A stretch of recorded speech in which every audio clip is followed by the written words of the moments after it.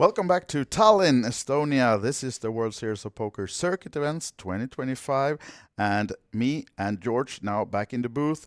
And yesterday's cash game stream was fun, but we were missing a bit of the action. Missing a little bit of the tournament poker. Yeah. So today we're going to stream 2 tournaments for you. We'll start with the Mystery Bounty. They were 41, I think, coming back from today, where we'll start to kick off the stream soon. And 31 gets paid, and 31 are also in the money for the envelopes, which is a concept we'll introduce for you more in details later on how it works. But I think we're ready to head over to the table. Ready to go, and stacks are going to be flying as we do make the money, of course. And here we have it, our feature table. A couple of notables. C2 Luca Sorunen, you can see there. The Finn just putting in his blind and ante. Yeah, and we can read the text messages almost of Peter Quisthammer in seat number 1. Cannot have that on the table, sir. Yeah, at least it's not GTO Wizard. So yeah. Here we go, the Facebook. Yep. Checking who's online. Hey mates, I'm on the TV table. Yep. Check it in. Check it out. Come and watch me punt it off. We can see that he's on the short stack with 13 bigs. Peter, seat number 1. And the shortest of them all, Gregory.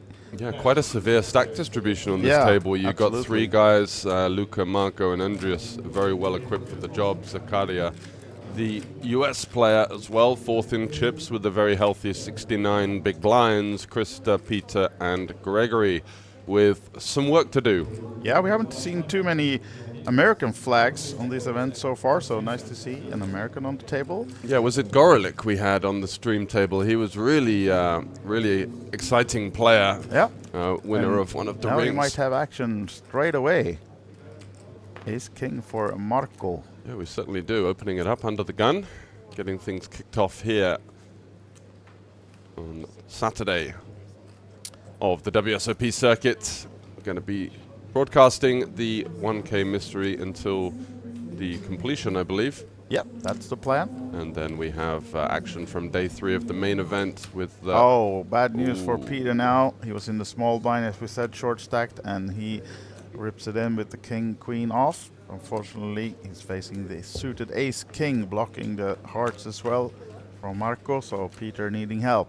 Yeah, bad news for Sweden so far, but looking for the queen and finds it. I was just about to say, this guy, he's a good player, Peter, but he also runs good, and yes, he does. Locks it up on the turn, getting it in with about 30% pre-flop. So that was he was texting his mates, right? Yeah, watch this, because it's coming up nice. I'm going to bad beat the guy. He had a feeling. Yeah. And you can see he's been here for a couple of days. He's not missed a day, has he? Nope.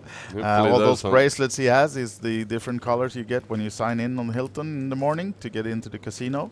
And yeah, he's just kept them on. Hot start for the Swede. Are those really waterproof? Has he showered? Yeah, I was about to say some of those might be getting a little bit crusty at this stage, but great start for Peter, up to 27 big blinds, over 100K. And a bit more comfortable now with the 27 big blinds. Yeah, and as I said, a good player, Peter. He plays a lot, goes around the tour in Europe.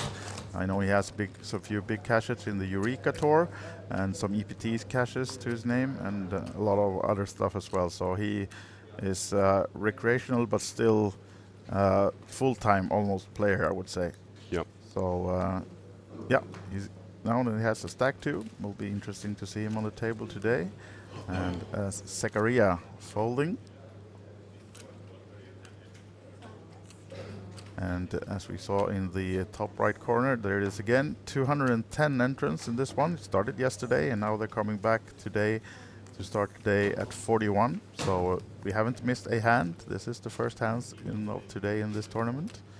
And then once they are down to 31, they will be in the money. And then also the mystery envelopes, George. What's the concept if you don't know it already? So half the prize pool is going to be spread over these 31, was it, envelopes? Should be, yeah.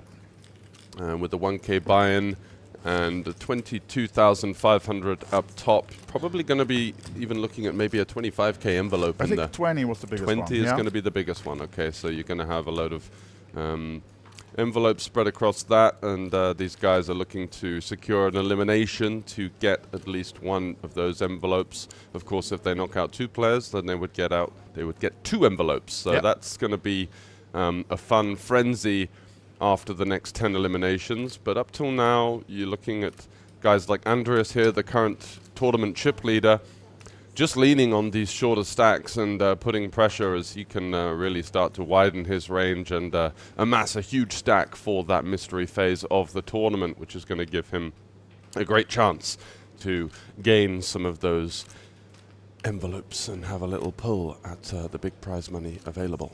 Yeah, it looked like Peter was about to get active in that pot, but decided not to, folding the ace-5 suited. But Luca stays in with the jack-10 from the button. Yeah, Luca's going to be very comfortable playing in position here. Kind of a pre-flop float, just peeling the button and trying to keep his opponent on his post-flop.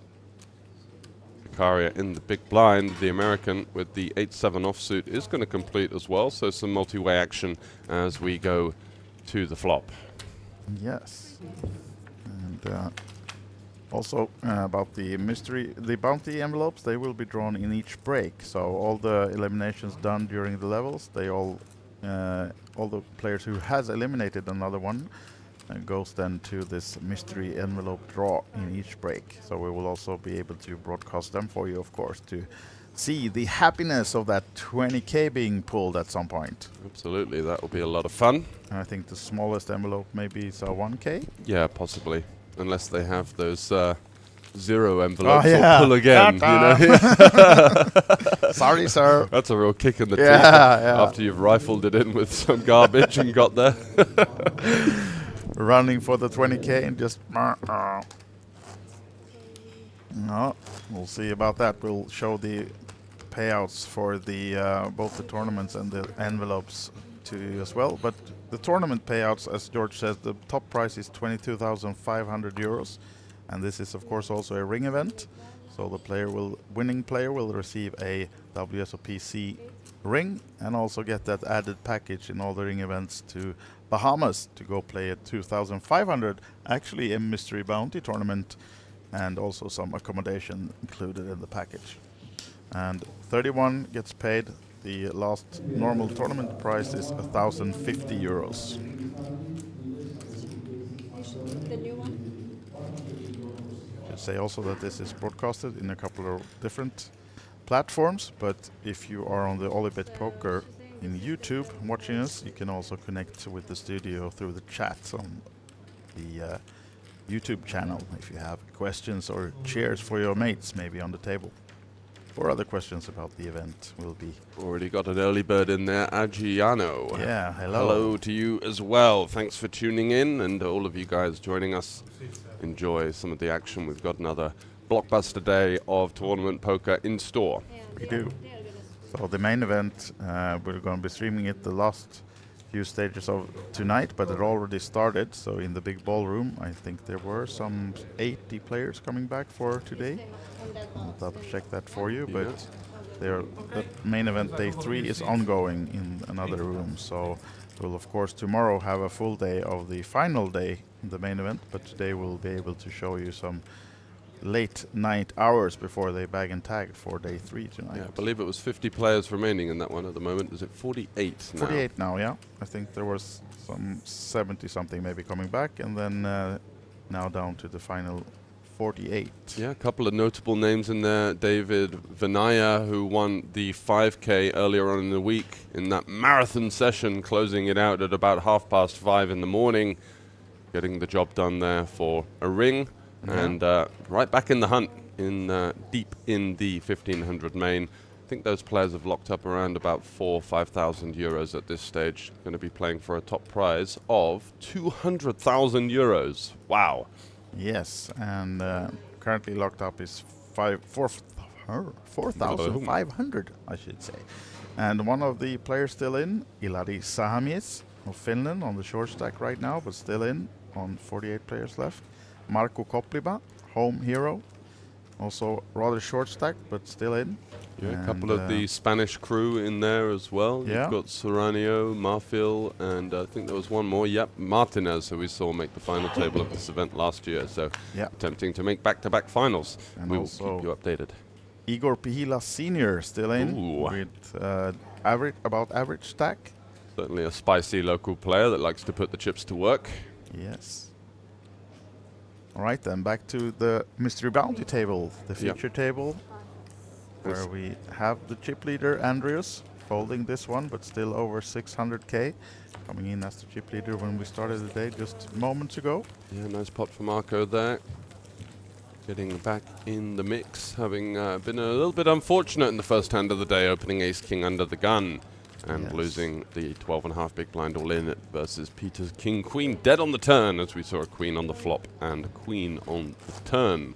We should say also that this table is really chip heavy because we have the number 1, 2, and 4 in the chip count and 6 on this table. Yeah, it's so it's massive. It's the average is about below 200, and I mean we have guys with 2, 3, 4, 600k on this table. So and this means that there's a big risk premium for those guys in second, third, and fourth in chips. They're really not going to be wanting to tangle with the Lithuanian chip leader because, you know, any dents to their stack can prove quite fatal as we approach the mystery bounty stage of the tournament. 39 left, so 8 more eliminations until we do get to the all-important envelope opening process. Yeah, I'm not sure where and when they will have a full redraw, but of course, if you have a big stack in this kind of format, you do want some short stacks to be able to eliminate them without risking too much. You don't want to be up trying to win that envelope by going up in a million pot at this stage of the tournament, of course. But now we see some action. Peter getting frisky with the ace-10. I like it. Didn't want to be seeing a flat here. I think we have to play 3-bet or fold really off of these stacks, and he does go for this just south of 3x 3-bet with the ace-10. But look at this, Sicario waking up with the Cowboys on the button, and he's going to be coming in for the cold 4-bet, you would imagine. Yeah, you would, absolutely. We don't need to shove here. We could just go for the click. Shoving is also okay as well, but let's see what he arrives on. He's got this, actually he wouldn't want to shove because he's got this big stack in the small blind. Oh yeah. So probably going to be seeing something about, you know, 40k, 45k maybe, which would be half of the stacks of both of the effective players. He's going juicy though.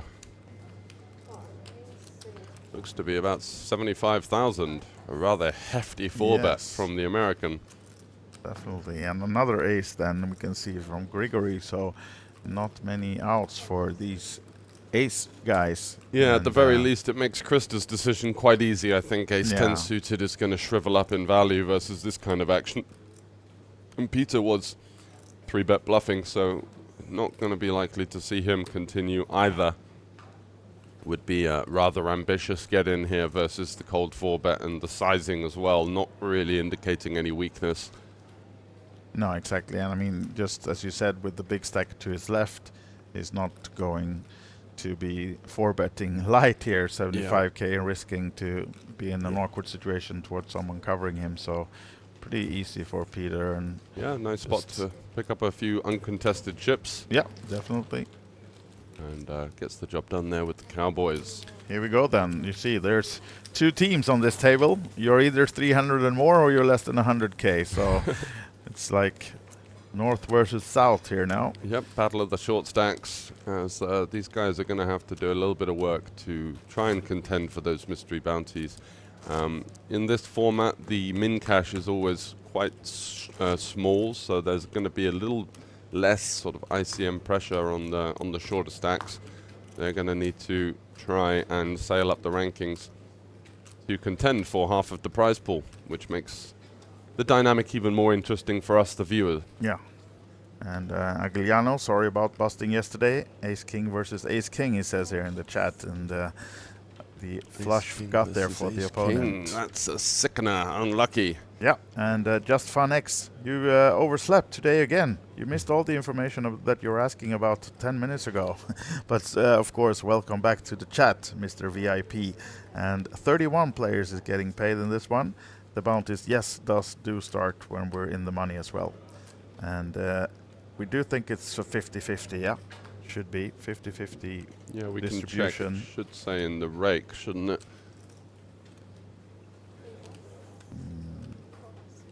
Doesn't say there. 500 plus 500, so it means that Yeah, half of it yeah, is it says going there, in. exactly. Yeah. You're correct, I missed it.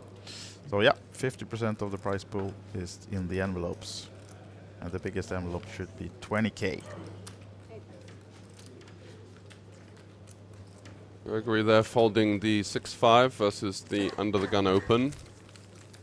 Not looking to tangle versus a shorter stack opening from early position, assuming a pretty strong range there, and he did indeed have King-Queen suited. One of those candidates for the open off of, I believe he started the hand with around 16 big blinds.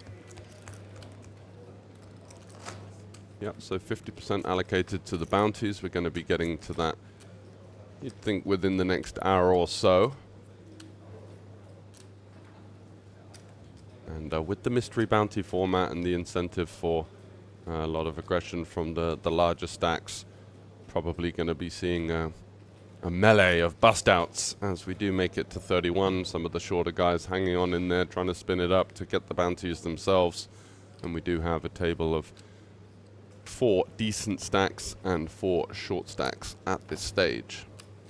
So plenty to play for, whilst the likes of Marco, Zakaria, and our Lithuanian chip leader likely to go to battle.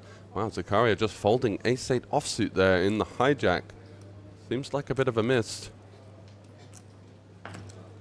A hand that he would be, I think, happy to just raise call versus at least the small blind Gregory, but he does allow the short stack a chance to open jam with the Queen 9 here for 7.5 bigs. And Krista in the big 8-6 off is unlikely to be finding any resistance with this one, just not really much of a decision.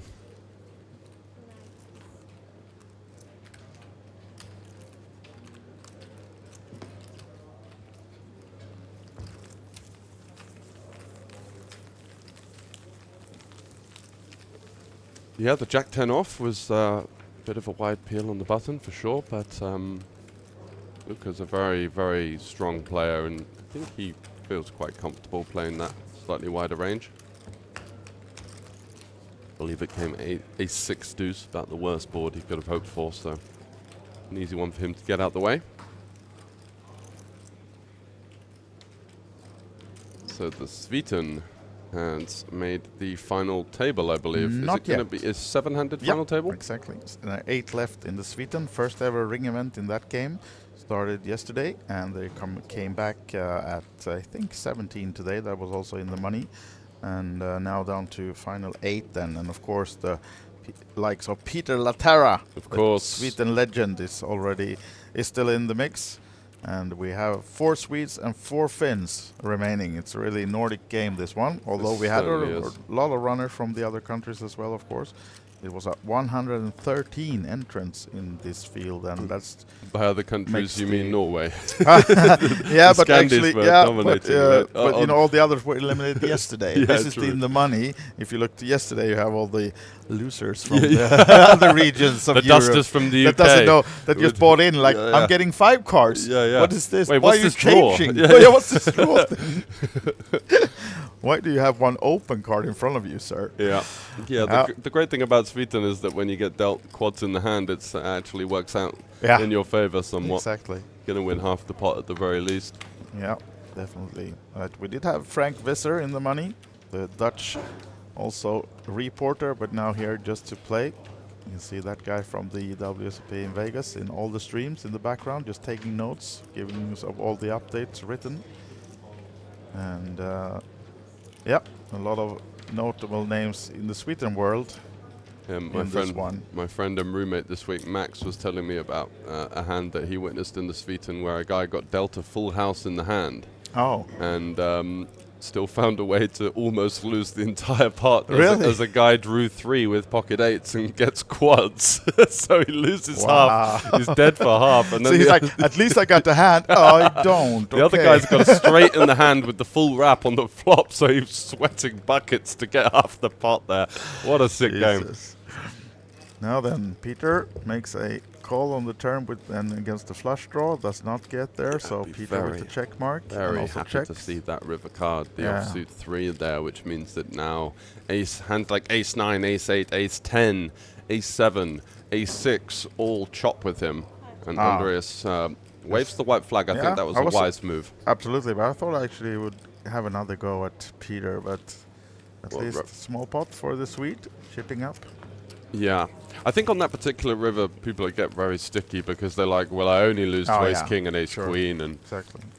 Maybe that was something that was going through the mind of the Lithuanian there. But with 143 bigs, he's certainly done a decent amount of work to get to that stage. Definitely. This time, getting out of the way there.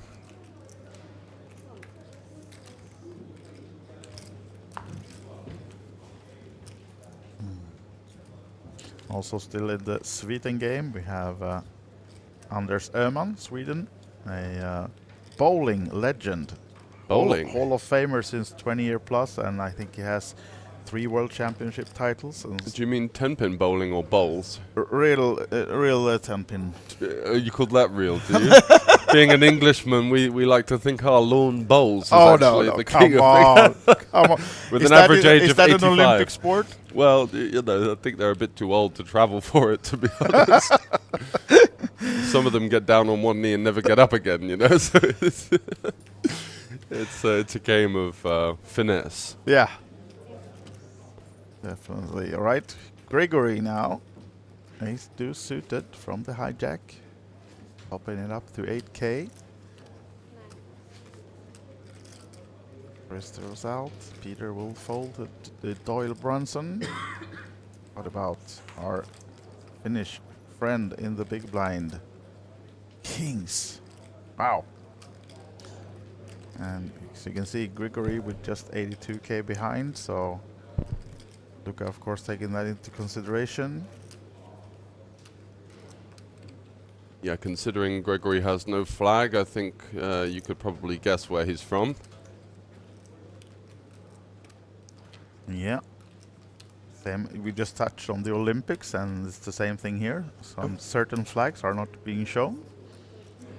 And Luca now pops it up to 30k. Quite a big 3-bet from him. He's quite large as well. He doesn't leave the door open to opening at least the idea of the 4-bet jam having some fold equity. Slightly surprised to see that sizing there. Thought he would have gone sort of more 24, 25. So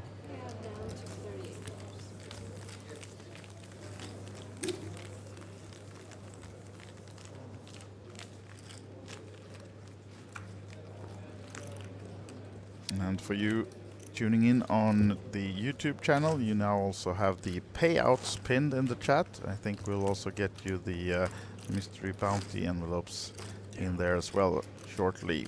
When they become available. So it looks like we've got 7 eliminations to go until that stage. So we do. Expecting to see some... Oh, might be a dealer error here. But anyway, expecting to see some fireworks at that stage. It might be a little bit slow as the short stacks look to try and make the in the money, but again, they've got to be very much well aware of the fact that the min cashes in these tournaments are less appetizing, so it really is go time for those guys to at least try and contend for half the prize pool.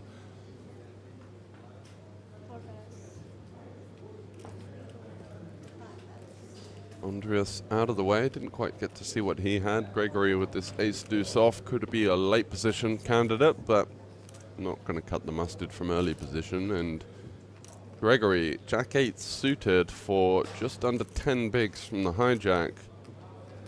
Somewhat close. He is going to go for it. Yeah.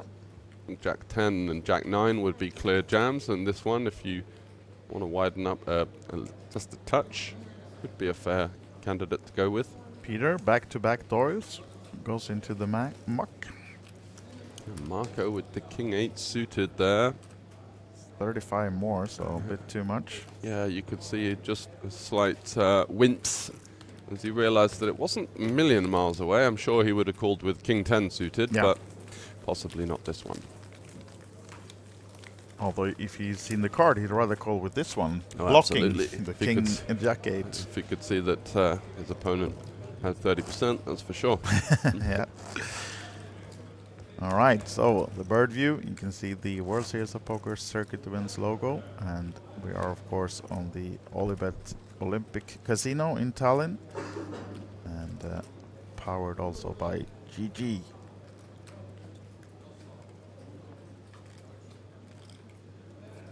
And over to Andreas now, our still chip leader in the tournament.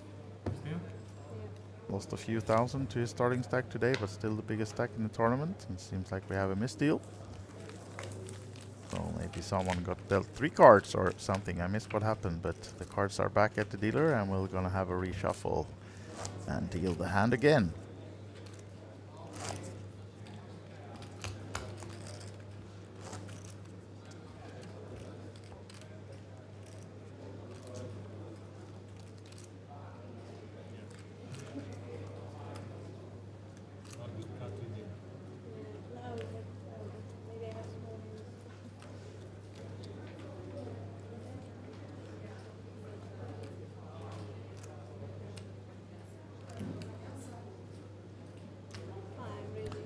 Andreas now under the gun, first to act with the ace-10 suited, and he makes the min raise to 8. Grigory looks interested, I was about to say, and here's the reason why. The 2 jacks. Yeah, interesting to see what his course of action is here. Jamming, 3-betting non-all-in, both options. He's going to peel, interesting. Hoping to maybe induce a smaller pair to go for it behind.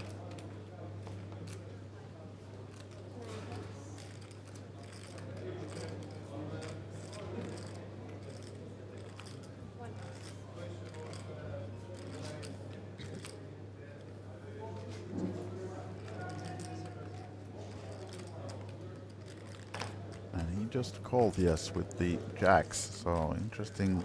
Yeah, move. Wasn't expecting to see the peel there, but does go heads up with Andreas, who's going to be a little bit concerned as to the strength of this flat. It's not often you see a flat in these positions. Might even think that he's being slow played by something like aces or kings. Yeah. But there's also going to be some hands that find natural peels. Some ace-jack suited, king-queen suited could be good candidates.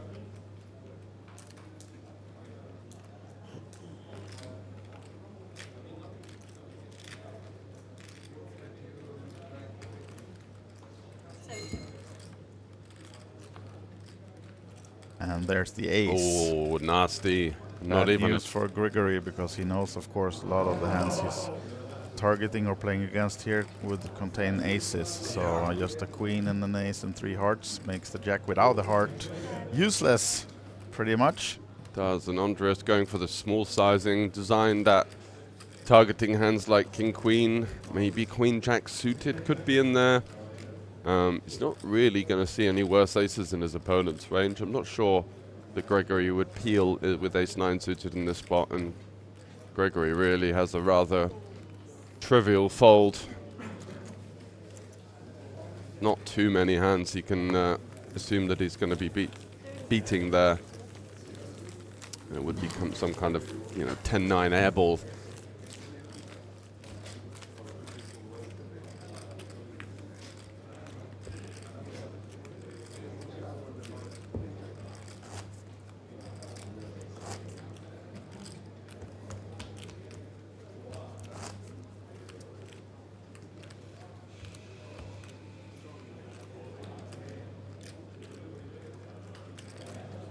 So the Lithuanian adding to that table chip lead and is in a rather spicy spot to be in.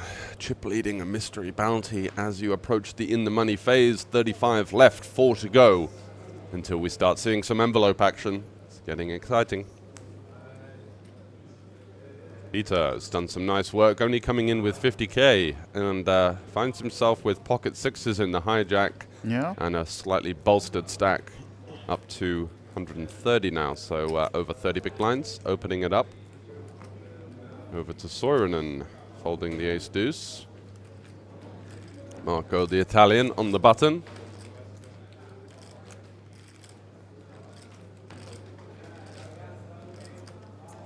Sporting one of those watered down moustaches. I was just about to mention, are you happy with that?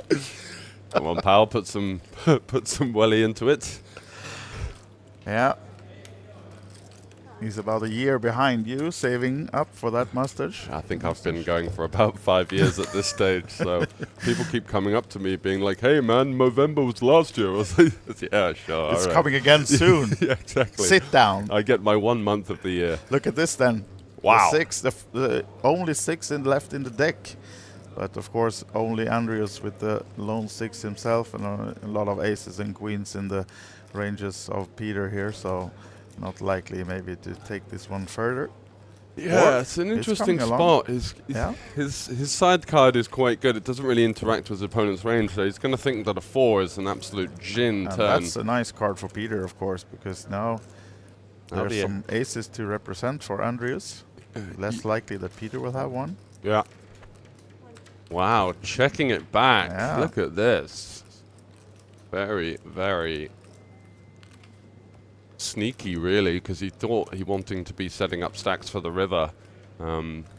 And maybe a better check back would be a hand like ace-6 or ace-queen here when you just have the board completely locked. The thing is with 6s is that the top of your opponent's range is going to be an ace, and that's not going to fold to any sizing. So I'm surprised to see the check back on the turn. I thought it would be much more natural to go for a largish sizing to set up stacks on the river, and instead going to play the bet check bet line. Going to be tough for him to find bluffs here. I think a lot of the hands he's going to have at this stage are going to be hands like kings and king-queen. So wouldn't be shocked to see Andreas actually turn his hand into a check jam bluff here. And that could be great news for Peter, having played the tricky turn check back line. I think Andreas is well aware that his 6 has almost no showdown at this stage. There's going to be a lot of hands like king 10, jack 10, king jack that just seem quite natural turn barrels trying to fold a 6 or a queen off.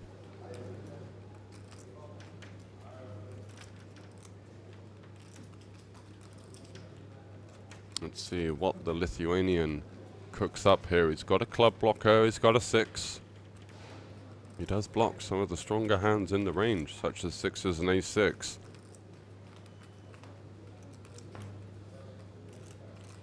Doesn't look like he's thinking about going all in with this kind of mannerism. No, does not. Ooh. Oh, comes for the call. Yeah, it's very generous call there. I must say. But Peter is happy, of course, to see the fold. Took him a while to fold as well. He's like, no, I don't want to let this one go.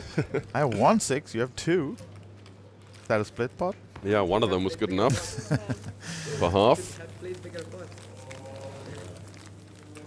We should have played bigger pots as the guy with bottom pair on the turn. Okay, why? You should just be happy you just did. lose the hand with some class, man. You know, like you've been schooled by the old school guy. It's fine. Exactly. So Peter keeping up now, coming from, you know, the team below 100k, almost nearing the other guys on top there now, 174k, 35 bigs. Yeah, great work from the Swede, as I'm sure you're going to be happy about, Andreas. Yep, absolutely. He's a good friend of mine as well, so happy to see him doing well in this one. Excellent. And always a nice gentleman. That's a true gentleman for you, this guy, I can tell you. So he's worth all the chips in the world. I'm rooting for him already. So do you think we've got a bit of a typo here? The current chip leader of the main event is reported to have 34 million with next in chips 1 point. That's got to be 3.4, yeah, right? 3.4, yeah. But still then also that, yeah, it absolutely is 3.4. That's more of a final table chip lead stack, isn't Exactly, it must be. But now number of players still in the main, 42. Wow, and Sahamis is still lurking around there. Still holding on to that short stack by looks of it. Marco Koplim also still in. Yeah. So last seen clearing out the snack bar, you said. I did, Hillary, yeah. So only proteins, of course, good stuff. Of course. Yeah, the snack bar, not the bar, No. we should say. So don't worry, you guys. There's only chocolates and more. Yeah. Like Maybe a Diet Coke. I think water, actually. Water, good man. because I was behind him in line waiting to get my bag from the storage, and it took him forever to empty that snack bar. So I had to say, move away, Hillary.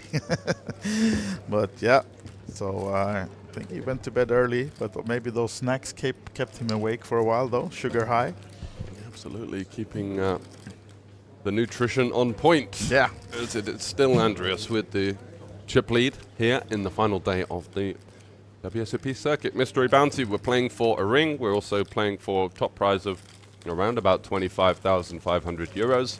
And of course, the winner will be having a couple of mystery envelopes to add to that top score as well. Getting to that very shortly now. 35 left, 31 in the money. And it's all eyes on Krista, Grigory, and Gregory as the three short stacks. Peter has managed to assail a bit of a comeback from his rather modest 12.5 big blind stack to start the day. Luca, Marco, Andreas, and Zakaria in pretty healthy situation right now. Absolutely. And 35 left, 31 in the money. That's where we introduced the envelopes as well. So getting closer to that money and envelope bubble.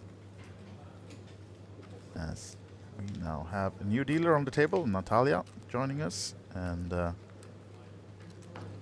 Marco next to act from the hijack. Nope, not playing. Was almost about to say that he's doing a Rasmus Lindström and playing the King 4 aggressively, but he did not.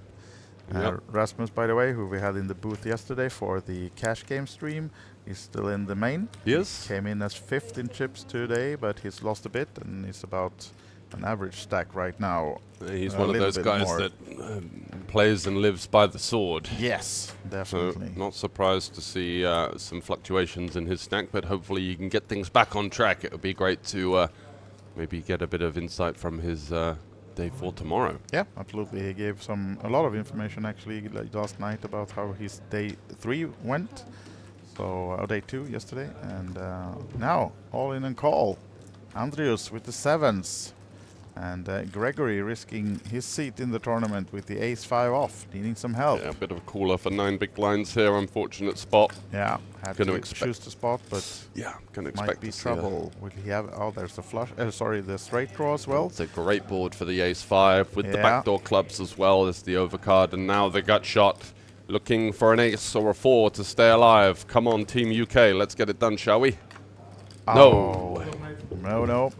Tapping the table and leaving us Gregory just outside the money in 35th place, so approaching even closer to that money bubble, which will happen when we are 32 players. I think they will be playing then hand by hand, just so all the tables are at the same pace, and waiting to get in the money, and then the envelope phase starts. As soon as someone is eliminated within the money, the player eliminating will receive the first envelope, which could potentially earn that man or woman 20k euros from the envelope. That's the highest paying one.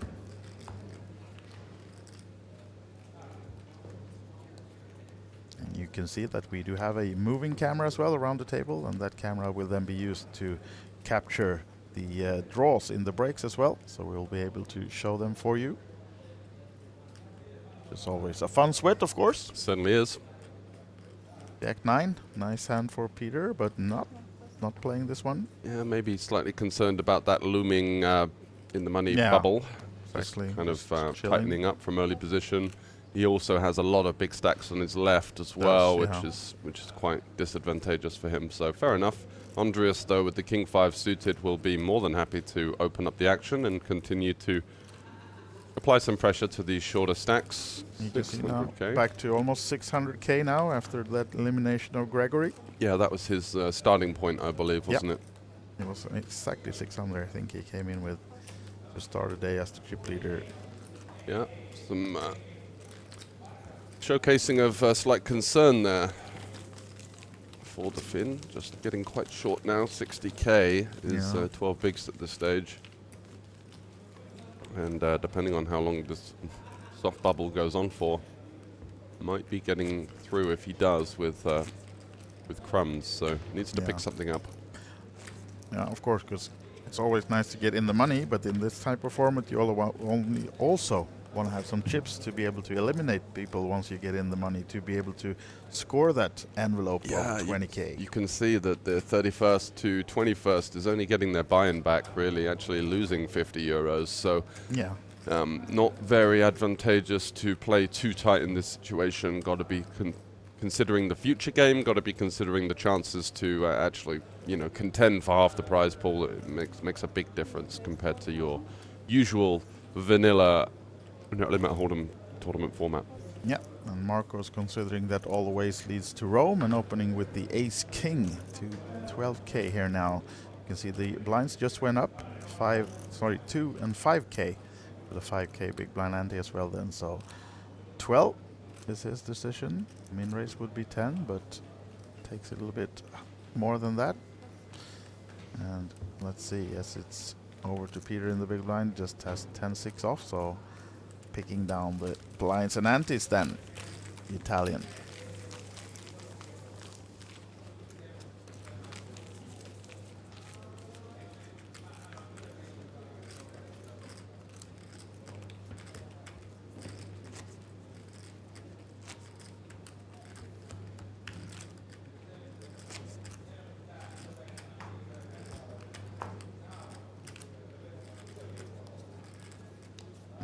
To the next one, Lukas Sorainen in the big blind.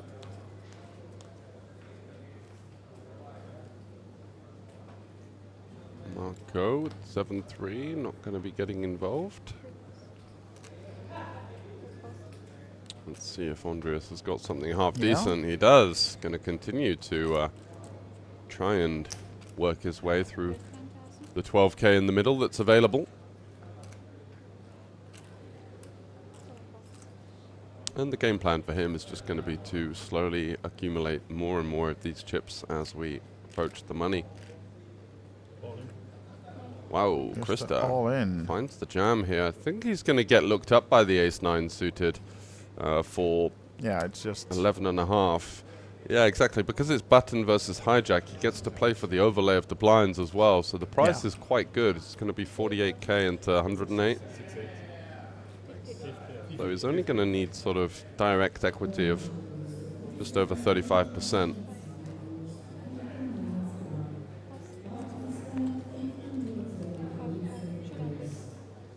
Does make the call. Yep, here we go. Krista with the king jack. You can A nice we brave already move. lost one player on the outer table, so we're down to 34, and now then Krista risking the elimination. Yeah, just outside the money. Absolutely pivotal pot. Ooh, No and help that's for a him nasty there. flop. Yeah, the Jack flush of draw diamonds not blocking. available. There's the ace as well, Gonna so need the only the offsuit queen, the offsuit queen, Ooh. not to be. And unfortunately, Krister with the Hungarian Gucci t-shirt, colored one, leaves us in the 34th place then, down to 33 as you can see in the background, which means that 2 more has to leave us before we're in the money of the tournament and into that mystery phase as well. So inching ever closer to the bubble play. Here we have the feature table chip count. You can see Grigory now, the one in trouble, 12 bigs only. Yeah, rather short-handed table as well, so the blinds are coming around quickly. So really only Peter has been one of the short stacks coming into today that's been able to sail into some kind of reasonable position in the tournament. 32 big blinds is just under the average stack of 39 big blinds right now. I think we're waiting for a player to the table. Balancing before we play the next hand. And we're going to be hand for hand by the looks of things as well, so we might be slowing we down. lost another one, so it's 32 now. So we are on the money bubble, which means that we will stop the clock, or at least the clock is stopped now to balance the tables, but I think it will keep running, but you will not have any. They will play hand by hand, which means that stop the game until every table has finished the ongoing hand until you deal the next one. So a little bit of a short break for the players, just as we wait for this balancing, and then we'll be back to play the bubble. And this is the VPIP, George, for, and of course, our chip leader. No surprise, but Peter then, one of the short stack, is second place. Played a lot of pots. Yeah, I've quite liked Peter's game so far. It's been playing pretty nicely. Andreas has made chips despite losing the all-in to, well, losing that sort of medium-sized pot to Peter earlier. Zakaria and Luca kind of breaking even there. Grigory, the only player that's seen a significant dent, losing about 40% of his stack.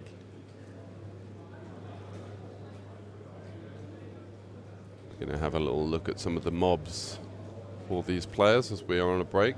Yeah. Who's the first one to go in? We're just going to break one table. We're just Peter there waiting because to I break said he had one some table, big score on the and Eureka and the then EPT. we I'm are not on sure the about bubble. the biggest one, but being the most active player on the table, I'll say how he's been doing this year, if we have any. I don't think he went to Vegas this year, but he goes around a lot playing in Europe. Right now the mob doesn't want to work with me, so yeah, that thing does annoy me. When you're on your phone, it just pops up, and then sometimes you got to go through that Google verification thing where you need to pick out which ones are motorbikes and which is I just want to see how much money this guy's made. Just give me a break. God damn. Am I supposed to know how a motorbike look, or how many traffic lights are in this picture? Exactly. Come on. What's this got to do with poker, guys? Come on, some common sense needs to prevail. Yeah. So, still about 2 minutes to.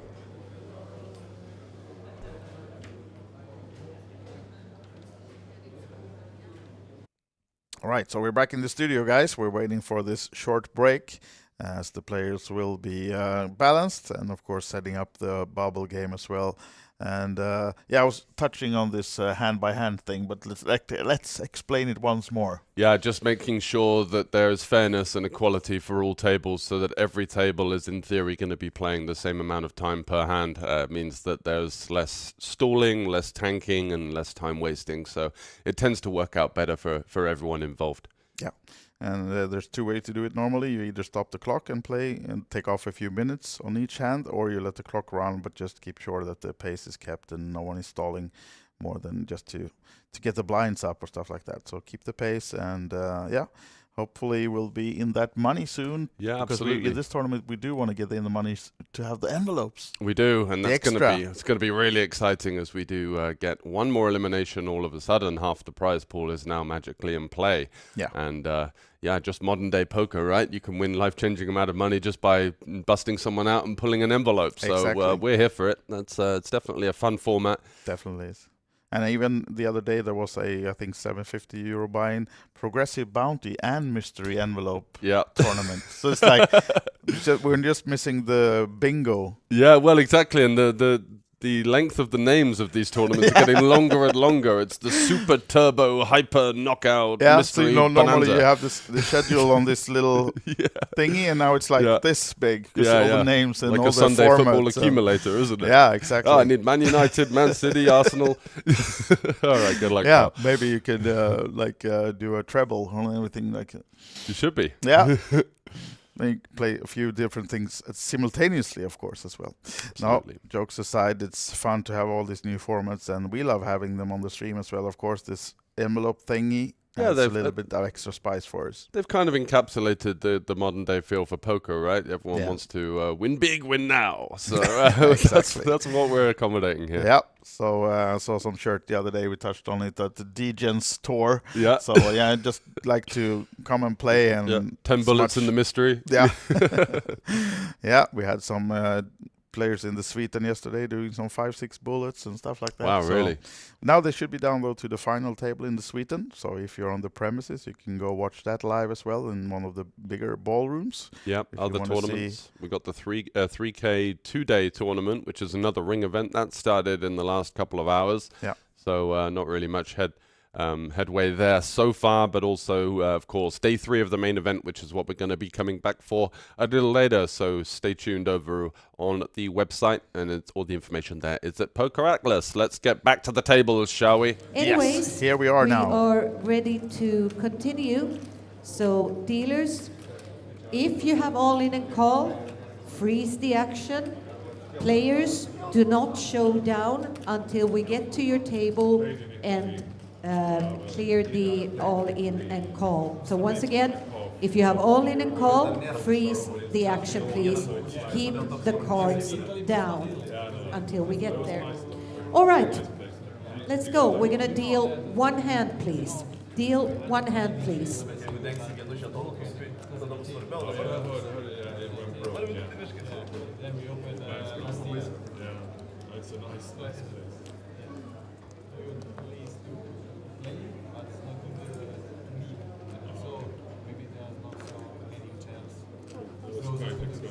So hand for hand officially announced by Teresa, our chief tournament director. Working alongside Andy Tillman, who I had the pleasure of being in the booth with earlier on in the week to pick his brain about his rise to the top of that particular arena in poker. Starting out 20 years ago or so dealing cards and making his way, saying that he's about 300 days out of the year on the road, going from event to event as one of the WSOP ambassadors and workers. So Luca limping in with the 8-7 suited here. He is covered by his opponent, and Marco having a rather beautiful ace-jack of hearts to look down at. Very likely to see the ISO, which is exactly what comes. Let's see the sizing. 22k, so 4.5 big blinds versus the limp. I think that this is a hand that we do want to be continuing with here. We'd probably fold 8-7 off, but the suited variety And dealers, is going to be once a bit too you strong. have dealt your one hand, prepare your deck, have your deck ready for a cut and go, but then wait, please. Ace 10 deuce, bad news for Luca. Flopping just about no interaction. Maybe some optimists could be talking about the backdoor straight draw that he's got, and this kind of situation, about as bad as it gets, and just going to be a snap fold.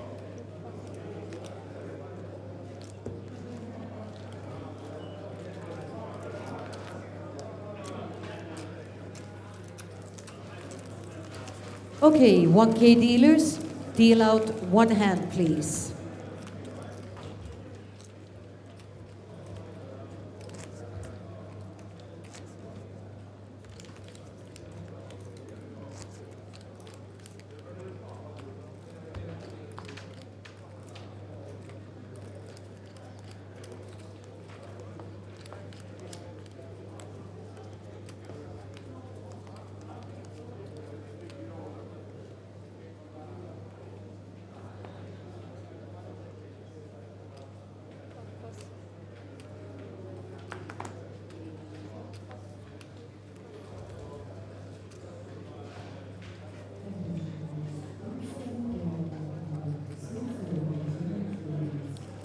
Lucas with the ace-jack in the hijack.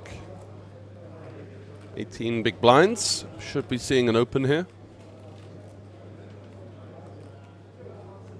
It does. Goes for 12k.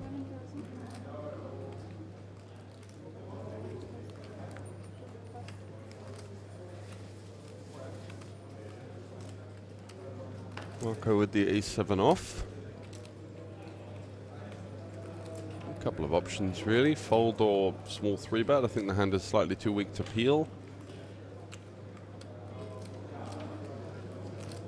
Does he want to apply pressure and give a bit of a headache to the short stack? Or is he just going to respect? He's not, he's going to go for it. Let's see if it gets the job done. 33,000 versus the 11k open. So 3x to go, and Roka's under a lot of pressure here with the hand for hand in play. Wouldn't be too surprised just to see a fold as the cards do hit the muck. The Lithuanian not looking to tangle with Marco in this situation. Nice move there from the Italian.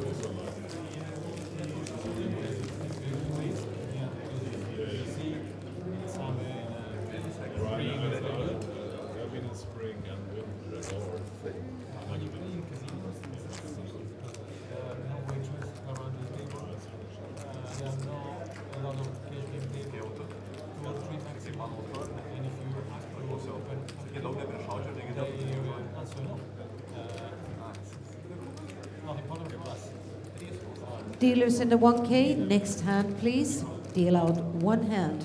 I still like the tournaments and stuff. I play the series, I don't go there like on a regular basis. I just sort of play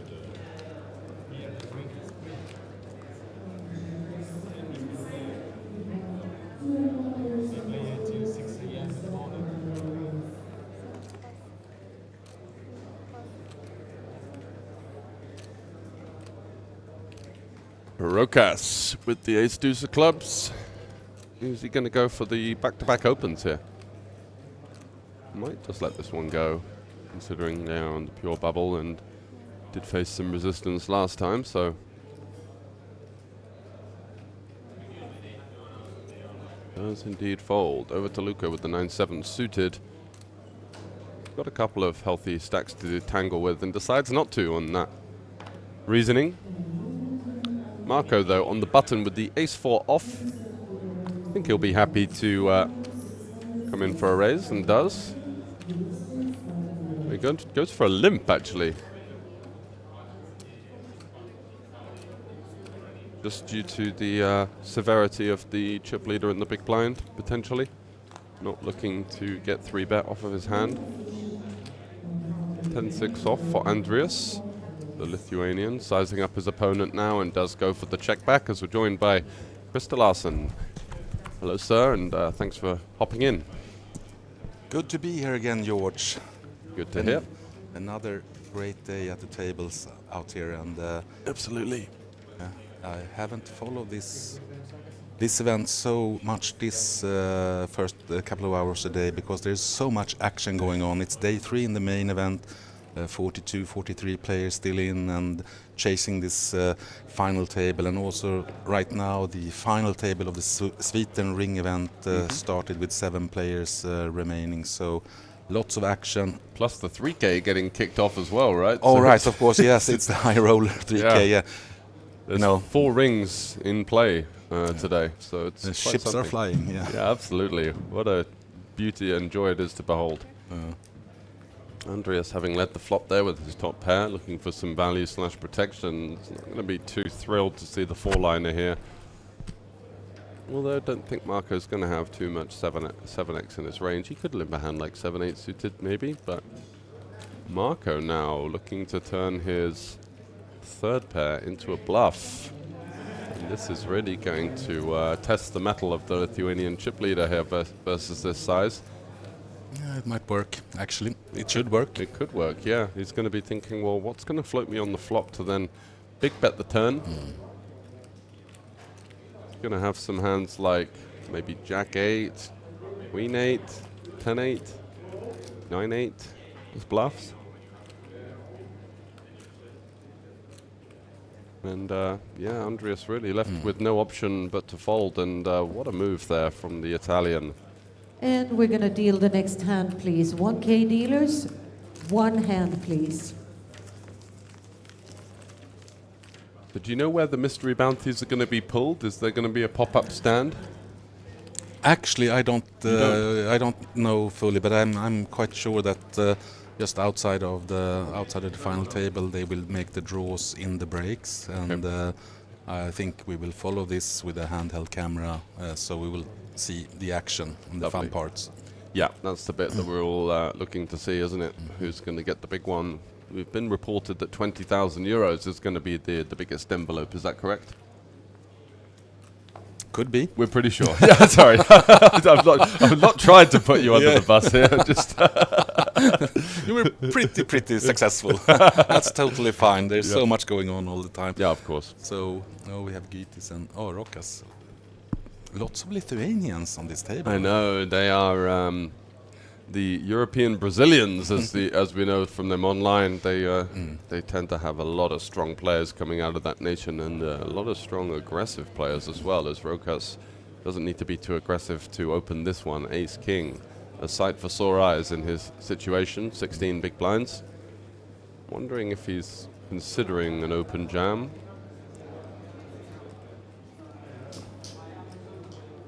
I'd quite like to see him in raise here. He's going to get a lot of resistance from players that are going to potentially 3-bet him.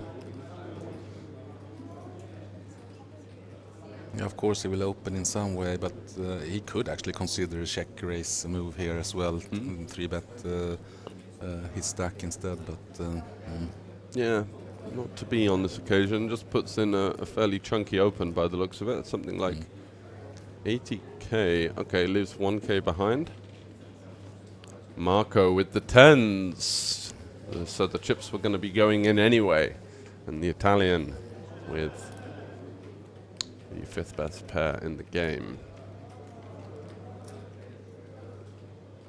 Surely. So the question is just if he's gonna repop again or just float this to see if find some action behind him as well. Exactly. He's got the Lithuanian chip leader there, and doesn't want to tangle with him for 500k at this stage. It would be rather disadvantageous as the money goes in, of course, and it's Lithuania versus Italy on the pure bubble of the 1k mystery bounty. Are we about to see some envelopes being drawn in the near future? Will all depend on the outcome of this hand.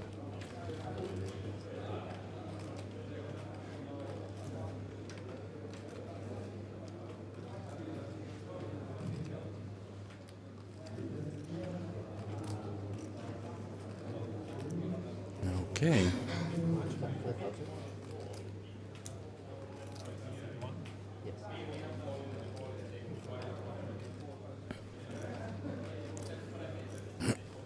Taking some time, might be some action on some of the other tables, so players are being told not to reveal their hands at this stage, as the clock winds down a little bit, but action is imminent with a classic flip here at the business end of the Mystery Bounty Tournament. Really crucial pot for Rokas. Yeah. And the thing is that if there is all-in hands on the other tables, then they open up one hand at the time at the tables, as we're getting used to this. Yeah.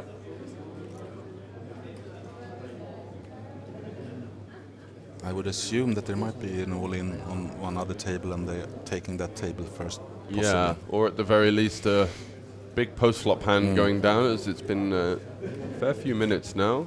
Teresa is in the building, so that means that we might be getting an announcement. So we have all-in and call by the TV table. This is the 1K Mystery Bounty, and we are on the bubble. Let's showdown, please. Let's see the hands.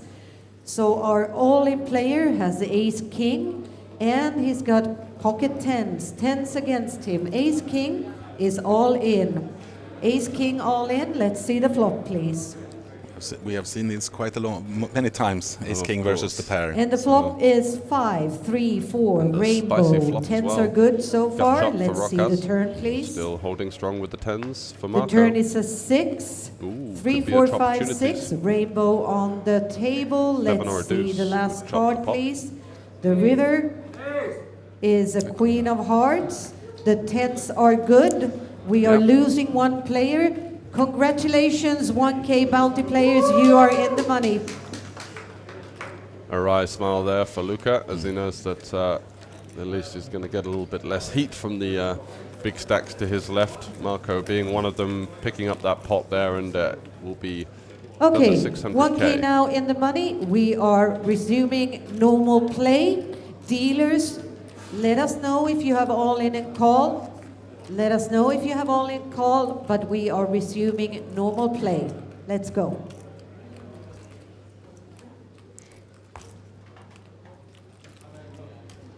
You can see that the Lithuanian Andreas had the most chips at the table, 60 big blind. So it's still quite deep, even after the the bubble play. So Yeah. So, yeah, plenty of space. I think we have a slightly rare table where I think the majority of the chips are in the tournament are kind of circulating this one table. So should be seeing plenty of action. Lovely pickup for Luca here. Going for the no-look open.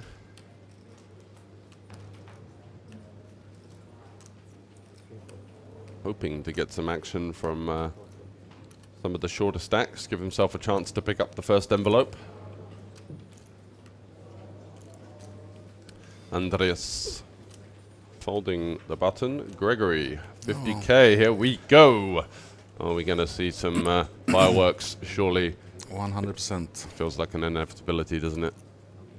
Yeah, with 50k here, just having 10 big blinds, he will not get a better opportunity to put his chips in the middle. No, exactly. He can be called by all sorts of worse hands. I think Luca will raise call basically any hand in his opening range, so that's a pretty nice outcome for pocket nines when you're thinking that your opponent can have worse pairs. 1 over 1 under type holdings, king 8 suited, ace 8 type hands are also going to tangle. Here we go. Gita's out of the way. Luca beats him in there with the ace-king. Another classic race. Of course. And this one with the added fun of the potential envelope looming for the fin. So quite a critical pot for both players, of course. And another classic flip. Ooh, Queen Jack 7 with 2 clubs. So bits and pieces for both. King of clubs on the turn, and the straight flush draw though for the nines. Not to be on this occasion. Luca Sarainen with the first, surely the first mystery bounty envelope, and a wry smile there as his opponent hits the rail in 31st. First envelope. Yes, indeed. So you see the yellow chip there, and that's going to be the mystery bounty chips. Luca's already got an elimination before before he could even get around to hand these chips out.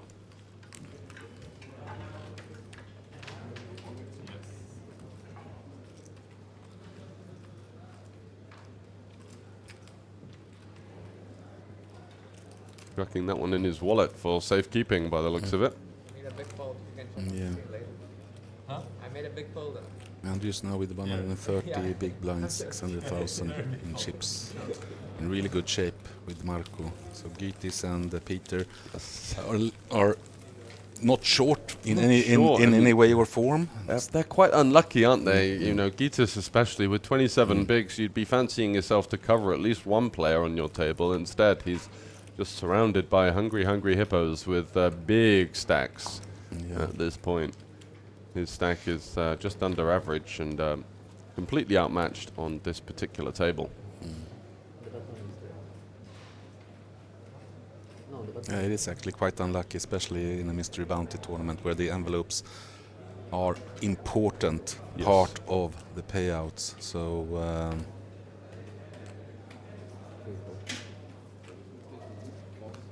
Zakaria with the ace-king. It's been a little bit quiet in that kind of phase. He does have the unfortunate situation of having the chip leader on his left, Andreas. Picks up a pair, so we will see some action. It's just floating, this one. Yeah, just the old pre-flop call, keeps the options open, allows maybe some of the shorter stacks behind to tangle as well.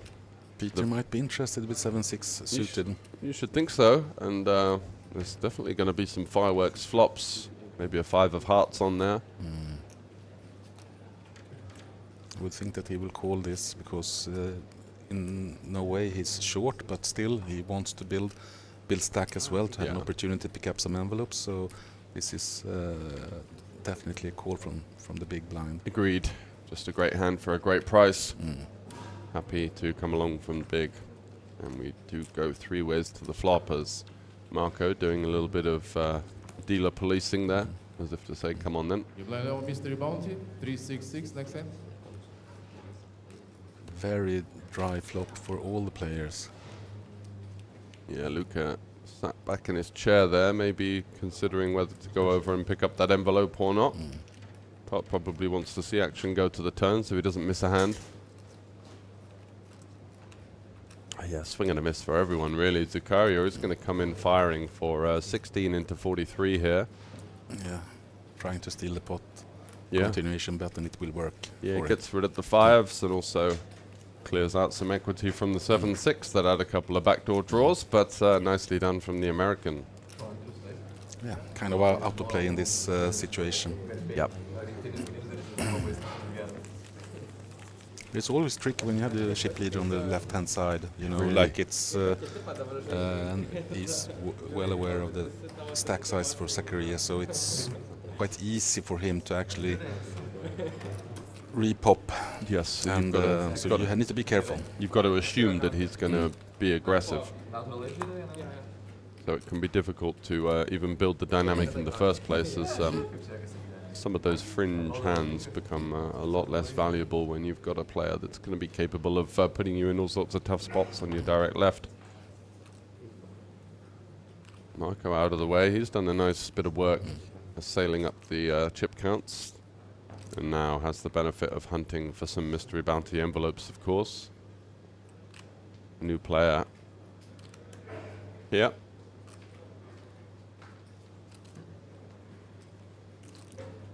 Okay, ace jack. Yes. Chips going in. Kind of decent risk. He might get called here from a worse hand actually. So it's a good move from him. So Definitely. Yeah. This is Johan Gabriel Perbe from Sweden with his 58k. All in first hand, and Luca's going to look him up with the a6, going for another envelope. Could it be 2 out of 2 for the young Finn?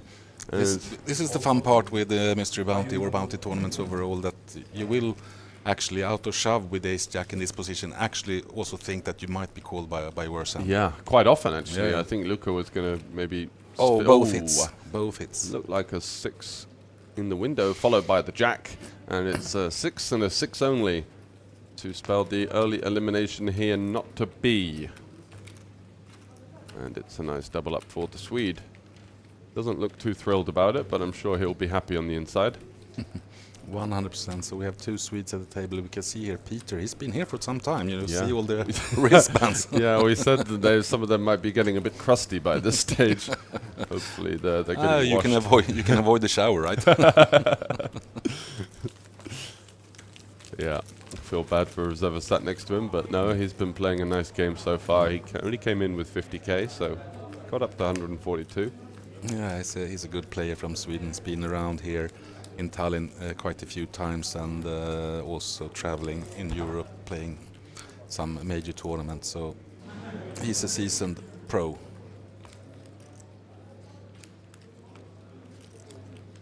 And also a really nice guy. Nice guy. Yeah. Yeah, that's exactly what Andreas said. One of the true gents. Definitely. And he doesn't say that lightly, so that's a good compliment. Zakaria with the jacks under the gun. Nice hand to pick up. No, I guess Andreas rarely have the nice gents around him, right? Yeah, well, stuck with us two in the booth most of the time, the worst of the worst. Okay, let's see. Andreas sitting now in position on Zakaria, so I guess he will. Oh, he's he does just call. Yeah, I would assume that he would actually put some pressure on Zakaria at this point. So yeah, I guess what he's thinking is by calling, he might allow some of the shorter stacks to come along, and that could be advantageous for him. And Peter, with his stack, he opts to fold the pair in this position, which is totally correct. You're normally tempted from the button to float with the lower pairs, but yeah.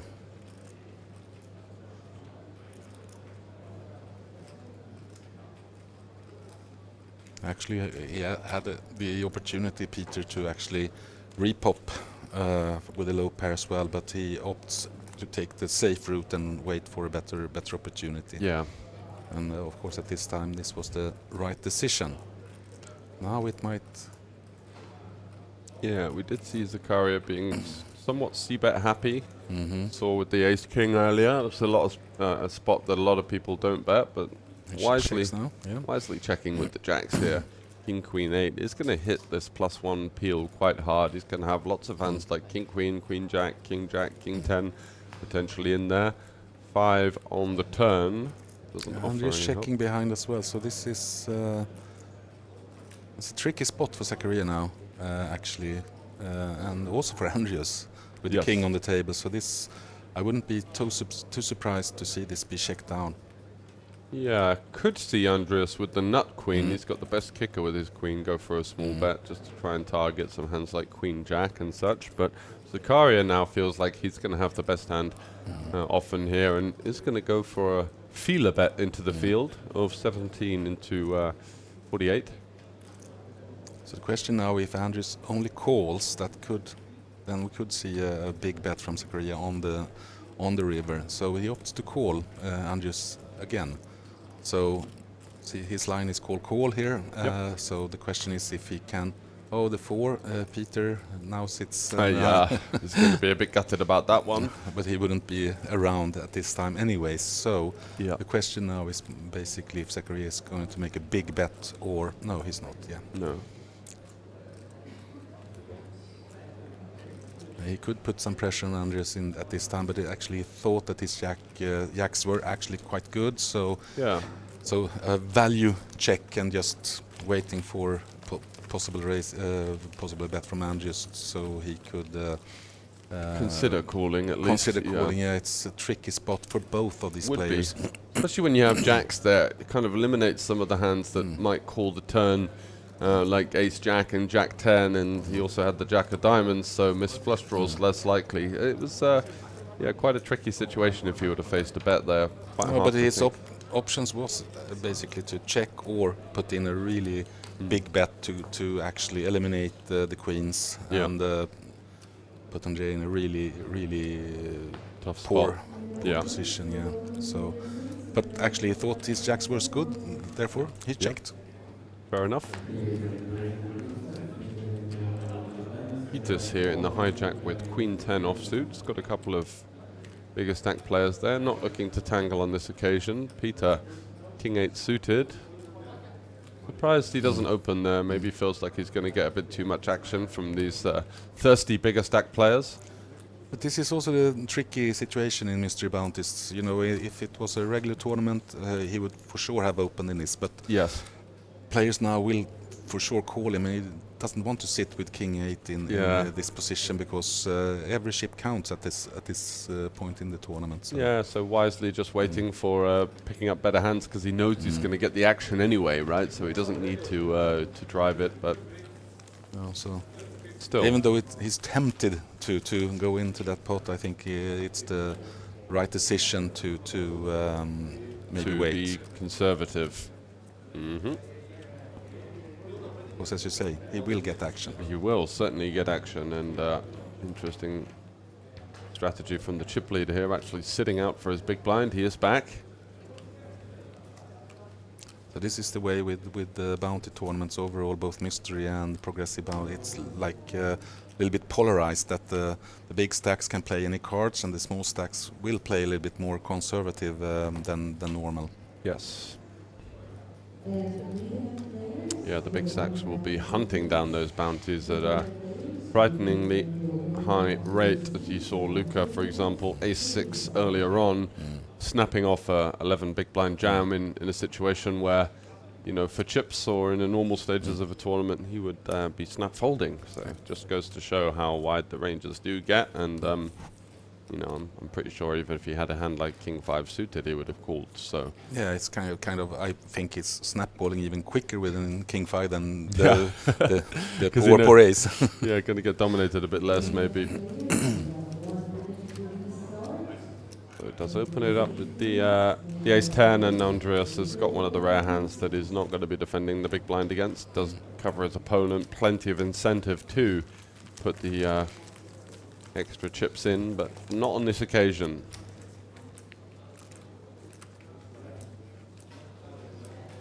And I also think that the king rag is underrated. Underrated, yeah, they never see it coming, that's for sure. You got one high, one low, you got the top of the board and the bottom, and the suitedness, well, that just adds to the fun. Yeah. You will always have a straight draw in the end. Exactly, well, you always get or a blocker maybe. So 28 left, we've had 3 eliminations since we got into the money, and Gitis is one of the players that needs to do some work here. With just over 20 big blinds now, Peter didn't open the King 8 suited last time, so would be surprised to see the King 9 change that narrative. Over to Luca with the 6-5. Let's see how spicy he's going to get. Looks like he's not snap folding. Does get out of the way. I think that's wise. Maybe suited we could open. It's just still got that wall of big stacks to his left, including Marco, including Sicaria, and including Andreas, I should say. Andreas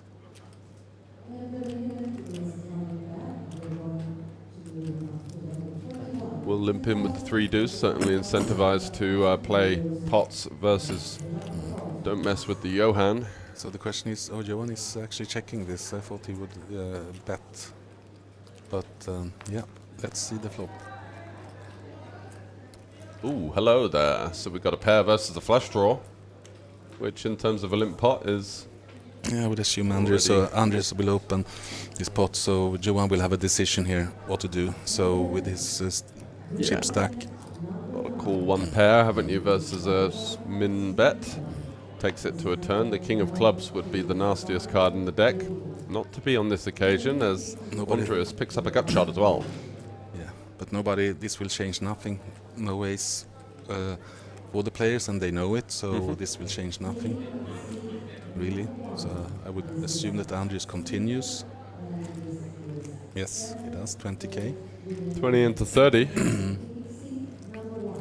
Yeah, put pressure on the small stack. So decision for Johan is just actually to walk away from this one, even though he knows that Andreas rarely have an ace in this position. So it's just about chip stacks and pressure. Yes, exactly. Leaning on these guys, making sure that they are aware of his presence, and just hoovering up uncontested chips basically is going to be his prerogative going forward. No mystery bounty envelopes or many chances yet for him, but with a stack like that, at this stage of the tournament, you feel like he's in a very healthy position. Yeah. And what we can see here, no really small stacks at the table. Johan with 18 big blinds, still extremely playable at this point, and it can turn around very, very quickly in this game. It certainly can. As we've seen Peter, he came in pretty short and got it in with King Queen versus Ace King first hand, and found a double, and since then hasn't really looked back. He's been just floating around that 150k mark, which is still plenty of play. Marco now with Ace 9 in the hijack, opening things up, probably hoping not to see any reaction from the cutoff and the button.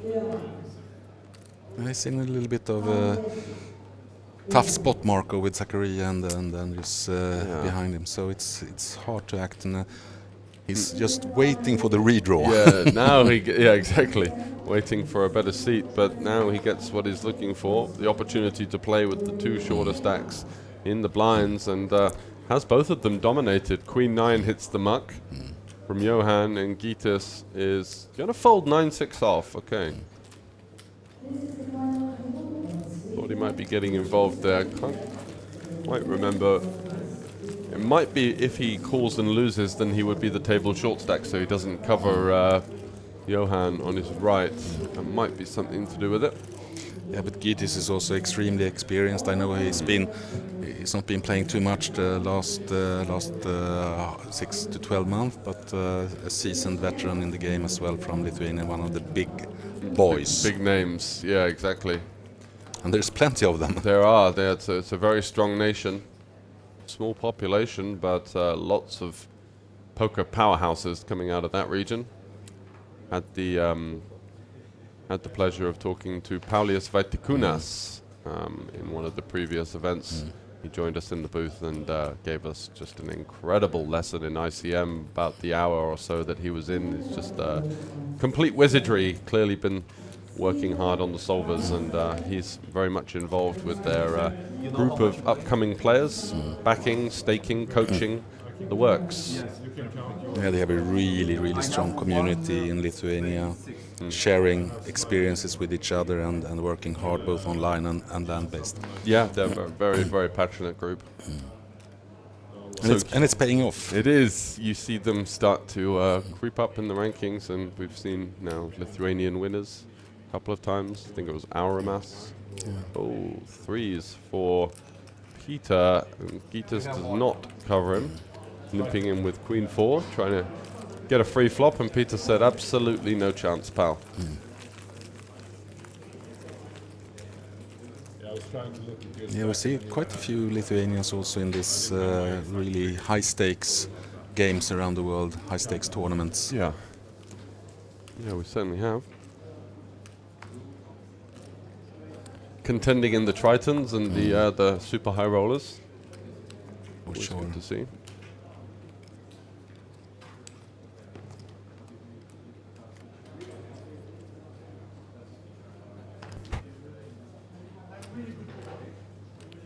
So slightly slower pace over the last orbit or two. Not really too much to report, but people jostling for position. We do have a slightly deeper than average table, so Andreas not opening the A6. Might be because he fancied having a toilet break. Eatus Jack 5 suited.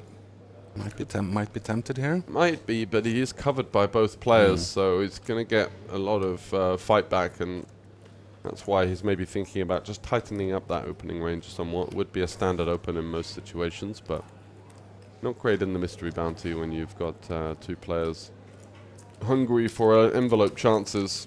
Yeah. Yeah, with the stack sizes they have, you know, they will give him a spin. Yeah, likely try it out. For sure. So 27 left. We've had 4 fall by the wayside since the in the money stage. These table players are very patient. Yeah, very solid. Absolutely correct, Zakaria. Just going to let that one go, and Andreas with ace deuce, a slight downgrade from the ace 6 he had last time around. This is actually quite a normal situation as well, with Andreas having the second and third biggest stacks on directly on his right. This will kind of block the action opportunities from these guys, and Andreas have, you know, quite good control. Yeah, plays into his hands nicely, doesn't it? Gitas, though, is not going to be able to fold the king queen. He's been quite patient. We've seen him fold the jack 5 suited on the button there. We saw him fold the queen 10 in the hijack a little earlier. So it seems like his game plan is just to... Luca will for sure join him in this hand. Yeah. I don't think he will 3-bet. I think he will just call and then check raise the flop if he hits. Yeah, and he's got quite a big stack behind him as well, I think, that covers him. So let's see if he does go for... Perfect hand for him just call in this situation. Especially with the big blind still in, with the even bigger stack. So I would say that this is a call, some theatrics, and then move on. Yeah, potentially.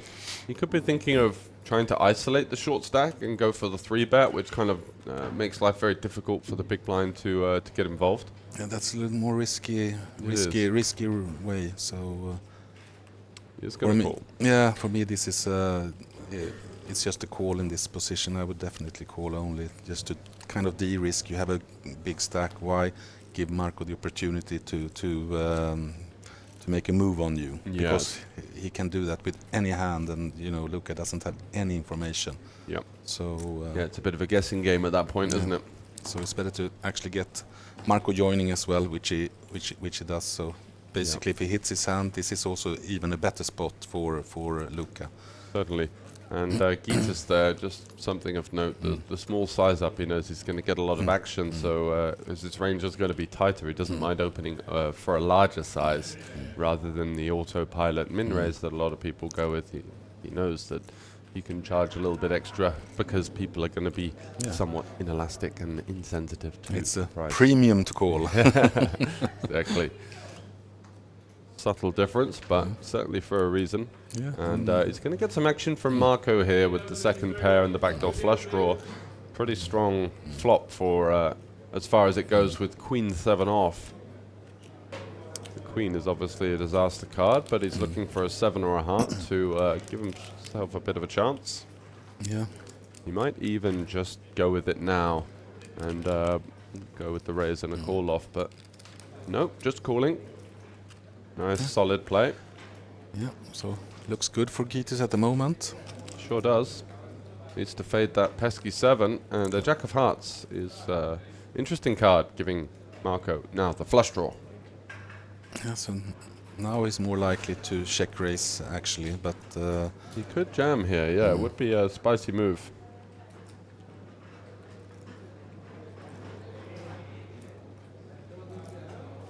yeah, he can. Marco could do that, but Gitas would insta call because he understands that Marco would rarely do this with the flush already complete. So I think a check raise from Marco here. Of course, Gittes is still big favorite. So we will see now if Gittes puts all the chips in. I would think he's going for the small sizing, still trying to get called by some hands that he's got in super rough shape, so I think it works as well. yeah, I think Marco's going to come along here, might even check jam. Yeah, but Gittes is playing this. He's taking quite a big risk now with a smaller bet instead of just putting chips in the middle. So does get uncomfortable for him, but I think he's just made his mind that he's going to bet call. Yeah, what a shove from Marco. I like the play here. Yeah. I don't think it's going to work versus a hand like King Queen, but yeah, look at this from Gittes. He's not thrilled about it. He knows he could be dead some of the time. The only consideration for him is the fact that these guys are heavily incentivized to play for the all-in, so that there is going to be a lot more counter-aggression. He's going to go for the fold, is he? Oh, interesting.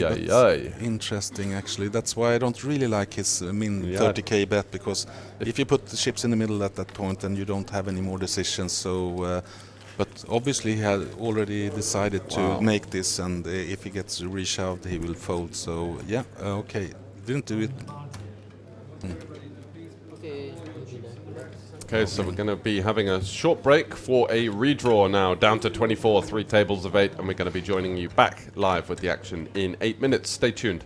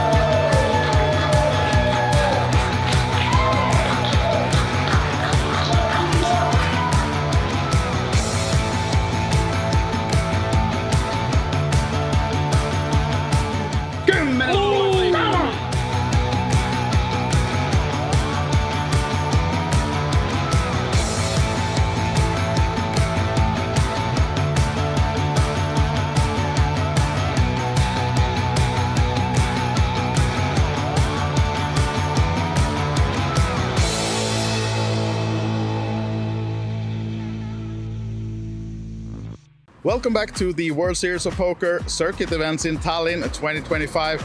We are on day 2, and behind me, of course, a lot of poker is already in full swing. We have the open face Chinese, and we have the day 1B of the mini main event. But I thought I would show you a little bit what else you can do besides play poker. Let's see what's offered in the Hilton Hotel. Right to the left of the entrance, when you come out, you have the Olibet food truck with burgers, tacos, and fries, whatnot. And you know, hardest part of this work, sometimes you just have to try things as well. So, okay guys, let's see. Could we have some tacos, please? Yeah. Oh, it's really quick too. Can't promise you that they will be this quick all the time, but surely you can get a nice food, a meal out here in your breaks. So make sure to check out the Olibet food wagon outside. And now then, once eaten, when you enter the Hilton, to your left you find the merchandise stand. Here you can find some nice t-shirts, caps, hats, sunglasses even, might be needed in this weather.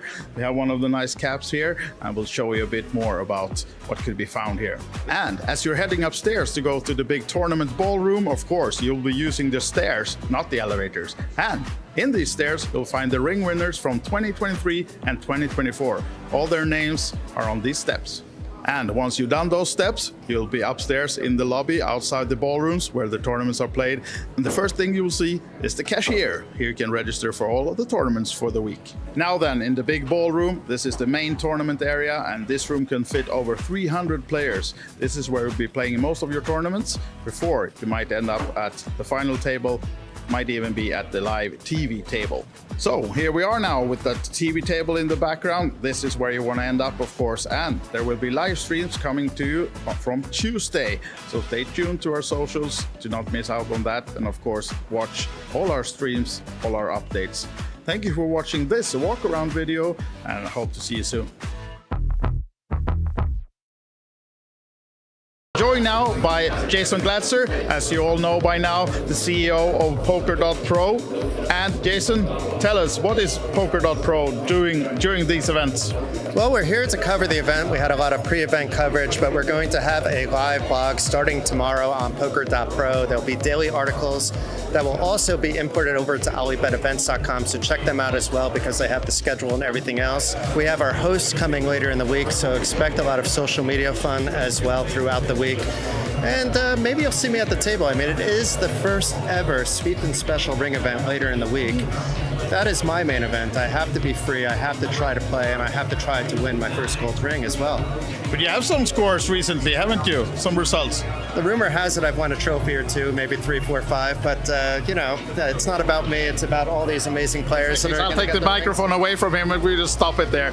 Poker.pro, there's where you find all the action. Christopher will be writing, Jason will be in the background, and I'm sure you can trust Glenn Brown when he arrives in a few days to give you some real nice content too. Jason? Yes. And we have 810 and Maureen coming as well, playing the ladies ring event, so that should be quite interesting as well. But yeah, we have a group of 5 coming in total. Perfect. Stay tuned. Hi guys, coming back to the WSOP Circuit events in Tallinn, now joined by Norwegian, always happy superstar Drea Karlsson. Welcome to Tallinn, first of all. Thank you so much. And I was just standing by your table minutes ago to ask if you're okay to have the interview with us. Yeah. But I had to stand there for a few minutes because you have such a nice chatter on the table and you're smiling, being happy. Do you always have fun on the tables? Yeah, that's a big part of poker for me, being social, taking a drink, just be happy, meet new people and new friends, and play a lot of hands as well. So okay, that's part of your strategy. It is. Okay, don't tell anyone. Kill them with kindness. Yeah. So the series has just started. Do you have a plan what you're gonna play during this event? Well, I'm staying till next Friday, so I'm gonna play the mini main today. I first 1B. Hopefully tomorrow as well, day 2. I think so. I really believe I'm going to go through to day 2. Of course, the ladies events. Yes. I love the ladies events everywhere, so I'm here for that as well. And I just take everything else as it comes. Yeah. So that's my 2 tournaments right now. And a lady always love a ring, right? Yeah, of course. I need a ring on that finger. Yes, so hopefully we can make that happen during this series. And I know, actually, you talking about the ladies event, you won a ladies event just a couple of months ago, right? In May. I won in Vilnius, So that's why I also going to Queens of Tallinn in August. Yeah. Because I won a ticket in that tournament, so yeah. Yeah. So yeah, it's actually just a couple of weeks away for the ladies, the Queens tournament here in Tallinn. I'm so looking forward to that event as well. A lot of ladies playing, and those events are so important to just bring up the women in poker, and we're so few compared to the guys. Yeah. So we need more women in poker. These events helps so much, and I'm here to be happy and to meet other women, to greet them, to take them in with warm, good arms. So please join. Yeah, exactly. You see what you can expect if you come here, either now during this series or the Queens of Tallinn. Then in a lot of smiles and a lot of fun. Yeah. Yeah. It is fun by the tables. Best of luck, Drea. We're going to send you back and hope to see you soon again. Thank you so much. Thank you.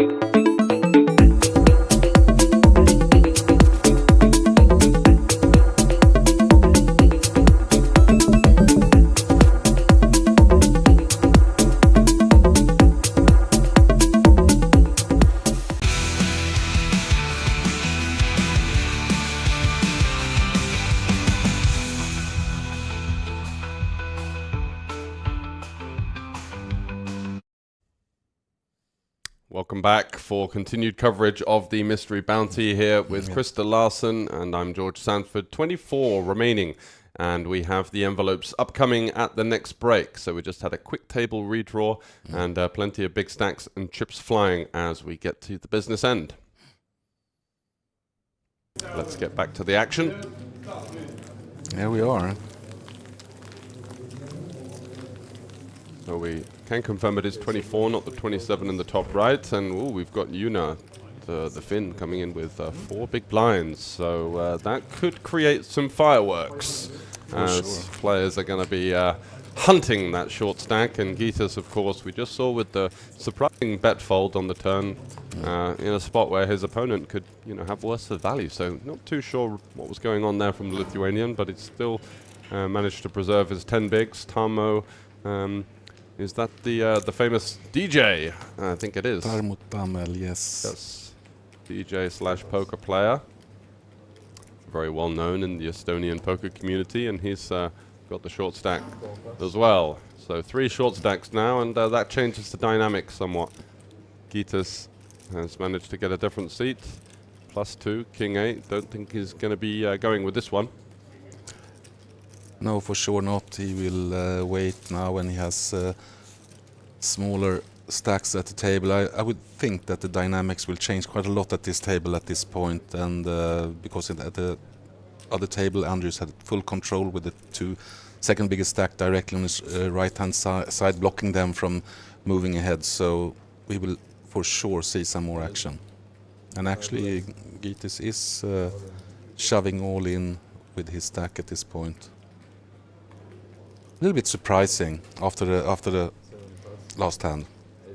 Yeah, I think it might be that the short stack is in the big blind.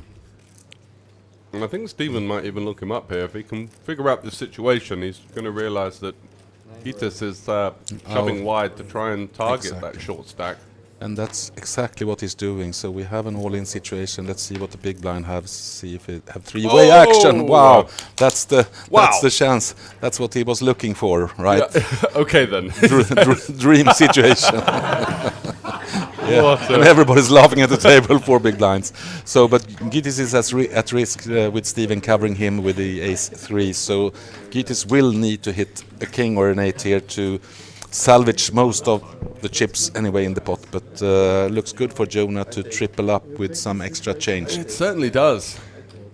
It's just a question of whether we're going to see 3 hearts or some pesky trip 3s action, which would really be a sickener for both players. Gitas, though, has a fair chance to stay alive. Needs a king or an 8, maybe some diamonds or clubs for that rather juicy side pot. 8-4 deuce is asked for, and really a swing and a miss from everybody. Gitas looking for a jack, a king or an 8. There's the king, and so now looking to fade. Exactly, fade a jack. 6 on the river gets there, so that's going to be aces holding up. And Gitas also taking the big part of this pot, but for sure both for Gitas and Jonah, this is good news. Yeah, exactly, and all of the short stacks surviving there, so worst possible scenario for Stephen, going for a couple of bounties. Was going to be a struggle to win both, but had a real fighting chance to get his first envelope. And a lovely pickup there with the aces, and that's what you need when you get short stacked in these mystery bounties, because this can totally change the game for him, and actually has got a fair chance now to actually double up again and be right back in it. Yeah, exactly. Now we have Jonah and Tarmo with 11 big blinds and Gitas with 13. So still totally different story now at this table. And Andreas is thrilled to see these opportunities now with his big 117 big blinds, 704k stack. So with the contention from Dimitri with 463. So really good position for the Lithuanian. So the question is if he will play this aggressive route, because he also understands that he will be snap called by the smaller stacks. So but with a little bit of luck, he can actually make some real progress here. Yeah, it's incredible how the table dynamics changed so quickly. On our previous table at one point, 27 big blinds was the short stack, and here the 24 big blind stack is covering over half the table. Just how quickly things can change. Dimitri with 8-6 suited, and he's going to be raise calling and gambling versus the multiple short stacks behind him. Stephen out of the way with some trash in the cutoff. Andreas likely to follow suit. Let's see what Una can pick up here. King 9 probably just going to follow suit into the muck. And Andreas with the Queen 5 suited. Needs to be careful here because out of position, it might be a spot you see him make a tight fold because he still covers so many people on the table. Yeah, actually, that's the dynamics with Mystery Bounty. So I would actually like to see a fold here because there's so much value to pick up from the smaller stacks, and now he might be in a position where he's getting a little bit crippled. And of course, this is also known by Dimitri, so he can see bet any cards here. And Andreas will only tag along if he has hitten it really good, which he has not at this point. Yeah, so that's it. You have to really hit quite big, and also, you know, every time that you have some kind of middling equity, it's going to punish you because you're going to have to call or continue, and then you're going to be covering less of the table. Yeah, it's always tempting to kind of call in this position with as the big blind. I would likely have done it myself. Yeah, but it's not really great when you have the EV with the bounties. Exactly, yeah, and that's a big part of the prize pool, right? Half of the prize pool in play for picking up mystery envelopes. So we need to adjust our strategy accordingly. 23 left then, so we've lost one, and we're going to be hitting the break after this 4K, 8K level. 25,000 plus a bit of change up top, as well as a 20,000 euro envelope. We also have the information on that for you now. So we have one 15K, one 10K, two 12Ks, three 15Ks. Oh no, hang on a second, I'm looking at the wrong thing. So 20K, a 15K, a 10K, two 6Ks, three 5Ks. You need my glasses now? Yeah, I'm getting old. Four 4Ks, three 2Ks, six 1Ks, and then 10 500s. Yeah. Okay. So Dimitri opens up. Oh, he's calling. Who?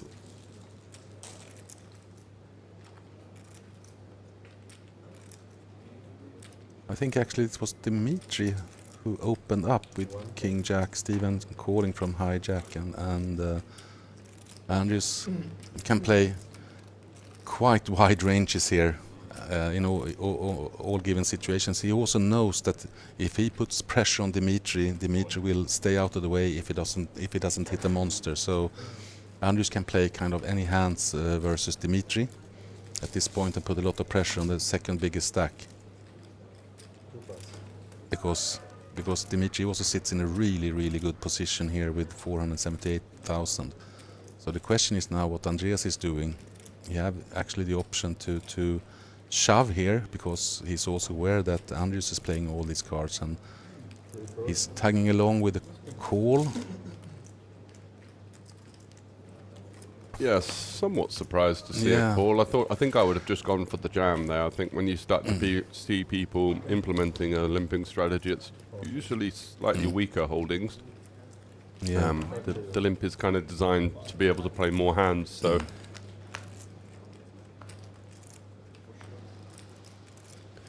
Okay, 5-4 deuce, low connected board. We had a 6-7 for Andreas, right? So that's a straight draw. Tamo with bottom pair with his 9 deuce. Andreas has a gut shot and a backdoor flush draw. Steven 2 overs with a backdoor flush draw. Dimitri the 2 overs and the backdoor flush draw, and Andreas open ended. So something kind of for all. Andreas is going to lead. And this is a nice bet designed to get hands like Andreas is to fold now. He's got 3 other players behind him. He Yeah, He's going to struggle to do much. Yeah, it's just fold, and the same with Dimitri as well, because you don't want to go up against the big stack here. So I think that this bet will make the job have the job done for Andreas actually.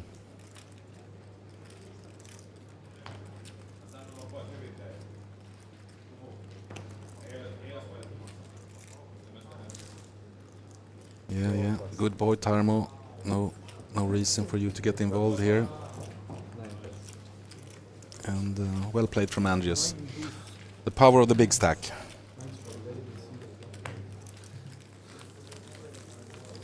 Thank you for making me feel as well. Okay, blinds up. 4, 8, 8.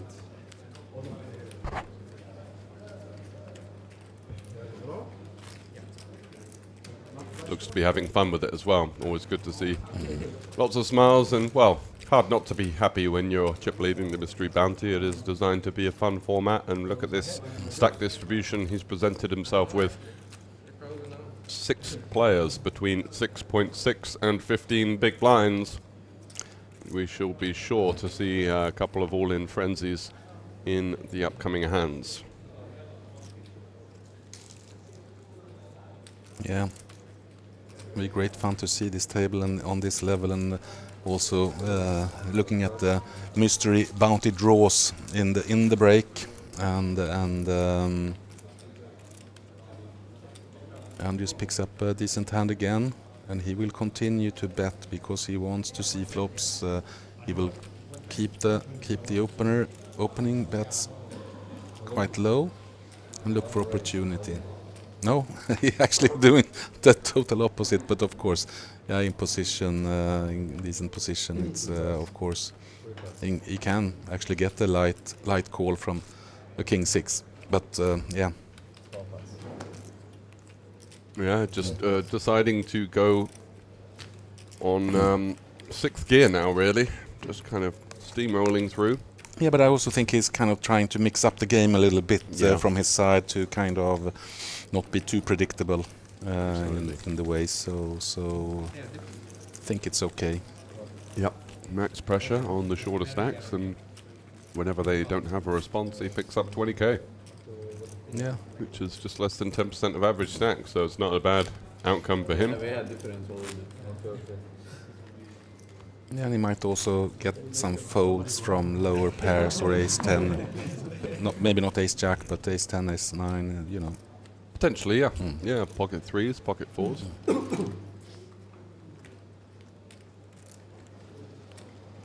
Dimitri under the gun with 10-6. Not going to be tangling. Steven looks interested. I think he's going to just shove. It's a situation where you want to be a little bit less. Yeah, we have seen this a couple of times now, shoving an early position with ace jack. That this only happens in bounty tournaments, right? Yeah, you could go for a min raise at some stages because there's so many players behind. Yeah. So Juna, is he considering tagging along here? He has lesser chips than Steven, so of course he's tempted, but I think that he will walk away from this one and leave it for the button and blinds. This would be really wide if he were to put the chips in with the king 10 here. He's not really even doing well against many hands in the range, so. More interesting for Andreas, I think he will fold as well, but it's kind of interesting to get the chance to win the bounty. Exactly. But do I want to gamble? It's not the worst hand to get in with, but you know you're always going to be behind, essentially. Yeah. Tarmo. Same for Tarmo, so Angitis also folds instantly with Queen Jack. Queen Jack, which is. I think he was covered though. He might have gambled had he been the other way round. Johan is got King 10 offsuit here for 10 bigs. Does he fancy a spin? I don't think so. Actually, King 10 with King Queen, I would think that it's an insta call, but King 10, he knows that he's also King Jack suited blocked quite many times here from King Queen, King Jack, you know, Ace 10. So he folds, and Steven got the job done.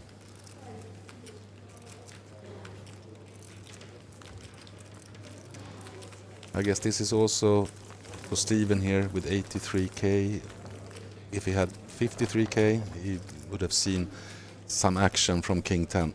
Yes, exactly. So it's Tarmo and Gitis alongside Yuna as the players really in the danger zone.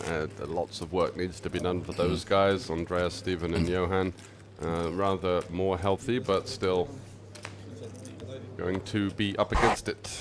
And Dmitry and Andreas in the excellent situations. And here we can see that Johan's 88k actually covers 3 other players, so Crazy, why go in calling in a situation against the stack on the same size as yours? So good decision from Johan. Let's see if Steven continues his... No, it's not. Because you often see this. Okay, one shove and... Okay, let's try again. So... One pass. Jona with the king juice. He's going to get out the way. Might have shoved on the button or the cut off potentially, but too many guys likely to hunt him to justify from that position. Nothing really going Gitas' way after that king-queen bet fold on the turn. You might see a walk here for Dmitry. Wow. Doesn't even limp with the 9-7. Feels like it's just going to get He sent into him. Yeah. And also it's a little bit problematic for the guys now with 6, 7, 8 big blinds, because they need to wait for a decent hand. Yeah. So they will be kind of crippled by the blinds and antes. So they need to take some action. They have one lap. Yeah, one round. Got to look for spots to find jams, and it's like you say, it's very much kind of out of their hands really at this stage. Yeah. They just need to wait for strong holdings and maybe force it a little bit. But they are up against the clock, right? yeah, they're up against the clock, and they're up against, you know, Lady Luck. Are they going to be able to find something to go with? And you know, the more that you just get dealt this kind of 10-7 off and this type of stuff, it can get pretty frustrating. Let's see, Tarmo, one of the shortest stacks. He's got King 10. I think this is going to be... Now it's the time. Yeah. Of course. It's 6 picks. Insta shove. Yeah, he's going to get called a lot of worse hands, especially from the blinds closing the action. Yeah. They will be... Chucks in the mystery bounty chip as well. Gitas just would love to gamble, but can't with Jack 3. Johan, I think, is going to rejam. Yeah. Yeah, of course he will. He knows that Tarmo's doing this with...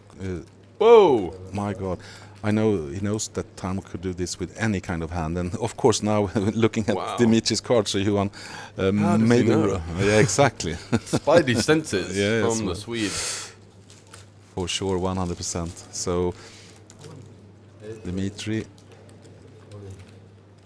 shoving, and Steven goes out of the way in the big blind. So we have Tarmo at risk now, and Johan went away with his ace 3. So interesting to see. Actually, when Johan sees this, his ace actually could have been quite interesting to be in this spot anyway, even though he would be up against the queens. But let's see. King on the flop, so Tarmo actually hits this, and Dmitry had the queens and the back doors. Yeah, but the ace 3 would have flopped the flush draw, and that would have been in my book. So let's see if he's missed out on scooping a big one. No. Fortunate for him, but King 10 getting there for Tarmo. And kind of the hand played itself at that point. You got a shove with the King 10, and Queen's obviously delighted to call. Nice bit of luck for the Estonian. Yeah, that's just what he needs at this point. So now he will actually cover a couple of other small stacks. So I think we will continue to see this level, that we will see quite a few all-ins. And now we can see that Gitis and Jona is 7.5 bigs, and Johan 11 bigs. So Tarmo actually covers 4 players with this double up.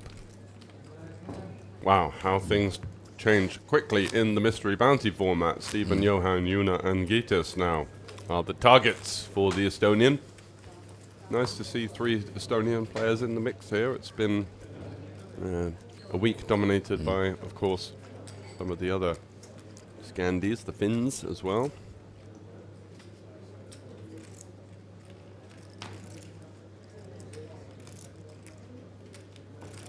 Not the time for Jonah yet in this position, but on the other hand, he had the blinds coming up, so I actually might think that this is better than do it with the big blind, but yeah, I think it's the right way with all these players behind him. See if Gitis is interested. Not yet. Being quite patient, so I think that we will see Johan put his chips in the middle now. No, now he's playing it really tight.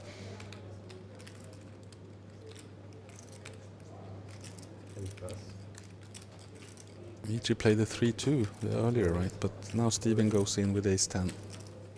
And Andrews actually, of course, he's tempted to call, but it's a little bit, Steven has a little bit too many chips. So, about, yeah. And of course now we can see that he's in a really bad spot, but with the 10-8, 10-9, I think he would have called, but 10-3, even though it's tempting, you know. I don't like even thinking about it, to be honest. You've just got 10 high, and it's one of the worst hands you can have. It's fine to have folds here. I don't think we're supposed to call any two. No, it's too much to ask for. The big blind is 8k, and he's in a very nice position with all these small stacks at the table. Why letting people double up easily? Yeah, so the mystery bounty prize pool is about 100k divided by 23. Looking at around about 4.5k per envelope of value at this stage. But also the juicy position he sits in, Andreas, he doesn't have to, you know, yet, of course. But again, with the 10-9, 10-jack in this position, snapping. Yeah, queen deuce suited, it's a call, you know, but some of these like real bottom 10% hands, I think we just fine folding. The only thing is if, you know, his opponent's going to shove some hands like 8-6 suited and 7-6, and he's actually doing okay against that, but a small part of the range. Yeah, but Johan got away again now in decent position with Queen 10, was up against the Ace 10, so 2 chances that he had folded now with Ace 3 and Queen 10, and both times it's been the right decision. Yeah, I don't like the decisions, but they were right. We can see it. Times he found a way. Yeah. So time for Gitis maybe. No, it's also getting short. Johan out of the way with Queen 7, and Dimitri follows suit. Steven out the way. Andreas is just going to jam blind with his opponent a spin. Tarmo, yeah. Of course, it's an envelope, so the value is there, and it's tough for Jonah to fold here as well. Even though, you know, 8-3, it's not fun, but actually he's ahead. I think we live to fight another day here with the 8-3, just letting that one go. Jonathan's saying, are there any big bounties left? Well, all of them are left, so the draw is going to be done at the break, which I think is in around about 15 minutes or so. For the first set of eliminations.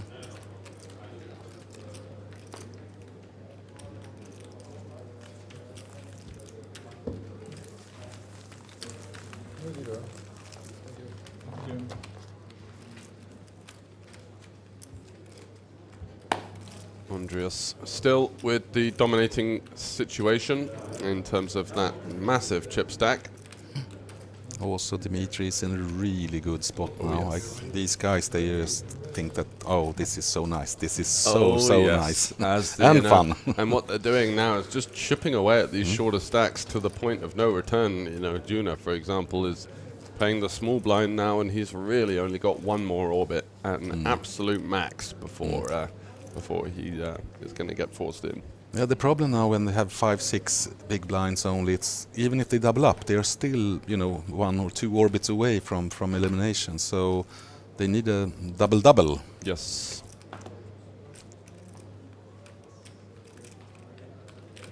For sure, you are now, even if it's in the middle of the pack, so actually can be called by worse hands in this situation. So he's playing really conservative, and Andrews is just shoving.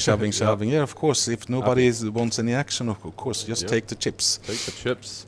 There's exactly 20k out there every time, and Yuna is going to make the call with the ace-4. It's nice to call from the small blind, but look at this. Andreas has got ace-9, and that's going to be good enough to go as well. Yeah, I would think so. I would actually think so, especially against one stack that is shorter than yourself. So it's hard to stay away from this one. So he comes along. He comes along. So bad news for Jona.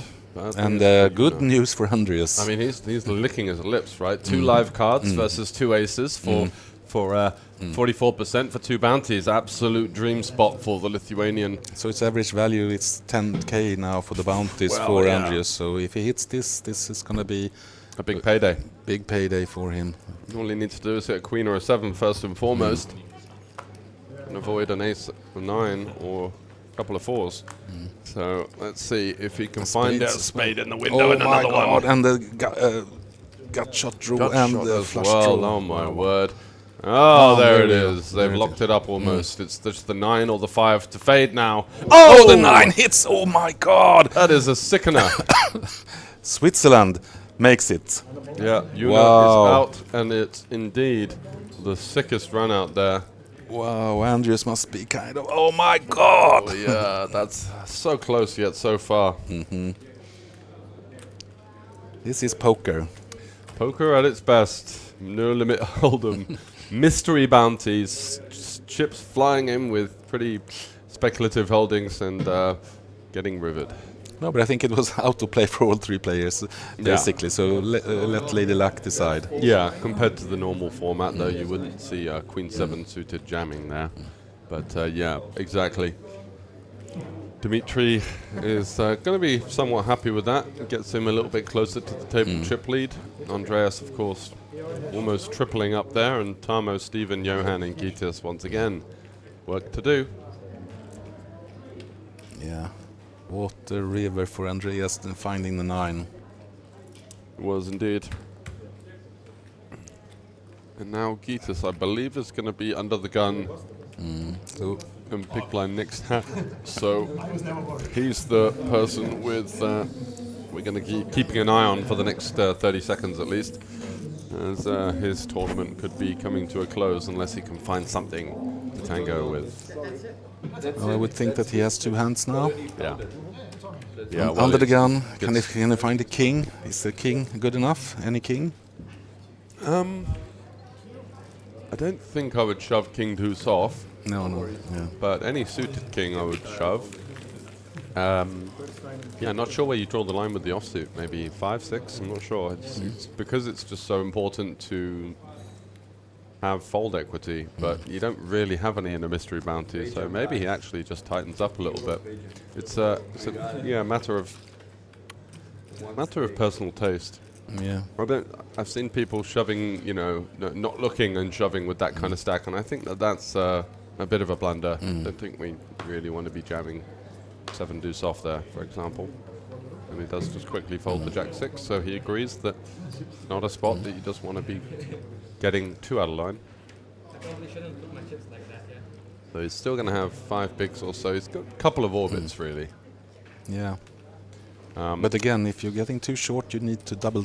So it's kind of... the shorter you get, the more likely it's going to be multi-way, and then your equity goes down somewhat. So, yeah, exactly. It's getting dicey, that's for sure. Andreas in the cutoff with the 9-5 suited. Looks like he's going to be playing. I like this. Yeah, he's in position and the second biggest stack, so he knows that he can actually steal the pot many times here. Yeah, exactly. And then if something like this happens where Tarmo would jam, then should Dimitri get out the way, he could call and... And Tarmo will for sure jam here from the big blind. Yeah. Cannot see any other outcome, and Dimitri will be licking his lips. Yeah. So... Yeah. Unfortunate for Tarmo if he doesn't find a queen, but I think this will be hard to get away from. Oh yeah, not even a question. I think it's just a bit of posturing. Is going to go for the shove, 106k.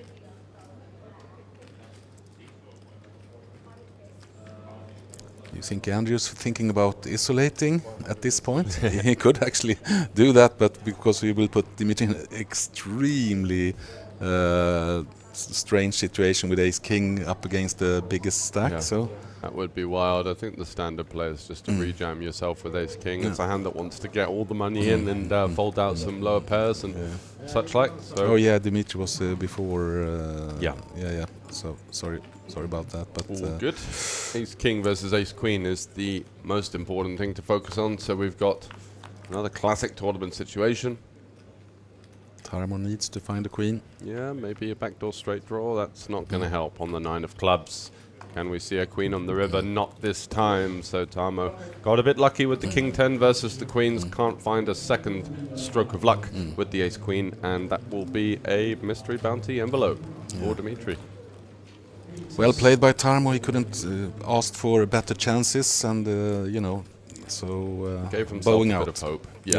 Get some in cash, and not going to be the most profitable tournament for him. Not sure how many bullets he had, but don't think we're going to be seeing him at the envelopes, as he was quite short. 6 minutes to go until we see some mystery bounty pulls. Looking forward to that one. And Gytis, Johan, and Steven now with work to do, as some of the other shorter stacks have now started to rise in the form of Andreas. I don't know 100% if they will line up the bounties directly after in the beginning of the break or in the end of the break. I don't have that information. I don't know, George, if you have it.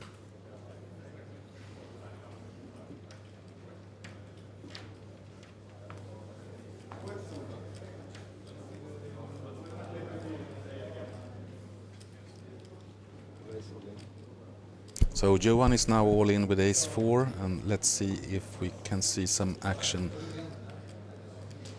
Question if Steven is interested to do this with jack 10 just to get an envelope. I don't think so.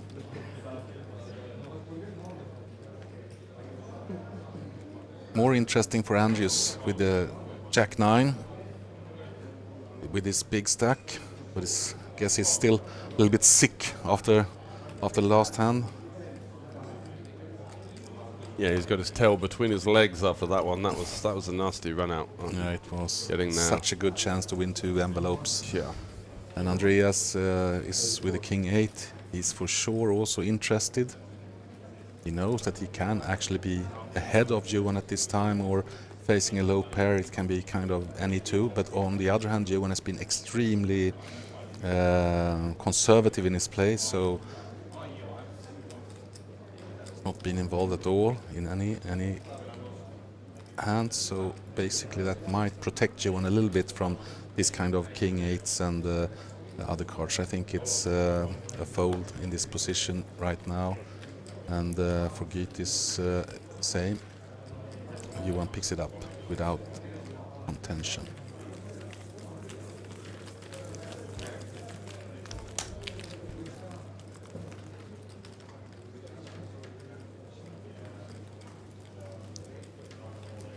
So no gamble there, but looks like he wasn't a million miles away. No, it's tricky. But on the other hand, now Johan gets kind of paid off a little bit because he's not been in any pots whatsoever. So yeah, we saw him miss the ace 3, maybe just on the queen 10. Yeah, a couple of chances on the more conservative side, not properly adjusting to the format, which is well, good news for everyone else, but. Andreas is certainly a player that seems to know what he's up to,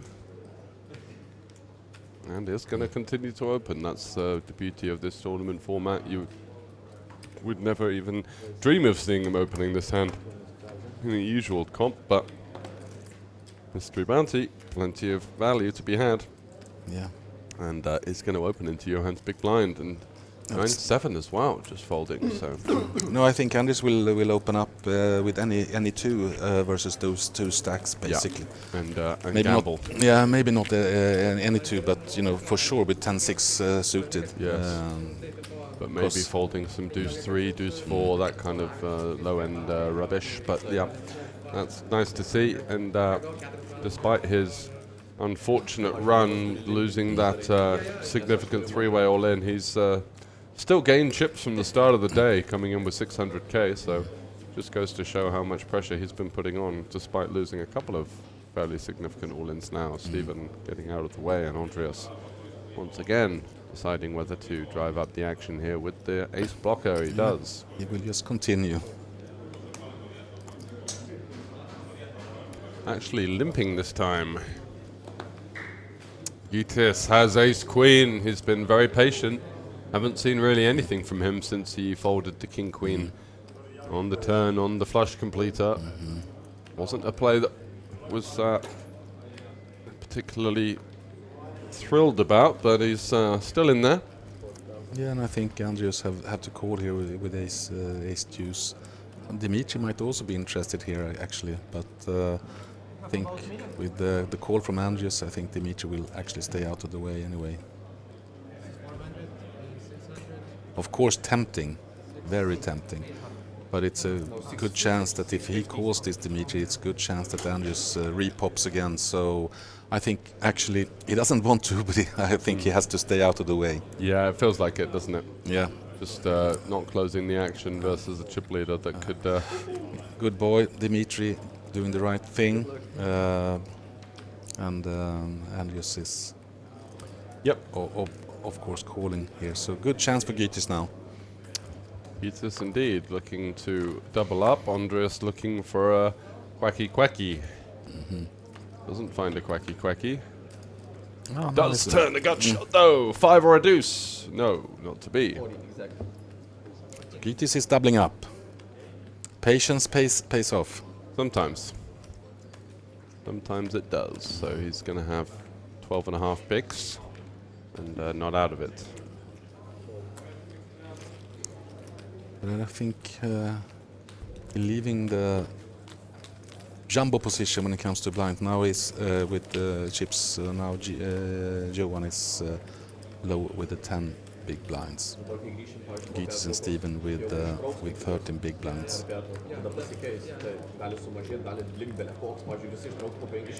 And Dimitri is crawling slowly towards the chip lead position. Andreas still in. So announcing a 20-minute break, and we will see if we will see the mystery bounty draws directly. What was the top? 20,000 euros. Just catching up with you guys in the chat. No, we didn't say that the average value was 10k. It was for just... No, it was for 2. Just under 10k would be about right. Go Gytis, says Bunny Punts. Thanks for joining. So basically, to give you the lie of the land, we're not going to be seeing the mystery bounty pulls straight away. We're going to go to a break, and then we're going to come back for that action after the break. Exactly. So these guys have pulled it in real time, but in terms of the fluency of the show, we're going to make sure that we give you continued coverage, and that can be during the redraw break. So, Stephen, taking one down there. With the Queen 7. I think that's it. And that's going to be it. So, keep tuned, and we will be back after this break with the Mystery Bounty envelope pulls. Stay tuned. See you later. Bye-bye. Mystery Bounty players, if you wish to draw your bounty, you can find me on the stage. Okay. Yeah. There's nothing wrong. You have a feature table. And on TV table, you know, for the show, they like to be slow. So when you have a all-in call,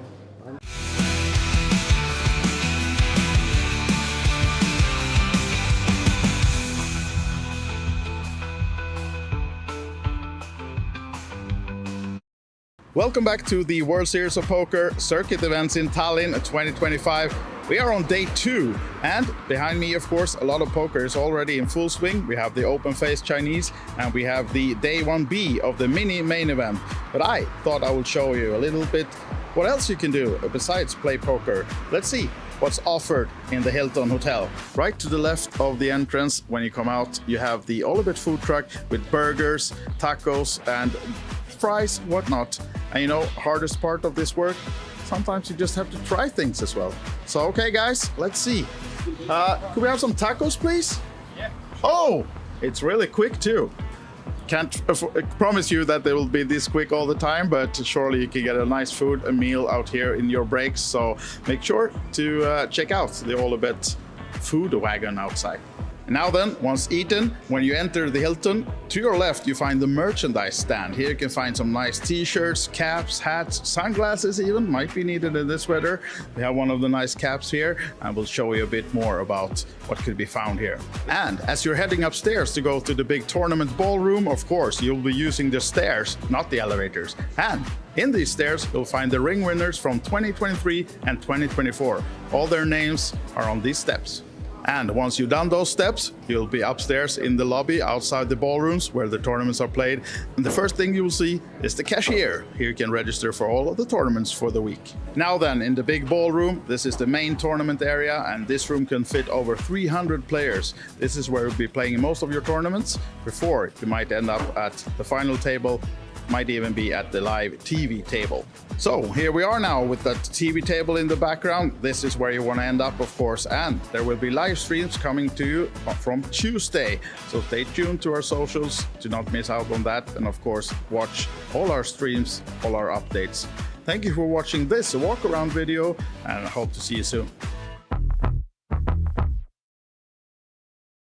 Joined now by Jason Glatzer, as you all know by now, the CEO of Poker.pro. And Jason, tell us, what is Poker.pro doing during these events? Well, we're here to cover the event. We had a lot of pre-event coverage, but we're going to have a live blog starting tomorrow on Poker.pro. There'll be daily articles that will also be imported over to alibetevents.com, so check them out as well because they have the schedule and everything else. We have our hosts coming later in the week, so expect a lot of social media fun as well throughout the week. And maybe you'll see me at the table. I mean, it is the first ever Speed and Special Ring event later in the week. That is my main event. I have to be free, I have to try to play, and I have to try to win my first gold ring as well. But you have some scores recently, haven't you? Some results. The rumor has it I've won a trophy or two, maybe 3, 4, 5, but you know, it's not about me, it's about all these amazing players. I'll take the microphone away from him and we just stop it there. Poker.pro, there's where you find all the action. Christopher will be writing, Jason will be in the background, and I'm sure you can trust Glenn Brown when he arrives in a few days to give you some real nice content too. Jason? Yes, and we have 810 and Maureen coming as well, playing the ladies ring event, so that should be quite interesting as well. But yeah, we have a group of 5 coming in total. Perfect. Stay tuned. Hi guys, coming back to the WSOP Circuit events in Tallinn, now joined by Norwegian, always happy superstar Drea Karlsson. Welcome to Tallinn, first of all. Thank you so much. And I was just standing by your table minutes ago to ask if you're okay to have the interview with us. Yeah. But I had to stand there for a few minutes because you're having such a nice chatter on the table and you're smiling, being happy. Do you always have fun on the tables? Yeah, that's a big part of poker for me, being social, taking a drink, just be happy, meet new people and new friends, play a lot of hands as well. So okay, that's part of your strategy. It is. Okay, don't tell anyone. Kill them with kindness. Yeah. So the series has just started. Do you have a plan what you're gonna play during this event? Well, I'm staying till next Friday, so I'm gonna play the mini main today. I first 1B. Hopefully tomorrow as well, day 2. I think so. I really believe I'm going to go through to day 2. Of course, the ladies events. Yes. I love the ladies events everywhere, so I'm here for that as well. And I just take everything else as it comes. Yeah. So that's my 2 tournaments right now. And a lady always love a ring, right? Yeah, of course. I need a ring on that finger. Yes, so hopefully we can make that happen during this series. And I know, actually, you talking about the ladies event, you won a ladies event just a couple of months ago, right? Yeah, I won in Vilnius, So that's why I also going to Queens of Tallinn in August. Yeah. Because I won a ticket in that tournament, so yeah. Yeah. So yeah, it's actually just a couple of weeks away for the ladies, the Queens tournament here in Tallinn. I'm so looking forward to that event as well. A lot of ladies playing, and those events are so important to just bring up the women in poker, and we're so few compared to the guys. So we need more women in poker. These events helps so much, and I'm here to be happy and to meet other women, to greet them, to take them in with warm, good arms. So please join. Yeah, exactly. Here you see what you can expect if you come here, either now during this series or the Queens of Tallinn. Then in a lot of August. smiles and a lot of fun. Yeah. It is fun by the tables. Best of luck, Drea. We're going to send you back and hope to see you soon again. Thank you so much. Thank you. So it's time to step into the action as well. Talk a bit with one of the players, Scott Kenyon, and you're not playing Texas Hold'em today. No, I mean I'm actually the leader of the Boo Hold'em movement, the fastest growing movement. We don't like Hold'em, so I come to festivals like this to basically avoid Hold'em at all costs. If there's nothing else to play, then okay, we play it. But for the most part, not playing Hold'em. Yeah. So today we're playing Open Face Chinese. Had a very good start. First few levels were nice. The last couple of levels not so great, so my stack has dwindled a little bit. Still workable, still playable, but always fun. But it's a really deep stack structure, so the nice thing is, should I bust, I will happily re-enter because you still come in with a lot of points. It's 50k starting stack as opposed to like 20 or 30 that you normally get, so allows for a lot of playability, a lot of rebuy potential. And I know there's a lot of people back home watching, like Open Face Chinese Pineapple. That's a lot of words.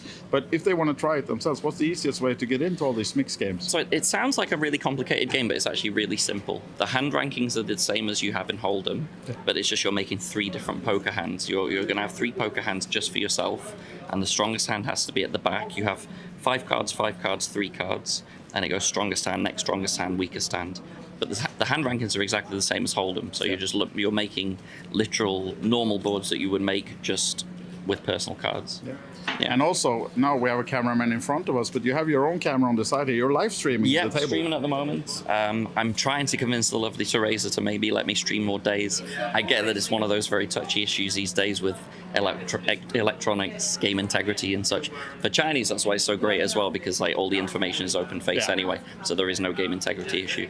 But yeah, it's tricky. There've been things happening, obviously, in the poker world, non-good things. Yeah. So it makes it more tricky for people like me trying to just spread the game and spread the word of the mixed games. Yeah.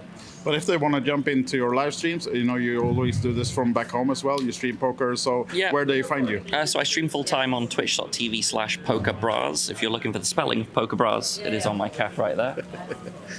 Now this guy's a professional, right? All right. I mean, that's my full-time job. People ask me, am I a pro player? I'm honest, absolutely not. That is not my full-time living. My living is from streaming. I get sponsored by a site, so I get like some steady money from them as well. But yeah, that's my full-time job. I play poker online and stream it on Twitch. You enjoy life? Yeah, basically. I mean, I live in Gibraltar. The weather's beautiful there all the way through the year. Play some five-a-side football there as well. Have some fun. There you go. Could be this could be you as well, maybe. Yeah.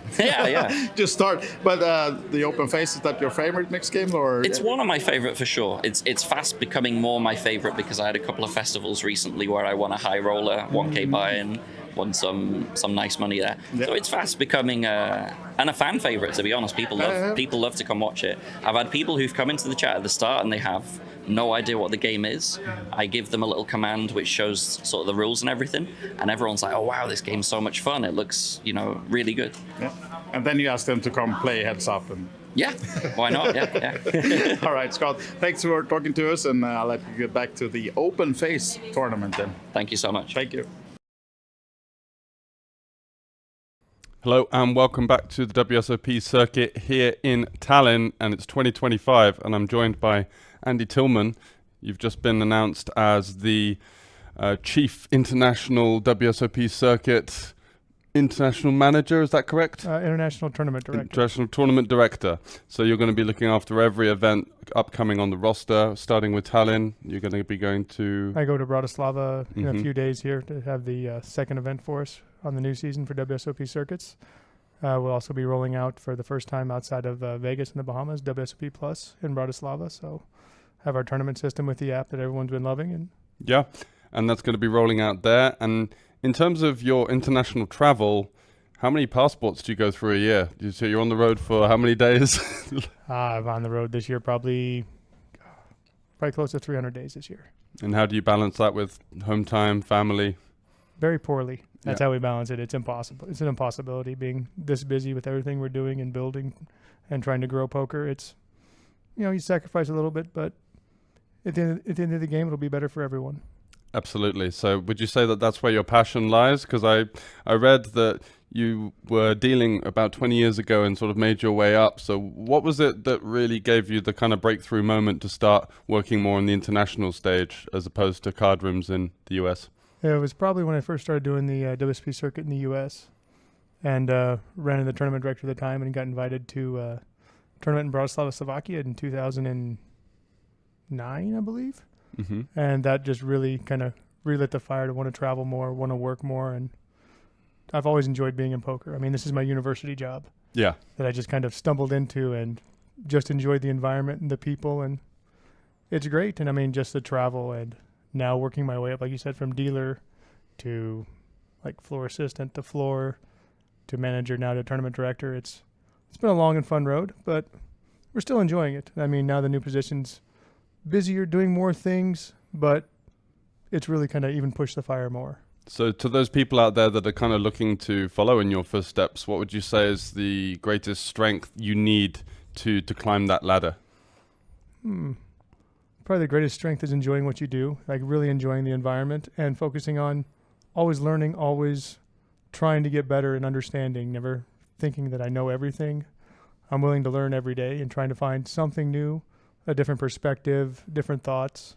And I'm consistently talking with other TDs, players, floors, just to have other perspectives and outsides and not just having my own vision by myself. Yeah, so working on that kind of emotional intelligence as you go as well, looking at other people's perspectives and just being open-minded towards that. Yeah, sounds good. Which is the favorite stop for you at the moment? You don't have to say Tallinn because I know we're here, but... I mean, Tallinn has been nice. I mean, the venue is great. I mean, it's definitely something I was excited to see. This is my first time here, and it hasn't disappointed. But, I mean, it's really hard to beat Australia. Yeah. I mean... Gold Coast? Gold Coast this year. Mm. And I was just there in May for a site visit and meeting everyone. And between just the relaxed Australian culture and the casino being, I don't know, 5-6 minute walk from the beach right there. How next sensational to is that beach, by the way? It's right wow down Broad factor, right? Beach is amazing. The casino is beautiful. Everyone's so friendly. Mm-hmm. And it's just the entire environment makes everything so relaxed but so much more fun. Yeah. So it's just an overall enjoyable experience for everything. And so to add the prestigiousness of the WSOP brand, you get the international players coming in as well. It just there's always that kind of, I don't know if you feel this as well, but there's a buzz around these events. You know, it's just kind of that step up from, you know, a random tournament series to, hey, we're at the WSOP now. It just kind of adds that wow factor. It adds the wow factor for sure. Because, I mean, WSOP is the biggest brand for poker on the planet. And, I mean, everyone gets their chance to come and play on the circuit and do things like that. So it gives the experience and the opportunity for everyone that cannot go to Vegas or just doesn't have the bankroll to go to Vegas. So now you get your own chance at playing with that buzz, with that environment. And that actually really is the fun part of it. I think so. Because yeah. everyone shows up and everyone seems to be genuinely excited to play. Yeah, or whether it's a mini main or a high roller, it doesn't really matter. There's the same energy. Yeah. Absolutely. Yes. And so we have to ask you, just to close things out, with the controversy of the big characters at the WSOP this year, what's your take? Are you Team Cabral or Team Kasuf, or can you be both? I don't think you can be both. I mean, you and I both know Kasuf fairly well. And yeah.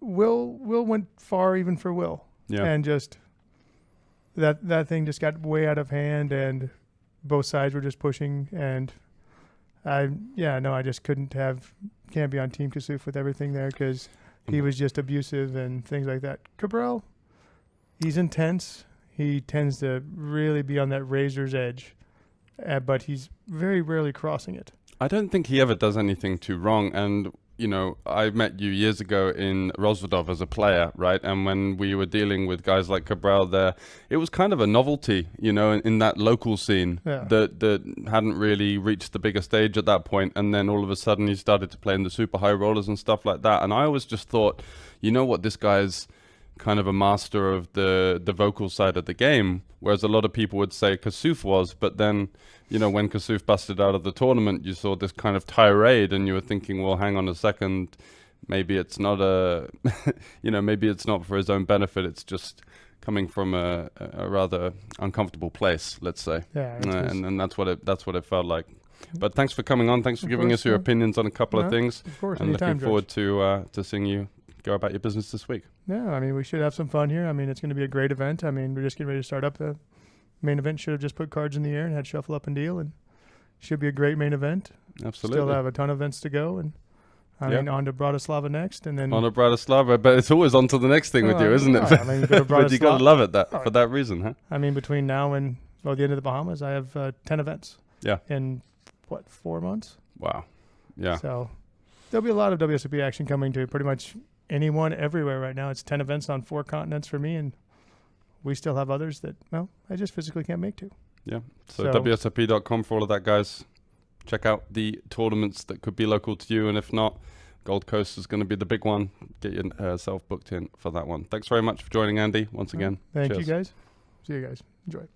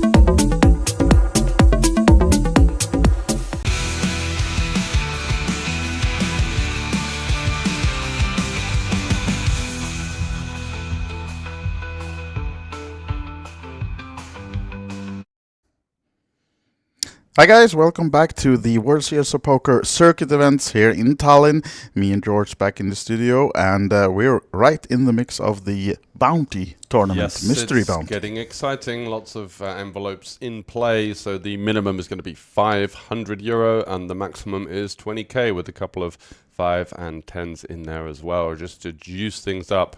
And I think we're going to be having a little look at some of these pulls shortly. Yeah, I think we are. Let's see if we're ready to see them right away. Okay, we're going to have some more minutes of the play first, and then we're going to give you the draws in the break as well. So let's head over back to the table then. Here we are. So they're actually, what they do is they're playing a couple extra. Yeah, a couple of extra hands to get to the break, right? We're going to redraw at 16, right? So I think that there might be a few more eliminations before, and then we can catch up with some of the mystery bounties that, you know, in actual time were a little bit a while ago, but just to make things a little bit smoother, that's going to be coming up in the next 4 or 5 minutes. So stay tuned for that one. Yep. So I was out of the boot for an hour or so, and a lot of action, a lot of eliminations has happened, right? Yeah, certainly. And it's been all systems go for the Lithuanians. So Dmitry over on the button. Saw him. He's going to be pulling one of the mystery bounties. He had Ace King versus Tarmo Tamal's Ace Queen. Got a hold there.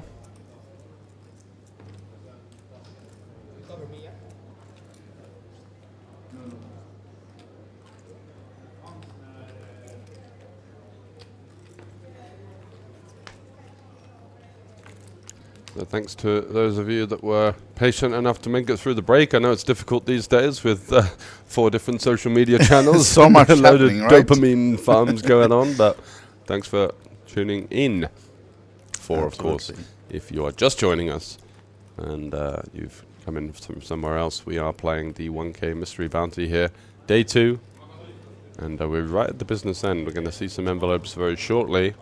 As for now, it's been all systems go for Andreas, and looks like he's going to take this pot down versus Dmitry. He's got 3rd pair and a flush draw on the 4-liner.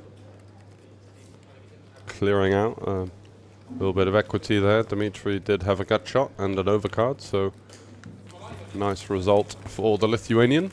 Yeah, absolutely. And here we have the current chip count then for the feature table. As we can see, only 8 bigs now for Johan from Sweden. Needs to find something, get something going. And we're now on the 10K blind level. 10K big blind ante as well, so each round is costing. And nice stacks for Andrius and Dimitri up top on this table. And I think they are at least top 5, right, in the overall chip counts, both of them. Yes, they are. Those are absolutely massive stacks in the grand scheme of things. Gita's here with the jacks under the gun. He knows he's going to be quite likely to get some action, so wouldn't be surprised to just see him shove for the 10 bigs.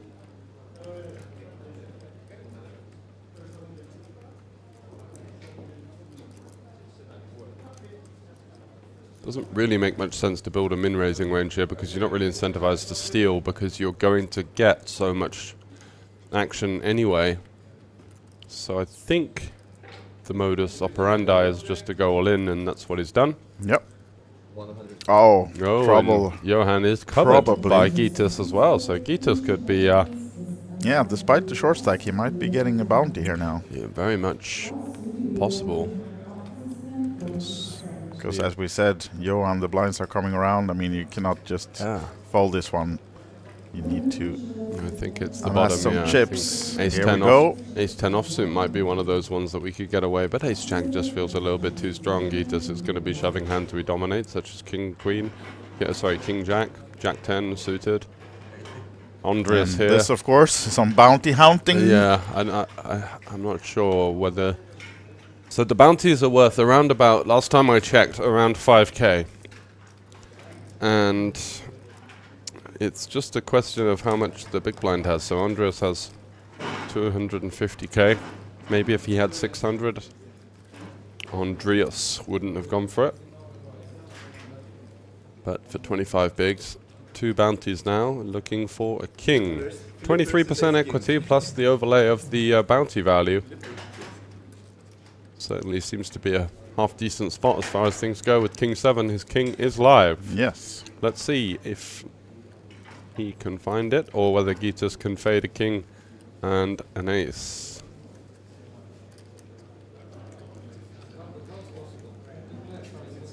Yep, so 2 players all in, as you can see. Risking the seat in the tournament. Oh, there. Oh! Oh! No, no, no, not like this. Not like that. Bad news for the 2 short stacks. Gitas and Johan is unfortunately leaving the tournament. Yeah. Both of them, and 2 more bounties for Andreas, who will get to make his picks. He gets to choose whether he wants to do it in the next break or keep them.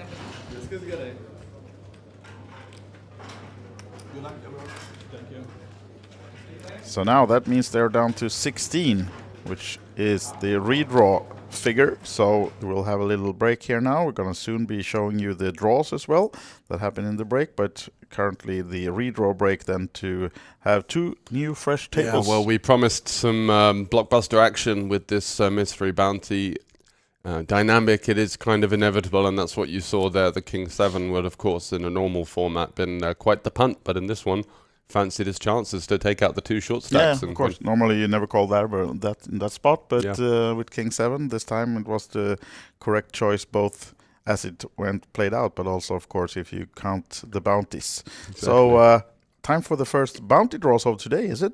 Yeah, let's do it. Let's see some envelope pulls. And here we have it. Lucas Soroinen was the winner of the first bounty. Pick the best one. I think he has 2. Okay. Coming up. Right, let's get a nice sweat. Let's Come on, so from 500 all the way up to 20,000 is the amounts in He's got his mum on his phone in the ear pod. Oh, hey! Big one right away. 4,000. Not too bad. 4 buy-ins. 1k buy-in, of course. Yeah, plus and the there's one more.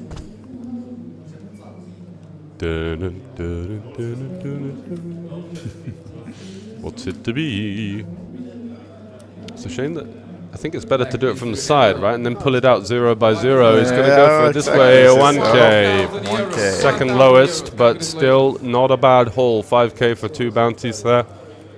A little bit under the average of what they're worth, but of course a lot of that is taken up by the top weighted bounties, the 20k, the 15k, and the 10k, one of each.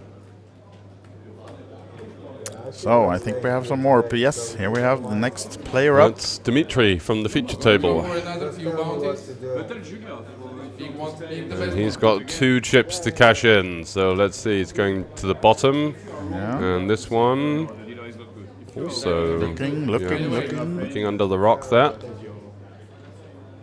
Thinks that the value is at the bottom, and of course it is a game of chance. So you know, everyone's Here we got their go. own little Next one. superstitions. I would love to change that. Ooh, 2K. 2,000 euros for this gentleman. Good job. One more black envelope. Is he going to find a big one here? Ooh. This is 6,000 Oh, wow. euros. Congratulations. That's a nice haul. That's a nice pull. Yeah. There's 8K. still 10 500 euros in there. So that's exactly. a nice fade. I mean, he's picked up pretty decent as far as things go. 8K, and this is Fabian Bartschuk. You could see, follow his journey on Instagram. He's one of these guys that's updating all the time and posting his poker lifestyle over there. My whole life. Oh, he has many. Wow, how many Is is it that? 5? 4, 5? 4 or 5. He just keep going. Yeah, he's just gonna get them all. He's blitzing it, so good chance to pick up some big ones here. 5 envelopes. 5 envelopes coming up. Holy moly.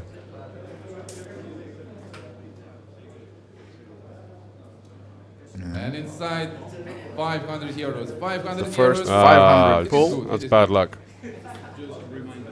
When you open call, you put the card, so you have to show. Don't put the button or Second something, envelope. you know, on the Next one then. don't hide that. And this is another 500 euros. 500 so far, not going well for Fabian, but still 3 to go. I remember when I played once, basically you're sweating people going up and getting them. We were chanting 250, which was the minimum, 250. Of And a course. big Oh! Oh! 15,000 Sorry for your ears there, guys. That was This is the unexpected second after the biggest poor one. start. 15K, so he's in for 16,000 for 3 pulls. He won't Looking care too pretty much. chill. He Yeah, didn't he is very jump through chill. the roof. But yeah, so far 16K total and another 500. 500. 500 euros. Imagine if he pulls the 20 as well now. mean, Everyone that would would just be- be Yeah. at him. The last envelope. You're heading up to the hotel room and going to bed at that point. Yeah. The tournament's over. Let's see. And this is Oh, 4,000. euros. Another 4,000 euros 4,000. for this So I believe that's Congratulations to you. 3 500s, a 15K, and a 4,000. So 20,500. That's Yeah. that's a good portion of the prize pool. Yeah, as you can see, he's jumping around the stage. Really happy. Yeah. Just trying to steal more envelopes. In very classic German style, they don't tend to let the emotions spill over too often. Yeah. Or maybe 17, 18K, or even more. He won. It's like for you and me, 20.5. It's just another day in the €2 office. for an ice cream Yeah, for us. exactly. So, No chance. Pick the best anyone one. else coming up? Yep, here we have more envelopes. One of the So black as we said, all the players that has won a bounty, they can draw in this break, or they can hold on to their chips and wait to the next break, or even later in the stages. So it's up to the player to This decide. is Ooh. 5,000 euros. 5,000 euros. Gotta be happy with that. Congratulations to you. Yeah, Good draw. Good draw. definitely. And he had one more. I Oh, think that's it for him. Yeah, All right. Nice pull. We Yep. have one more. Yes, we have one more. One Yes, more we draw. have one more. Pick one. Pick the best one. Digging deep. Oh, he's shuffling. Oh, whoa, okay. Trying I to think get a he's- feel. I'm feeling a Which is the 500 heaviest here. one. Yeah. He jinxed himself, Yeah, right? I think so. Or We have one. Oh, Oh, 1,000. second 1,000 lowest, euros. not bad. Congratulations to you. He knew that money was guaranteed, as we don't give you the zero pulls. I think Yeah. those ones are a bit harsh, aren't they? Especially as It most is, of the yeah. time you had to take a pretty significant gamble to get one in the first place. So Yeah. coming up empty-handed is a bit harsh. But Fabian Bartschuk continuing his great live run. And 20,500 from 5, not too bad. not too bad, yeah. But the way we're going now with all the extra things being added, I mean, soon we will have like that. Half of them are Yeah. empty, or just you have to Don't even bungee play jump. poker anymore. Yeah, It's just a mystery bounty. Just just pick what you want. fall through a hole in the scene, like, oh, you're gone, mate. See you later. Yeah. All right. So we still have then 16 players remaining in the mystery bounty, 1,100 euro buy-in, and it's a ring up top as well, of course, for the winner. Will go to Bahamas as well. 5K package, US dollar value, 2,500 mystery bounty, so they're not going to be able to escape that one again. And that's going to be followed up by the accommodation prize as well. So, yeah, some time for the Bahamas for one of these 16 contestants. And let's get back to the action and see what we've missed out on. Let's go. Oh, we're actually down to 14 with the double elimination we just had, and also on the outer table. So the redraw was made on 14 then. Wow. So we had several eliminations at the same time, almost. So this is the 7 players coming to the feature table now. Recognize a few of them since before. We do have the German Fabian there, Bartschuk. Just the composed bounty puller extraordinaire. And Luca as well, Sorinen, as well as Andreas, who'd had the chip lead for most of the day and has even picked up a few extra chips, but just can't hack the heat compared to Fabian and Luca, who have been doing a lot of great work on the outer tables.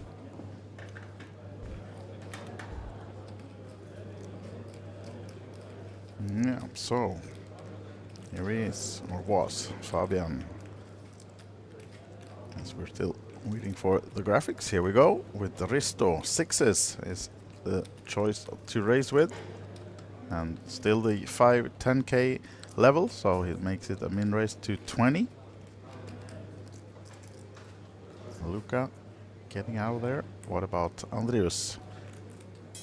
This time not the short stack he's up against, so maybe not worth getting in the mix with the ace deuce only.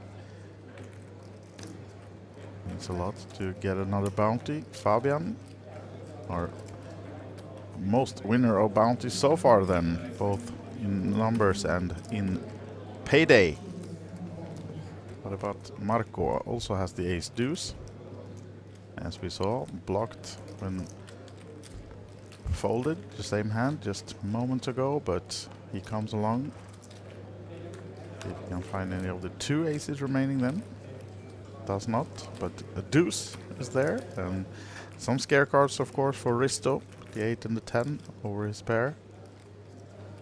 Likely to continue, of course, as your opponent so many times misses. I think you see in the top right corner there's only 1 ace and 1 deuce left to help Marco if he comes along to this bet from Risto.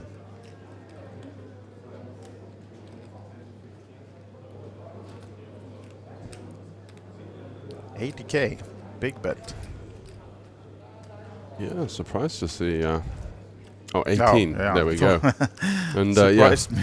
Surprised when Marco was instantly reaching for chips as well. Yeah, exactly. Like, you double pot bet. No problem. I'll come. I've got bottom pair. Could have gone for a check raise here as Marco, just to clear out some equity. It's going to be a board that you're going to see a decent amount of bets, and our deuce is looking for some protection. Yeah.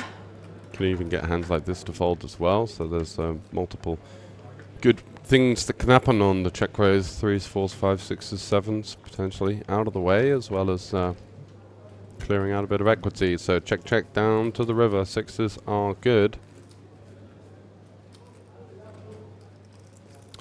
and would seem odd to turn 6s into a bluff here. I guess we're just happy to try and check and take it to showdown.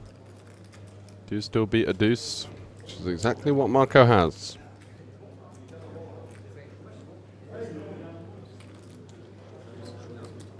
And looking at a few of the other tournaments running, of course you have all the live updates on olibetevents.com, but we have the big main event, of course. We'll Jenny see about Westerland and David Vinaya. Wow. Yeah, still in. Xiaofei Wang also. I saw him win a really huge pot just recently. He's in 3rd place. He was the 4th place finisher in the 5K we streamed the other day. He certainly was. And he won a really big pot again of Roy van der Reinst, who was the chip leader, but he's still in with 1.7 million. Igor Beheliosine is in there. Gunnar Vede, Andrew King from Rasmus Ireland. Lundström hanging on. Oh, hello. Good job, Rasmus. 26 remaining. Rasmus currently in 18th place in the chip count. Yeah, looking forward to that.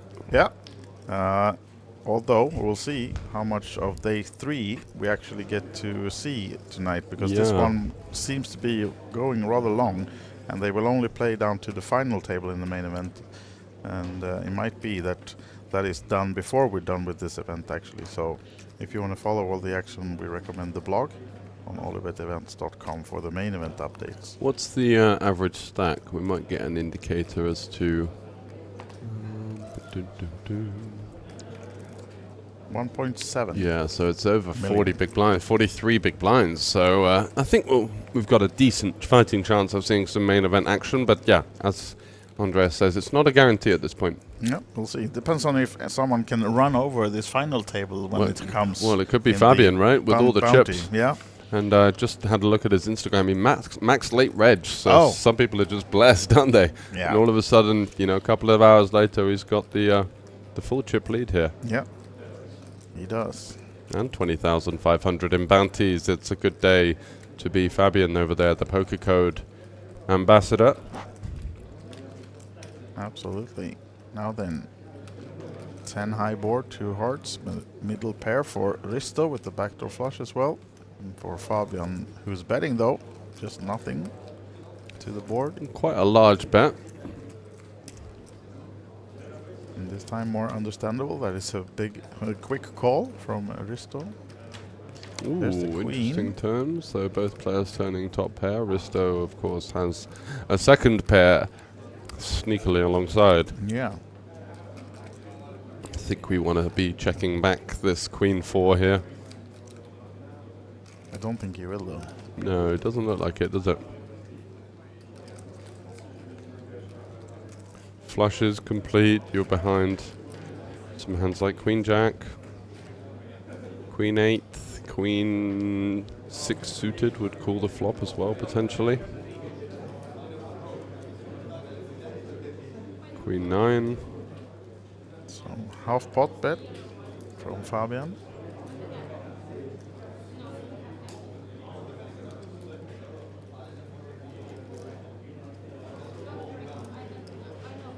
And only the 10 would save him in the form of a chop by the looks of it. Risto doesn't really have any reason to raise here with his queen 8.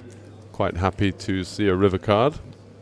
Maybe somewhat, or should I say, ever so slightly concerned about some better holdings in the range. Fabian will have some flushes, some straights, some better 2 pairs and some sets potentially, but bit of a weird size down on the turn from Bartchuk. Now it goes check, check, right? And Fabian throws the hand. Yep. No good. Versus the queen 8 on the 4-liner as well. The German player has to be worried about some straights completing as well, so would be way too thin to seek the value. So continue looking at the other events ongoing. We have the final table of the first ever Sweden ring event. We have 4 players remaining. The ever so talked about in terms of Sweden, Peter Laterra is unfortunately out in 6th place. He wrote the book. Yeah, almost. And Anders Öhman, that we touched on earlier as well, the bowling Hall of Famer, he's out in 5th. So now we have 2 Swedes and 2 Finns fighting for the glory and the money and the package to Bahamas. We have Niklas Rullekung Nordblom, we have Sami Säminen, Jarkko Sokas, and Torgil Hellman. Those are the 4. Has he ever had a perfect game, the 300? Many, yeah. Many, yeah. Wow. Yeah. That's an insane level. It's one of those sports where the thing is, once you get that good, it's so repetitive, isn't it? Yeah. And there's no kind of changes in conditions. It's just how much can you keep that arm in play? Yeah. I watched him play numerous times, and it's just another level. Is it? Yeah. Yeah. Just the pins are going flying, and yeah, you know the way they screw it. And yeah. So you think it's going to the rail, right? And then it just pulls in at the right end. In the end. Yeah, that's insane, isn't it? Yeah, it's absolutely quite fun to watch. Yeah, absolutely.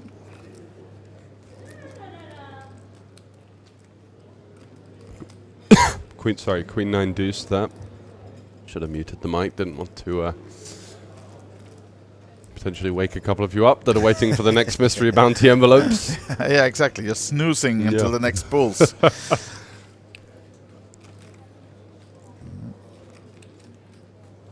we'll see how many envelopes we have for the next break coming up. It seems like almost everyone choose to draw in the first break, right? That had one. Yes. I think so. But you are allowed, as we said, to save them for later. Yeah, you Depends can. if you want to be sit like watch the others, hoping for all the 500s to go and then jump in, or if you want to go in the beginning, so you're sure that the 20k is still in there. Exactly. Yeah, I think you need to play at least a couple from the beginning, you know, because once the big ones go, the average value just completely drops. And then on the flip side, playing this deal or no deal. Exactly. thing. Do I take the box? Do I not? So. On the flip side of that, if you wait and you are correct, then the average value shoots up. Yeah. Oh, is that going to be Omaha? No. Is that going to be a misdeal, or did he just take that card back? They're figuring out which one it was. Seems like they did. So they did take it back. I mean, it's a mystery tournament. You can just take one. Yep, exactly. What have you got over there? Doesn't matter. Aha. Still, this event is still just pure luck. Exactly. I raise you with just the Jack of Spades. He's 3 suited now in the hijack for Fabian. Should of course, be. with a million in chips we're raising here. Absolutely. Happy to get involved. Makes it min 20. And Dimitri in the has small maybe a taker. blind. Yeah, is he going to fight back with the ace-10 here? Calling or 3-betting, I think, are the only 2 options. I think folding would be really weak at this stage. And also, calling allows the short stack Steven to potentially come along in the big blind, so that's why he's gone with that option. Jack 9-5 rainbow. Swing and a miss. For both, I believe.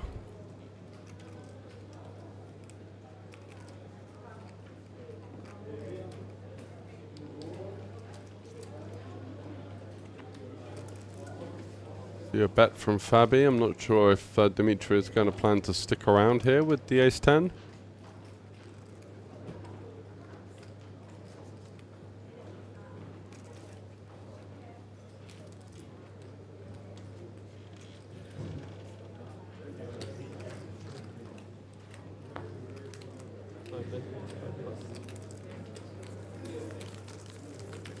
Looks like a small c-bet gets the job done, unless Dimitri's led the flop. Looks to be stacking chips. We really don't have any information on that one. Yeah, Dimitri did indeed lead the flop on the Jack 9-4. Interesting. Yeah. Saying is that his small blind peeling range is going to be quite sort of middle to high dense, so he's going to have lots of hands like Queen 10 and Queen Jack, Jack 10, Jack 9, King Jack, Queen Jack, so the fancies himself as hitting that board quite a lot and feels compelled to raise, and it was a nice bluff. Andreas now, King 8 goes to the muck.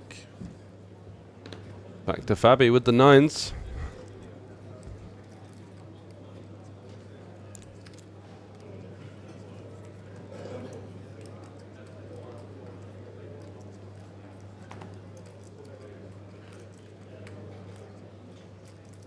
Brings it 20 to go. Marco is going to peel ace-jack off. Bestow Dimitri out of the way alongside Steven. And Lucas Oironen in the big blind with the 7-4 suited. Yeah. Just trying to figure out how much Fabi's working with over there, just to see if Do he I covers cover him. you or not? Yeah, exactly. Of course, that's the thing, and he doesn't. He doesn't Fabian indeed. has slightly more.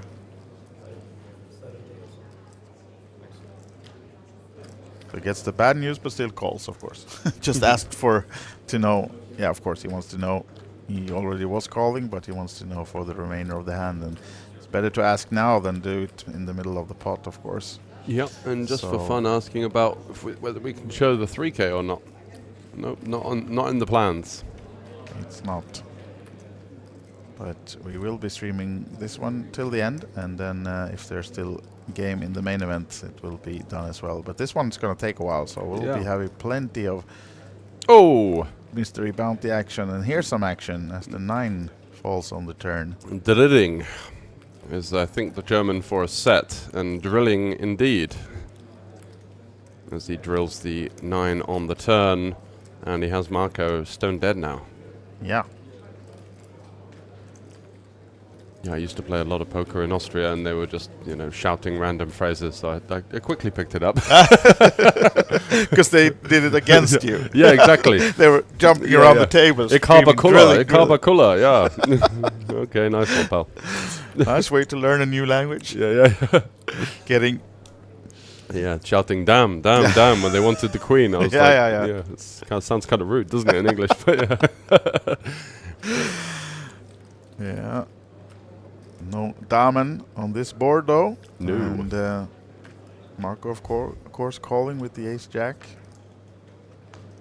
And really innocuous-looking 3, and I'm expecting a large bet to be incoming here from Fabi. Yeah, he looks as happy as when he pulled the 15K envelope, actually. He's kind of one of those guys. He's got a really steely table presence. You know, he's not really talking much. He's doing a lot of his interacting on social media, where he's got a decent community of people watching his live poker journey.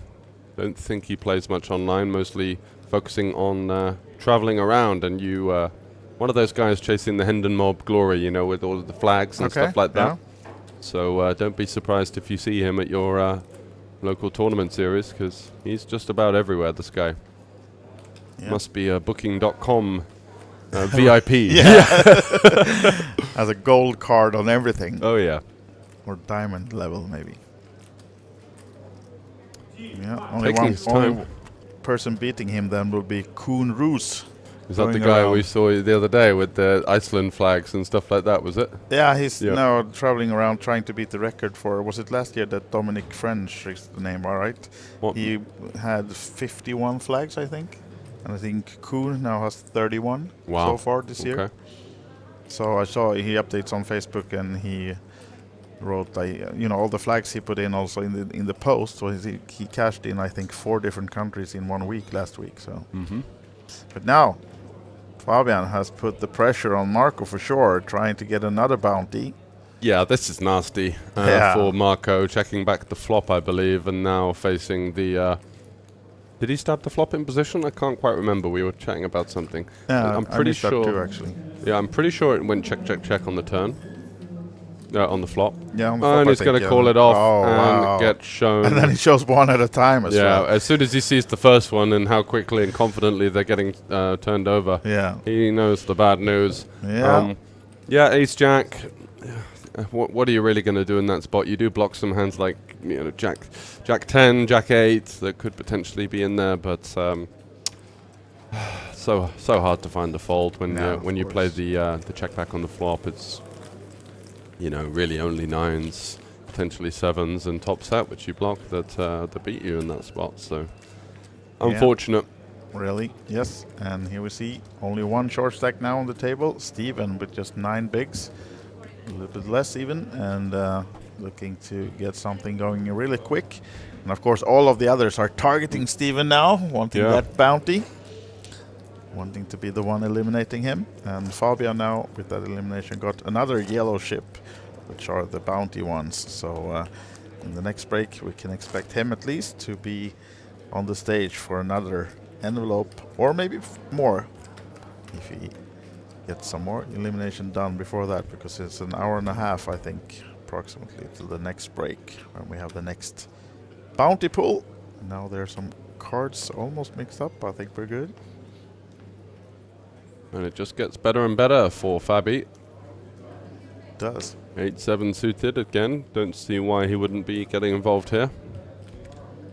He's got the Estonian short stack. Is he in the blinds now? Yeah, I think he's in the small blind or the big blind now. Can't quite remember which, but Risto is also looking over his left, trying to figure out whether he wants to get I can drill this. I can find the drilling. Yes. And eliminate maybe the short stack Steven. It seems like he's folding. Yeah. It's not in the blinds. Luca, king jack off in the small. Yeah, kind of an interesting scenario now, because you know that both players are going to be a little bit wider than usual, trying to hunt that short stack. So could be quite a nice spot for a squeeze here, going sort of 110k, something around that region.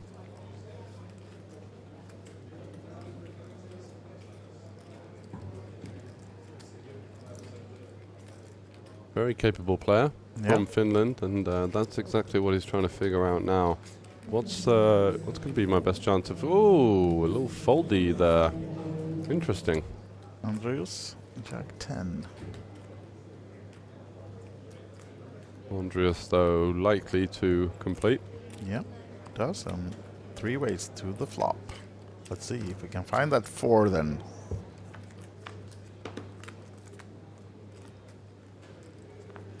We do not. Would have been a nice board for Luca, but he did get out the way with his King Jack, so... Fabi, was the one opening the action and actually hits the board, so expect him to make a little 25, small 30K. size. Yeah. 24, is it?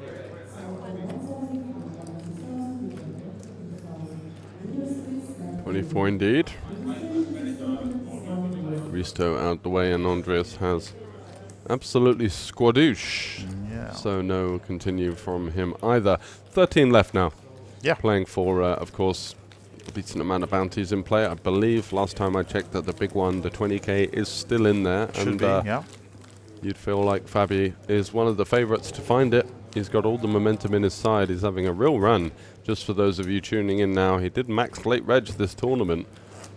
So would have only brought in with about 16 big blinds, and has been on quite the spin. 5 bounties for him and 20.5K in bounty earnings alongside the guaranteed prize at this moment of, I think it's about, was it just under 2K right now for these guys?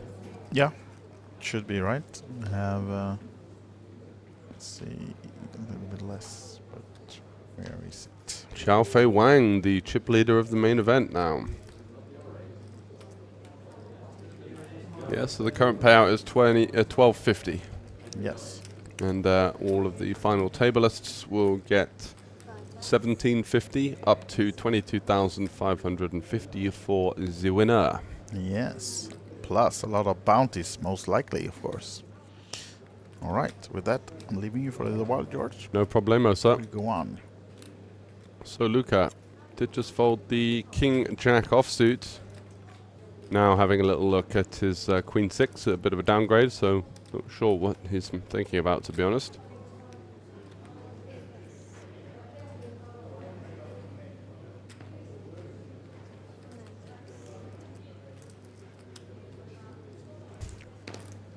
Fabi with the Queen 4, chip leader. He's up against second or third in chips with the healthy 80 big blinds out of position, and is going to choose to defend the Queen 4. Unfortunately dominated on this occasion. Ace 9 7, 2 spades. Swing and a miss for both, but you feel like Risto is going to be the overwhelming favorite to win this hand. Any kind of bet should do it.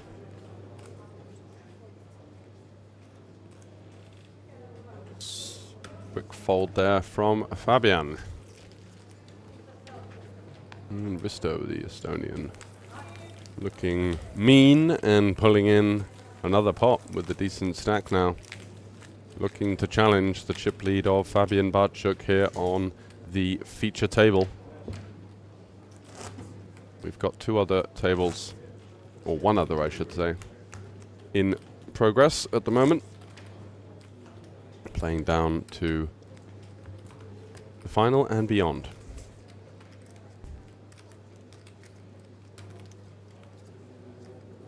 So cards back in the air. Not seen too many fireworks over the last orbit or so. And it's one of those tables where these guys in sort of second, third, fourth in chips on this table are pretty much also second, third and fourth in the tournament. We've got the majority of the chips in play over at this table here. Average is about 450, and we've got Luca on almost 900, Andreas on over 800, Fabi with 1.5 million. So it's a little bit of lopsided sort of chip distribution in this one. Andreas peeling with the 9-8 suited. That might get rid of Fabi from the small. No need to be continuing with these types of hands out of position. And of course, Risto as well has almost 850k to his name. So just to show you how many chips are in play at this table, which you'd think, oh well, bigger stacks, more action, but kind of the other way around, as they're just kind of tiptoeing around, looking to make that final, not looking to dent themselves too much in the build-up. King high board, great one for Risto, the Estonian, completing the big blind. Luka has not a lot. Ace high with some backdoor stuff going on, and Andreas, I feel like he might take a stab here with the gutter. 3 ways, check to him. He can put a lot of pressure on this big blind, who's going to be in the sandwich. You know, even a hand like a hand as strong as second pair could just consider folding in the sandwich a decent amount of the time. And Andreas with a nut draw, any 7 of non-club variety would be the nuts. So by betting here, going to at least buy himself a free turn card, and has the beauty of being able to reassess on the turn. Anyway, Luka with the ace-9 off. Yeah, I thought he was thinking about getting frisky there with the check raise, which would have been very aggressive, and doesn't. King on the turn, and that one's going to almost seal the deal for Risto now, improving to trips.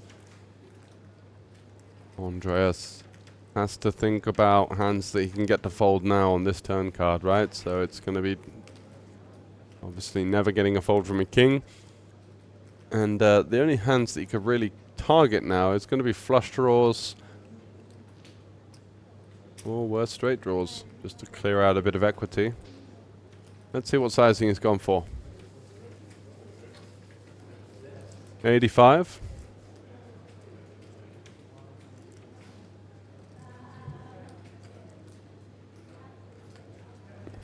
That is going to get another continue from Risto. Taking a little bit of time trying to pretend like he's weak. Oh! The offsuit 7 on the river. And the nut straight for Andreas. And that's why you, when you barrel, have some equity, because you could always get there. That's an option. And that get there he has, with this 9-8 and a really disguised hand. Now, does he go for it all? Would be around 235% pot.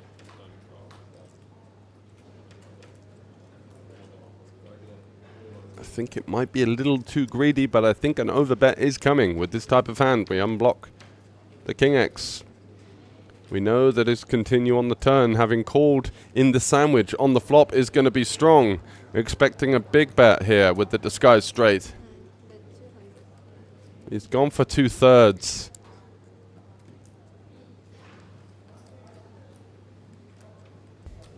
Which I think is leaving a bit of money on the table. I think the king is going to be inelastic here and is going to call, you know, up to 150% pot quite easily. So, are we? I mean, if Risto's considering folding this versus 200, that would be quite something as well. But where are the bluffs coming from? Would a hand like 7-8 suited now bet the river in this manner? No, probably taking the showdown, right? Versus some of the 6x or the flush draws, missed flush draws. So, would have to be a rather counterintuitive play. And if he thinks that his opponent hasn't really got many bluffs, what value does he beat? Potentially King 9, King 8 suited.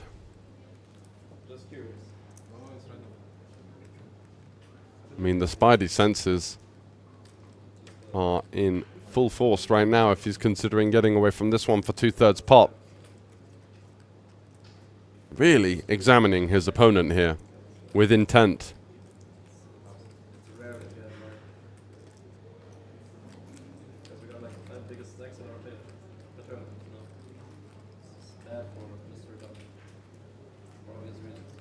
What a fold!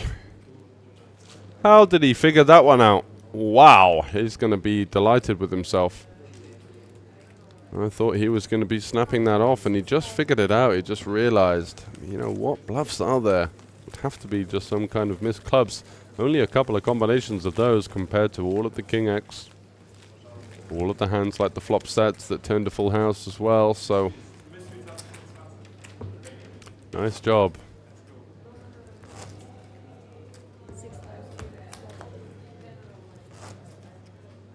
I guess bluffs could come from hands like pocket deuces, pocket threes, pocket fours.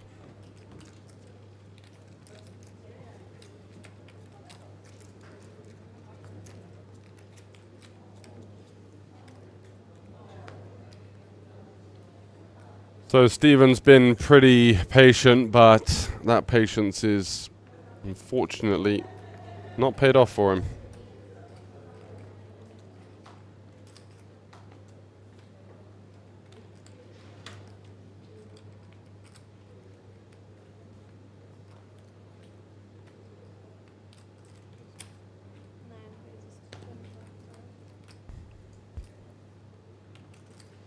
Andres opening it up, 10-4 suited for Fabi.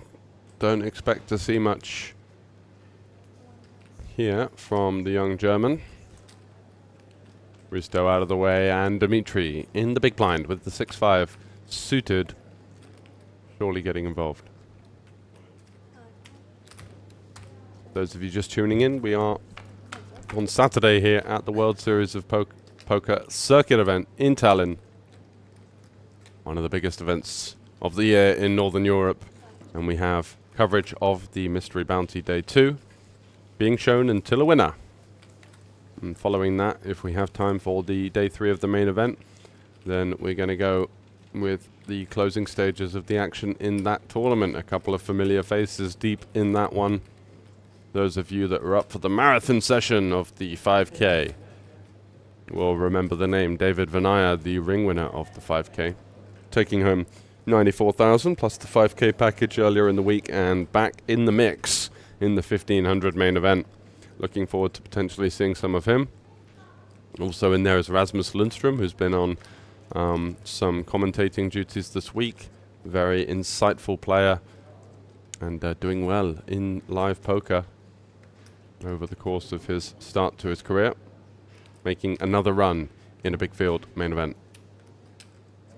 Anyway, back to the action here between Dimitri and Andreas. And Andreas has got a nice hand to continue barreling. Would like to see quite a large sizing here. I think would work quite well.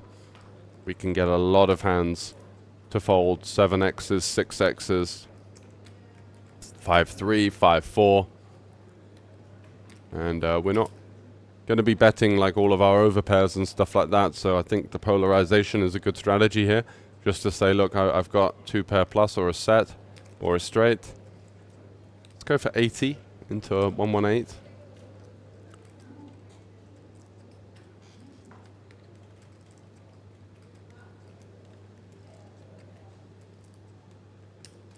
Thinking about something maybe a little bit more geometric, really applying the pressure. Now, for this sizing, this hand is just under so much less pressure than the big polarizing turn bomb, which, you know, we're not going to find that often because it's just not really a board where we have loads of great hands. So he may be deciding in his smaller size that he was still going to bet all of his overpairs for that size, and that kind of, you know, balances up that. But left with Jack high on the river now. Can certainly have 8x in range, having bet the flop and the turn. And does check back, waving the white flag there. So, Dimitri will be very happy to see that. I thought that we were going to see a little bit more grit from the Lithuanian, but not to be. Surrendering with the Jack 10. So 13 left, and it's Fabian Barczuk, the current chip leader, with 121 big blinds. Not too bad of a spot at all for him. Andreas and Luca in that chasing pack. And then Risto, Dimitri, slightly behind with Steven, right at the back of the race right now.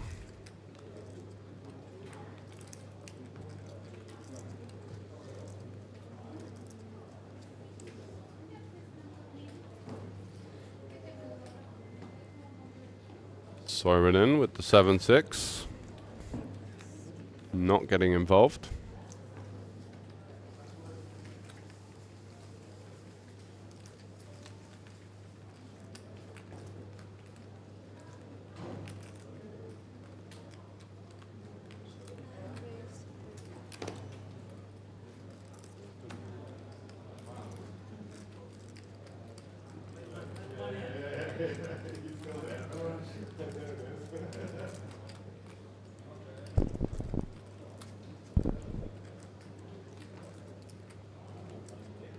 Abby, not sure what he's thinking about here with the 7-5. Just running down the clock a little bit. Risto out of the way with 3 deuce, you'd hope.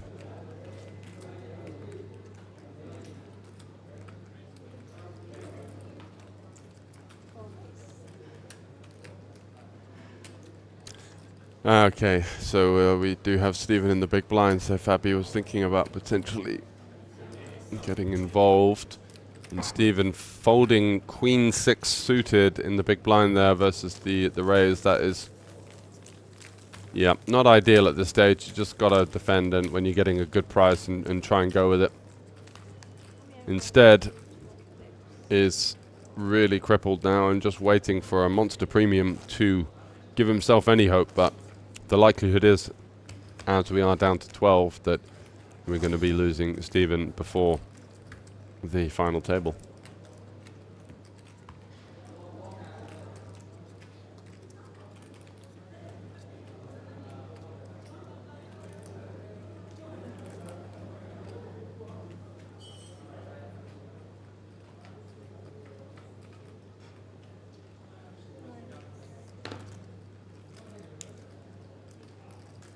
Ace-5 for Fabian.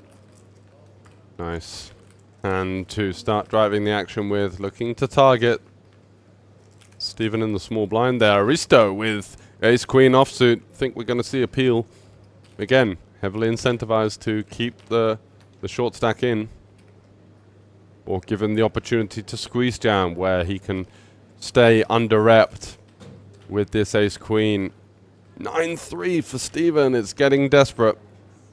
Only sub 5 big blinds now, and Luca Soirenin likely to just close out the action with the queen jack. Don't really see much of a reason to 3-bet this one. Let's see if he's got any other ideas.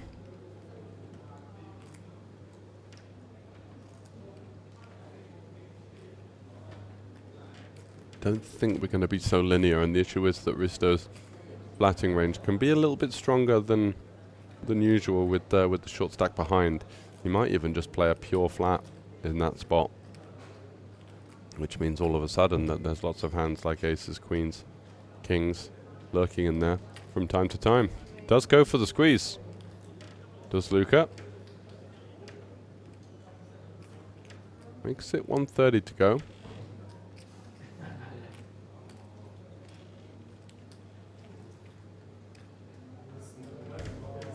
And the first thing that most people think about when summarizing what a 4-bet bluff could be in a certain spot would be ace-5 suited. So are we going to see that put into play once again?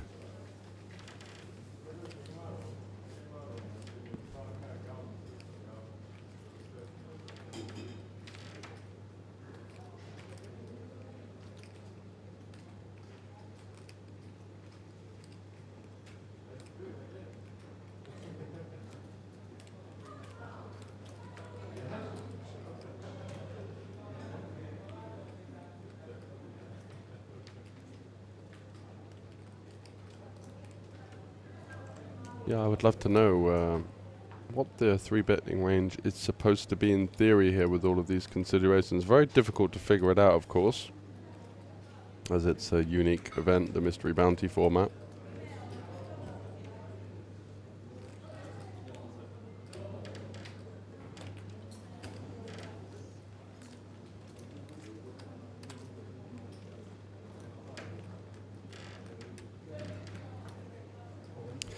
having a look at the chat. Yeah, Aristo is the real deal. I mean, that was an incredible fold, and now going for the back jam with the ace-queen and getting rid of Luca here, who, once he got through Fabi's tanking shenanigans, would have fancied that he's picking up the pot a decent amount at the time, but knows now how strong that peel can be.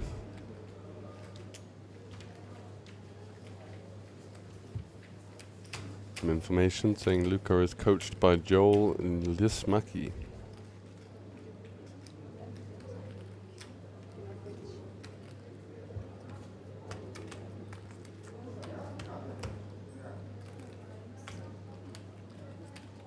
Not particularly familiar with that name.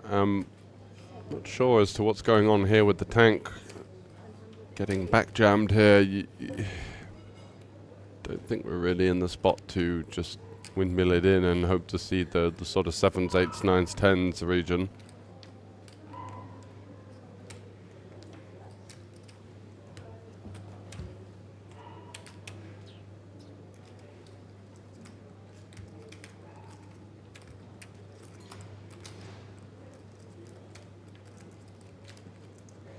So 12 left in the mystery, and it's looking like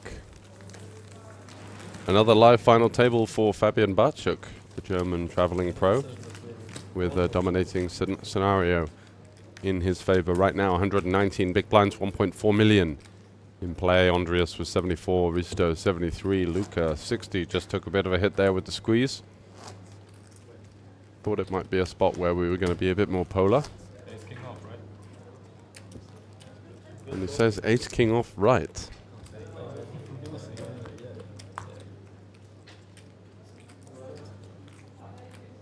Was almost correct. Folding and shoving. There could only be one.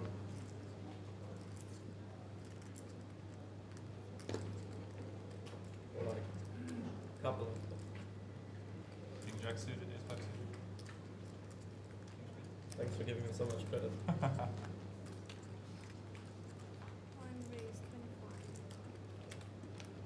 A bit of banter between the two young bucks.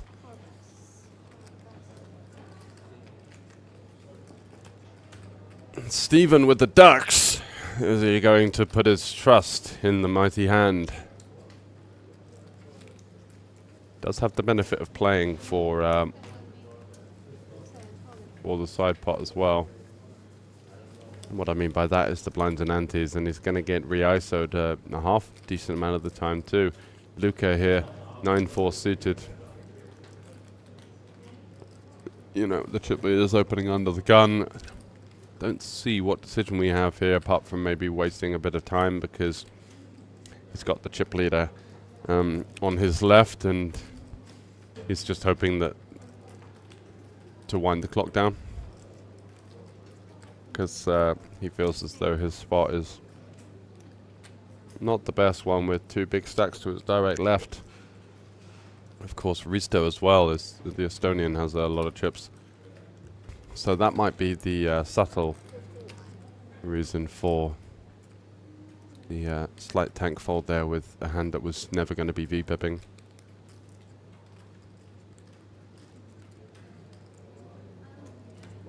Andres with ace-8 offsuit in the big blind.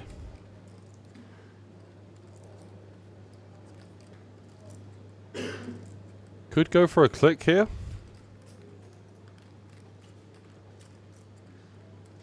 I think all three options really. I mean, folding seems a little weak considering how wide Fabi's going to be. I think I like this option, this kind of click. Going something like 125. Looks like he's got a bit of added meat on the bone. Trying to ISO here, and wow, it's gone quite big there, 160. As the action was reopened.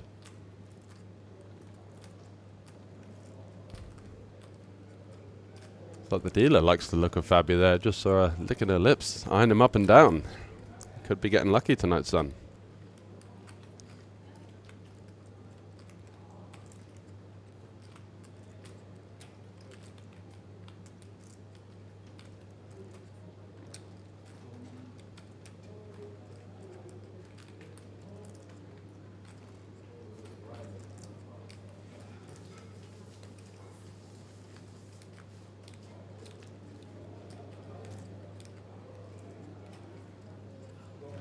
Another fringy spot for Fabi. Could potentially be thinking about a 5-bet bluff. Didn't take it with the ace-5 suited in the last hand. Versus the 3-bet squeeze of Soroinen. I think it definitely would have worked. As ace-queen would have folded behind. Does just let it go. It's pretty weak hand. He's going to be annoyed to see the ace-8 though. And it's going to be another classic race as Steven gets exactly what he was looking for. Action behind. And now, all of a sudden, he's playing for well over a triple up. Ace in the window, killing the hopes and dreams of the shorter stack. And now, looking for a magic duck on the river. Is it going to be a quack quack? It's not. 7 comes, and that will spell the elimination of Steven. Just didn't really get much going towards the end, and is unfortunately hitting the rail in 11th. So 10 left. We've got a table of 5, and that should mean that there is another table of 5 downstairs, or down the stairs, I should say.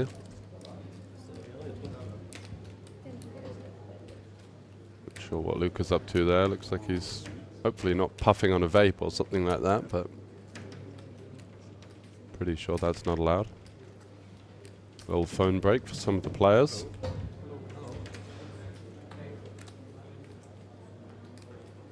I'll be checking their football accumulator or something like that.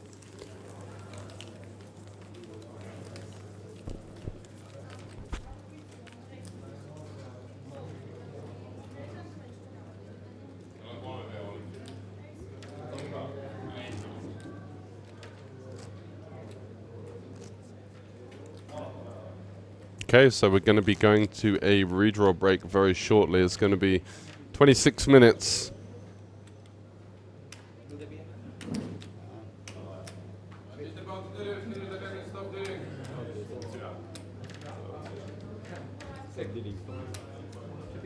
Yeah, we're just getting confirmation on whether there's been an elimination on the other table. And then it would be the full final 9 redraw. Cards are not in the air. So let's wait for the official confirmation before we decide how to go. That is decided now. 9 hits the number on the main information screen, and we will be seeing you in 26 minutes. So stay tuned for the final table of the mystery bounty coming up next.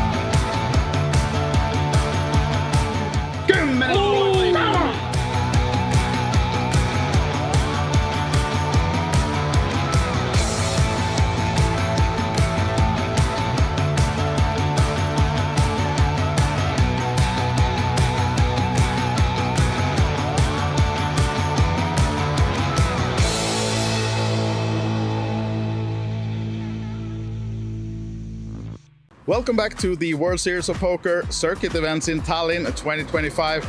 We are on day 2, and behind me, of course, a lot of poker is already in full swing. We have the open face Chinese, and we have the day 1B of the mini main event.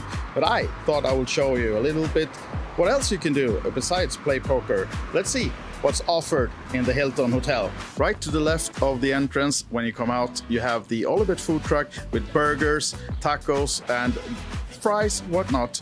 And you know, hardest part of this work, sometimes you just have to try things as well. So, okay guys, let's see. Could we have some tacos, please? Yeah. Oh, it's really quick too. Can't promise you that they will be this quick all the time, but surely you can get a nice food, a meal out here in your breaks. So make sure to check out the Allibet food wagon outside. And now then, once eaten, when you enter the Hilton, to your left you find the merchandise stand. Here you can find some nice t-shirts, caps, hats, sunglasses even, might be needed in this weather. We have one of the nice caps here, and we'll show you a bit more about what could be found here. And as you're heading upstairs to go to the big tournament ballroom, of course, you'll be using the stairs, not the elevators. And in these stairs, you'll find the ring winners from 2023 and 2024. All their names are on these steps. And once you've done those steps, you'll be upstairs in the lobby outside the ballrooms where the tournaments are played. And the first thing you'll see is the cashier. Here you can register for all of the tournaments for the week. Now then, in the big ballroom, this is the main tournament area, and this room can fit over 300 players. This is where you'll be playing most of your tournaments before you might end up at the final table, might even be at the live TV table. So here we are now with that TV table in the background. This is where you want to end up, of course, and there will be live streams coming to you from Tuesday. So stay tuned to our socials to not miss out on that, and of course watch all our streams, all our updates.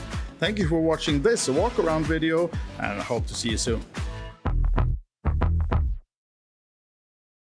Joined now by Jason Glatzer, as you all know by now, the CEO of Poker.pro.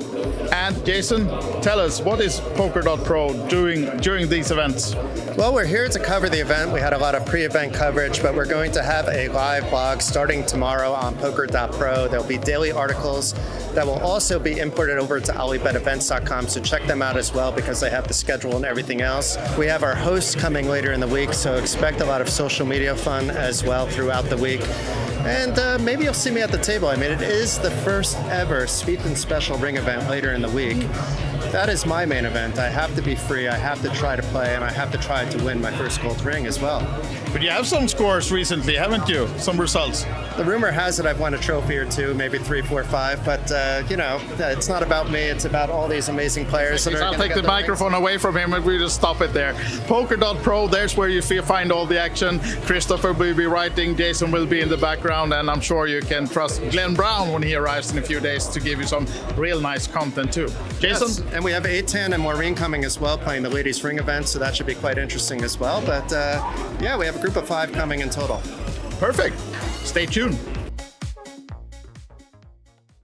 Hi guys, coming back to the WSOP Circuit events in Tallinn, now joined by Norwegian, always happy superstar Drea Karlsson. Welcome to Tallinn, first of all. Thank you so much. And I was just standing by your table minutes ago to ask if you're okay to have the interview with us. Yeah. But I had to stand there for a few minutes because you're having such a nice chatter on the table and you're smiling, being happy. Do you always have fun on the tables? Yeah, that's a big part of poker for me, being social. Taking a drink, just be happy, meet new people and new friends, play a lot of hands as well. So okay, that's part of your strategy. It is. Okay, don't tell anyone. Kill them with kindness. Yeah. So the series has just started. Do you have a plan what you're going to play during this event? Well, I'm staying till next Friday, so I'm going to play the mini main today. I first 1B. Hopefully tomorrow as well, day 2. I think so. I really believe I'm going to go through to day 2. Of course, the ladies events. Yes. I love the ladies events everywhere, so I'm here for that as well. And I just take everything else as it comes. Yeah. So that's my 2 tournaments right now. And a lady always love a ring, right? Yeah, of course. I need a ring on that finger. Yes, so hopefully we can make that happen during this series. And I know, actually, you talking about the ladies event, you won a ladies event just a couple of months ago, right? In May. I won in Vilnius, So that's why I also going to Queens of Tallinn in August. Because I won a ticket in that tournament, so yeah. So yeah, it's actually just a couple of weeks away for the ladies, the Queens tournament here in Tallinn. I'm so looking forward to that event as well. A lot of ladies playing, and those events are so important to just bring up the women in poker, and we're so we're so few compared to the guys. Yeah. So we need more women in poker. These events helps so much. And I'm here to be happy and to meet other women, to greet them, to take them in with warm, good arms. So please join. Yeah, exactly. Here you see what you can expect if you come here, either now during this series or the Queens of Tallinn. Then Yeah, in a lot of August. smiles and a lot of fun. Yeah. Yeah, it is fun by the tables. Best of luck, Rhea. We're going to send you back and hope to see you soon again. Thank you so much. Thank you. Hello and welcome back to the WSOPC Tallinn 2025, and I'm joined by familiar face Scott Pokerbras Kenyon. How are you, sir? Yeah, not bad, thanks. How are you doing? I'm doing really well. I'm looking forward to this week. It's now the third WSOPC circuit, I believe, in a row here that we've done, as well as many other events in Tallinn. What keeps bringing you back? I mean, you know me, mixed games. Always the mixed games. It's a spicy array this time because obviously the buy-ins are a little bit juicier with it being a World Series event. Obviously the prestige of the ring plus the potential of the 5k added package to Bahamas. Yeah. Yeah, love the mixed games. And to see like a 1k 8-game tournament, 555 Sweden as ring events. It's and that gives that extra level of intensity and prestige to the smaller sort of field events, which means that all of a sudden your onus completely shifts from the larger fields to now, you know, let's get in there, let's get hunting. What's the strategy? I mean, for me, I always play a sort of somewhat solid-ish game along the way, sort of build the sarcasm when it can come. Yeah, it's... I made a bit of a mistake, actually, in one of the events. I feel a bit too late, I think. Particularly for the mixed games events here. There's action from the start. It's not like the old days where you would start with like 200 big bets deep and you're passing basically nothing. The first levels are meaningful levels. So I made a bit of an error coming a bit late. I want to make sure that like I'm here for the start of the tournaments. Yeah. Because there is blood from the start in these. Yeah. So you want to be in there straight away. You want to maybe, without sounding a little bit too like a vulture, you want to seize some of the value that could be in there from people that maybe aren't so experienced in those formats, and they tend to bust out quite quicker as well. For sure. Especially when they're used to, let's say, pot limit or no limit formats, and they're just kind of in every hand, just, you know, spraying it about. And equally, it's just helpful to get a sort of profile on the table. If you come late, you come in cold, you miss some of that information that a lot of the other people are going to have. So I think it's a benefit that you want to be there from the start. You want to be able to profile your players accordingly as to how you think they're playing and spot, like you say, not to be too much of a vulture, but to spot the value on the table.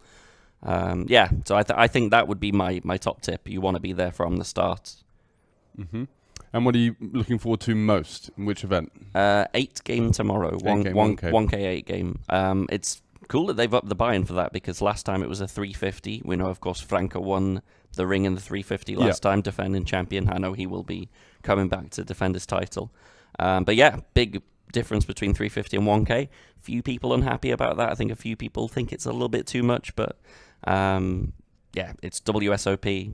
Yeah, exactly. Under the brand of the big name. Also, you're still going to get over 100 runners. For sure. For sure, right? Yeah, so I would think so. Mm-hmm. Yeah. Nice. And have you been brushing up your 8-game skills? And how do you do that for people watching at home? Not much, actually. So I play mostly Hold'em online. That's unfortunately the sort of what we have these days, barring you can't a make series. a living playing 8-game, $5.50 tournaments, can you? Barring a series, barring a big series. I mean, I did play Scoop. Got one final table there, got third in a deuce to 7 triple draw. So that keeps the 8-game skills kind of fresh, the mixed game skills fresh. But yeah, on a week-to-week basis, there's very little in terms of, like you say, $5 tournaments, $10 tournaments, and just very small prize pools. It's not like the glory days we had in the past with full tilt and such. Yeah, it's not worth getting your teeth stuck into, really, because no one's really making any money there. Yeah, and it's a shame because I love the mixed games. But you even see, like Omaha tournaments, for example, a lot of the sites that used to have big guarantees, they've had to pull out of some markets, and so they're getting smaller. That was what I was grinding for a while, Omaha tournaments. It started quite fresh, quite exciting, and then all of a sudden it's just the same faces all over. But I do see on GG and Olibet they're pretty good at the moment. They actually have an Omaholic series, I believe, this week. So good to see that a bit of a spotlight has been put onto the Omaha, and bigger prize pools, bigger possibilities. Yeah, well, fingers crossed for that. But in terms of mixed games, you wouldn't really classify Omaha as a mixed game, I guess, anymore, right? It's I kind of do, actually. Do you? I kind of do. So I've had this discussion with many mixed game savants, and a lot of them disagree with me. They think, no, it's not a mixed game. For me, I feel like the table chatability, it's kind of likening to the mixed games where you get a lot of friendliness, a lot of chatting with the Omaha. But equally, you see Omaha mixes these days. You see Omaha 4-5, Omaha 4-5-6.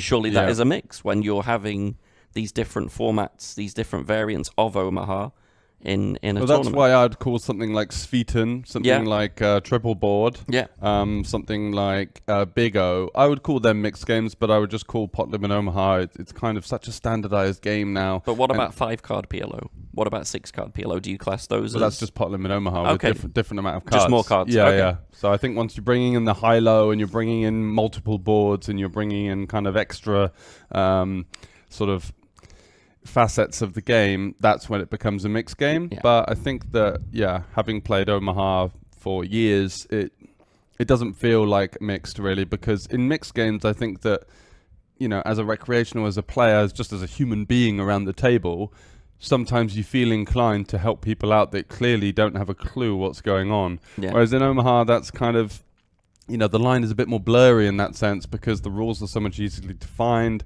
The games are running 10 times more. So it's kind of, you know, it's kind of, you know, in Hold'em and Omaha, it's like if you join, say, the cash game downstairs and you're clueless, that's kind of takes some accountability for that. But if you join an 8-game cash game table, right, and it's just 2-2 and people are having fun, then, you know, I've never really seen the people on those tables as the true vultures. You know, they're not there to just kind of, you know, rinse everybody. Yeah, no, you're not wrong. You're not wrong. By the way, so do you ever play Raz? Have you ever played Raz before? Very badly. Someone gave me a very sick idea on how to make Raz a better game. Yeah, because it's so dry and it's quite dry in the sense that obviously just a lot of the information is there, and good hand is good hand, bad is. It's kind of like, oh, I've got a bad board, so yeah. So someone gave me this sick idea that you play Raz the same way you would normally play it, but you have a pitcher qualifier, which means your hand has to contain a jack or a queen or a king, or your hand is dead. So then it incorporates a bit more skill, right? Because then you're like, well, what's he actually working with? And there's some bluffing elements, because if you're showing a low-only board, do you have the pitcher underneath? Your Raz hand can look fantastic, but do you have that pitcher that makes your hand live? Equally makes the bring-in more attractive. Yeah. Because that way you have the pitcher. So if you have pitcher with 2 cards already, you've got a great starting hand. You need the qualifier. It allows a lot more playability of extra hands because you need this pitcher. I think it's a very interesting idea. That does add a little bit of spice to it. Yeah, absolutely. In terms of streaming, how's things going? So I streamed the Chinese event. Got very tilted because for the first time ever, I let my battery run out during the stream. So I had to wait 10-15 minutes for my phone to charge up enough to actually restart the stream. And then proceeded to make a plethora of mistakes, like huge mistakes on the hands that I would never normally make. How much of that was from the stress and the kind of... I think it was. I think it just, I can resonate with that. So I was in for 3 bullets. Miracle still managed to get 5th place and actually made a bit of money on that. But yeah, played appallingly. For what my standard normally is in the Chinese, I was pretty appalled with how bad I played. Yeah, like huge mistakes. I had one hand where I had full house at the back, and I made a bigger full house in the middle and busted myself. Oh, yeah. I had another one where I had a big full house at the back, could have made a full house valid in the middle, but left trips there. Brain fogged it. Just like I say, it was not your proudest moment, but it happens. You know, we're all humans. We all make mistakes. It happens. You know, I'm listening to a lot of podcasts about sort of sportsmen in general, and you know, people miss the 3-pointers at the end of the game. People miss the putts to win the major championships.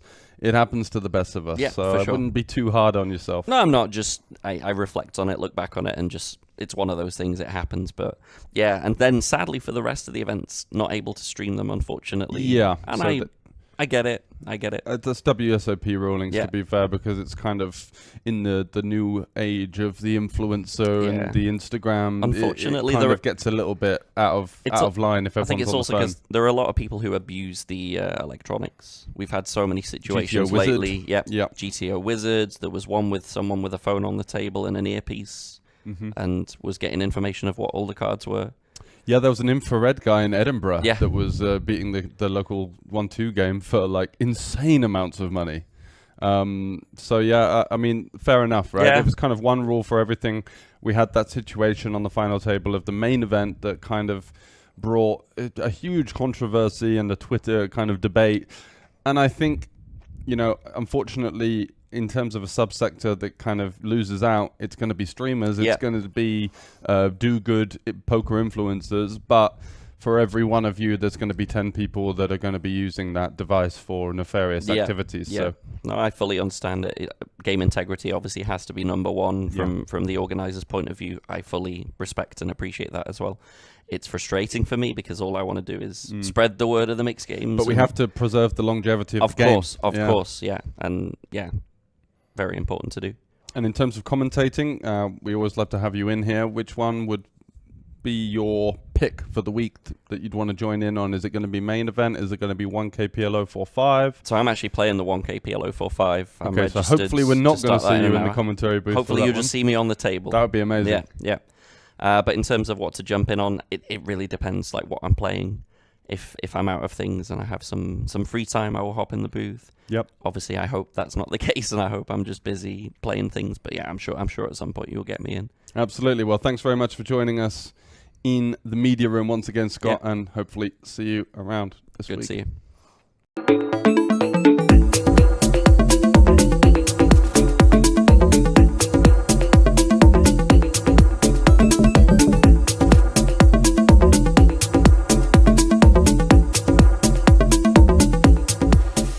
Hello and welcome back to the WSOP Circuit here in Tallinn, and it's 2025, and I'm joined by Andy Tillman.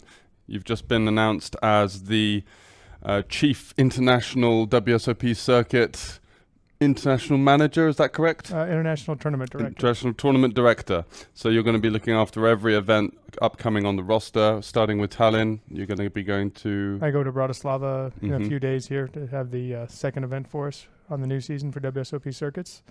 We'll also be rolling out for the first time outside of Vegas in the Bahamas, WSOP Plus in Bratislava. So have our tournament system with the app that everyone's been loving. And yeah, and that's going to be rolling out there. And in terms of your international travel, how many passports do you go through a year? So you're on the road for how many days?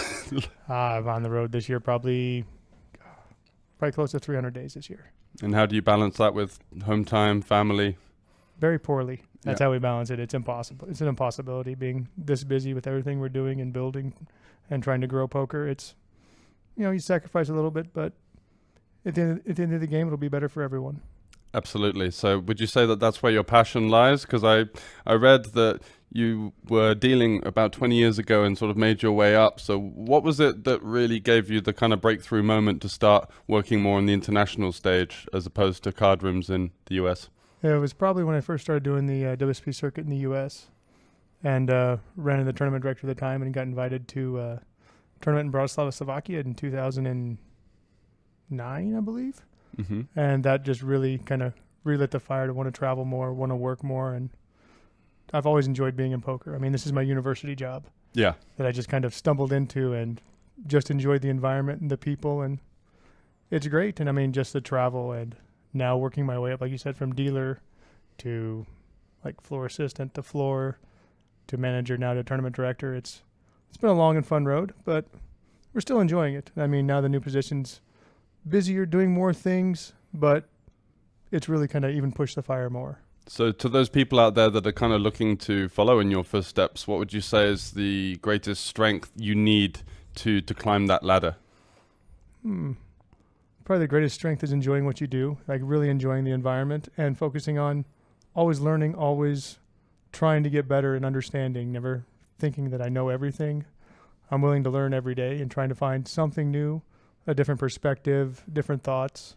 And I'm consistently talking with other TDs, players, floors, just have other perspectives and outsides and not just having my own vision by myself. Yeah, so working on that kind of emotional intelligence as you go as well, looking at other people's perspectives and just being open-minded towards that. Yeah, sounds good. Which is the favorite stop for you at the moment? You don't have to say Tallinn because I know we're here, but... I mean, Tallinn has been nice. I mean, the venue is great. I mean, it's definitely something I was excited to see. This is my first time here, and it hasn't disappointed. But, I mean, it's really hard to beat Australia. Yeah. I mean... Gold Coast? Gold Coast this year. Mm. And I was just there in May for a site visit and meeting everyone. And between just the relaxed Australian culture and the casino being, I don't know, 5-6 minute walk from the beach right there. How next sensational to is that beach, by the way? It's right wow down Broad factor, right? Beach is amazing. The casino is beautiful. Everyone's so friendly. Mm-hmm. And it's just the entire environment makes everything so relaxed but so much more fun. Yeah. So it's just an overall enjoyable experience for everything. And to add the prestigiousness of the WSOP brand, you get the international players coming in as well. It just, there's always that kind of, I don't know if you feel this as well, but there's a buzz around these events. You know, it's just kind of that step up from, you know, a random tournament series to, hey, we're at the WSOP now. It just kind of adds that wow factor. It adds the wow factor for sure. Because, I mean, WSOP is the biggest brand for poker on the planet. And, I mean, everyone gets their chance to come and play on the circuit and do things like that. So it gives the experience and the opportunity for everyone that cannot go to Vegas or just doesn't have the bankroll to go to Vegas. So now you get your own chance at playing with that buzz, with that environment. And that actually really is the fun part of it. I think so. Because everyone shows up and everyone seems to be genuinely excited to play. Yeah, or whether it's a mini main or a high roller, it doesn't really matter. There's the same energy. Yeah. Absolutely. And so we have to ask you, just to close things out, with the controversy of the big characters at the WSOP this year, what's your take? Are you Team Cabrel or Team Kasuf, or can you be both? I don't think you can be both. I mean, you and I both know Kasuf fairly well. And yeah.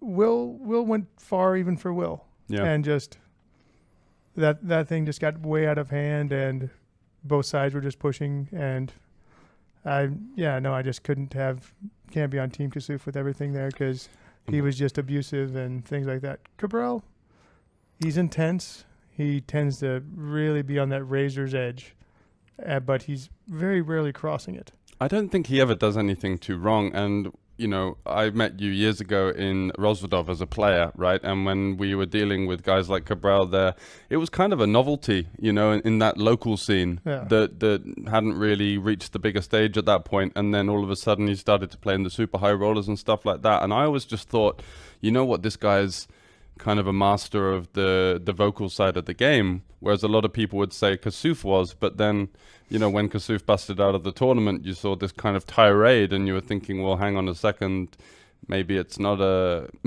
maybe it's not for his own benefit, it's just coming from a rather uncomfortable place, let's say. Yeah, and that's what it felt like. But thanks for coming on, thanks for giving us your opinions on a couple of things. Of course, and looking forward to seeing you go about your business this week. Yeah, I mean, we should have some fun here. I mean, it's going to be a great event. I mean, we're just getting ready to start up. The main event should have just put cards in the air and had shuffle up and deal, and should be a great main event.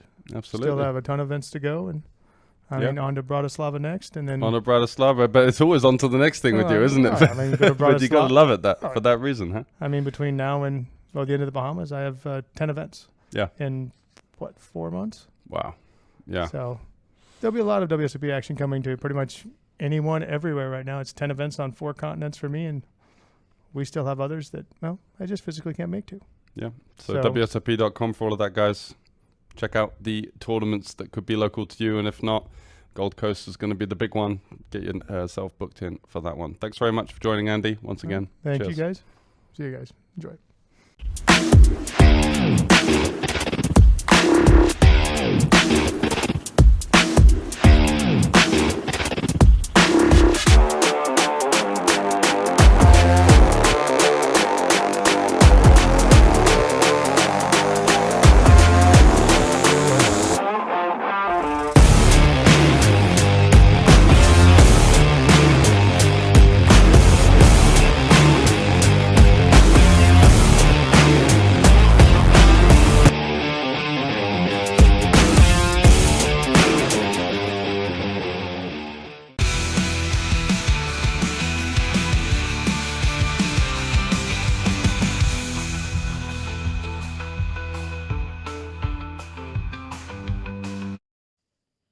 Welcome back to Tallinn, Estonia. This is the World Series of Poker Circuit Event 2025, and we just did some exercising to get us going. Yeah, that was getting us pumped up and ready to go, feeling nice and loose and feeling ready for the final table of the Mystery Bounty. 8 players remaining, headlined by Fabian Bartschuk, the German, who's taken down 20.5k in bounties so far and has well over 1 million chips coming into the final table. So with no further ado, let's get to the action.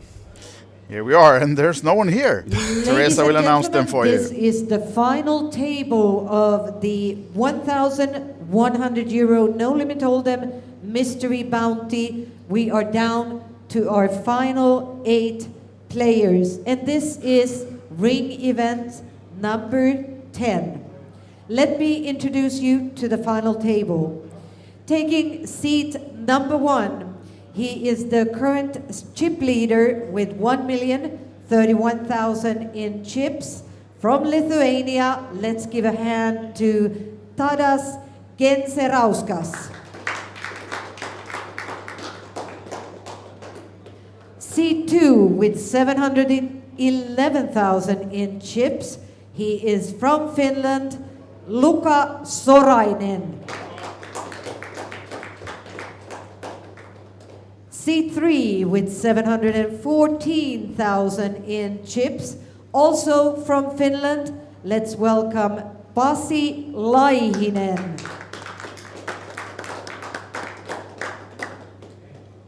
From Estonia with 881,000 in chips, welcome Risto Pärnat.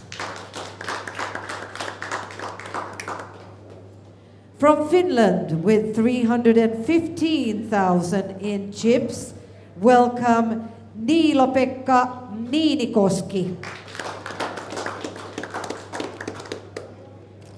Next up, he is second in chips with 1,003,000.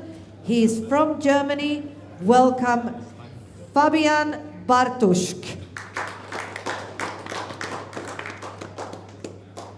And back to local players from Estonia with 668,000 in chips, Dmitry Dudakov. And finally, taking seat number 8 from Lithuania with 980,000 in chips, welcome Andrius Mazurkevičius. We have 8 minutes left on this level, and we're going to draw for the button. Thank you, Teresa, once again doing a good job of the announcements. And here you have the final 8 of the Mystery Bounty.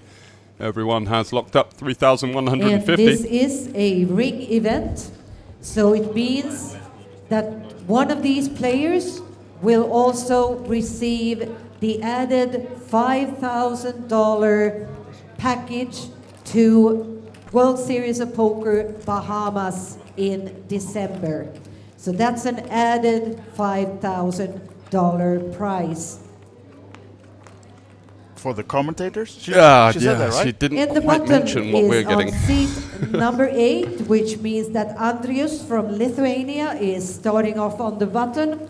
8 minutes on the clock. Blinds are 6,000, 12,000. Enjoy, have fun, and shuffle up and deal. There we go. That's the final table for you. Final 8 in the Mystery Bounty Tournament. And no new pulls has been made in this break. They will be coming up later on. This was a redraw break or a final table setup break. So the full bounties, most of them are still to be pulled. Yeah, and there's one player we haven't seen anything from actually. That's Pasi from Finland.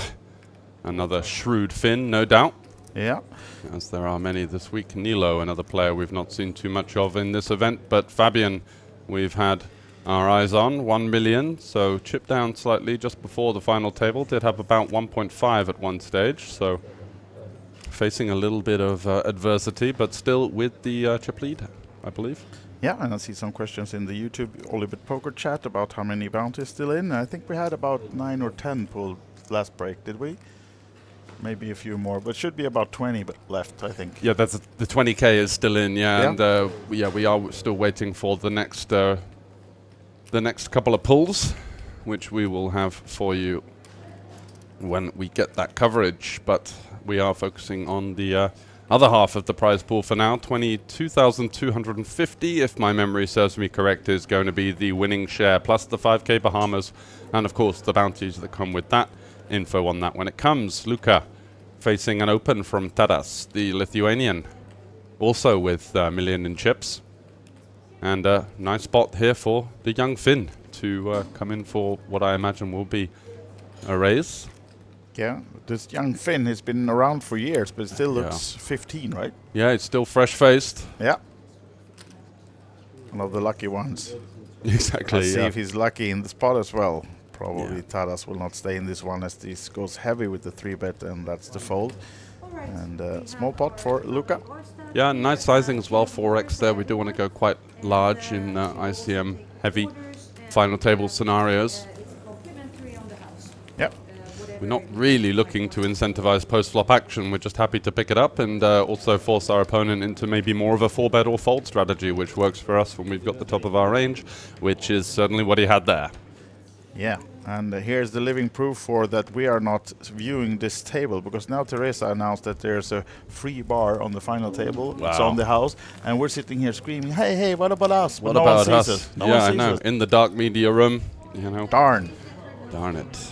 Would have loved a apple juice by now. I'm sure. And here are the payouts, Here they are. 14,800 for second. We have touched upon that winning prize, as you can see at the top. Third place is going to guarantee the next 5-figure payout, and then some smaller jumps from 4th, 5th, 6th, 7th, and 8th. 2,150. Unfortunately, my eyesight did deceive me. I thought it was 3,000, but never mind. Still a decent payout. Yes, sure is. And 8 remaining out of the 210 entrants in this one. Blinds are 6-12 for a while more.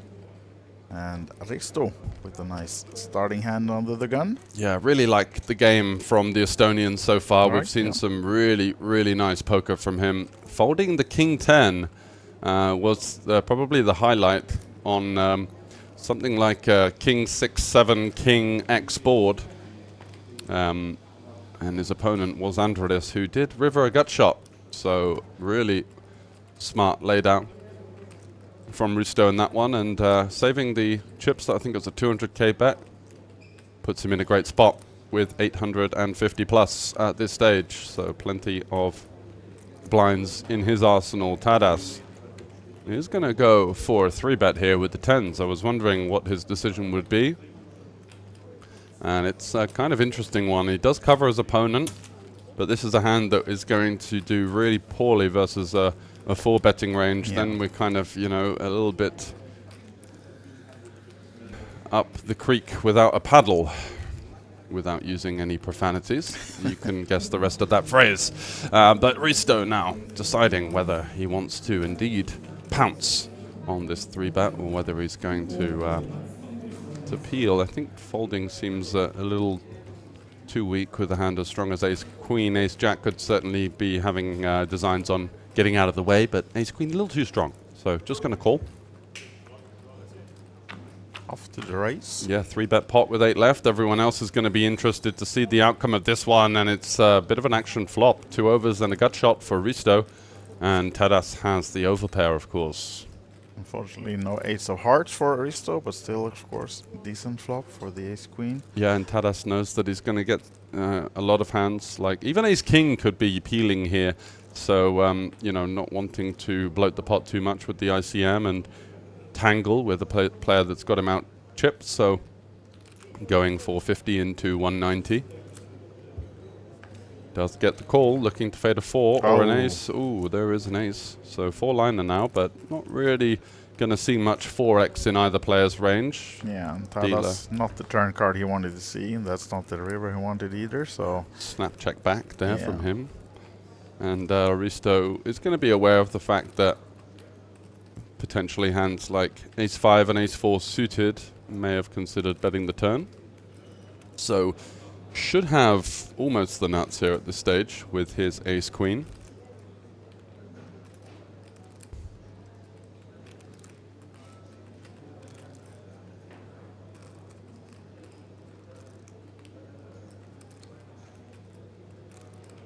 So 290 in the pot. Seems like a small value-seeking bet of 70 maybe? Was it that only? I think we can go fairly big here. 220. Oh, he's got 70. Okay, Yeah. so he's just going to try and target these tens, these jacks, these queens, these kings that could potentially be in there, maybe feeling that that's the bigger part of the range, and does get exactly what he's looking for. Yeah.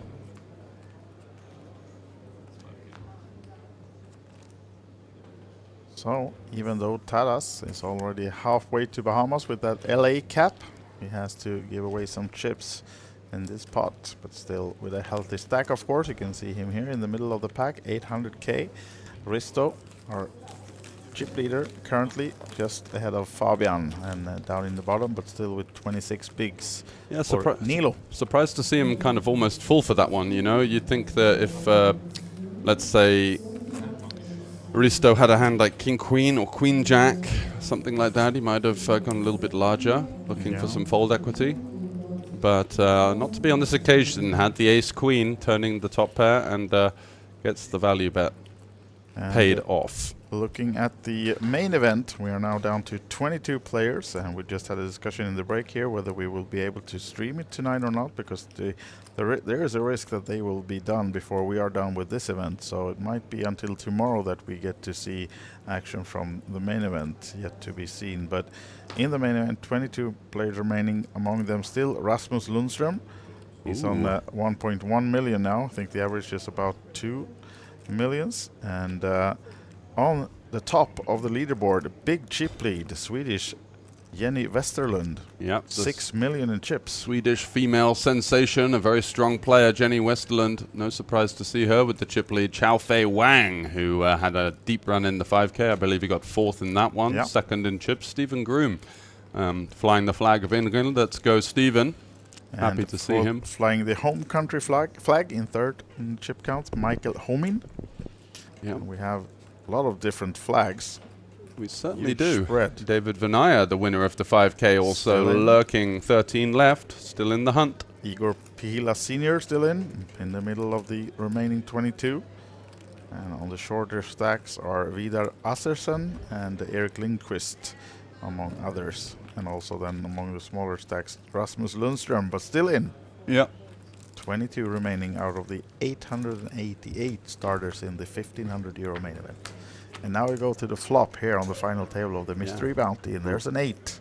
Rare multi-way action as an 8 in the window, followed by the Jack and the 3. Risto completing with the Jack 4 suited and coming up top with top pair. Fabi here, 2 overs, some backdoor straight draws.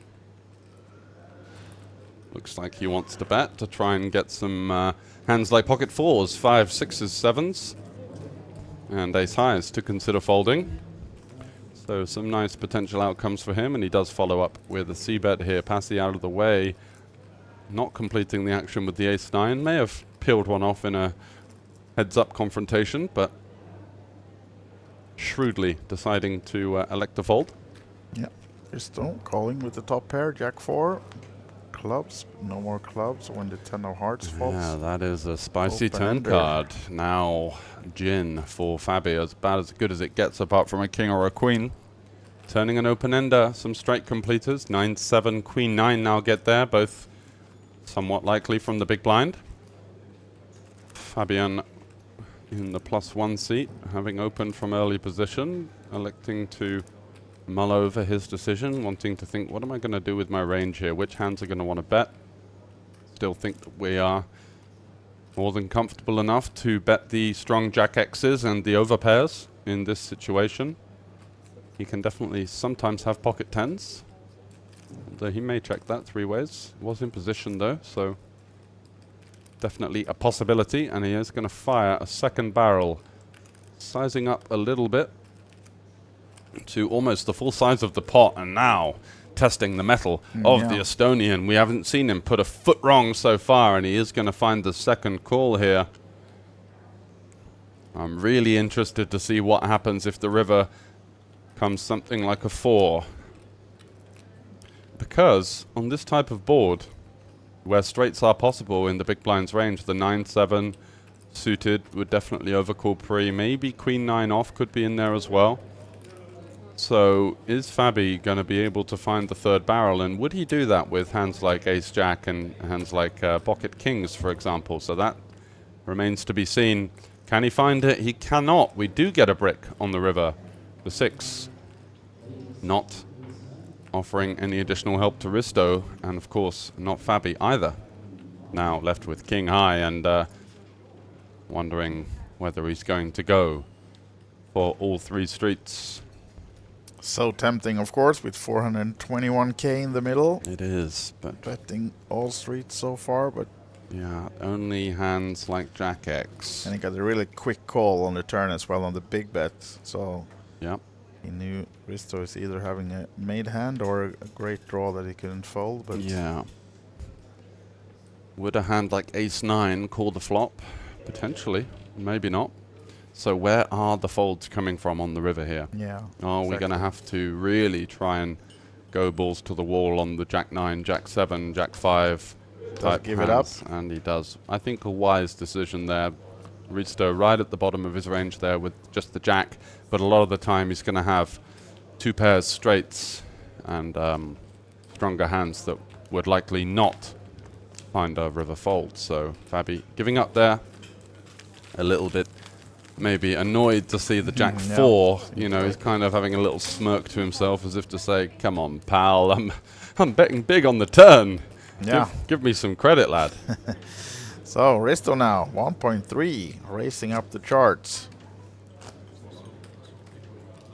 And the 3 fins, somewhat short, but still a lot of maneuver for them with 21 to 49 bigs.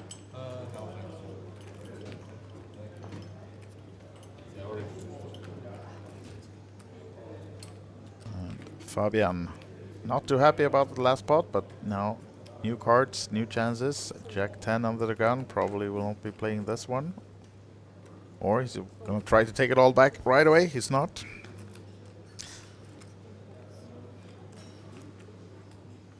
Andreas in the +2 seat with the king 5 suited. Does he have any designs on opening? It is a candidate, maybe a little bit on the wider side. He's kind of locked at the top in that loggerhead of big stacks. All with very healthy 60 big blind sort of plus stacks at this stage. Yep. And that's the tempo we like to see from the Lithuanian. He's certainly been one of those players that's not afraid to get in the mix and does open with the king 5 suited. Taras, what's going on here? Peels with ace 4 off. Uh-huh. Wow. It's bored. Yeah, or exactly. He just went to get coffee, maybe pumped into a plain tuna. Yeah, exactly. He's got the caffeine coursing through his veins and getting a bit fruity here with the pre-flop float. Not sure what's going on there, but Luca might be thinking of a squeeze here with the ace 9. Looking at the blinds. Yeah, I think we are more incentivized to take this one upstairs than kind of overcall in a final table. Does he have information on Tadas? If he knew that he was peeling this wide, he would be salivating at the thought of a 3-bet squeeze, but yes. Always hard to figure out. Let's see what the young Finn is going for here. Just with the over... Oh, no. Yep. There we go. That's what we like to see, and that's why 120, this is such a tough player, because he does find these moves. And, yep, 120 to go. Another 4x 3-bet.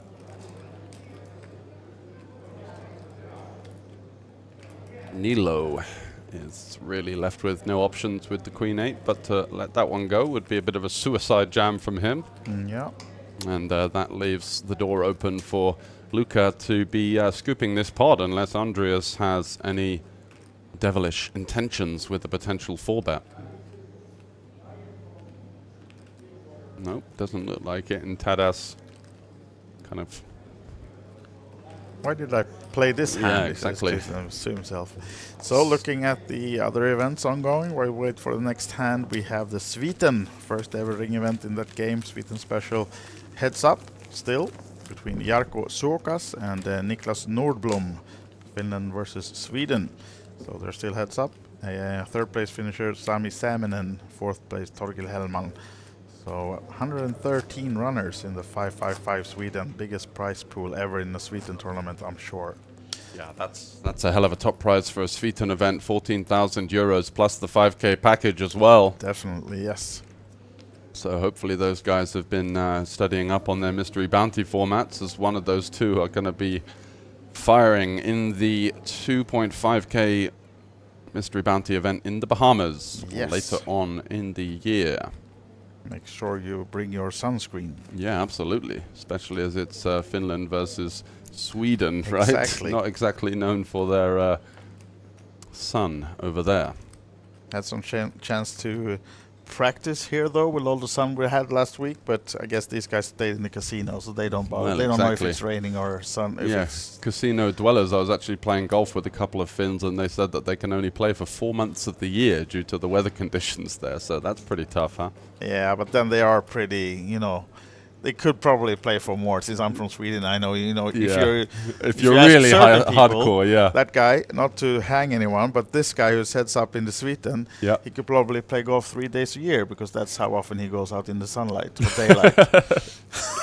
Well, there you have it. so if you know who I'm talking about. But yeah, so I mean, you could play golf with a red ball in the winter as well, right? Exactly. If you really want to. Or if you're really hardcore, get in the sim maybe. Yeah, exactly. Keep that swing nice and loose. Yeah. Nilo there had an opportunity to potentially consider the squeeze jam with the Jack 10 suited, does not take it, instead manages to find a gut shot on the flop for a little bit of equity.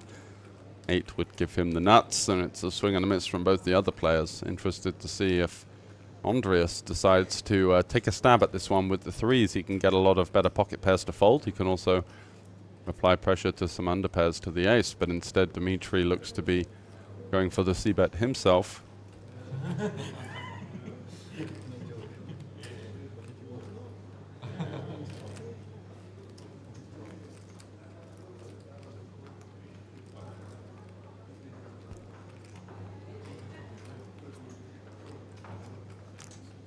So now then, Nilo in a rather uncomfortable scenario. Out of position with the gut shot, knows he's going to be up against a pretty strong range here. Is actually quite fortunate to his opponent only has Queen Jack, so looks like he's going to go for the peel and could get fruity on the river if it does go check on the turn. Let's see if Dimitri can pick up some equity with his Queen Jack, as he's firing into the abyss with none of it at the moment.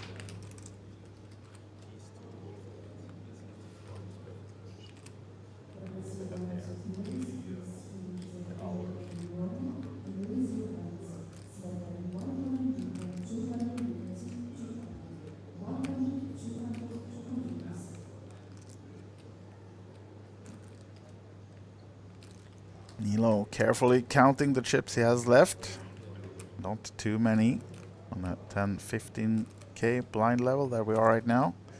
But still, I mean, no immediate danger, and also, of course, hard to scare Dimitri off a hand, although it would work this time if he would to be shoving here, but not likely. I don't think we're going to see a shove. He might go for a small check raise from time to time, but yeah, looks like he's just going to call. He does have backdoor hearts as well to give him a little bit of juice on certain turn cards. 7 of diamonds comes up dry for both players. And Dimitri is going to be somewhat concerned, I think, as to this continue. Let's see if he can find a second barrel. He does pick up the Queen of Diamonds blocker, which could be somewhat useful if he were to find a diamond on the turn. Could represent a flush in if he does go for all 3 streets. But 200k in the middle, 215 behind, does go for the check, which opens the door for Nilo, potentially, to find a river bluff. As we do have pretty much the worst hand we can get here with. He checks it over. A little worried about that king. And Dimitri with queen high. Is he going to think that, well, I've got queen high, how can I possibly win? My opponent's going to have some hands like ace-jack, ace-10, maybe a hand like king-9 suited that now would improve to a dominated two-pair. So, is it going to be an all-in from Dimitri? He does have the best hand. He's almost impossible to know that at this stage. Surely, chips are going to be heading over the line here from the Estonian. Goes for the small sizing. 55k. Does Nilo have any creative ideas? Of course, we're not going to be able to continue with the form of a call. A check jam would be rather spicy. What exactly we're representing, hard to say. Maybe a hand like 10-9 of diamonds, Jack-9 of diamonds, Dimitri with the queen of diamonds, holding another blocker to the flush, and Nilo gets out the way. Nicely played pot there for the Estonian. Dimitri getting one through with a small post-oak bluff, as they used to call it. Not sure if you still hear that terminology used much these days. No. A small bet designed to look like a milky value bet, exactly, but yeah. get a good price on a bluff, and actually had the best hand. He did. So look at that. 14 bigs now left for Nilo. And that it's just so tightly packed between Pasi and Luca there. 44 to 56 big blinds, so only 12 big blinds separating the middle six, as Aristo has the big chip lead, and Nilo work to do for the Finn.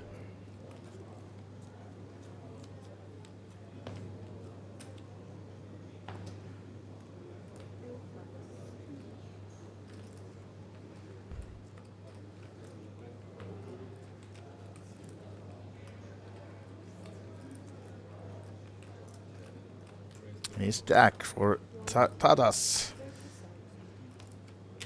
The ground +1, come with the open minimum raise to 30. Ace 8 suited for Pasi. Yeah, we're going to see a fight back from the Finn here. No, just folding. Electing to fight another day. And Nilo on the button with about 14 big blinds. With the queen-9 of clubs out of the way. Over to Fabi, who's on a little bit of a decline, but still in a healthy position, and of course still has the juicy 20.5k in bounties to fall back on, which is a great score, regardless of how the final table goes for him. So pressure's off when you do hit big in the bounty pulls.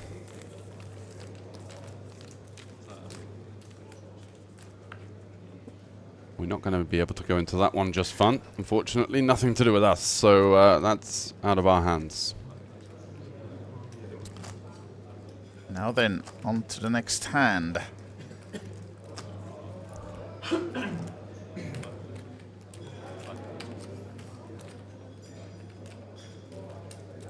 Still 8 remaining. Final table, if you just joined us, the mystery bounty. The last 8 of the 210 entrants. This is day 2. They came back on 41 players today. 31 was paid, and we are in the money. And also, of course, we have the mystery bounty pools happening in the break. I think I saw there was like a 40-minute level time left till the next break. So expect to see some pools in that break, even though the players are free to do the pools when they want to during the breaks, so they could choose to do it now in the next one or wait until the second next one or until the tournament is over. That is the last chance you'll get to pull your bounty envelopes. And a lot of envelopes still in. I think we have awarded around 10 or 12, so it should be 18, 20 something out of the 31 envelopes still to be pulled. Yeah, with that 20k looming in there as well. I believe there's also a 10k and some 6ks, 5ks, 4ks. Yeah, plenty should available. be. So a limp from Dimitri, and does come up ahead of the ace-5, but some playability for Andreas, as he's got a backdoor flush draw and a gut shot with an overcard, so should be seeing a turn in some way, shape or form. Dimitri with the Queen 9 going to stab. Goes for a little bit of extra juice on the conventional one big blind stab. 25 into 55. 45. Andreas, of course, sticking around for the turn. 8 of spades, so Queen 9 adding a flush draw now with that 9 of spades. Could be looking to go for a second barrel, trying to target some of the 3x, some of the 4x. Potential floats that have picked up an 8.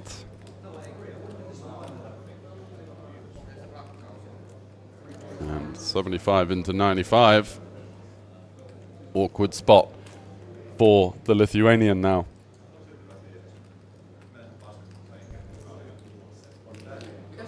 Does he think about getting creative with the ace-5 here? The 5 high flush draw, the gut shot, the overcard. Still a fair chunk of equity. He's going to call. And a big river as the pot is brewing. 7 of diamonds. No help to either player.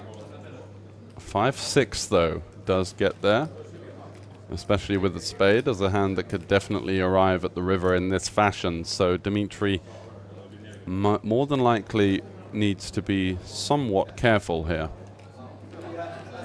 Hands like maybe 7-4 could improve, 5-6 can definitely improve, but there's also going to be a lot of hands like this, and Andreas realizes that it's a board where you do see people get quite sticky when the flush draw misses. So just going to check back and hopefully have some showdown with his ace high, not to be on this occasion. As Dmitry wins with a nice 2-street move. Yep. And Dmitry now up to second in chips. Andreas with the little hit there, down to 6 out of 8. But, you know, in terms of actual big blinds, still just under average. So really deep stack final table here. An excellent structure once again on show for these prestigious ring events here in Tallinn. We saw even the ladies event, which Krista Larsen was in the booth earlier on in the week saying, you know what, we don't want to rule out any new players to the game, and by offering, you know, good structures and the opportunity to have deep stack play in every buy-in tournament, that is something that certainly encourages the grassroots players in the smaller buy-ins to at least get a fair bang for their buck. Definitely, absolutely. It's been packed all week, and still a couple of days to go, then included today and tomorrow. So much action today on the penultimate day of the series, right? We've got the 3K running. Shout out to my boy Max Sanders, who's got a decent stack last time I checked in that one. Right. We have the 1500 main event, of course, that we are looking unlikely to see any action from, especially considering we've had no eliminations so far on this final table. Yeah, it seems like Jenny is just running them over in the main. Yeah, so exactly. Not many left to go before the final table. I think it was 19 left last time I checked. And loud and ever-present Munir Taju with his big personality has also got a decent stack and a nice start. 3K, yeah. Alexander Shilko and Jerry Odin, two very well-known players for their online craft. Yeah, a lot of crushers in this 3K. Juha Helpi in the middle of the action as well. Igor Pahelio Jr. also in there. And we've got one guy who's so good he's got 2 stacks, apparently. Martinez, I'm not sure what's going on there, but probably just a bit of a typo. Yeah. And who are the early eliminations? We've had Rano Sutler hit the rail. Matthias Siljander. Also, Dorbeck we've seen on the feature table quite some times. Yeah, Rikvar Sekalins that we had second, right, in the 5K. Eric's Crewmans as well. Irmo Velvet, some of the big names out in fourth. Juho Sutari with the most Finnish name ever. He's he came out in 69th. Yep. And unfortunately, we have lost in 74th place Seppo Parkkinen. He's the godfather of Finnish poker. And today he's celebrating his 75th birthday. So tournament director Teresa Nusiainen handed over a little bottle, something good to drink to him, and nice. there were some celebrations. And That made him re-enter, I can see, because he's still in the tournament on his second bullet. Going for another bottle. Yeah. Bullet or bottle. Or both. Maybe he had it after the first bullet, giving himself a bit of Dutch courage and some swaggered over. I'll go at it again. He only turned 75 once. Yeah. He's the guy who's got the sort of self-branded hat, right? He might be. Yeah, he didn't wear a hat when I saw him today. Oh, okay. Usually he's got his initials on the hat. Oh, really? You know, Okay, it's like okay. sort of some kind of running joke as being the table captain. Yeah, because actually the reporters, Christopher is doing the English and Juhani doing the Finnish for Poker.pro. Christopher asked Juhani yesterday, who is the Doyle Brunson of Finnish poker? Yep. And then Juhani said, it's actually him, and pointed to Seppo Parkkinen. Perfect. He was playing yesterday as well, so he's been playing the game for 50 odd years and still going strong. The Finnish godfather of poker. Just Luca considering his options here. Not going to see any cold calls in this kind of dynamic on a final table, so the option is 4-bet or fold. Both have their own merits. Let's see which one he arrives at. It would be a strong move that we can see would work on this occasion, unless there's going to be any tomfoolery from Fabi or Dimitri.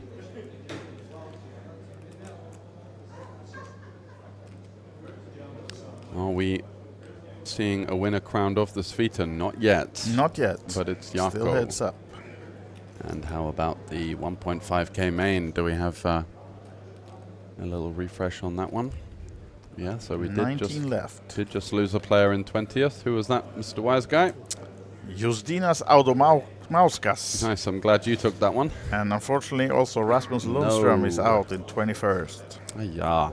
Our fellow guest commentator for a couple of occasions this series. And we'll see if he has the strength to come in and talk about his day, maybe giving a few minutes or so before we chase him, at least to let him cool down. Let him have a nice warm shower at the very least. Yeah, even though he's not the person that gets stressed for nothing. But busting a main event in 21st, even though taking 7,500, of course it hurts, because I knew he wanted this ring and he wanted to go to Bahamas. But still a great effort, of course, for yet another time for Rasmus Lundström. Still chip leader in the main event, Jenny Westerlund, Sweden, as Fabian flops the bottom set here and has trap checked, leaving it over to the 3-better pre-flop, Dimitri, and surely he's gonna take a stab. 200 in the pot, 210, and he goes for 75. Yeah, life's looking pretty good for Fabian right now. 93% on the flop. If he can fade some kind of 10 of hearts. Yeah, 10 of hearts would be the gutting one. I think we do like to just check call here. Keep that check calling range nice and balanced. Let's see what he goes for. He might feel like his opponent is just going to have too many overpairs. Yeah, I like the call. And Dimitri putting those chips in there, looking a little bit flustered. Let's see if he can find a high equity turn card here. It does turn a flush draw. Decent one at least. Could this be? You would have loved it to be an 8 or a 10 of hearts at least, also, but at least it's the flush draw. Yeah, kind of awkward now as we turn that kind of equity that we don't really want to bet fold. 18% could be continuing if we had a straight draw and feeling okay about the bet fold, but yeah, bet folding 20% on the turn here is going to be an issue if Fabi does have, and he does check back. I like the option to do that. A player of Fabi's ilk will certainly still have some strong hands in that check calling range. No help in the river, so now expecting Fabian to come for some value. Did they check it? Gonna go for the check. Look at this, setting up the potential for his opponent. Yeah. To find. It's like he can see the cards, right? Yeah, it is. It's like maybe he knows that he's not going to have any hands like overpairs an ace jack or king jack or queen jack.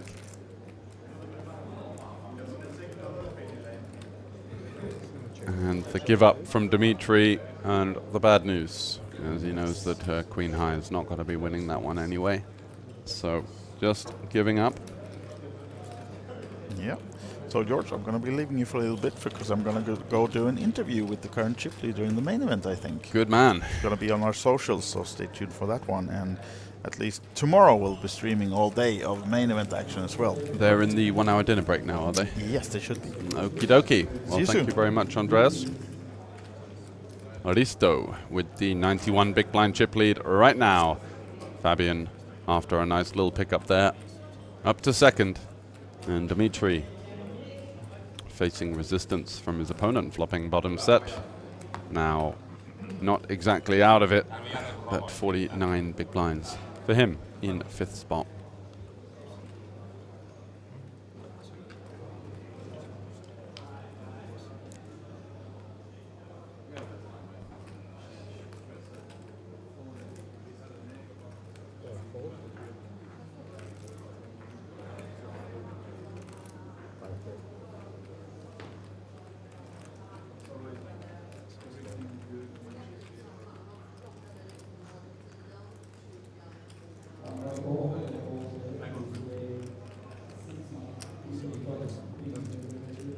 King Queen for Dimitri, looking to gain back some of those chips that he just lost.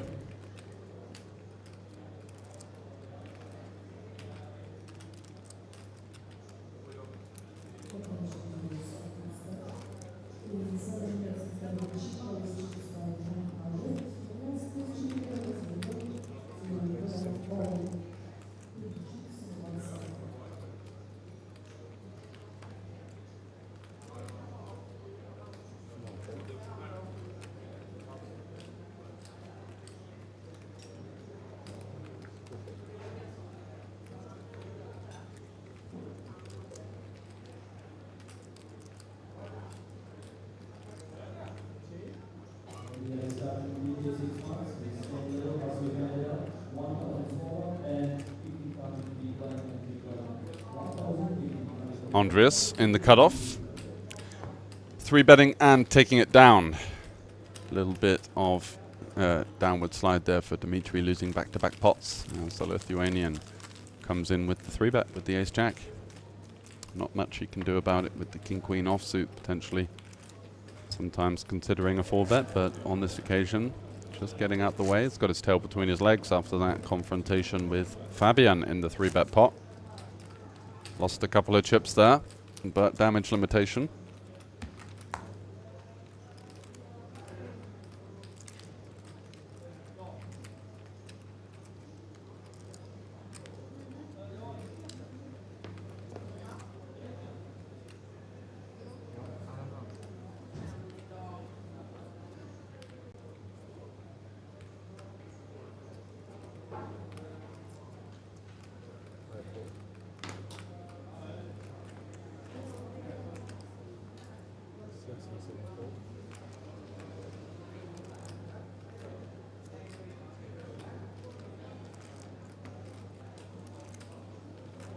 Taras folding with the 3 deuce over to Luca on the button. Also with rags. Past the 6 deuce suited, covered by his opponent. Usually wanting to VPIP suited hands, blind versus blind, with the wide ranges in play. But Risto has picked up a decent holding here, pocket 8s, and likely to be ISOing and trying to drive that stack to pot ratio down somewhat.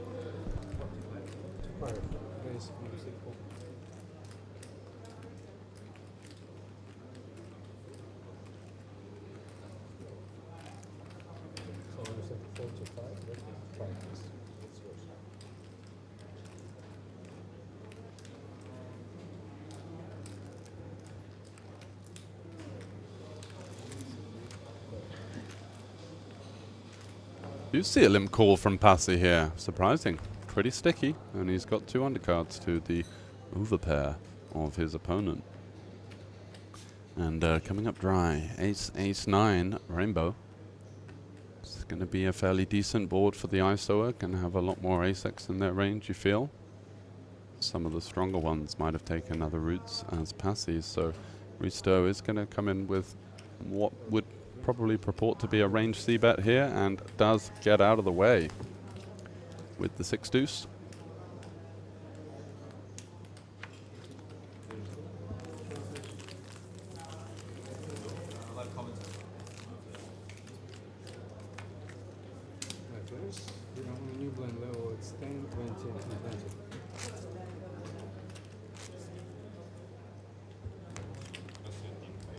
So new blind level. And it looks like we're up to the 20k level, with a lot of chips flying around the table, and just that kind of lull in the flow of the eliminations means that the structure is somewhat catching up. Average stack is still well over 30 big blinds.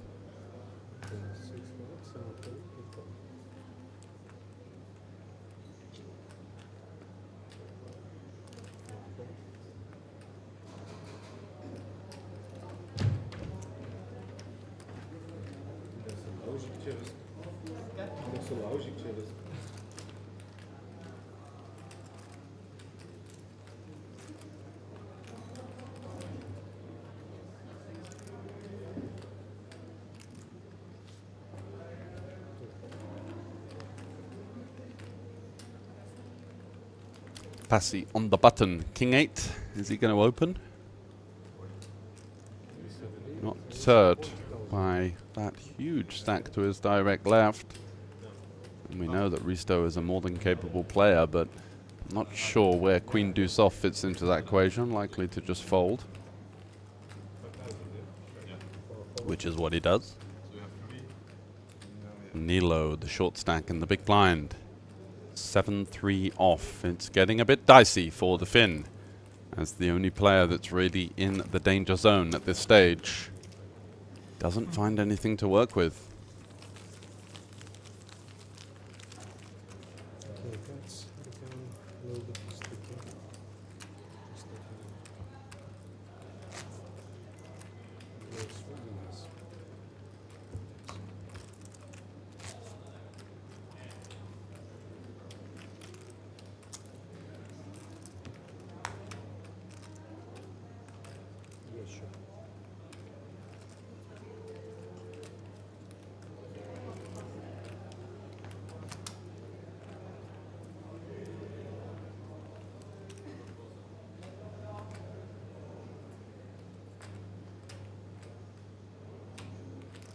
Dmitry under the gun with the 8s. This time his turn to pick up the snowman. Goes for the min raise, and that's going to get rid of at least one of the Lithuanians. Tadas here in the +2 seat, not conventionally a spot where we're going to have many peels, and if we are, don't think 5s gets in there. He does call though. Maybe because of the prominence of that short stack and small blind. Risto as well, in a position where you find it much more natural to have peels on the button, at least with the guarantee of position post-flop. Overcalls, and all eyes now on the short stack. Nilo in the small blind with the 9-7 suited. Does he want to complete... I don't think we want to be jamming here with the 9-7, but the benefit is that we are first into the pot post-flop. So I could see some suited hands, and hands of this kind of category getting in there. Fabi with the Jack 3, no choice but to muck that one. It's going to be heavily dominated multi-way a lot of the time.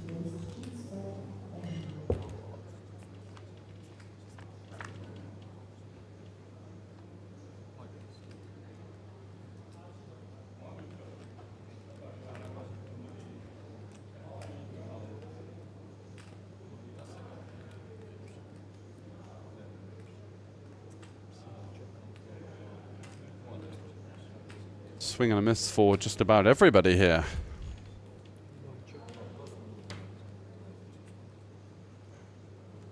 Does Risto take a stab at this one on the button? No, he does not.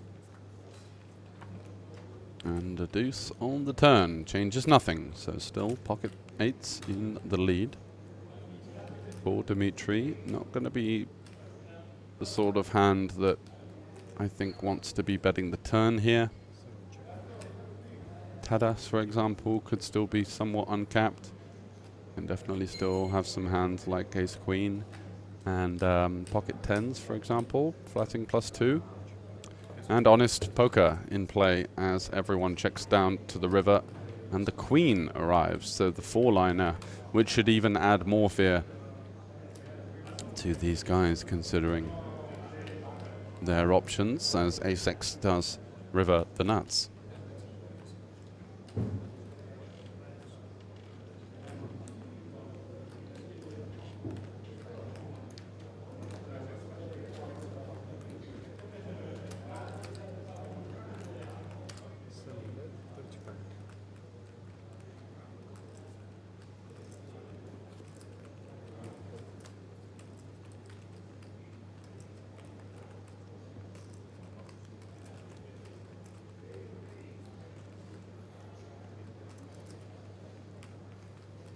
$35 from Dmitry, turning his hand into a bluff now.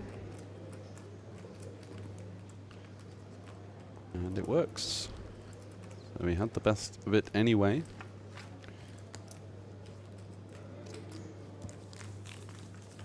Takes that one down with a little small sizing on the river. New deck in play, so going to take a couple of moments to put that one into action. So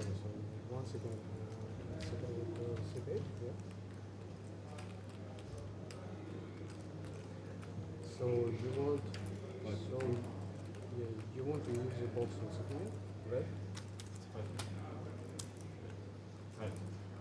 17. All right, yes. Next break only 20 minutes. Awesome. Next break Right, is only 20 minutes. Yeah, so could you please put your cards direct and start, because sometimes you cannot see it and it's distracting. Yeah, okay.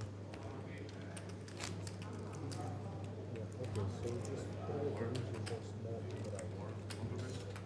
I don't know, we can discuss it when we are there. It's just like, you know, like there's no need of break.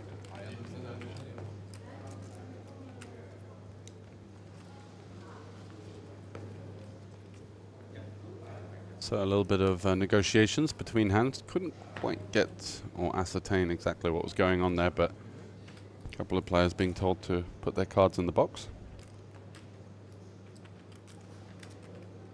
Okay, thank you so much. So 8 raise, 40,000. Okay, the second call.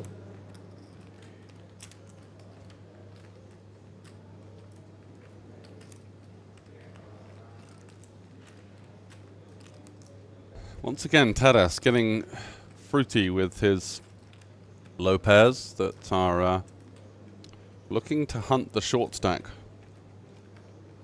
Also peeling earlier with ace-4 off, hijack versus earlier position. So certainly not scared to get involved, which is a brave strategy.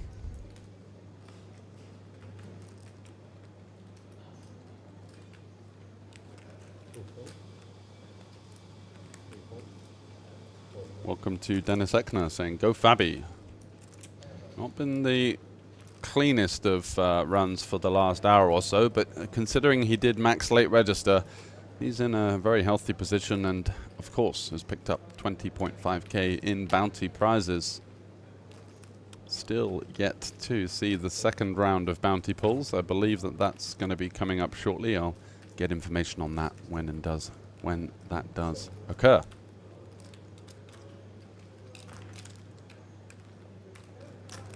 So those of you tuning in for the main event, we are going to be finishing the coverage of the 1K Mystery Bounty. Everything's set up on the main feature table. And look at this. As I'll get back to that in a second, it's cooler alert between the two Lithuanians. A big overpair versus a set. And Taras is coming up. Trumps with middle set on 6-5-3. And Andreas might get into a bit of trouble here as he feels like his opponent might not be having those sets in the range. You know, I think conventionally we are supposed to fold these lower pairs from early position, but he does have it. Are we going to see a king? No. So the 10 of diamonds, another good looking card for Andreas, now potentially concerned of the Prominence of pocket tens, which is a hand that could be in there. Peeling, trying with the short stack behind, trying to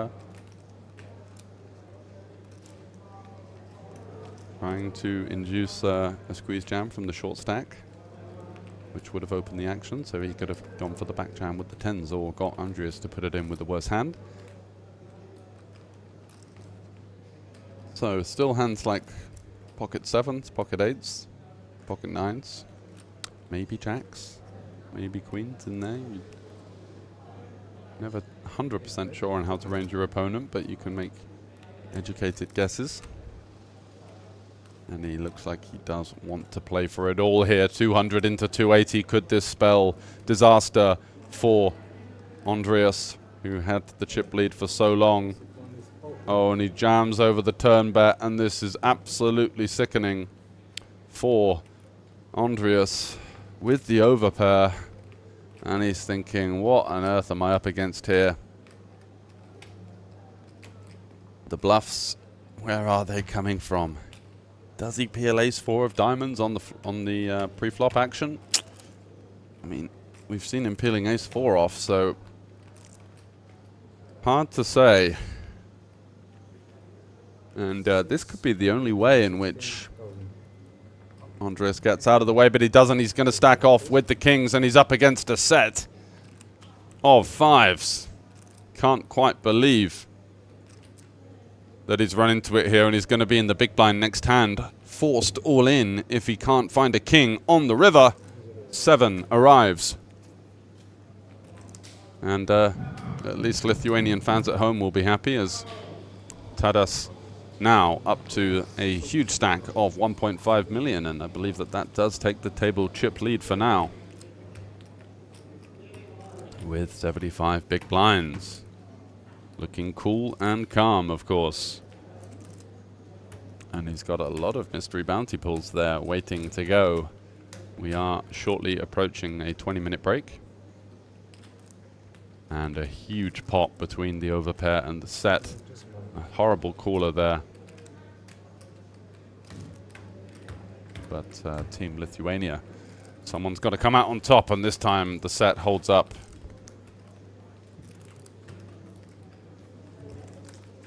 Let us know who you're cheering on if you are tuning in for the main event. Once again, we will be getting to that coverage potentially later, but no guarantees, especially seeing as we're still left with 8 players in the Mystery Bounty final table.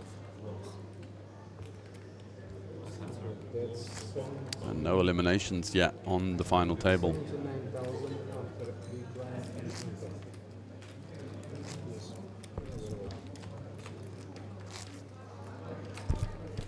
Might be a slightly miscalculated stack there. Looked as though there was 29k left in play, but that would be in by now, and he's still got chips behind, so yep, he's got 109, so 5.5 big blinds. Nilo also with 8.3, so could be some fireworks in this hand, as some of the larger stacks are looking to play for those 2 short stack bounties, or the potential of some juicy numbers from the mystery bounty pool. Still the 20k. Top prize remains.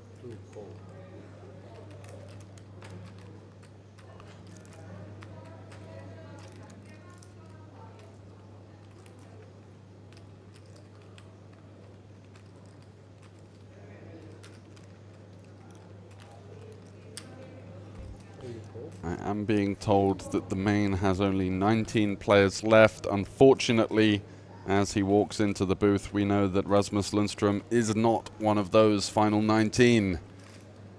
Rasmus, sorry to see you here in a way, but also I'm glad to. So mixed emotions here. How are you?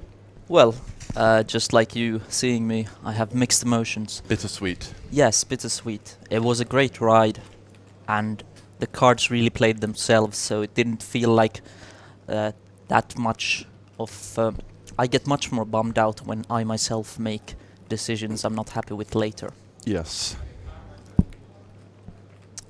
That's a good way of looking at it. Wow, the 10's just coming in for the very sneaky overcall here, trying to get Andreas to put the rest of the chips in and then be lurking there with the powerhouse hand. I guess the real question is, what does Andreas have?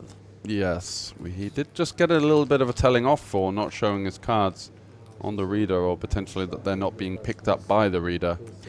Correct me if I'm wrong, but Andreas was a very big stacker on the bubble, wasn't he? Yes, so just before you got into the booth, he lost with kings versus fives on wow. Yeah, 6-5-3 flop, 6-5-3 or 6-5-4, can't quite remember. Anyway, the important fact was that he did get coolered by his fellow countryman, who peeled pocket fives in +2 versus an under the gun open. So it was a little bit of a wide play, but he got rewarded. Look at this. We've got a flush draw for Pasi. We've got top pair for Luca. We've got Dimitri with those under rep 10s, sort of quietly coming in from the small blind. Andreas has a pair. He has opted to check here, even with the pair. Yeah, and the 5 of spades as well. It could have been one where you just kind of go for the jam, although versus 5 opponents. I understand that it's not gonna get through a lot of the time, but what I do find interesting is that what does he do when there's any sort of betting? Because this multi-way bets are fairly likely to include things such as flush draws. Yeah. Aces aren't as comfortable 5 ways as flush draws. It's very easy to know where you're at with the flush draw, but not with an ace. Certainly is. And now, with a bet and a call ahead of him, is he going to go with it here? 69k remaining. There's 220 in there. He's getting a good price to farm some kind of 8 or 5. There is a potential that he could be ahead from time to time. He's going to go all in, and it doesn't open the action. I was surprised to see. Which is very relevant, yes. Yeah, I was surprised to see Luca actually bet this sizing. I thought he might go for sort of 30k instead, just to allow the potential, or at least the illusion, that he would be reopening. Yes, but it could also be purposeful, so that he gets a bit more more in versus worse holdings and stuff like that. Well, it's also he gets more information because nobody's going to want to play back at him from behind on the flop yet. And then he can make a decision on a later street when he sees the run out. Something like a flush draw is very much going to decentivize him putting more money in. Look at this for a turn. So Andreas picks up a straight draw. Pasi's got himself an open ender and a flush draw. And Luca now with that ace-9, employing some pot control out of position. Definitely in these wider range spots where the limping action can be a wide range of hands. His opponent even could be in there with 8-7 off. You really don't know for sure. And I don't really think Pasi is going to bet this very often, because if he bets and Luca would fold, it doesn't serve much purpose. He's still most likely behind in the multi-way pot, but Pasi does get there.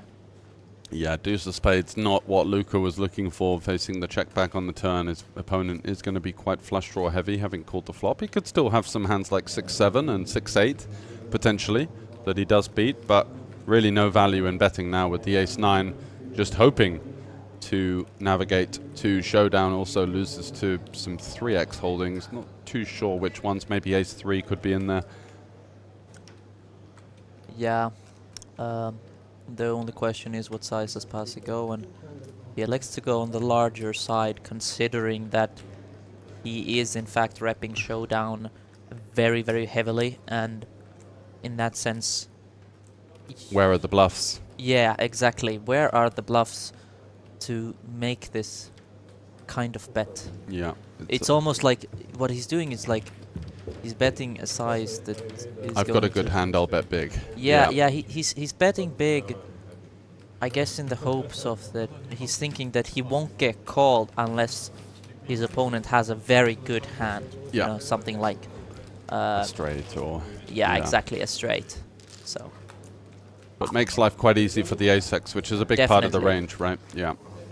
And yeah, so maybe he could have gone a bit smaller there just because of how difficult it is for him to be bluffing. Maybe it's a little bit more efficient to choose that smaller size. But anyway, we do see the first elimination of the final table. They've been a little bit stubborn in terms of the bust outs. Yeah. I'd like to take a look at the pay structure if possible, because I haven't seen it yet, but I know it's very similar to the amount of runners we had last year. Yes. And I remember last year I think there was 21 up top, so yeah, I'm 22.5 this time. Well, there we go. With a 20k mystery bounty, and I believe it's 14 and then 10 as the next jump. So 8 buy-ins, 4 buy-ins, and then it kind of goes down from 3, 2 to 1 between the rest of the jumps. Luca. Wow. Getting away from his top pair there. It wasn't exactly a tough fold on the river. He kind of knew exactly what his opponent had. So many flush draws there. Yeah. I did find it interesting that the players had the foresight to all limp, aside from perhaps the 10s, which in small blind is an interesting one. Yeah, it could go sort of 8 big blinds there, really. I certainly understand it, but... yeah. But just how often is the big blind actually going to jam rather than take a flop versus so many limps, and a lot of those limps actually being, balanced limps as well. So, yeah, exactly. I agree. It's it might be one where you just have to take the initiative yourself, and if the if the big blind goes with it, then they just stack off anyway. So. And furthermore, it's not the best situation where it goes something like jam, re-jam, and whatnot. So you're not exactly thrilled to call it off with 10s once you see a big re-jam. No. And folding is terrible. So if I'm not saying it's incorrect, I'm simply saying that it's just awful. Very interested to see what Luca is going to do here with the jacks versus the +2 3-bet. Do we want to just play for it all and go with the hand now? Over 30 big blinds effective. It is over 30 big blinds. Risto has smartly picked this small sizing, knowing that it puts about the exact same amount of pressure on. Yep. And Risto, of course, as the clear covering stack, is able to do this. Luca, very aware of that, decides to go with the equity he has. Yeah. And by no means a super comfortable situation, but you just kind of... I think you had this same hand yourself, right? And you ran into aces earlier in the week where you saw... was it you? I think it was, no? Yeah, kings. But kings, yes, yeah. Yes, you're right. It was an early open and slightly later 3-bet I had. Yeah. I had just and you were just about over 30, yes. Yeah, similar kind of stack size. So you elected to also go with it and got snapped. And when you get snapped, it's bad news in that spot. But that's correct. You're kind of hoping for a bemused fold, or just every now and then they maybe somewhat overvalue the 10s there. But I'm impressed you remember that. I didn't remember that until you brought it up, actually. Yeah. But I guess my mind's my mind's been shifting very to main event. Yeah, exactly. You're in a different battlefield, and you got to adjust accordingly. And there's a lot of... I mean, how do you find these long main event days? Because you've had so many deep runs now in these big fields, and it's becoming a bit of a speciality of yours. So what is it that you could give to the viewers back home as kind of being what you see as your cutting edge in that field and that format? Well, I think it's a combination of a few things. Obviously, I'm very willing to put the chips over the line. Yeah. Yeah, be unafraid. That's one. But what combines with it is that I've said this many times, and that I play in a way that I expect my opponents not to be happy with, regardless of what is they're holding.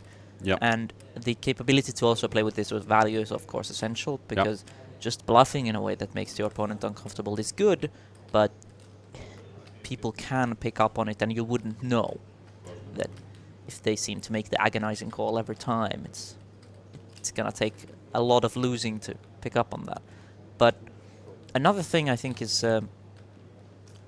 everybody likes to think about hands a lot, and it's important to, but I try my best to avoid decision fatigue through focusing the right amount of time and energy on the more important decisions.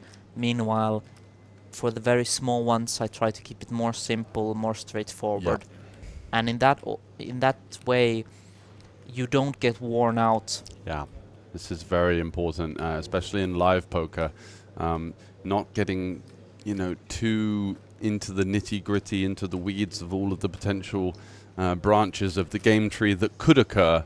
Sometimes, you know, it's a hand that you've played hundreds of times, and it's fine to just play it in the same way, shape or form every time. And yeah, that's something that I think is a big differentiator between the top pros and maybe some of the recreationals that tend to lose a bit of their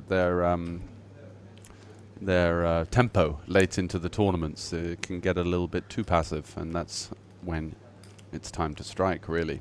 Yes, and ultimately you need to understand that the negative of what I'm about to say is, of course, that you will often feel disappointed at the end result, but you need to be constantly shifting your targets, which means that you can never reg a tournament with the target of winning, but simultaneously your target cannot be too short-sighted, because if your target is to just make the final table when you have 30, just make the money, and with just like 30 left, and your target is still to make the final table and just to make the final table, you might take the more conservative route too often, because you're thinking that you have this like very realistic chance of hitting your target, and your target could be dead now. Yes. With allowing for no additional play.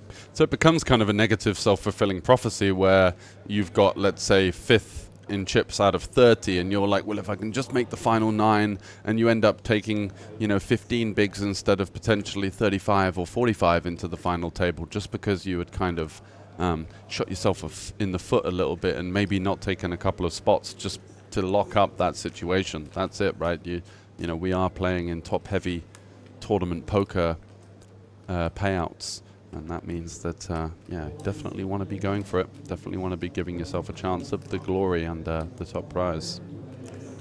So folding round to the blinds, Pasi with the king 3. He's got a bit of a headache himself with a very strong player in the big blind, and more importantly, that player covers him, even though Pasi has a lot of chips, which he recently acquired quite a good chunk of.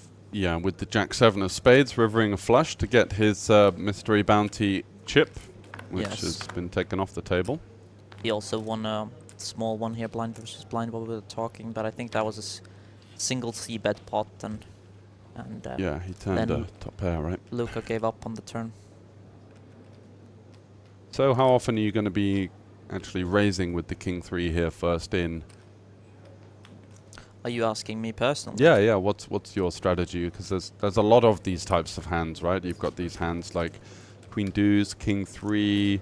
You know, maybe something like a Jack 7 or a 10-7 as well, which, you know, play okay as a limp, but they are quite nice to clear out some equity as well. Anyway, let's get back to that after, because we've got the mystery bounty envelopes right now, and we're going to see some more pulls. Yep. So stay tuned for the mystery bounty envelopes. That's going to be coming soon. A couple of those hungry pros are circling the lobby now. And we're going to have a look and see if we can find that coveted 20k. What's your biggest mystery bounty pull? Do you remember? 7.5 in a 300. Oh, lovely. Yes. Yeah. So that's 25 buy-ins or so. Thank you, Glenn Brown. Nice. Did he pick it up for you? Yes, he did. Wow, what a character. He's just omnipresent, isn't he? Yes, and it was the second biggest one in the pool. Perfect. We are ready. Was that here in Tallinn as well? No, that was in Malta. Okay. So here we're going to have it. Let's draw three bounties. We've got a slight... Oh, no, we're back to the mystery bounty camera. There we go. And he's got 3 pulls. I have to ask, what are the biggest ones still in? 20k, 10k. Oh, there you go. Yeah, so 20 is... 20 was one of the 3 first pulled last year, so... Right, yeah, no, that's still in as far as I know. We haven't seen it anyway. The first one, 1,000. 1k, second shortest, but not exactly a kick in the teeth. It's still money. Yes. So that's a buy-in at the very least. Can't be too disappointed with that. still 2 chances, and every time he pulls a 1K and a 500, it becomes more likely that he's going to pick one of the big ones anyway. That's true. Oh! There it is. Sorry for deafening you at home, but that was the big goal. And he's found it out of thin air after a slightly disappointing first pull. Now he doesn't really give a hoot what he picks up here, because that is the lion's share of the Mystery Bounty prize pool, around about 95,000 or so in that prize I think, pool. wow, even draws a nice one at the end. Yeah, exactly. That's a juicy one as well. So 25 buy-ins from Mystery Bounty pools for him, and that's actually going to be the most bounties out of anyone, as I believe Fabi has 20.5 to his name. Yes, and I can tell you, I drew 5 of those, and including the winner's money, which was 19, I won a total of 25 last year for the win. So nice. 25 in mystery bounties is really, really nice. Absolutely is. What a pull, and look at the real question is what is left for the rest of the guys. Yeah, I think there's a 10K. I think there's a 5. I do believe so, yes. Yeah, I can have a quick look actually. The first one is 4,000 Another euros. 4. Congratulations to you. 4,000 euros. I think he's going to be very happy with that. I do think it's far over the median. The thing is, in most mystery bounties, the median is the second lowest one. So, so ultimately, if you don't draw the lowest ones, you should be some level of satisfied. Absolutely. That is not how it works out in practice, but nevertheless. And this is 2,000 euros. 2K, euros. not bad, not bad. So with the 20K gone and the 15K gone, there is, I believe, a 6K, a couple of 5Ks, a 4K, and a 10K. Looking, that's what we're looking for right now. This gentleman says heavy. Oh, well, if it's heavy, that's good news. Yeah, something must be weighing it down. And this is 500. Hey, caramba, he says, but still, you know, money's money. So I think the majority of the ones left are going to be 1Ks and 500s. That's old news, that one, Rasmus. But I'm just going on now what we've seen so far. Did you see the 15 drawn? Because I... Yes, Fabi got it. Oh, okay. This gentleman here. Because I swore I just heard someone on the rail say, come on, 15, yeah, when you drew one out. I don't know, he can't read the board, unfortunately. That's all right. Yeah, of course, he saw the 20 get drawn a moment ago and didn't check the board, so... And this is... Another 500. He's had 4 500s euros. now, and I believe a 4K and a 15K.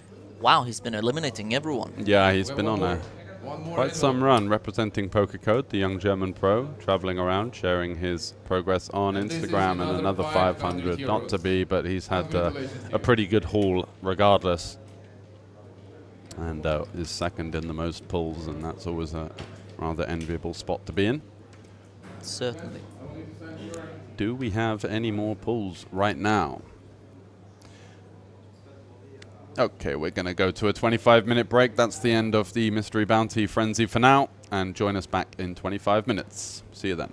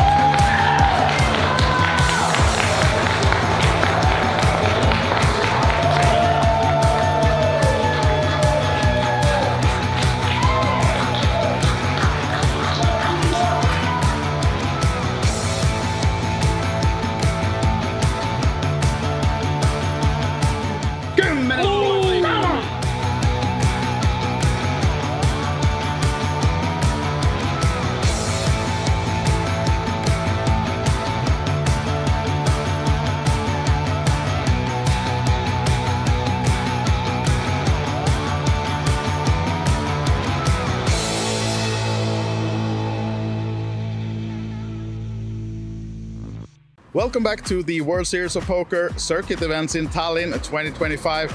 We are on day 2, and behind me, of course, a lot of poker is already in full swing. We have the open face Chinese, and we have the day 1B of the mini main event. But I thought I would show you a little bit what else you can do besides play poker. Let's see what's offered in the Hilton Hotel. Right to the left of the entrance, when you come out, you have the All A Bit food truck with burgers, tacos, and fries, whatnot. And you know, hardest part of this work, sometimes you just have to try things as well. So, okay guys, let's see. Could we have some tacos, please? Yeah. Oh, it's really quick too. Can't promise you that they will be this quick all the time, but surely you can get a nice food, a meal out here in your breaks. So make sure to check out the All A Bit food wagon outside. Now then, once eaten, when you enter the Hilton, to your left you find the merchandise stand. Here you can find some nice t-shirts, caps, hats, sunglasses even, might be needed in this weather. We have one of the nice caps here, and we'll show you a bit more about what could be found here. And as you're heading upstairs to go to the big tournament ballroom, of course, you'll be using the stairs, not the elevators. And in these stairs, you'll find the ring winners from 2023 and 2024. All their names are on these steps. And once you've done those steps, you'll be upstairs in the lobby outside the ballrooms where the tournaments are played. And the first thing you will see is the cashier. Here you can register for all of the tournaments for the week. Now then, in the big ballroom, this is the main tournament area, and this room can fit over 300 players. This is where you'll be playing most of your tournaments before you might end up at the final table, might even be at the live TV table. So here we are now with that TV table in the background. This is where you want to end up, of course, and there will be live streams coming to you from Tuesday. So stay tuned to our socials to not miss out on that, and of course watch all our streams, all our updates. Thank you for watching this walk around video, and I hope to see you soon. Joined now by Jason Glatzer, as you all know by now, the CEO of Poker.pro. And Jason, tell us, what is Poker.pro doing during these events? Well, we're here to cover the event. We had a lot of pre-event coverage, but we're going to have a live blog starting tomorrow on Poker.pro. There'll be daily articles that will also be imported over to alibetevents.com, so check them out as well because they have the schedule and everything else. We have our hosts coming later in the week, so expect a lot of social media fun as well throughout the week.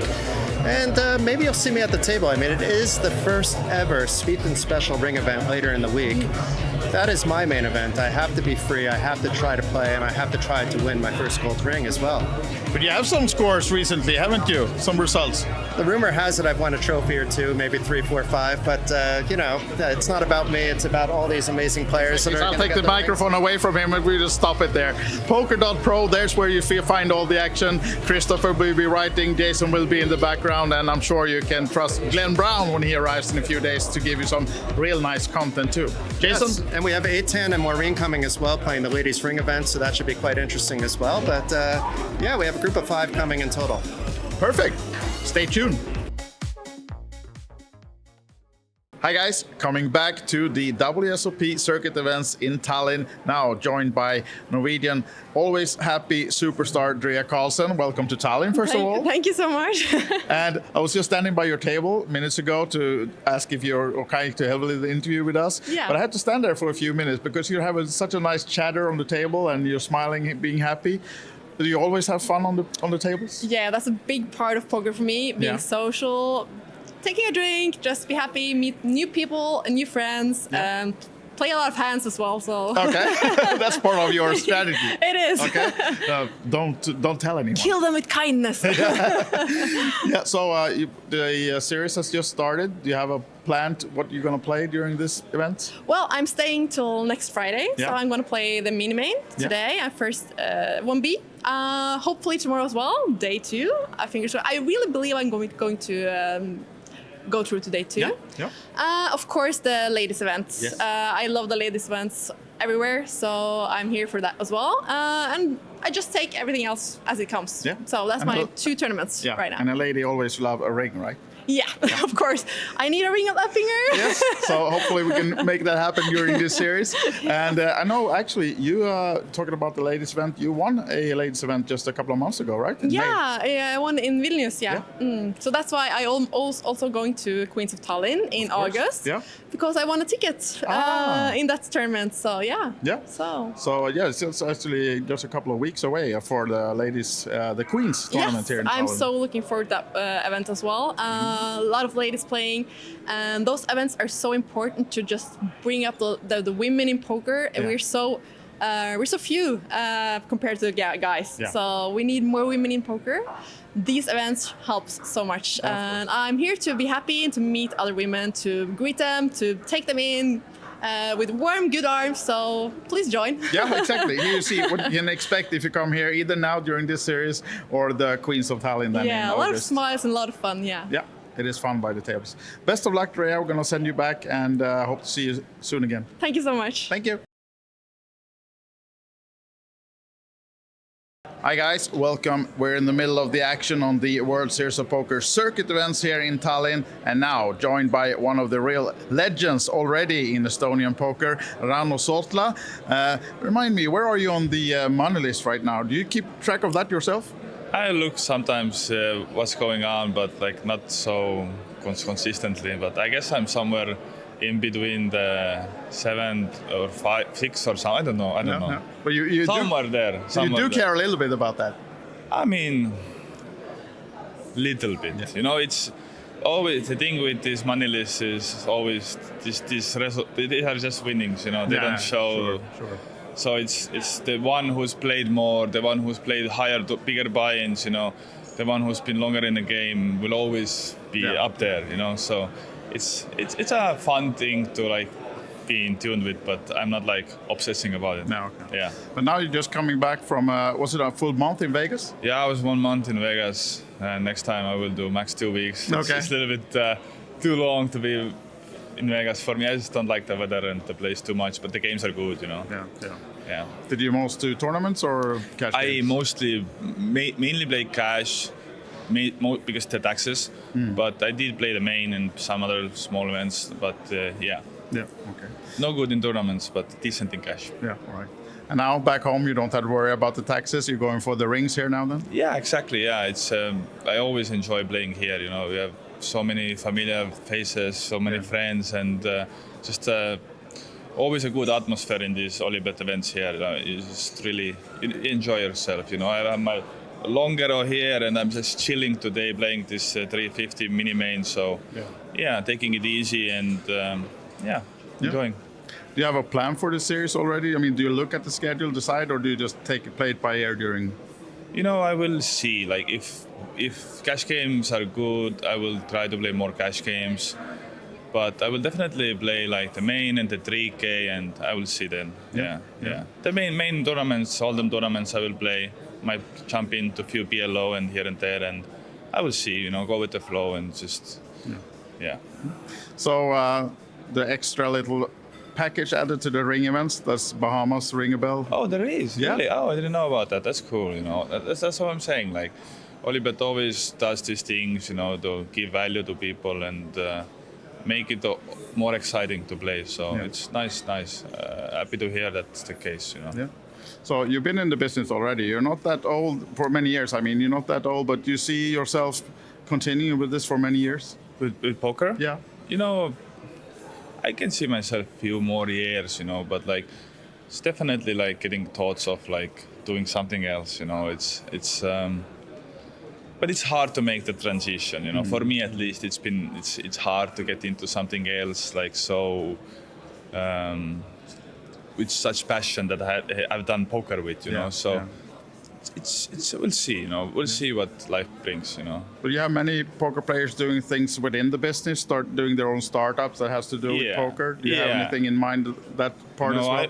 I played with many ideas of starting to create maybe content, maybe doing Twitch, you know. Yeah. And I still haven't gotten into doing it because it's, you know, poker itself takes so much time and mental capacity.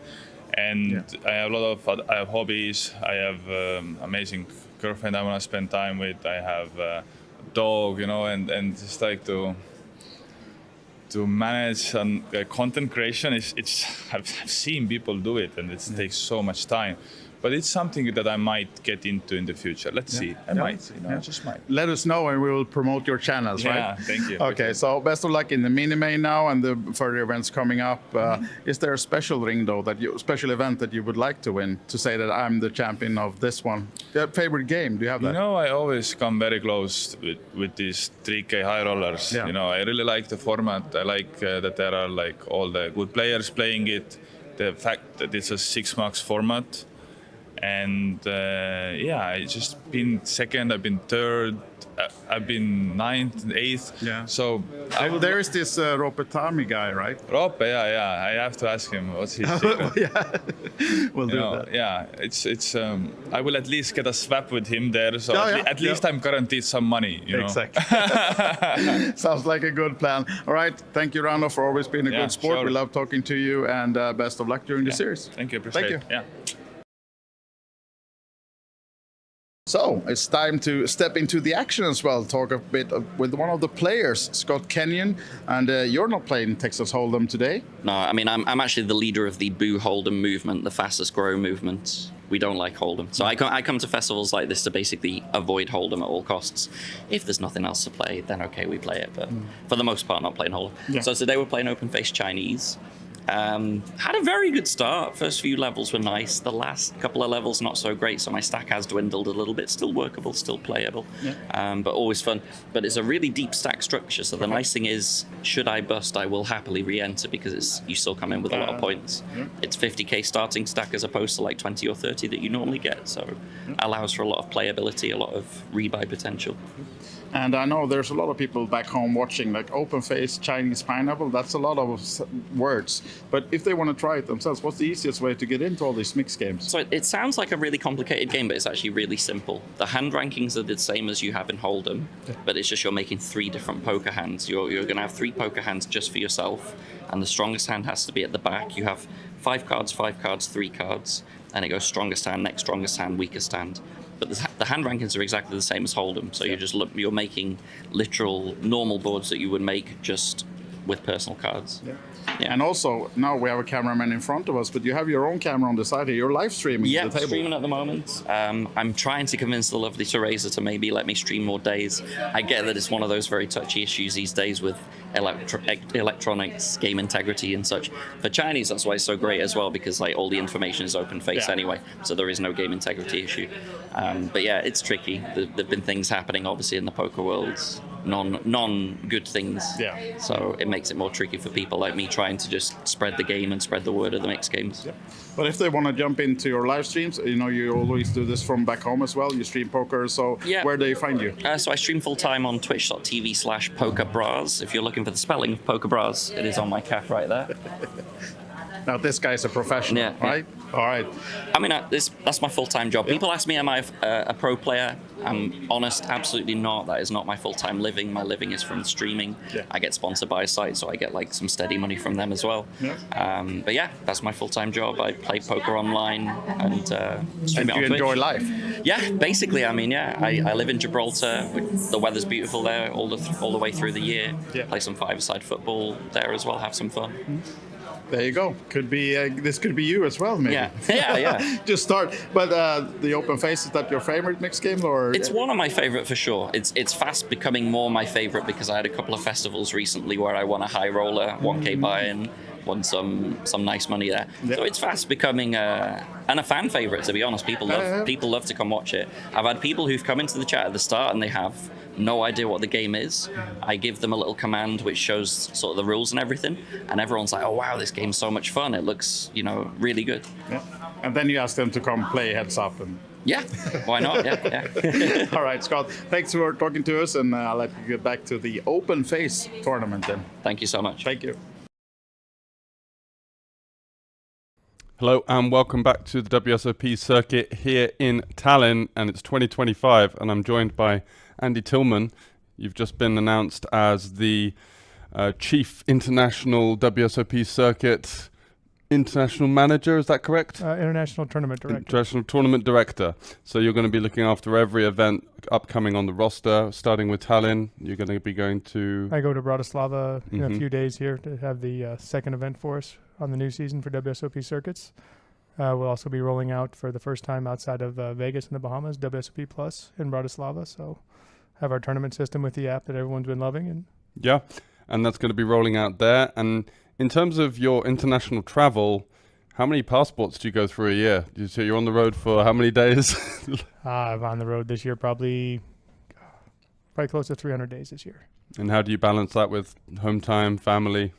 Very poorly. That's how we balance it. It's impossible. It's an impossibility being this busy with everything we're doing and building and trying to grow poker. It's, you sacrifice a little bit, but at the end of the game, it'll be better for everyone. Absolutely. So would you say that that's where your passion lies? Because I read that you were dealing about 20 years ago and sort of made your way up. So what was it that really gave you the kind of breakthrough moment to start working more on the international stage as opposed to card rooms in the US? It was probably when I first started doing the WSOP circuit in the US and ran in the tournament director at the time and got invited to a tournament in Bratislava, Slovakia in 2009, I believe.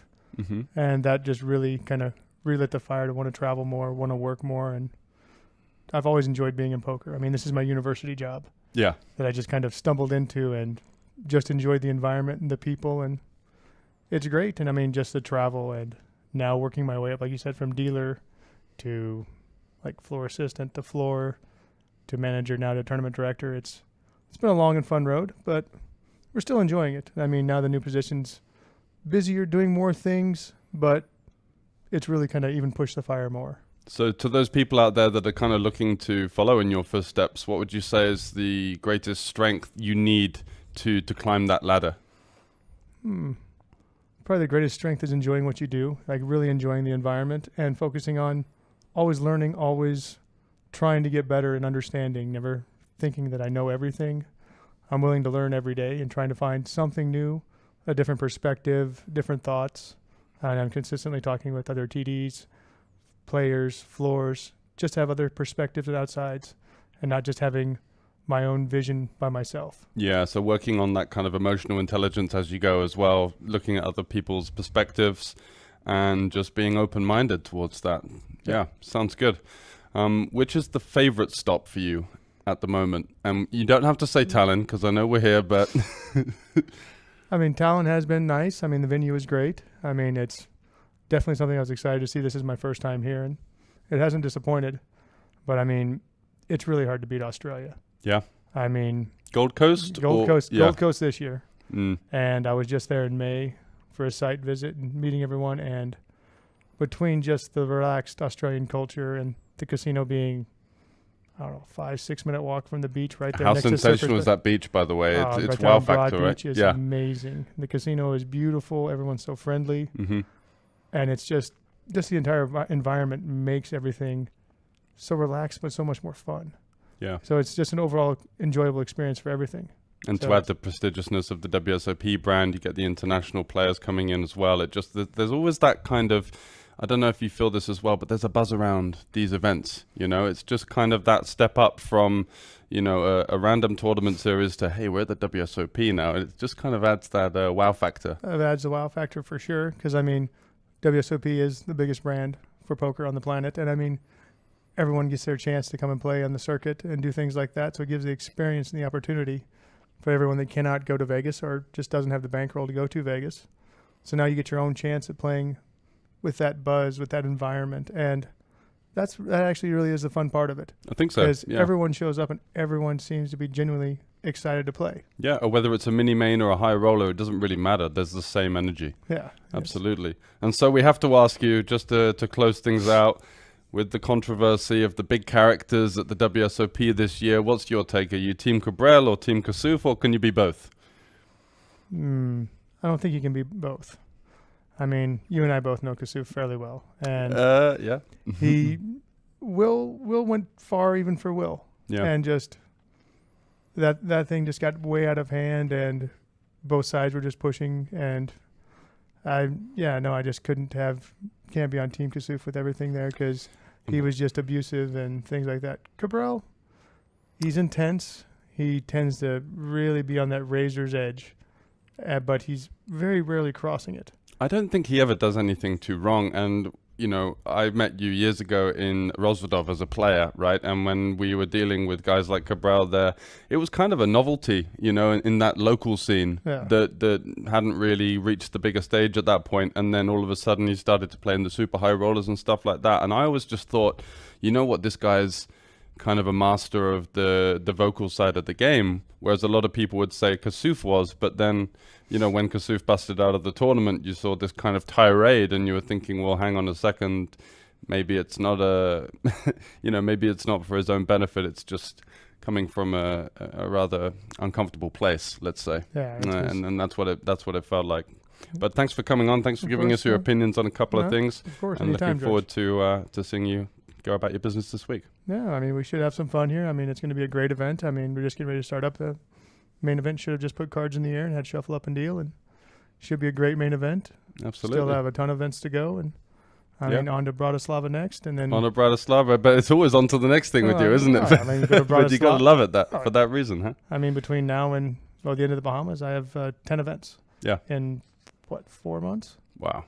Yeah. So there'll be a lot of WSOP action coming to pretty much anyone everywhere right now. It's 10 events on 4 continents for me, and we still have others that, well, I just physically can't make to. Yeah. So WSOP.com for all of that, guys. Check out the tournaments that could be local to you, and if not, Gold Coast is going to be the big one. Get yourself booked in for that one. Thanks very much for joining, Andy, once again. Thank Cheers. you, guys. See you guys. Enjoy.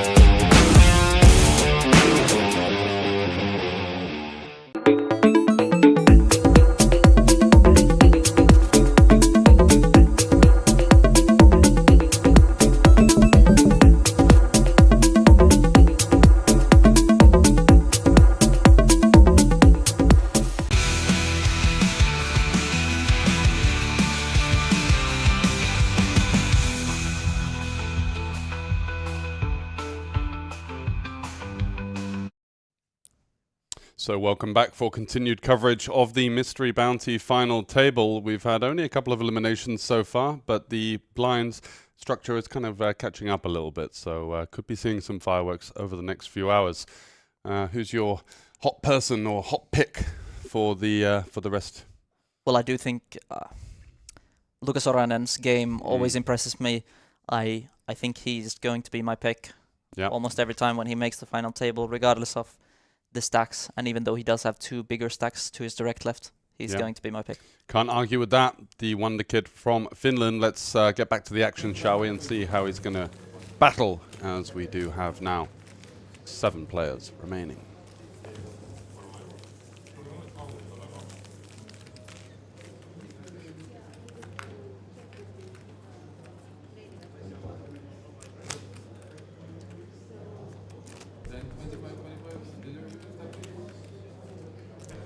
Of course, we saw that one big mystery bounty being pulled. Yes, the 20k is out, right? Yeah. So that's kind of a bit deflating for the rest of the guys at this stage. It does mean also that we will see much more play focused on the pay jumps, I believe. Yeah, exactly. Kind of. There are decent bounties left, but I think a 10k, maybe 1 or 2 6k is a 5k or 4k, that kind of range. So we're probably looking at obviously the 7 remaining. And total mystery bounty prize pool is going to be something around 25k, so still a value. Is it really that high still? Yeah, it's going to be a 10, a 6, a 5, a 4. So that's 23, isn't it?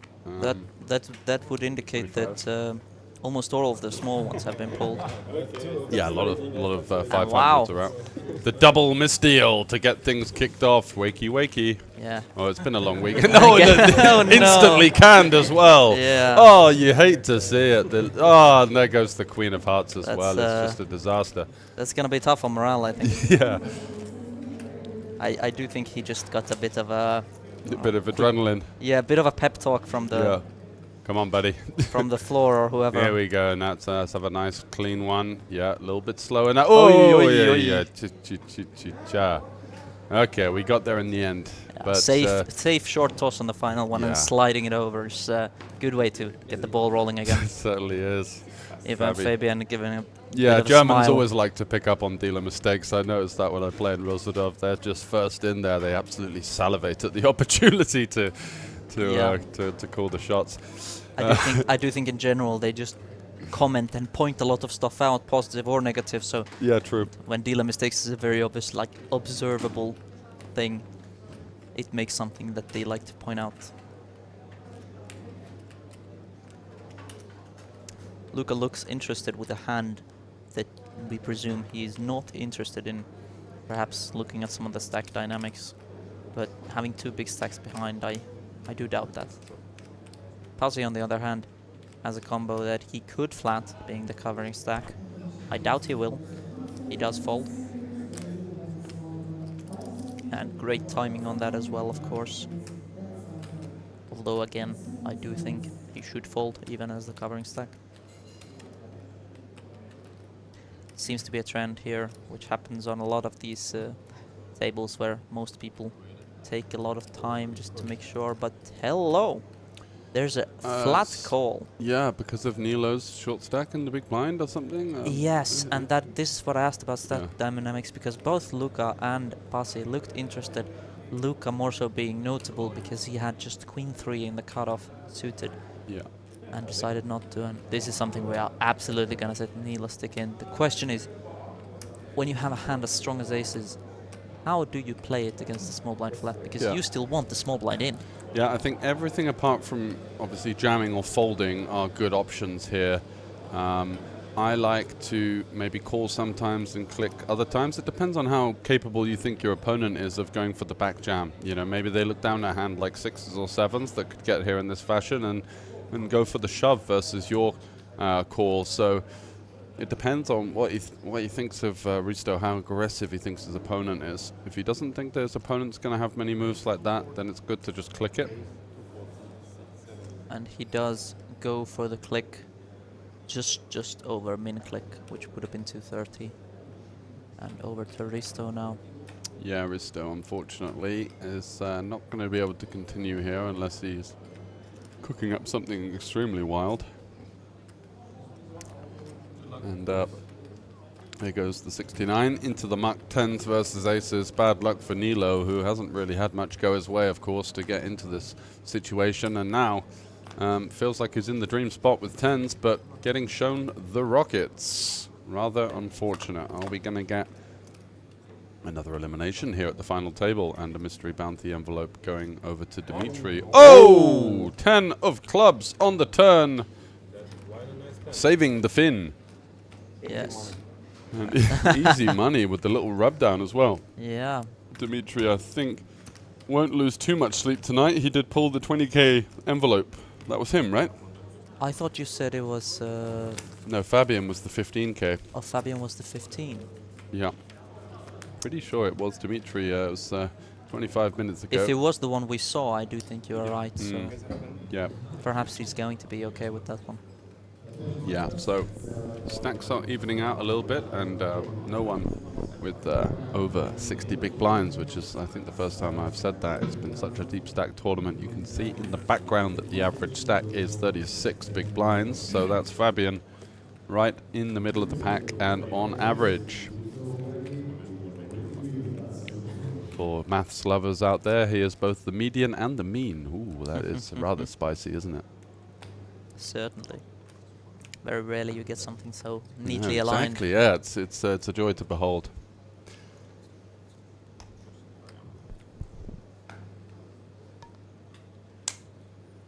Dimitri with a slightly worse holding than last time.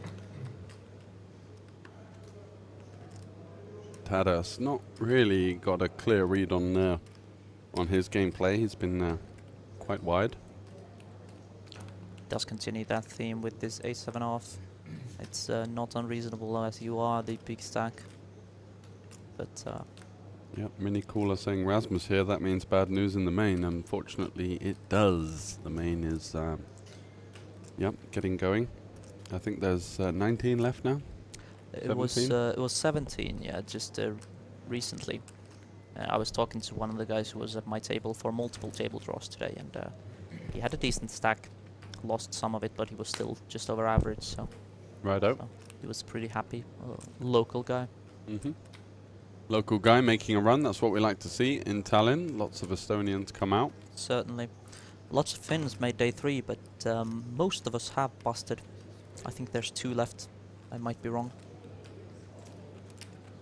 So the information is chip leader still Jenny Westmoreland. We've got Chow Fei up there. Stephen Groom, known player from the Cash Game Festival. And Igor Pahelia Senior and David Vanaya, the winner of the 5K, still going strong. I was very happy to not have him or Xiao Fei on a single one of my table draws. Yeah, he's pretty solid, isn't he, David? While Stephen Groom is a very capable player based on my play with him yesterday, I was a bit unhappy not to have him because he was a great pleasure to just sit and chat with. Yeah, he's a friendly guy, isn't he? Yeah, we had good conversations yesterday on around the bubble when play slowed down a little bit and we needed some distractions. Yeah, a bit of air to fill. Yeah, he did stack another guy with aces against ace queen in a 4-bet pot on an ace high board, and ended up being, I think, second in chips going into today. Catapulting up that, and he's been holding that position. He's been right up there as every time I've seen the chip counts. So we may get some coverage of the main, we may not. We cannot tell you for sure, as we still do have 7 left here in the Mystery Bounty, which is going to be the primary focus. And until I get any more information, this is what we're going to be working with. And at least so far it seems to be quite a gritty table.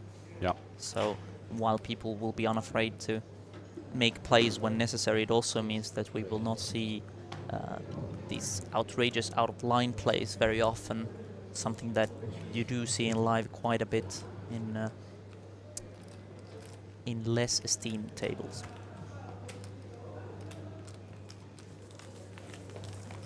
Overall, I would say this is a pretty strong final table lineup,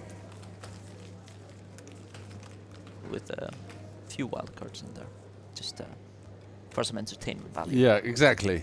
It's a nice mix. So it's kind of what you expect in a Mystery Bounty, right? It's a great tournament for, you know, to put it bluntly, fearless recreationals, because it just works in their favor. You know, guys that are not afraid to put the chips over the line. Maybe in the heavier ICM dynamics of the vanilla format, they kind of go missing and make some big blunders. But here it can never be too bad because of the Mystery Bounty element. Precisely, and I was having a conversation with someone that I believe Mystery Bounties long term, they have obviously been hugely popular online. Mystery Bounties long term, I think, will be great for the health of the game, because it will attract people who just like to gamble and like to spin a lot. The format generally allows that kind of play, and it makes you believe that even if you are not confident enough to believe you could win a tournament, you are certainly confident enough to believe that you can make the money and pull a mystery. Exactly. So it adds that element of enjoyment. There's a different kind of energy around the room during these things. It's usually a little bit more laid back and kind of fun, because there's, you know, less to kind of cover up in terms of the live reads, right? You're just kind of hunting bounties and having fun. Yes. So it's one of those things that, yeah, maybe the poker purists out there are going to say, it's ruining the game, and the ROIs are so low, and it's just gambling, blah, blah, blah. But lo and behold, it's here to stay. And, you know, we have seen a couple of fads come into poker that, you know, just sort of fell by the wayside. Thinking short deck, it's not really made the test of time, but Mystery Bounties definitely seems to be something that people like, and it's kind of another theme of trying to create a game with more action, but this one's here to stay. Nice move there from Fabi. Yes, finding one of these creative combos. Yep. At this level, this will happen quite often, but regardless, Luca having exactly the kind of hand that Fabio wants to put pressure on, and it works out perfectly for him. The slightly better ace-x, the suited ones, he knows it's going to be opening all kinds of holdings. Ace-jack off, it's going to hit the mark. King-queen has a lot of equity versus our ace-4, also going to be likely to fold. Yes, and of course, not to mention the countless folds you get from the big blind folded King-7 suited, which of course is a fold, but if you flat, I'm sure he would have loved to come along with that kind of hand. Yeah, and our pot share just goes down. Yes. So nice move there from the German grinder. I have to mention that a good demonstration of what the mystery bounties can do. I was in Rosvado just about a month ago. I met a couple of German guys. One of them was running late in the main, so his 3 friends were railing him. One of them, however, happened to also be playing a $15 mystery bounty on his phone, on a very popular online site on his phone. Yes, it was day 2, and then suddenly he just started yelling because while he was in the toilet, he drew the biggest mystery bounty available, which was 18,000 in a $15 mystery bounty. That's insane! What a spin! Yes, and he even ran extremely deep in that one, but I don't think he made the final table. Hopefully he had time to pull his pants up when he was in the toilet, right? God, I hope so. Although I cannot confirm nor deny this. Comes back with the trousers around the ankles, showing his phone to everyone. Yeah, that's not a nice mental image, is it? Sorry for you guys at home getting carried away. But yeah, regardless, that is quite a pull, and that's the allure of the mystery bounty. Yes. Right there in a nutshell.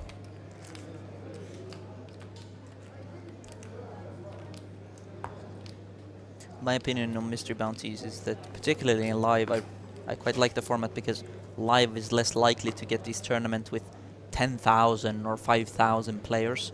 But having a mystery bounty with 200-300 players, though it does add a lot of variance, it's the kind of variance that is still welcome, because ultimately if you do run to those top 3, top 2 places that you should be targeting for anyway, long term, you will probably have more than one of them, and over time, though you can run up or down, so can you with normal variance, and when you combine the two, it's not that bad. For sure, because the field sizes don't get out of control, whereas, you know, in other areas of the game it can be a little bit of a shot into the dark. Yeah. So Luca here with the King-8.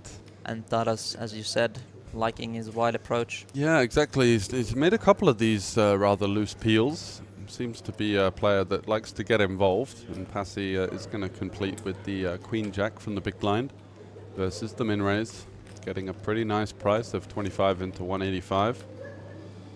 And 10 deuce deuce, so swing and a miss for all 3. Very dry flop. Yeah, I could see Risto go for a kind of small sizing. It's in some ways a value bet, in some ways a bit of equity denial as well. If he gets a hand like, you know, Queen-Jack to fold, that's 2 overs and a backdoor straight draw, which is a great result. Even if you get something like 9-8 to fold, though it's not 2 overs, it's 2 cards that could outdraw you. And if it's 9-8 suited with a suit that's already on the board, that's more backdoors that you do deny with this small bet. Big chunk of equity. You can see there, Queen-Jack having 31% in this one. Yeah. With all of the 6 outs available, of course. He's not to know that, but... And I think... that's the job done. Pasi probably is aware that that though chip EV, it's a peel that you could narrowly make. Even in chip EV scenarios, you wouldn't peel that very often, simply because you will not get to realize your equity often enough. Exactly, and then some other considerations as well as the future game. If he does call and improve to a straight draw on the turn, he kind of has to call one more, and then all of a sudden he might not be able to cover guys like Luca and Dimitri if money's going in on later streets. So precisely, not really incentivized to play you know, too passively out of position, maybe looking to check raise sometimes, although repping the deuce might be a little bit of a tough ask. Coming in 3rd from the big blind, a lot of the deuce X there will be forced to fold. Rich, though, is in a tempting position where he wants to win just another medium-sized pot so he covers also Taras, but for now he still has that one danger at the table. Exactly, one job at a time, but certainly going to be something that is in his sights. Seeing him fold the Jack 7 off, does that surprise you at all? I thought he would have opened that, to be honest, Yeah. with the chip lead, but it looks like he's more interested in getting stuck into a bag of nuts there. Especially since if you do take a wide flatting approach, you should also have this... A little bit of pep in your step with the opens. Yeah. Especially in a spot where you'll be able to put on a lot of pressure. I think the wide opens are much better than the wide flats because absolutely, because you can get win to the remain, pot. and Yeah. you get to remain the aggressor as well on future streets. So in these spots where everyone has a swing and a miss, but the range clearly favors you, you get to take them down very, very easily with little competition. You most certainly do. Good to keep the foot on the gas. Maybe not looking to tangle with Risto, who had a lot of chips in the big blind. Maybe that was the reason, and he might be more happy to target some of the shorter stacks in the big, at least with a bit more bounty equity versus the shorter stacks, as the collision effect is much larger. Fabian with the ace-king suited. Speaking of collision effect, we have 6 unseen hands here with the potential of bringing us one of these big collisions. Yep, absolutely. Need someone to pick up a decent hand. Plenty of chance for that with still 3 guys to go. 4 guys. And he does open into the short stack as well, so an even better situation, which could have meant that he saw some fight back. He's been quite unlucky now not to find anyone with a playable holding. I feel a bit hard done by, but still picking up the chips is not the worst result. 60k going into his stack if Nilo does indeed fold the 10 deuce suited here. And I really think he should. Yeah, me too. Especially in a mystery bounty, because when you do shove, you're going to get called so easily that you just want to keep as many chips as possible for that upcoming hopeful double up. Exactly, defending there, maybe flopping a deuce or some kind of equity and then having to check call the flop or maybe even put it in is not going to be as favorable as the action he's likely to get when he does pick up a decent holding in the next couple of orbits. Still time for the Finn to find something there. It does remain on over 10 blinds. So, not nothing. Dimitri with the 9-4, just going to be on the sidelines for now, looking for that next elimination for a little pay jump. And really no incentive for him to open wide in this configuration, whereas Tadas with the 8-6 and the chip lead, I believe he has second in chips on the button as well, but he is going to chance his arm with the 8-6. Passy out of the way, Aristo with the Jack-9 suited, certainly a playable holding. Could be looking for some 3-betting here, potentially some calling as well. And I think oftentimes we will see the call. Yeah, I think it's... Oh, he does fold. Interesting. Really choosing not to tangle at all with that big stack. And also, there is something to be said for the situation that if Taras opens, particularly from this early, and the short stack shoves, we don't expect Taras to be folding very much, if at all, which means it puts you in a very uncomfortable position once it comes over to you, because you'll probably be forced to let it go, and when that happens, you're flatting in a situation that gives him an even better shove. It's just nice to sometimes avoid these situations. Yeah. And Fabi there, defending the ace-deuce off. What do we think about that versus the chip leader? Well, it's certainly interesting, but perhaps he's picked up on the fact that Taras is going to be very wide, and on board structures that are very dry like this, I absolutely believe we will see a continue from Fabian. The real question is that if it keeps running out on these middling cards, anything between a jack and a deuce, isn't he going to be afraid of exactly Taras having these cards if he does believe he's too wide? Yeah, it's one of those ones where you feel compelled to call, but the actual kind of realization of the equity out of position is quite tough, and he does turn a gut shot alongside the ace of hearts, which is a handy component to have at this stage. Yes. Interesting to see what happens on the turn here. Taras doesn't really pick up any immediate equity, still has 2 overs to the 4, but checking down now, and I think that Taras is going to potentially try and represent this holding if it does go check from the German. and that will be a real test of the mettle of the young grinder. Precisely, because this is one of those middling cards Yep. that, though it looks fairly inconspicuous as a standalone card, if you do expect your opponent to be opening much wider, it's going to contain a ton of exactly 10x. It's not going to go quite down to the 3x and what. Ooh, I'm not sure about that check back. We do have a lot of very natural c-bets that include hands like 10-8, hands like Jack 10, Queen 10, King 10, can all arrive here in this manner. Maybe slightly conservative there from Tadas, just kind of waving the white flag with the 8-6, just going for the one and done, but he does retain the chip lead marginally, so that could have been of some consideration for him. Risto in second, Fabian winning that one relatively uncontested. In third, then you have this pack of Pasi, Luka and Dimitri kind of treading water for now, and Nilo at the bottom with all the work to do, 11 big blinds.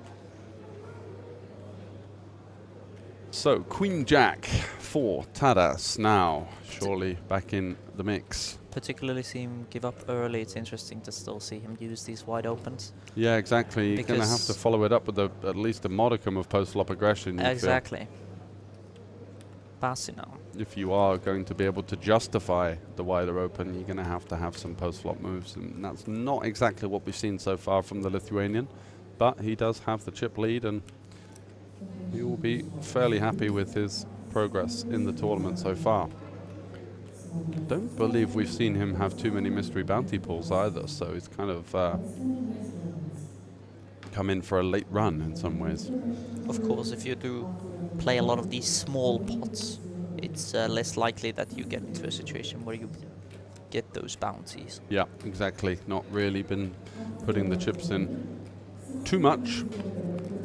Just kind of small balling it, and does flop a jack. So bad news for Pasi. The Finn peeling from the hijack with the 10s, not looking to play for what would be almost 40 big blinds pre-flop, which is fair enough. Certainly not going anywhere at this stage yet. No. And in Pasi's shoes, it's worth noting that when he takes that decision pre-flop, it might have been different if it was him opening and facing a 3-bet, because if he does 3-bet, when someone comes over the top, he loses that advantage of the fold, fold equity, and is forced to either run it or fold a big holding. Yep, which would be undesirable in both senses. So Tadas is going to go for, what do we think, sort of a middle of the road sizing. He goes small. Very small.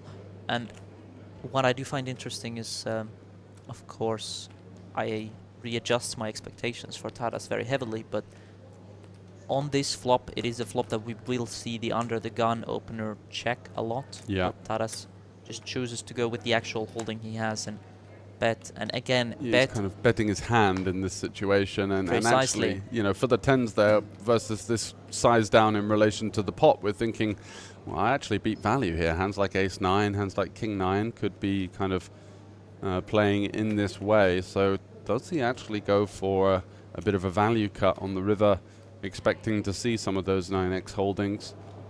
It's very possible. Yeah, 8s and 7s also being in there. Yep. Hands that could be one to play, and he does go for the value cut. Yeah, about half pot. Looks like 225 in the middle. And as played, I absolutely have to be called by Taras, surely. He just thinks it through. Yep. But, and he's going to take this one down with the Queen Jack, as Pasi did read into the sizing, as we both did in the booth as well. I could see that he had Queen Jack, but the sizing was just looking like a 9, so unlucky there to run into one of the weaker jacks that has elected to check the river, and Tadas adds to that chip lead. And he'll be hoping to say ta-da to Nilo in the next. Couldn't help myself. Yeah, in, I could tell. in the next orbit or so, hoping to get a little bit of that mystery bounty prize pool, which is dwindling, unfortunately. If you are joining us right now, we've seen the 20k pulled, we've seen the 15k pulled, and I think the biggest one remaining is 10k at this stage, which is still third place prize money. Oh. At least it's not the same dealer who No, exactly. That would have been... was at the start. Yeah, he got the tap on the shoulder and he's been sent to the gulags, I think. Luca with the ace-8, middling stack now. And that's going to be the end of the road in the booth for Erasmus for today. I believe you're going to get some food? Yes, I am. Okay, good get stuff. some food with other poker players. It's So. been a pleasure to hear your insight once again. Unlucky in the main event, but hey, not a bad payday and a nice run to add to the collection at this point. Great experience, if nothing else. It's always good to take away a lot from these, particularly when you run the way I did today, which was very slow and steady. Yep, so. Absolutely. Well, good job, and we'll be seeing you hopefully tomorrow. Yes.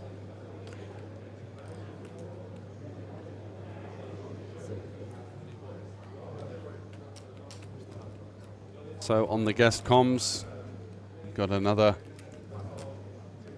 player hopping in, Mr. Scott Kenyon. How the devil are we? So it's not been the week you were hoping for so far, but so far is, there's still a couple of things to play tomorrow, right? There is, albeit it's Hold'em, and I'm the leader of the Boo Hold'em movement.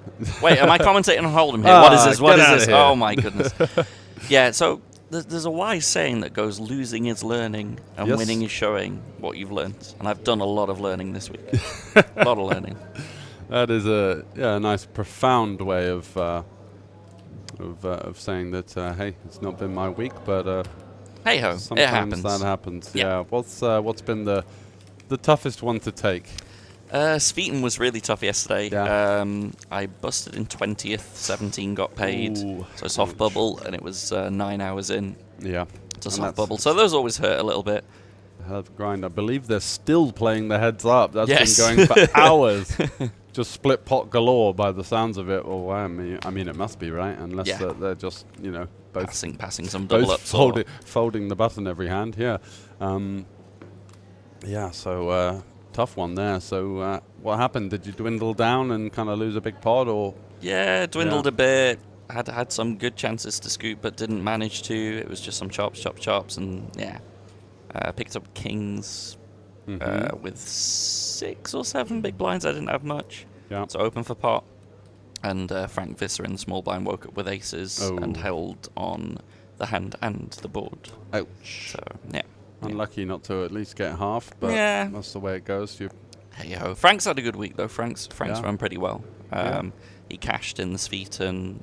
Obviously, he was final table of the PLO, the 1K that we commentated a few days ago. Had a nice 5-figure score there, I believe. Yep. He also cashed the 8 game, I believe. So he's run pretty good this week. Yep. And someone's got to, and he's decided to be the one to take the bull by the horns. So and good for on Frank. You, Frank. Good guy. Good exactly. Guy. Risto with the pocket aces. Is he going to find some action?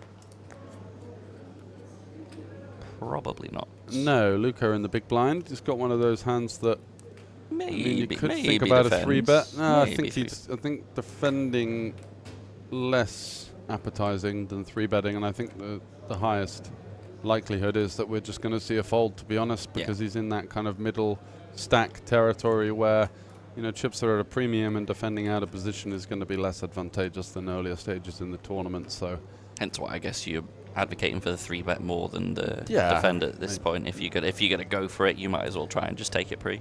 Yeah, but versus early position, might be not too thrilled about it and does good decision. Very good player, Luca. Very good player. There you go. The timing. Yeah, it hasn't really had the final table of dreams, but he's still alive. And he's got over 20 bigs to contend with. So. Yeah. Speaking of good weeks, Parsy's had quite a good week. He got second in the 8 game. Nice. Yeah. He was a bit miffed that he got second, though. I had to say congratulations. It's one of those things where obviously you're happy you got second. Package, exactly. It's that 5K added package juicer on top. It is a big juicer, isn't it, for those smaller field it really events? Is. What did you get, about 100 runners in the 8 game? Just short of, I think. So I remember it was like, I think 20K was it for first? 20K for first, 14 for second, something like that. So, it's like a 6K pay jump, but then on top of that, you got the 5K package. It's just so much at that point. You're playing for 10 bags, essentially. It's literally like you play in a PKO tournament where the jump is so vast between second and first. Yep. And not to be on this occasion, but still in the mystery, and second place in the 8 game. Regardless, it's going to be a winning week for him, you'd hope. I would imagine. Yeah. Unless he's been firing off things shells that I'm in the not aware 5K. of. Yeah. Yeah, and Fabian, a very good player. I've come across him. He's A everywhere, few isn't stops, he? a few festivals. Yeah, He's just one of those guys that gets his head down. You know, you never see him really out of control. He plays really solid. He's just always turning up and giving it his best, and that's a winning strategy in the long run. For always sure. seems to be there or thereabouts, which is what you want to see. I'd love to know how much he spends on hotels and accommodation every year, because he is everywhere. I mean, he's one of those guys that, let's say we got 52 weeks of the year, right? I reckon about 45 of those at least he's on the road in one of the European destinations for the most part. So I think I heard a rumor, and it could be wrong, but I heard this rumor that apparently in Germany, if you're of a certain young age, you can get like some yearly train pass that just gets you everywhere. So I heard he had one of those, but I don't know if that's true or not. Correct me if I'm wrong, chat. If anyone knows, let me know. What, like a European rail card? Apparently, yeah. Wow, and that just gets you everywhere. That might be why he's taking the train all the time. I did see on his story. Oh, is he taking? Yeah, so does. that would add up then. And that's why, he's focusing on those inner European spots, because the travel expenses is a big part of our win rate in live poker. You know, like it's not cheap these days. Flights over here from England, return was 500. You know, yikes. a couple of years ago, that was looking to more 150, 200. Yeah, mine was not so bad. So I fly from Malaga because I live in Gibraltar. Yep. Where we, by the way, might be about to get EU flights very soon. I don't want to get too political, but we're going to be like a Schengen associate. Okay. So we're actually going to get EU flights within, hopefully, the next few months. So you don't even have to take your passport then?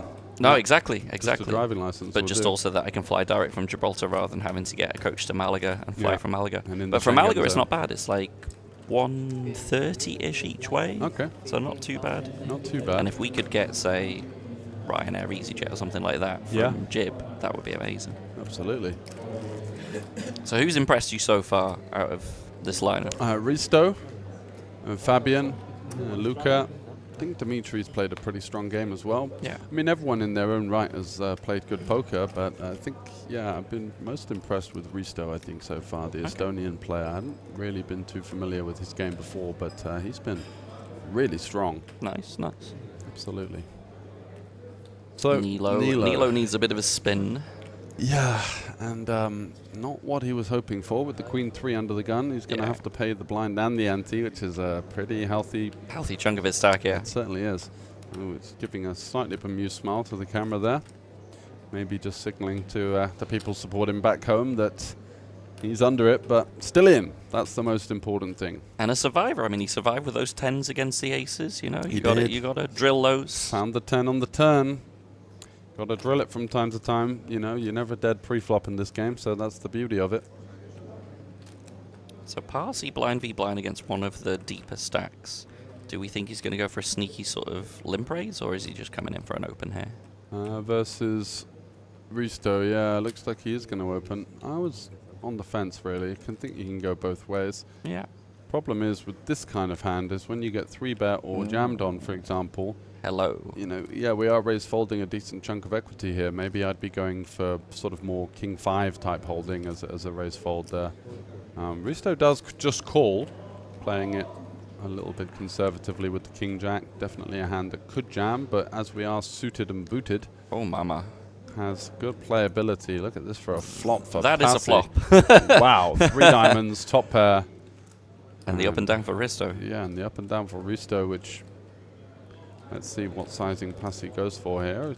Could elect to check this board sometimes. He's going to have a lot of 1 over 1 under type holdings in this pre-flop ISO range.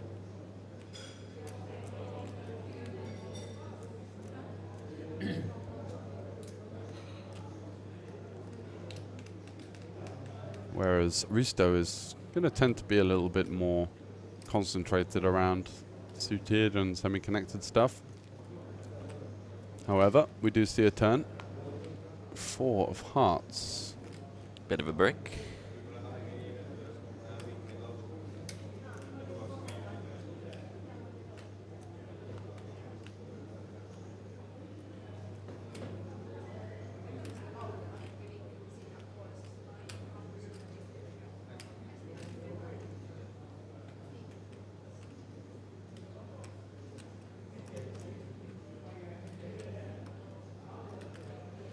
I can confirm mini cooler. That is my job, yes. Thank you.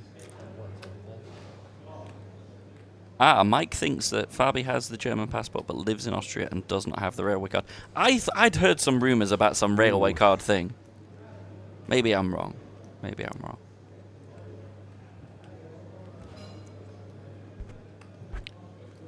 Oh, Risto with the fold. Yeah, I think so. I think our open-ender there on exactly the monotone texture is going to really go down in value. Just definitely reduces the number of outs we have. Exactly, 2 of our outs have essentially gone. I mean, we can win on the straight completing diamond, but are we going to get paid when we do so? No. So the implied odds are a bit weaker for us. Oh, we have a counter comment from Chris in the YouTube chat who says he has for sure got the rail card. Apparently, yeah. So there you go. That's a big chunk of the travel expenses gone. And a nice spot to be in. And just a lovely way to travel around, right? You get to sort very of leisurely see all of the scenery around you as you travel. Do a bit of admin on your laptop as you're looking at the Austrian scenery. Maybe even grind a bit while you're on the travels. Play some MTCs. Fire up a little bit, yeah. I mean, if the guy that Rasmus was talking about can pull a mystery bounty for 18k in the loo, then that's the dream right there, isn't it? Modern day poker in a nutshell. Yeah. A guy with his trousers literally around his ankles pulling a mystery bounty for 18k. What a fun game it is. Really skilled traveler. Yeah, that's the way to do it. Not being too egotistical on the 5-star hotels and the room service breakfast in bed. You don't see those guys last the test of time too often unless they run super hot. So it is a game of cutting the expenses and making sure that almost all of your money's going into that role and going into the reinvesting. However, Nilo in the big blind here with the King 10. Pasi has gone for the slightly larger than standard open because he wants to, well, slightly dissuade the jam or the defend, but also gets a better price to raise call, which is, I think, what he's going to do. One would hope that Nilo's just getting this in for sub 10 bigs. I mean, I'm not much of a Hold'em lover, as you know, but I'm definitely getting this in. Button versus blind. I mean, we can't really wait for much better. Let's see. Get him in, Nilo. There we go. Finds it, yeah. And I don't think Pasi is raise folding. No. It's going to have a spin here. Jack 9 should be live a decent amount of the time, especially versus the somewhat honest tank jam as well. I think you can usually read into that's not going to be the top of the range, so we can take out some of the stronger holdings straight away, which means our Jack 9 is doing a little bit better than maybe it could be. Do we know roughly what the sort of average mystery bounty left is? Yeah, so I surmise that it's around about 25 to 28k in values. Yeah. 7 left. Yeah. Pretty good chunk, still about 4k average-ish. Something like that, yeah. And going to need to fade a Jack or a 9 on the river, and does. King 10 holding. King high showing a winner, and Nilo now jumping up the rankings. And a bit of a dent to Pasi there. They're almost equal now. Certainly is.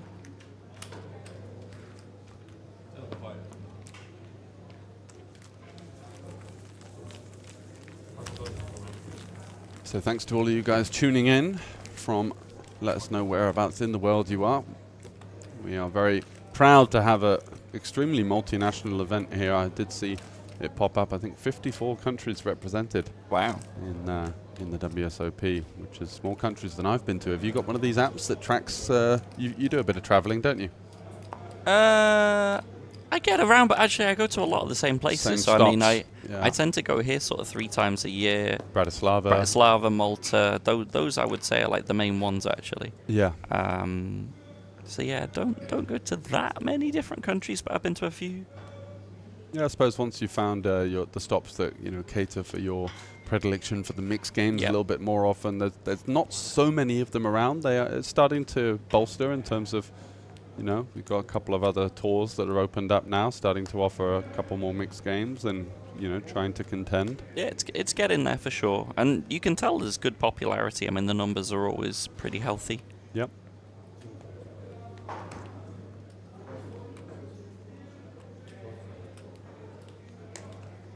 Nilo with the 10-7, blind versus Fabi. They're lurking with, I believe, over 1 million. Those stacks of grey are worth 500k, so he's going to have at least 1.3. Nilo does just go for the fold, and yep, Fabi with the 8-7 suited wasn't going anywhere, but was dominated, so nice pickup for the German.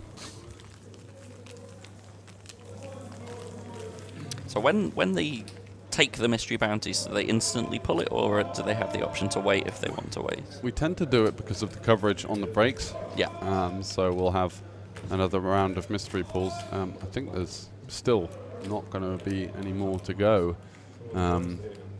for now, but you know, something has to give at some stage. It's been a little bit of a stubborn final table in terms of the bust outs. Only seen one eliminated in a fair few hours of play now, but of course the blinds are catching up with us. Next level will be 20k, 40k, where we're going to see for the first time in the tournament average stack of under 25 big blinds. So that just kind of goes to show, you know, how much of a standstill in terms of eliminations we've seen. And not for want of trying. I mean, we've had some all-ins, just tends to be the short stacks just get in there. It seems to be, doesn't it? Yeah, the short stack usually has the better of it in this kind of format, as the bigger stacks are slightly more incentivized to give them a spin with that mystery bounty equity up for grabs.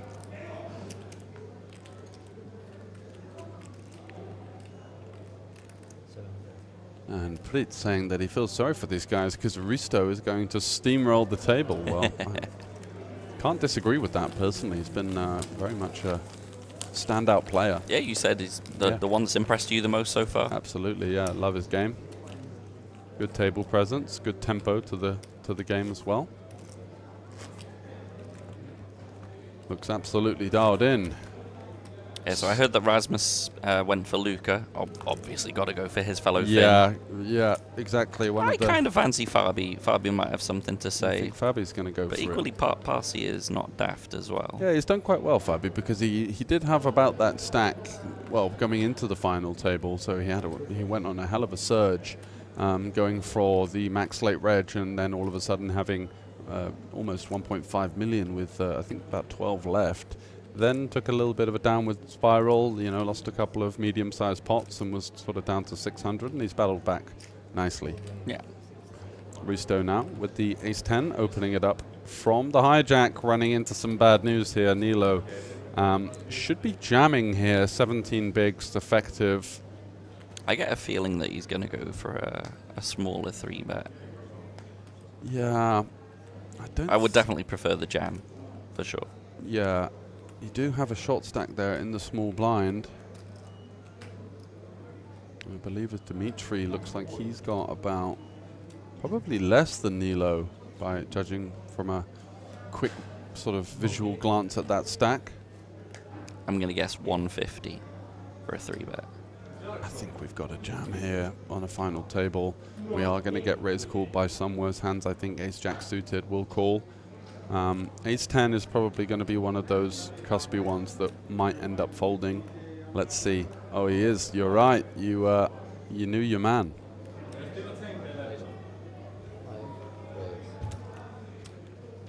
Slightly smaller than I thought, but yeah, does the same job.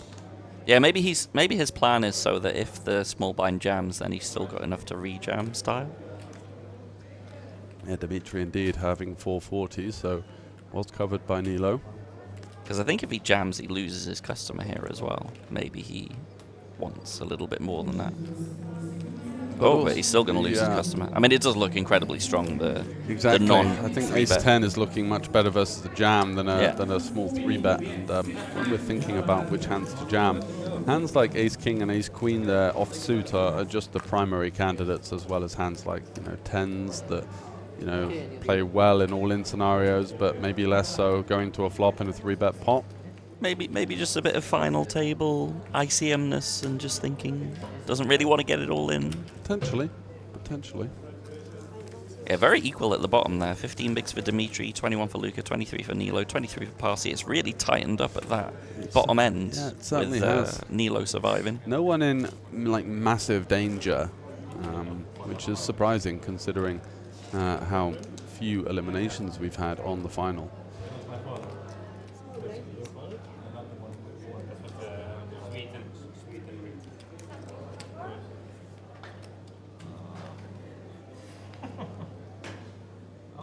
Welcome for those of you joining us. 7 left in this Mystery Bounty final day. This is a World Series ring event, so we do have indeed that 5k Bahamas added package on top of the prize pool and the mystery bounties. There is still a 10k mystery bounty out there as well. But a bit of a standstill so far. We haven't seen any bust outs in, I want to say, almost an hour at the point. Fabian with the 10-9 off, coming in with the open from the cutoff.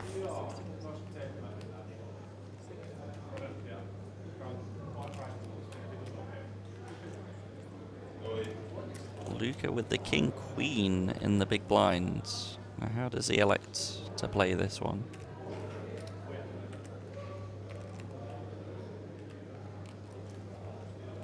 Could just be a jam. Yeah, he is just going to go for the jam here. I like that. Yeah, versus the cutoff, I think we just have to go. Yeah, you know, Fabian opening a wide range of holdings. Especially with the chip leader and the small blind as well, it's going to mean that Fabi's going to be even wider. And so you can see 10-9. Taking his time, not sure why, but maybe just trying to save a bit of face. Doesn't want them knowing he's opening quite as wide as he is. Exactly. Got to make it look part of the ruse.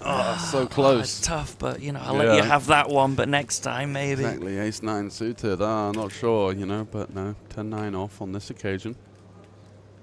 Got to balance that folding range.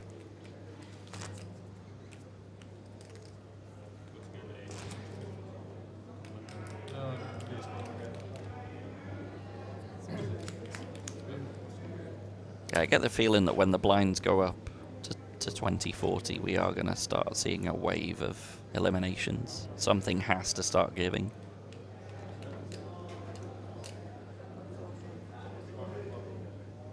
Nilo on the ascendancy, picking up the king-jack under the gun +1. Should be fine for an open off 22. Maybe, yeah. He's not really incentivized to open that wide. Let's see what he goes with. 7-handed. I think I might just find a fold with this one. Yeah, fold is fine as well.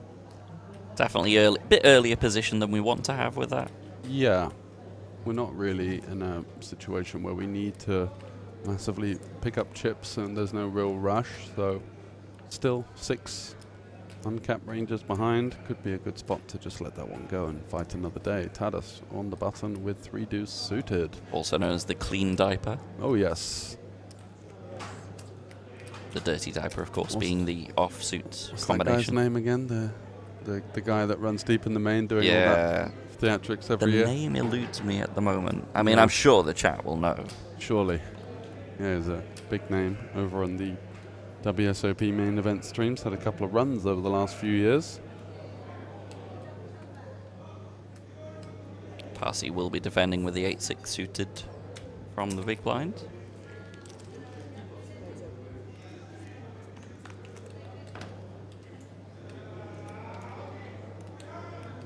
Pretty decent flop for Parsi with the top pair. Certainly is. That's going to qualify.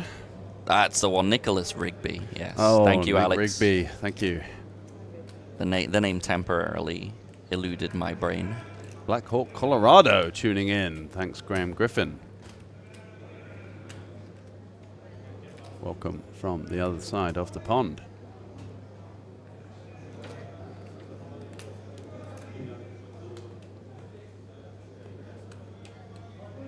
Parsi deciding on check raise or call.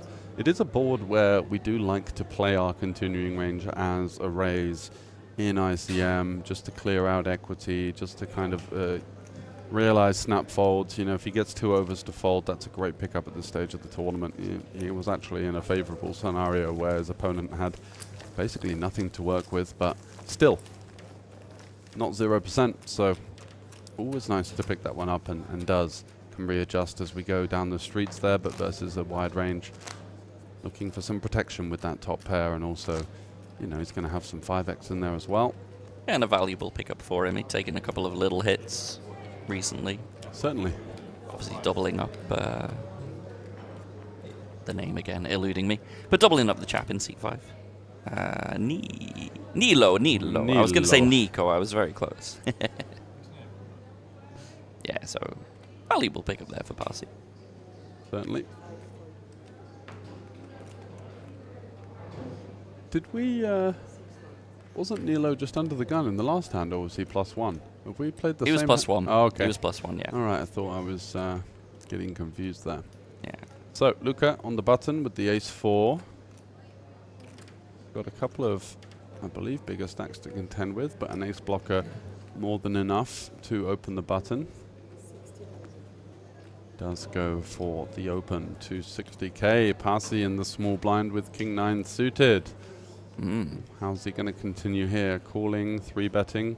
Both seem to be valid options. 3-betting does get rid of some of these types of hands. Weak ace highs.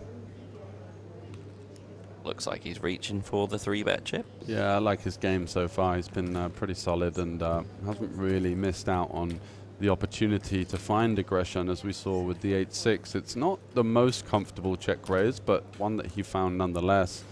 And yeah, Luca just with a little ushka look over to his left as if to say, God, really? Run into it again? Well, not this time. But a nice move there from the Finn, who's shown a pretty strong game of his own and now is slowly getting himself back into contending for that top prize of 22,000 and a bit of change. Do we know how many bounties everyone's pulled? I know you said that Fabian had a 15k one, I believe. Another chap had the 20. Yeah, I believe we're up to date on the bounties now, so it should be 7 bounties remaining. We can get that information as it comes. Lovely. And I guess no one else has pulled anything massive at this point. Yeah, the 10k still remains. Yeah. As the new kind of top prize in the bounties. Fabi with the 15, and I believe it was Dimitri with the 20k.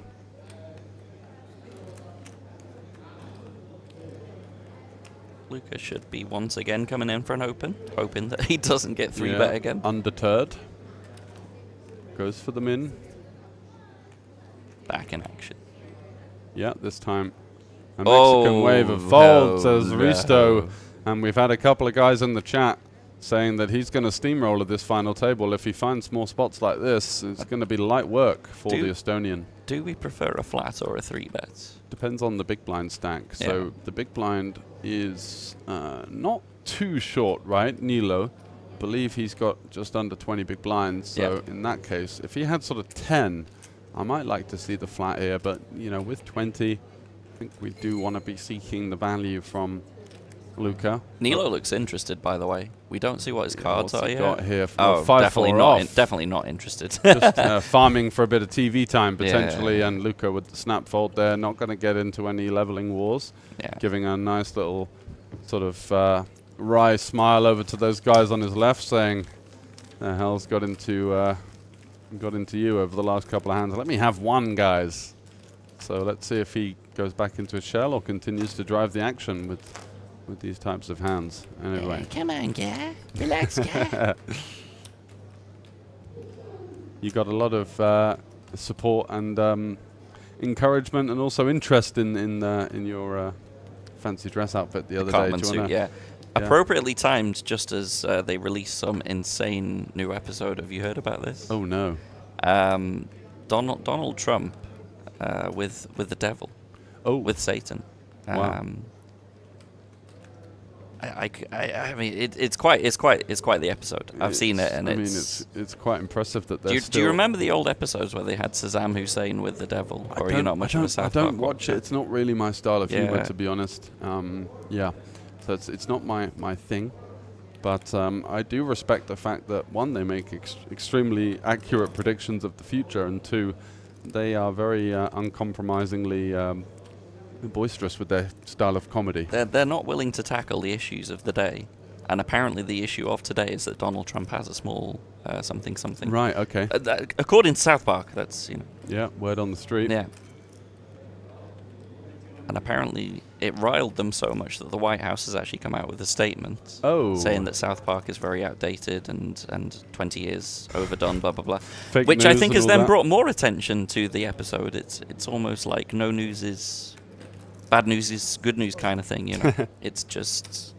Yeah, it's their most viewed first episode in a series for like 20 odd years. Yeah. It's riled quite a few people. Chip counts at the moment. Tadas still with the chip lead at 50 bigs. Bottom end is actually widened a little bit. Parsi was sort of dragging towards that bottom end, but the last couple of hands, couple of pickups, finds himself more towards the middle of the pack. And the ladders at this point not that huge. It's 900 ladders to the next one, but as we've said, sort of 2,500-ish average mystery bounty equity. So you definitely want to be the one doing the damage, getting those ladders.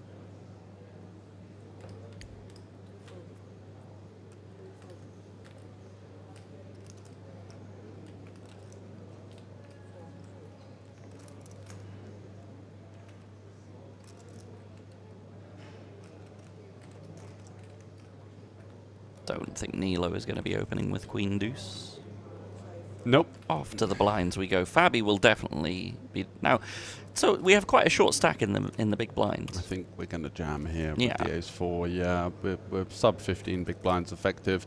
These are the first types of hands that you want to be jamming. Yeah, and he does. So it's like deuces, threes, weak ace-x. It just plays so well as a jam, and in fact it's actually 13 or so big blinds plus yeah, 14 bigs effective. So these are low offsuit aces, the Broadways, the low pairs first to go. Yeah. And yep, continuing to show his knowledge and his class. It's been a strong final table showing from Fabi so far. I'm excited to see how that continues. Yeah, it's a good player from what I've seen. Yeah, very consistent in terms of like wins and stuff as well. He does get a lot of. He's one of those guys that just seems to get at least one cash in every single series he goes to. You know, just kind of plugging away, putting in the volume, and that's a big part of it as well in live poker. Going around the stops, but also just making sure that you're showing up, playing consistently, and just kind of keeping that solid level baseline game really stands you in good stead for the long run. Nilo on the cutoff with King Queen. There was a little moment there where I thought he was putting those cards into the muck, but surely not. I would hope not. A strong holding from the cutoff, and he does cover the small blind, so will be raise calling versus Dimitri.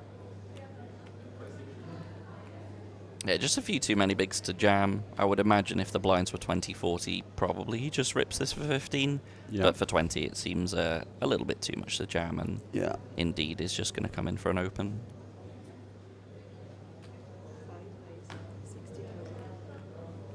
Goes for 60. Has Fabi got anything? He's got ace-5 off, which is a candidate for a 3-bet fold.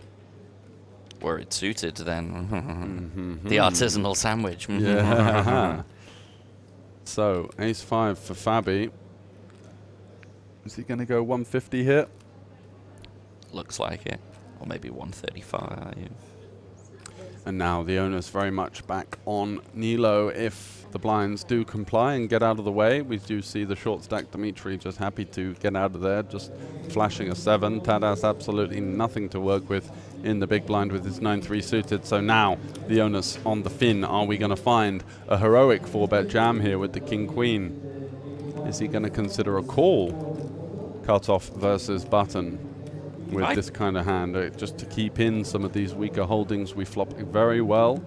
You don't want to be doing too much peeling out of position in ICM, but as far as candidates and positions go, this one is something that is somewhat tempting. Particularly against a very aggressive opponent like Fabi. I definitely prefer just jamming this, and obviously we can see the cards, but I think even without seeing them, you're very rarely going to be in horrific shape here with King Queen. Precisely. But this is what Fabi does well, puts the pressure on. What do we think, viewers? Are we going to see the move or the counter-aggression from Nilo? A couple of people in the chat cheering him on. Tuning in from Finland, no doubt.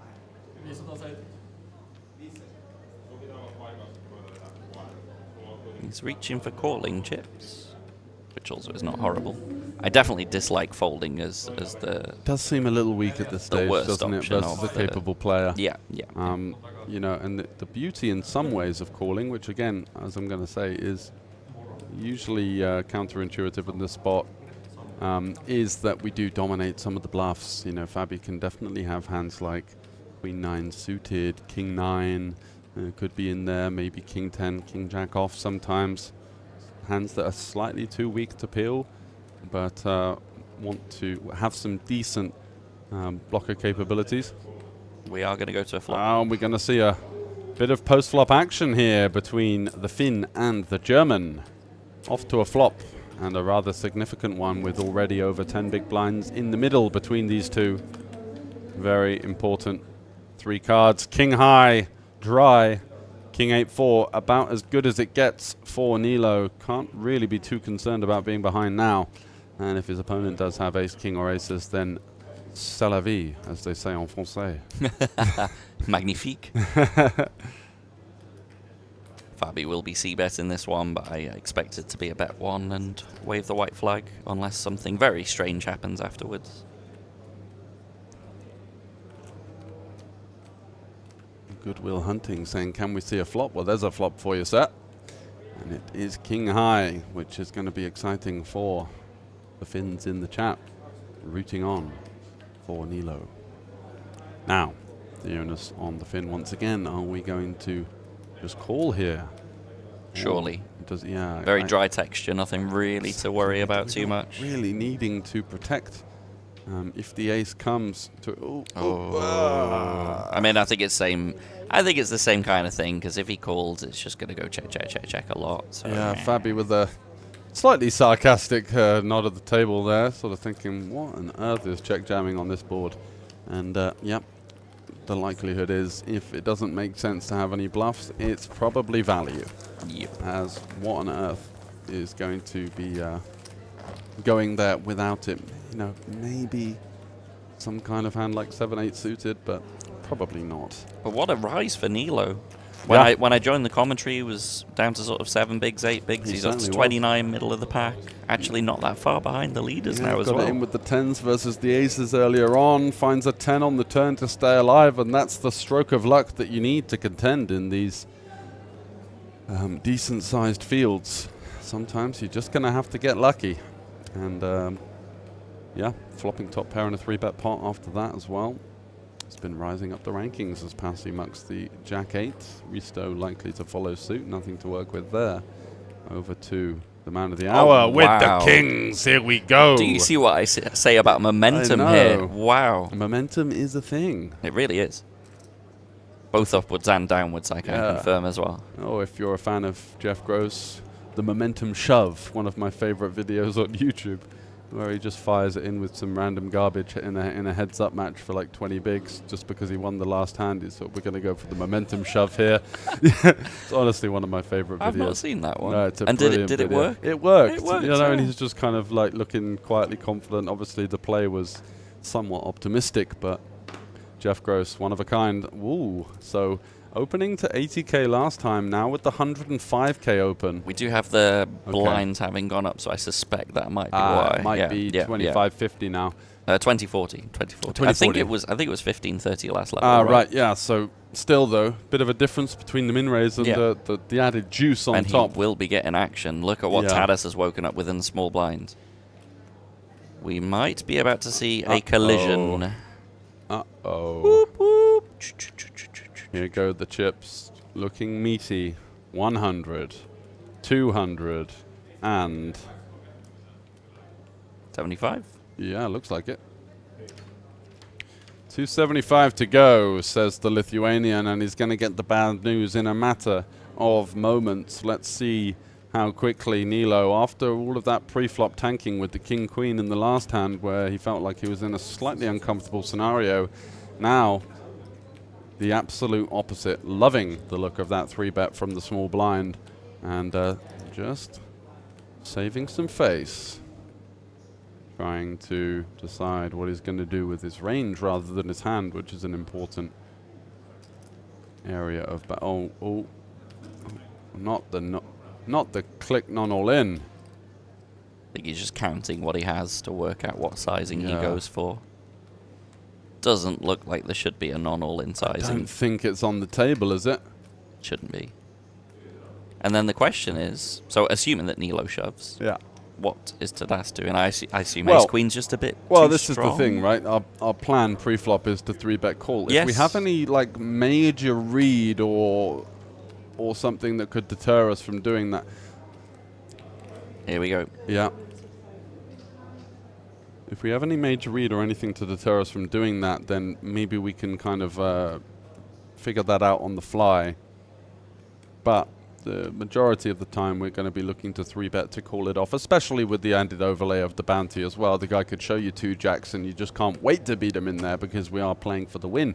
Yeah. And it's so much more important to assail up the chip counts and get that dominating stack. So yeah, sure, he could be behind sometimes, but Ace Queen cutoff versus hijack versus small blind here. Yeah, just a bit of a cooler. Yeah. And obviously the price you're getting laid at this point, 600k to win 1.2, just feels a bit too compelling and a bit too strong of a hand to not get it in with. But he is considering. It is a very large chunk of his stack. Yeah. Should he lose?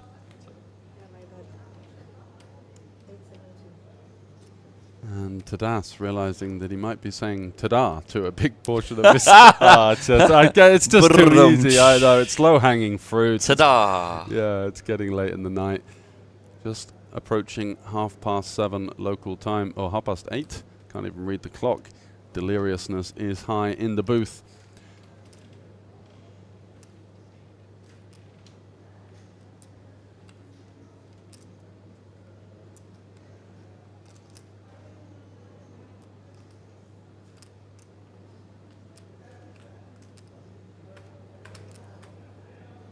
He is very, very, very highly considering making a very heroic fold here. Deep in the tank. Almost stoic in his pose.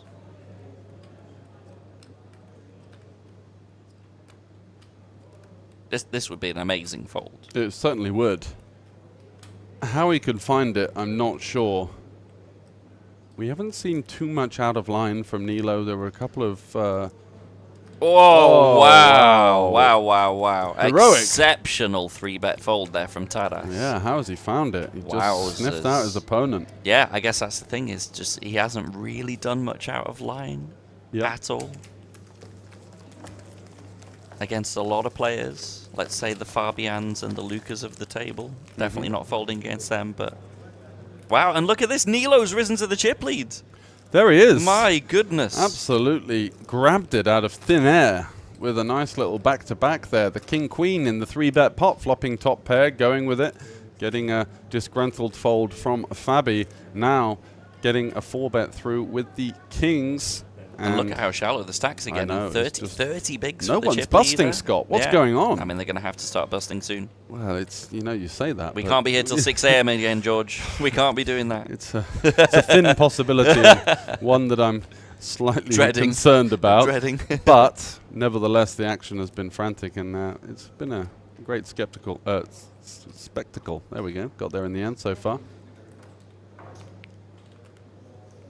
What a rise for Nilo, though. My goodness, the momentum is with Nilo. Do you feel it, chat? Do you feel like Nilo, maybe, going to take this one down?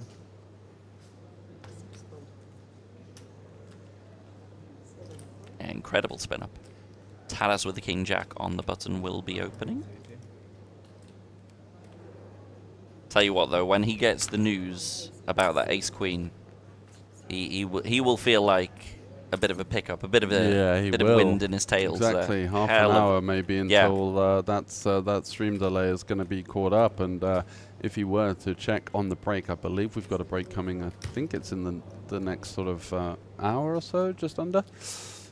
One would assume he'll have someone feeding him that kind of information. Exactly. Yeah, or going straight to the hand himself to try and figure it out, because this is the thing I was saying just before the action got a little bit too frantic. But if you do choose to go for the 3-bet call and then you have a strong reason to believe otherwise, it's still okay to change your mind on the fly, and that's exactly what he did there. Yeah. And perfect timing there from the Lithuanian, just kind of figuring it out. Perfect read as well. But then again, if you believe that your opponent isn't capable of 4-bet bluffing and they're going to have a strong range, maybe we just peel. So there's options on the table. They're having a little dance and a laugh, and Nilo is certainly feeling good about this newly acquired chip lead, as you mentioned. Yeah, 49 minutes until that next break, so he's going to have a while before he gets the confirmation that his opponent had it, but a sharp fold there. Nilo now with his newly found chip lead. Is he going to be yes. opening the ace-jack under the gun? Oh, yes. Yes, he is.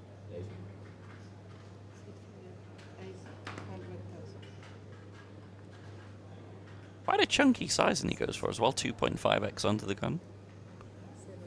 It is. Yeah, he's sort of mixing up these pre-flop sizings. We saw a min raise with the king-queen. We saw a bit of added juice with the kings, and now somewhere in the middle with the ace-jack. Look at Nilo go there. Yeah, Risto, knowing his customer, this, spotting a 4-bet jamming coming after the last size up, and that might leave ace-deuce looking a little bit weak for his liking, so just getting out the way. Still, 7 remain as the average stack remains at 900k.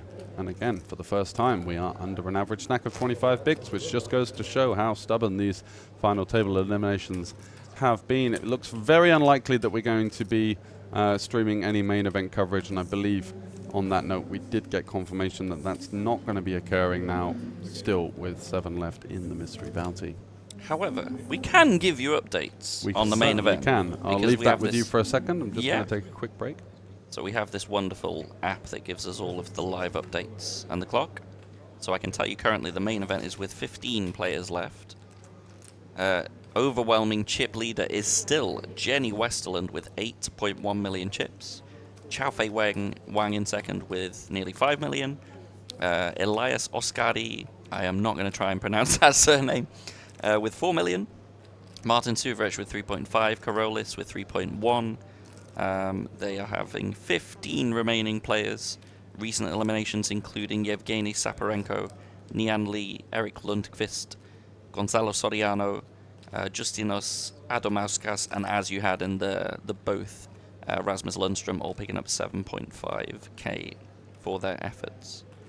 Gunnar Vedder is still in there with a somewhat short stack. David Venita, who we alluded to before, on 2.6 million. Local heroes, we have Igor Bihala and Michael Homin from Estonia, and Stephen Groom from the UK still in 6th on chips with 3 million.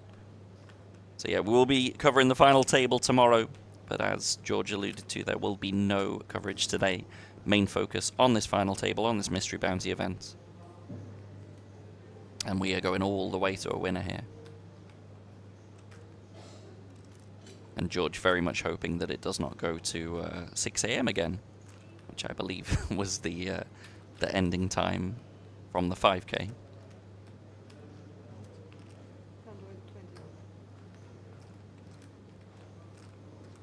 So we have a blind v blind battle here. Risto with the open from Queen 10 from the small blind. Nilo maybe considering whether he can 3-bet this or just a flat in position. Obviously we can see that he's dominated. He does not know that.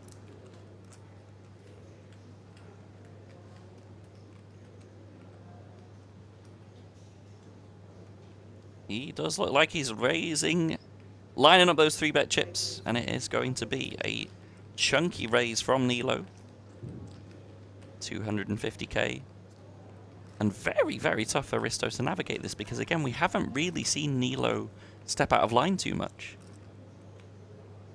I think this is an excellent spot that he's chosen, and indeed does get the better hand to fold. Nilo really is finding that momentum on this final table.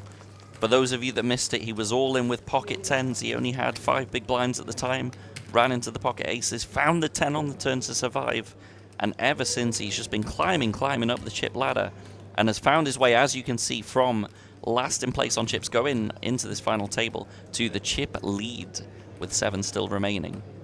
Incredible spin up from Nilo. And he's not done yet. Dimitri finding himself on the short stack. Estonian with just 9 big blinds. Luca with 12. Bit of a gap then to Parsi on 21. Risto on 22. Fabian, the German crusher, on 27. And Taras from Lithuania on 31 big blinds.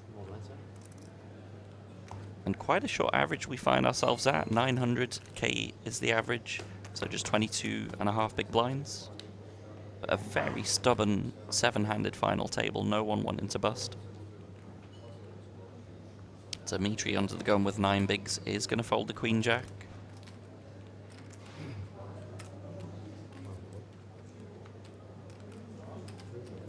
Luca's not had much fun on the final, unfortunately, as well. A couple of raise folds, has found his way down to that sort of 10 big blind mark.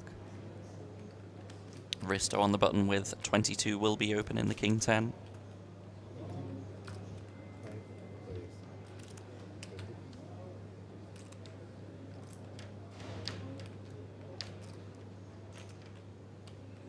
Nilo has the momentum, but I don't think he's going to be playing 10-8. Fabian with a bit of a defendable hand, the Jack 6 suited. Could even be 3-bettable.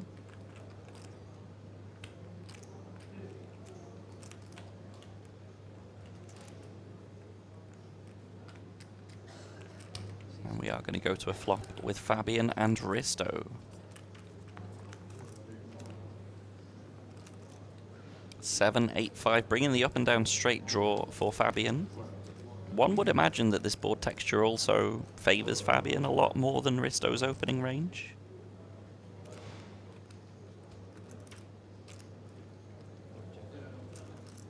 Check, check on the flop. Fabian turns the straight. Now, it's a very interesting turn card because it also gives Risto a higher up and down straight draw. So we may well see some action here. Fabian, I would assume, will be leading. It's just a question of what size he goes for. Half pot seems reasonable, maybe even slightly more. 130, 140.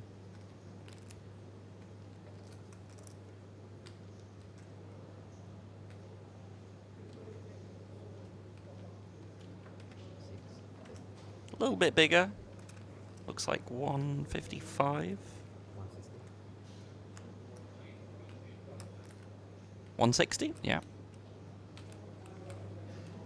And Risto with that 10 of hearts is blocking the nuts, as well as having a very strong draw.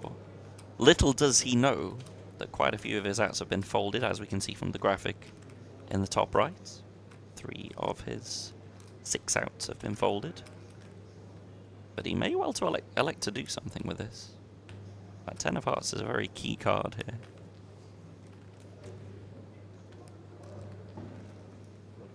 Does just find a very, very good disciplined fold there.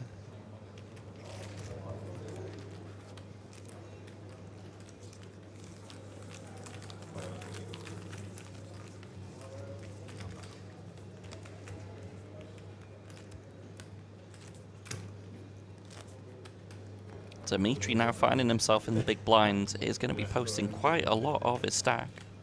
Just 9 big blinds. Kind of thought he might even go for a jam with Queen Jack under the gun last hand. Obviously we don't want to be under the gun with such a holding. Would prefer to be later position, just jam and take it. But he is getting to that stage where he's really, really bleeding down a bit.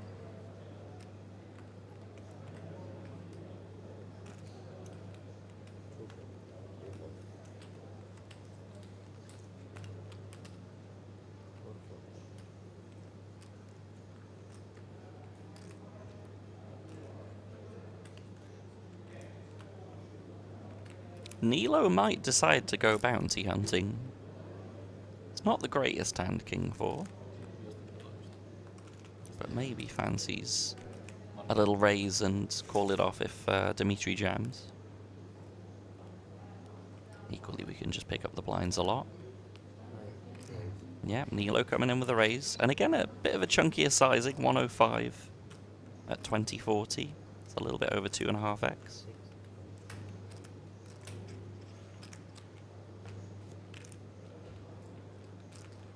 Welcome back, George. Thank you, sir. Still no eliminations for quite some time now. But Dimitri is getting on the shorter end of things. He's just had to post his big blind and big blind ante as well. And Nilo just doing a job of rifling through. Nilo, by the way, found a beautiful... It was a blind v blind situation. Versus Fabi? No, so the other way round. Okay. In the big blind, he had Jack 10 against Queen 10. Yeah. Queen 10 came with a raise. He found a nice 3-bet for Jack 10 and just took it down. Lovely. Got some moves. Yeah. And some pep in the step of the Finn, who is sailing up the rankings and giving himself every chance of getting that ring finger slotted into a WSOP Circuit winner's ring, plus the added equity of the 5K package. So all to play for. Still 7 remaining, which means we've still got 7 envelopes left in play. I want to see envelopes. Yeah, at least 2 of those are going to be going to the winner. So you're looking at 22,000 plus change, plus the 5K package. Whoa! Not sure what happened there, but we're back. And Passy with the Jack 10 suited is going to open it up. And we'll be hoping for a hand that can play from the small blind. Fabi gets out the way. Dimitri, though, with the 8-6. No bueno for him. Tadas. Ta-da. Hey, ta-da with the Jack 8. Is he going to defend this one? My guess is not. I would suspect not, but I could be wrong. He's reaching. Yep, he is going to defend.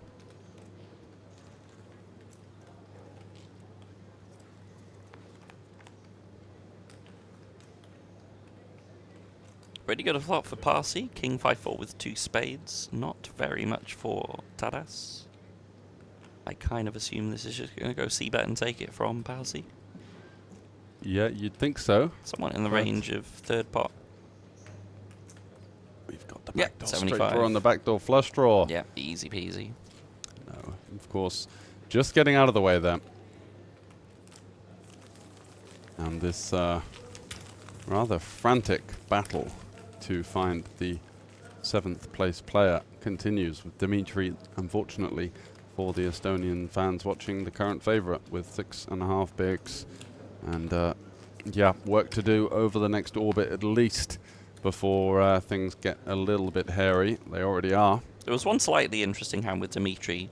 He had Queen Jack off under the gun for 9 bigs. Yeah. 7-handed, would you go for that? Or is it just a bit too early position? The thing is, right, when we're in a normal tournament, it might be better because you get hands like King Jack suited to fold. And in this situation, that kind of hand is much more incentivized to rejam. With the bounties, yeah. Exactly. And like a hand like Ace Jack next to act might fold because of the players behind. This time they're going to rejam to try and secure that bounty. So I think it's actually quite wise. I think you want to be going a little bit more on the Ace-X and the King-X side of things. But then once you get down to the sort of the 10-9 suited, the Jack 10 suited, in this format they actually play a little bit less appetizing as a jam because you just get those dominating hands actually to rejam rather than get out of the way. That would be my synopsis. Makes a lot of sense. I wasn't sure, to be honest. Yeah. I think it seems like a fairly shrewd... Oh, Luca gets a walk with 10s. Nasty business, especially as he's only got 12 bigs. He was going to be, he's going to be hoping. I mean, it's almost in usual mystery bounty play. You can basically close your eyes and jam for 10. So being 12 effective, you're thinking, I'm going to get some action here, surely. It's really, he's been really unlucky actually since I've been here. He's had those couple of sort of raise and runs into the 3-bet spots. Yeah, that was a real momentum killer for him, wasn't it? You know, he had the ace 4 and then the ace 7, found resistance both times and just really couldn't do much. And now the 10s in the big blind and just those little parts of the variance of poker, you know, it's also not about, you know, how good you run, but, you know, how unlucky you get when other people fight back or don't have a hand, and these kind of like small little deterrents that can ruin a deep run. But still, 7 left and in the mix, got 13.5 bigs or so. Yeah.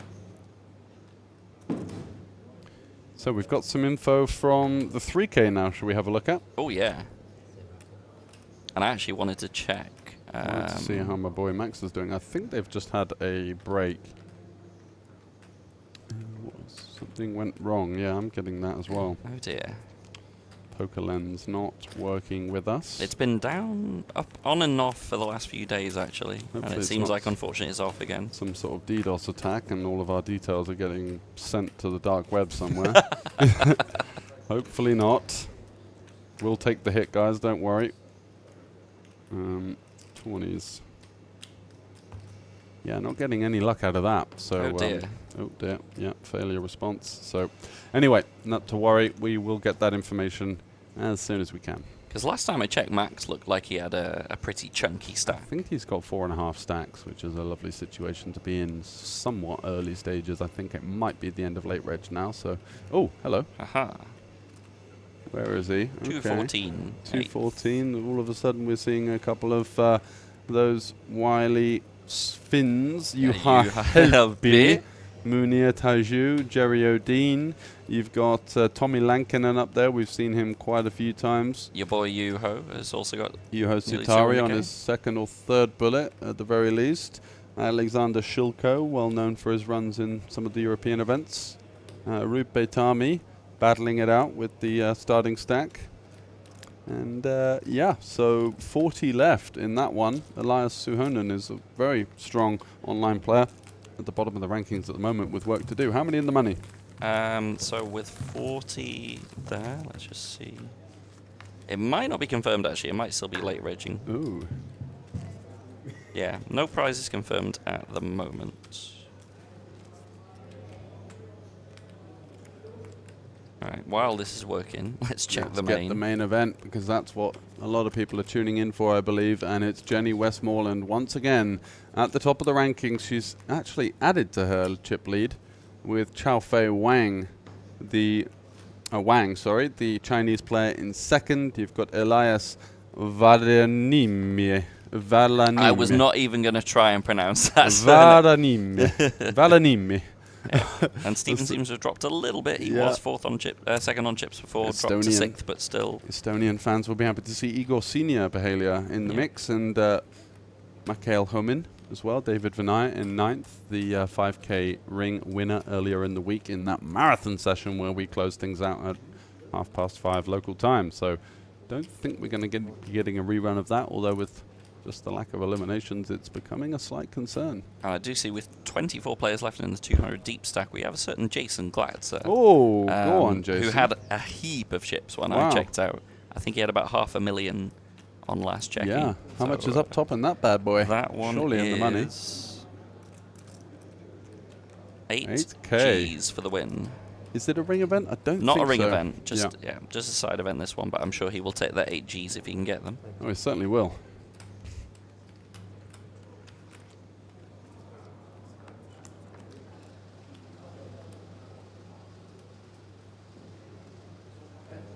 Right, so back to the action. Risto with second pair versus Nilo, who's got himself a duck high flush draw. Monster flush draw, as George would say with the ducks. Yeah. Oh yeah, you always got to believe in the power of the ducks. And you know, Queen High's got a little bit of showdown value at this stage. Can definitely be ahead of some of the hands, but instead not believing in the power of the deuces.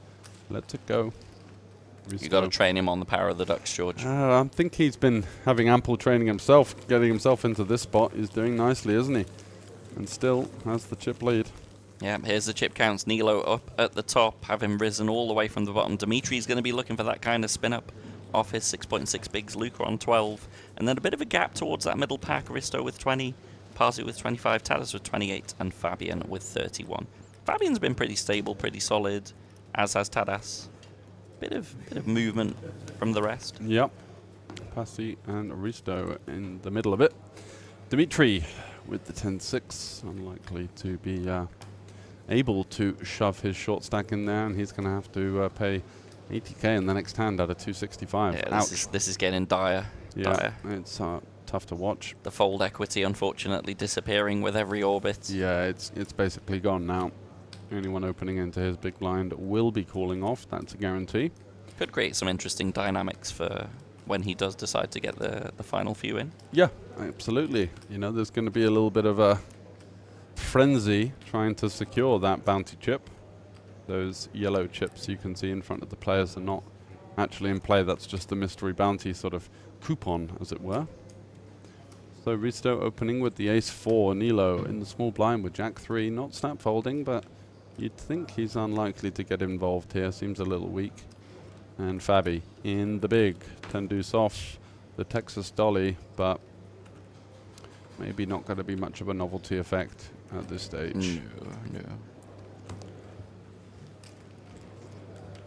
Does fold, so Risto gets another one through. And now Dimitri's going to have to post a very large chunk of his stack in. Yeah, I think the blinds might have just gone up at the same time as well. Oh, so really? Horrific That would be timing. awful yeah, timing. there we go. 100k out of the 265 is in. So oh dear. Dimitri is in dire straits.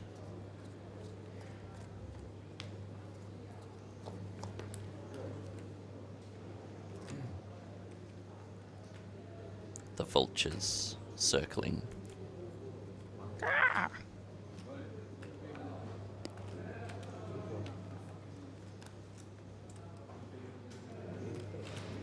It's a lot of junk for the first few players, though. Nilo with the pocket sevens on the button, looking to continue his momentum and maybe add a bounty chip to it.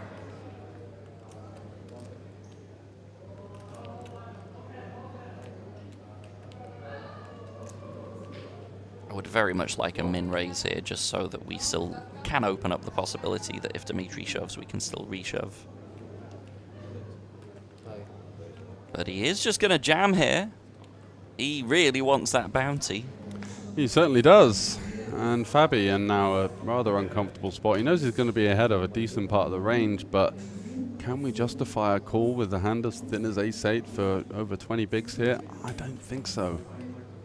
It is uncomfortable, though. He knows that if he calls, then the opportunity for the short stack is to fold and then secure the pay jump potentially. So it's not a nice situation to be in for Fabi. He knows that he's going to be doing pretty well against this open jamming range. I feel like you could take out some of the absolute top of range hands. Oh, for sure. This is very capped. Very capped. Very capped. So he's not going to have hands like jacks plus, tens even, ace king suited, ace queen suited. They're going to go for the induce, right? They're going to look for Fabi to shove in a worse hand. So actually Fabi's ace-8 in the grand scheme of things looking pretty decent here, but ICM dynamics, is he going to be playing for the win?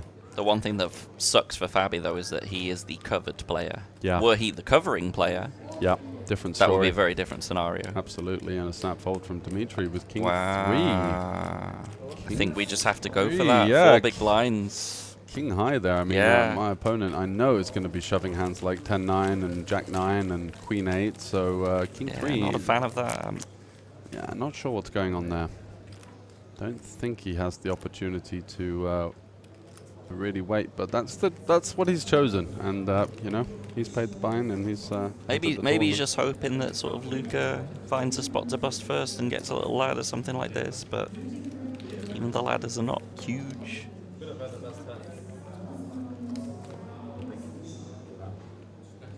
It is tough. I mean, he knows at this point he just has 0 fold equity, so he's just trying to find something good enough to go with. I personally probably would flick in the king high there. But let's see what happens. Parsi with the queen 8 suited. Not going to elect to open. Risto with the 10-9 suited, and the potential of that bounty behind maybe feeling like he could go for a bounty here.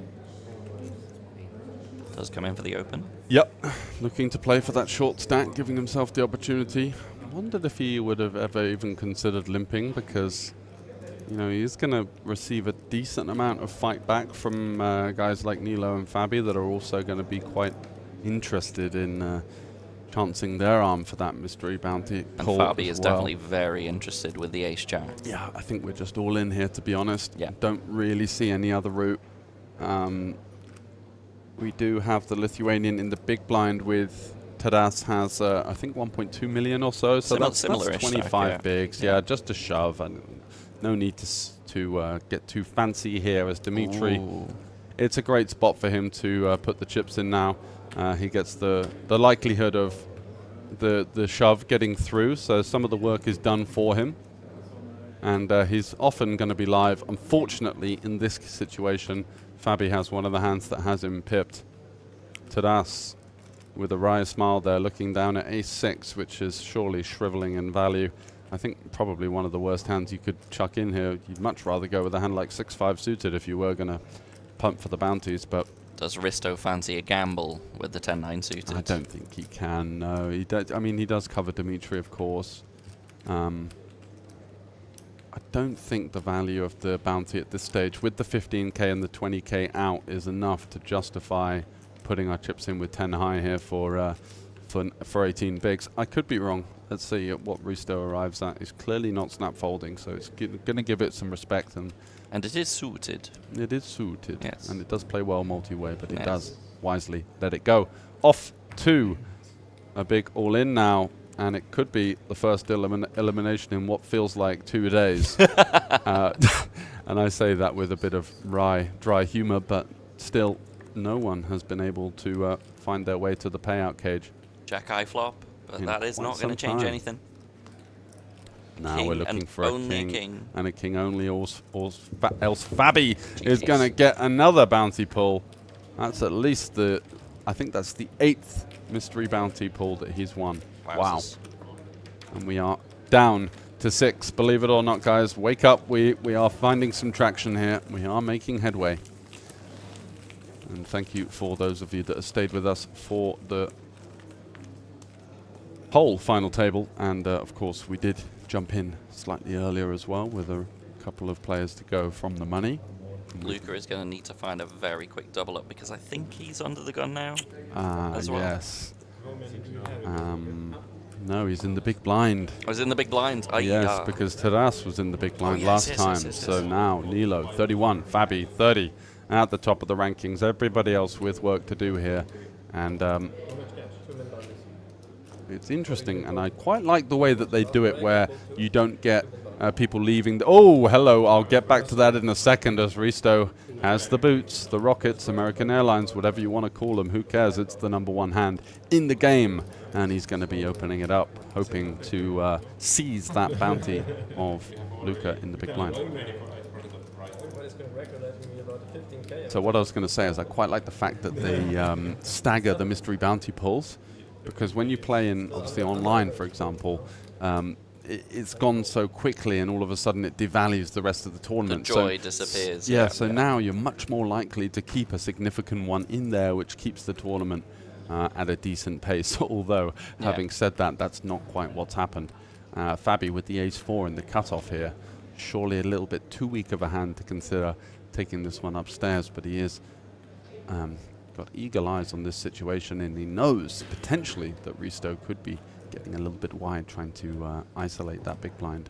I don't know if you know of this, by the way, but there was one site that tried doing the mystery bounties, but like having it fully mysterious, like no one knew what had been pulled. Oh, it didn't go down very well, and then they reverted. But I understand the concept behind it, because it takes all of the joy out of the tournament when you know that it's fully gone. Yeah. You know, but obviously you kind of need to know what's in play.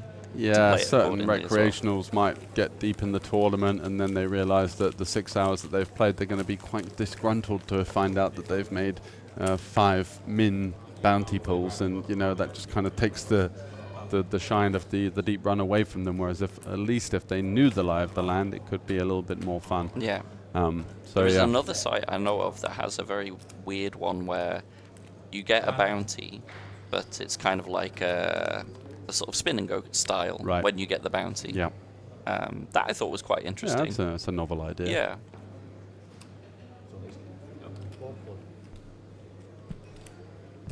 Nilo with the 6-5 suited now.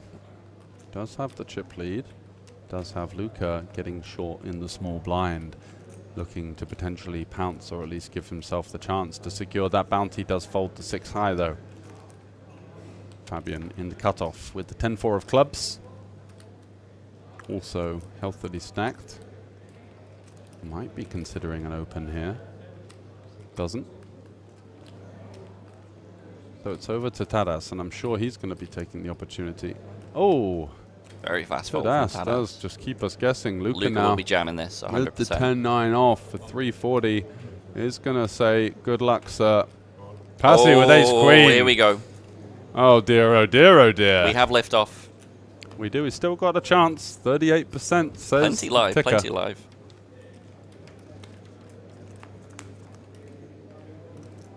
Queen in the window does not look good, but followed by a jack. That's the open-ender for Soirinen.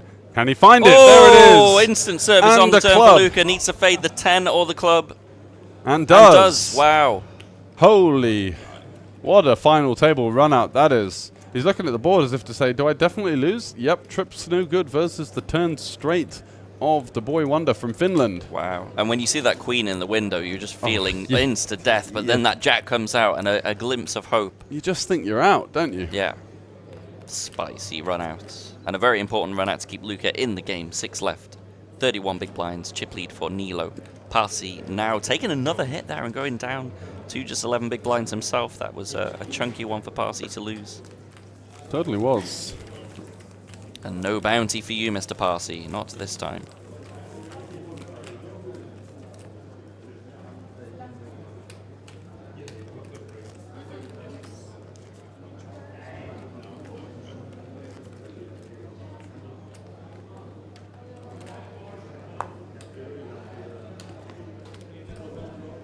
Just as we were saying, Luca needed to find a double up back in the game.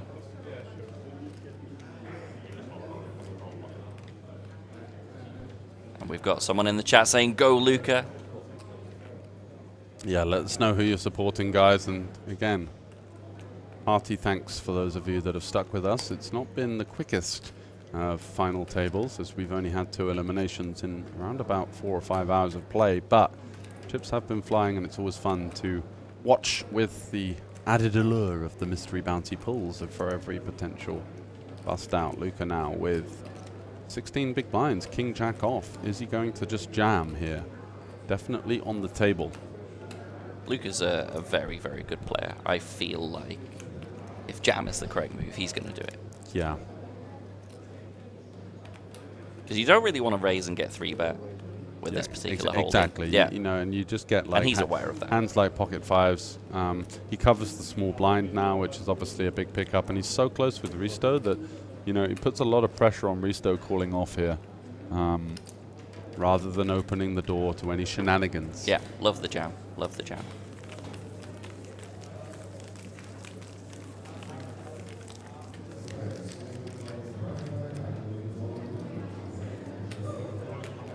Finally, after that lull of an hour-ish of no bust outs, we have some movement, we have some action.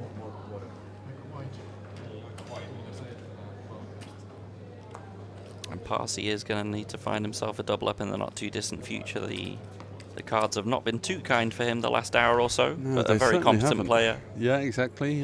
If anyone's going to be able to find a way back in, it's going to be him. With 6-handed play, I assume we're happily opening King Jack. Under the gun here, yeah. Fabian coming in with a raise.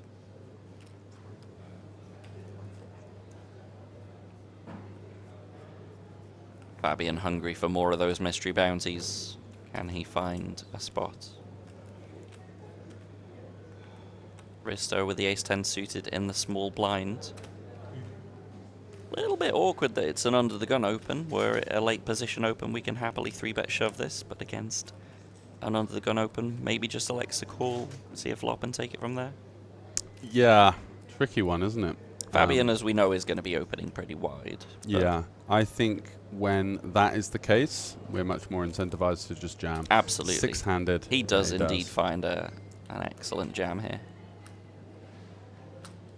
Nilo lurking around with those 6s. Yeah, so maybe he would peel if the big blind was short, but because Nilo covers them both, if he calls and allows a potential hand like this to go for the squeeze jam, then all of a sudden is torching a fair bit of equity there. We couldn't really justify call. Yeah, and I don't think Nilo is really seriously considering calling with 6s. I mean, no. against an under the gun open plus a small blind jam, just...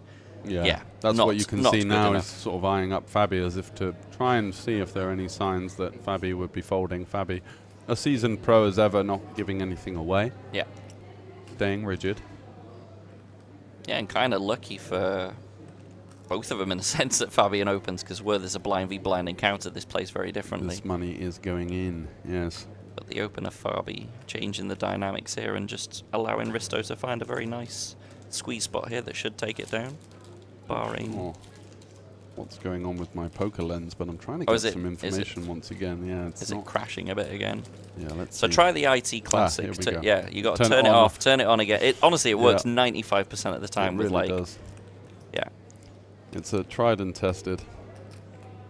Good old... Do you remember that comedy, the IT The Crowd? IT, of course. Fantastic. I can happily rewatch that. Well, every time they pick up the... Ever tried turning it off? Yeah. Yes. I've got nothing for you. I love the Countdown episode where they end up playing Street Countdown. Yeah. Yeah. I haven't seen that one. Oh, that's a good one. Or equally, do you remember the football episode? Oh, yeah. Do you see that Ludacris is playing last night? Thing with Arsenal is they always try. Thing with Arsenal is they always try and walk it in. Great episode. It's just classic. Yeah. And interestingly, the writer of IT Crowd, I've actually played poker against him before. Who's that? Graham Linehan. Okay. He also was a co-writer on Father Ted. Right. He used to play quite a bit in London. Yep. When I lived in London, so yeah.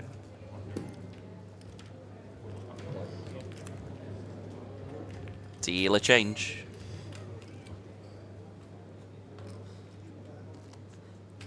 You try to get some max updates there. Yeah, just trying to see what the lie of the land is. And yeah, I've been leaving that one till last because I do have a small sweat. And looks like he's still in. Although I don't think it's been updated since last time around, so... 39 out of 106. Yeah, so last time I checked it was 40. So maybe. Prize pool is 287,900 in that one, so pretty juicy. Pretty juicy indeed. Yeah, it's probably going to be... Yeah, maybe 100. I was thinking about 100, yeah. Yeah, maybe 90 or so for first. It is a 2-day tournament, so not sure when they're breaking. I'm guessing... let's have a look. Tends to be once they get into the money. Play down to 15%, yeah, ITM. So that's going to be 16 players or so. So 39 left in that. Not really approaching the money, but getting close-ish. We've got some support for Risto in the chat. Yeah, Risto, all in Risto, go Risto. Yeah, Risto. He's played nicely. Certainly hasn't missed a spot from my memory. Just really solid, tight, aggressive tournament poker. Exactly what you need to be doing. And he's got himself the King-6 suited here versus 2 covering stacks. Interesting scenario, purveying the 2 opponents, looking to see for any signs of weakness. Have they seen their cards? And he sees rather animated.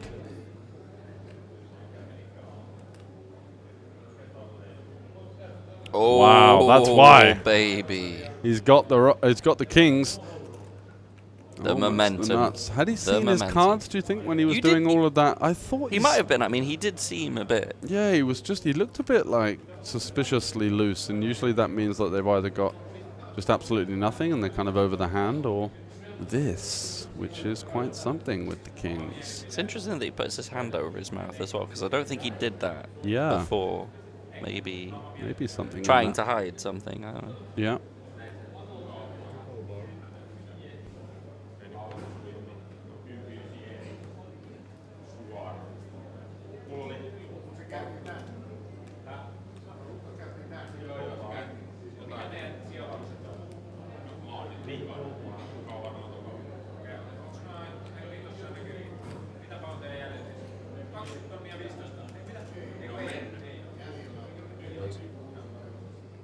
No surprise that he's coming in with 3 betting chips here. Nope. 275. Smaller than 3x, slightly inviting, but I don't think Risto's going to fall for it. Let's see though, stranger things have happened. King-6 of diamonds. Is he even considering anything here other than a fold? What one assumes it's either jam or fold. Yeah. I think if he decides to go with it, he goes for the very aggressive option. Don't think he's going to like what he sees if he goes for that. The chips are going to be on the table and the cards are going to be on their backs. But no. Another disciplined play. But I can understand, like, at this point, it probably feels like, oh my goodness, this guy does he just always have it? And yes, Yeah, the answer is yes, he does. He does always have yeah. it.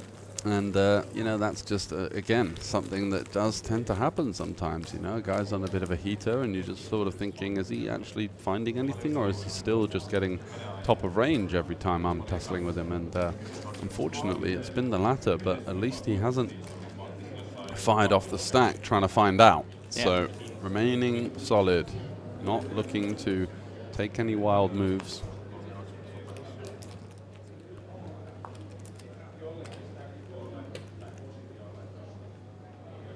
Bit of discussion about the hands here in the chat. Love to see that. Yep. We'll give you all the insight we can, boys and girls. Mm-hmm. George is more of the Hold'em expert. I'm just hanging on by his I know a little coattails. bit. I know a little bit, a little I something. don't think I'm having any kind of clear edge in these fields, that's for sure. These guys are very, very strong players in their own right. Yeah.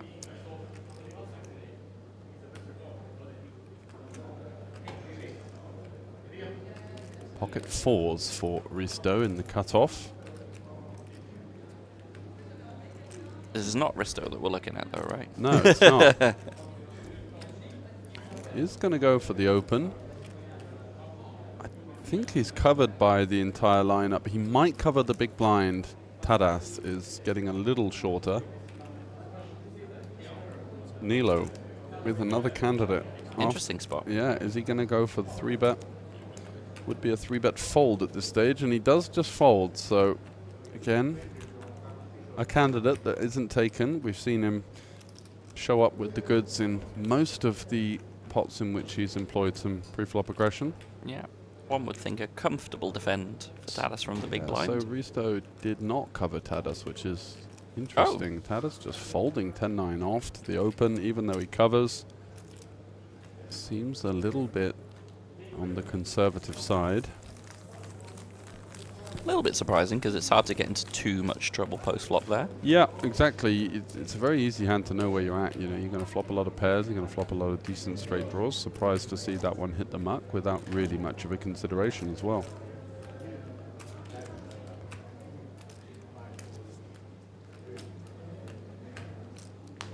And now blinds are fast approaching Parsi, who finds himself on the shorter stack and the shorter end of things. Luca with a very important double up through Parsi with the 10-9. Very unfortunate for Parsi. Wakes up with the ace-queen suited, and Luca runs out a straight despite the queen in the window. So Parsi under the gun will be jamming the ace-10 suited here for 11 big blinds.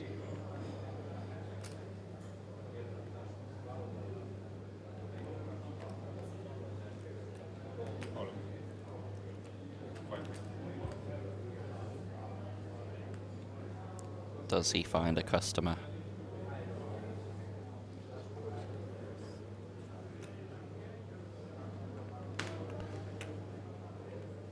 So far, so good for Parsi. Yep. Would be a valuable pickup.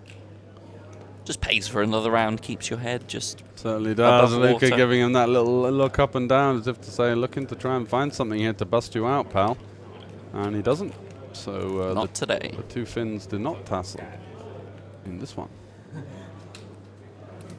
And it's getting a bit dicey, isn't it? You know, we're sort of seeing a lot of the dynamic shift from lots of opens to now lots of open shoving. Everyone's so tightly knit there. The difference between first and last is only 20 big blinds. That's one of the first times I think we've been able to say that in the entire tournament. Yeah, that raise to 50 KBB really has put the cat amongst the pigeons. But Nilo's still rising. An incredible momentum from him when he was super short, all in with the 10s against aces, found that 10 on the turn, ever since has looked onwards and upwards, and finds himself at the top of the tree with 6 left. And very much will be trying to eliminate as many of them as possibly can with those mystery bounces in play. Absolutely. So I believe we're going to break after this level. Will we see the mystery bounty pullings upon the break? Yes, excellent, we will. Excellent. I hear we will be hearing and seeing those mystery bounty pulls on the break. So stay tuned. Come in very, very soon. Tadas with the Queen 5 suited on the button. Electing to fold that. And Luca again with the 10-9 blind v blind now. A bit of a different spot, this one, to the last one, given that he is the covering player. Does he still elect to jam this for the same effective stack as he had before? One assumes he should. One assumes, yes. Covering. Yep, he is going to go for the bounty. He's not going to miss the chance. We saw Tadas miss one of the easy spots for a blind v blind jam earlier, where you really don't need much of a hand when you cover. As we do know that the 10k is still in, we know that there's also a couple of sort of 5, 6k envelopes left lurking, and so, you know, you're looking at about an envelope worth of sort of 3 to 5k, depending on where which sort of lineup you're in, It's which chunky order. equity at this point, where the ladders are only, say, 800, 1k, 1500. Those bounty ladders are just really exceptional. Yeah, they are exactly. And the question that always remains, because the EV is somewhat neutral, because if you go second and the other guy pulls a small one, then you obviously have a slightly higher EV of the bigger one. Where do you prefer to be? Do you like to take them as soon as possible, or do you like to wait in the wings and just hope for some, you know, min bounties? Theoretically, it shouldn't matter, should it? Shouldn't really. Theoretically. It's just a matter of personal preference, I think. So what would I prefer? I guess I prefer just taking it and seeing what's left, and then going for more bounties. Yeah, I'm always running over there. Just I think take it straight. I'd just be too tilted if someone picked up the big one before. That's I the had point. The chance to. Yeah, exactly. There's the tilt you know the EV. big one's there. You could have had the chance for it, but now you haven't, and now it's gone. Like, Exactly. yeah, I don't like that either. Take the bounties. Get that big one. Bounty denial equity. Bounty denial. And the tilt factor when you get to swagger back to the table with the big envelope and say, hey boys, I got a big piece of the prize pool here. And tilt everyone else at your table in the process. Yeah. So we've got a short stack in the small blind, and he is covered, of course.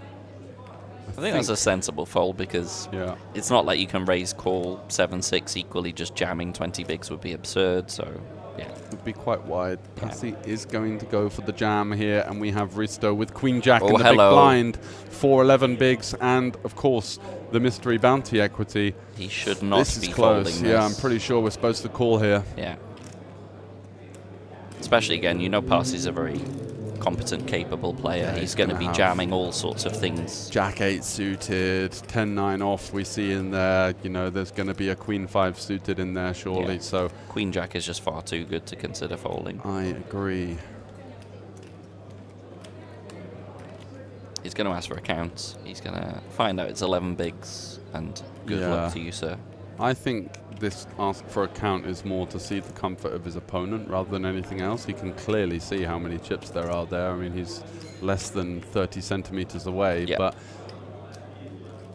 it's more of a question of seeing the reaction of his opponent. You know, if he can find any indication of just the tiniest bit of weakness, then that's going to even more justify the call. Just making sure it's... Ooh, we've got a difference of opinion from what we're seeing. I heard graphic. 620, right? Yeah, I heard 620 as well. So we can see 425 there, 525. I still think it's too good to consider folding. 620. But Yeah. Yeah. So it is north of 12 bigs, but I still think that the slight difference from what we see on the graphics to the reality of the situation is inconsequential. Yeah. Queen Jack suit. Queen Jack here just far too good. And yeah, he is going to get his chips in, going for the bounty. Queen Jack against 10-9. YouTube chat saying, get it, Risto, get it. Let's see if he gets it. Risto is a 69% favorite. Certainly is. Are we going to see any fireworks? There's a jack in the window, followed by two clubs. So very clean. A 10 for the running backdoor 2 pair would be nasty. Doesn't happen. And there is just the third elimination of the final table. And we are down to 5 players here. So we've got a couple of mystery bounty pulls to follow as the players are going to take a break of 20 minutes, but we're going to stay tuned for we're going to stay tuned for these mystery bounties. We can see that Nilo is the current chip leader. Risto there just getting that last elimination up to marginally second in chips. Fabi and Luca, as well as Tadas, making up the final 5 here of the mystery bounty ring event. 1100 was the buy-in. We've seen lots of the bigger bounties being pulled already, although the 10k does remain. So still plenty of sweat equity for these mystery bounty pullers. Sweat equity. Swequity. Yes. Let's coin that one. I don't believe I've heard that phrase before. I don't think it's going to catch on either. It's a bit of a tongue twister. Swequity. Yeah. You never know. Get it, Risto. Get it, says Pleat. Still tuning in. Thanks for being so diligent in following the action with us. And there goes the mystery bounty box. They're getting ready to give it a little pull, little shuffle. We got Fabian coming up first. Once again, got another chance at a big one. Draw for the mystery bounty. He's pulled, I believe, 21,500 so far from his 7 pulls. Reasonable. Yeah, not bad. What's he got? Oh, 6,000! That's a big one. 6,000 euros. That's the second biggest bounty remaining, I believe. And that's going to go on the Instagram. And he's over on there as Fabulous Poker, I believe, with an underscore in the middle. And he's doing a good job of basically documenting his life in the form of a vlog over there. So check him out. And we've got a couple more to come. Just making sure that we can get the players. Can someone get the 10k is the question. Yeah, that biggest bounty still remaining. That's what we're looking for, because once that goes, that might mean that the final table is going to be a little bit more prize pool heavy as opposed to bounty orientated. Yeah, someone just asking what his Instagram is. I'm going to get the spelling just to make sure that we've got it good for you. Yep. Fabiulos _poker. I'll copy this into the YouTube for anyone that wants to follow.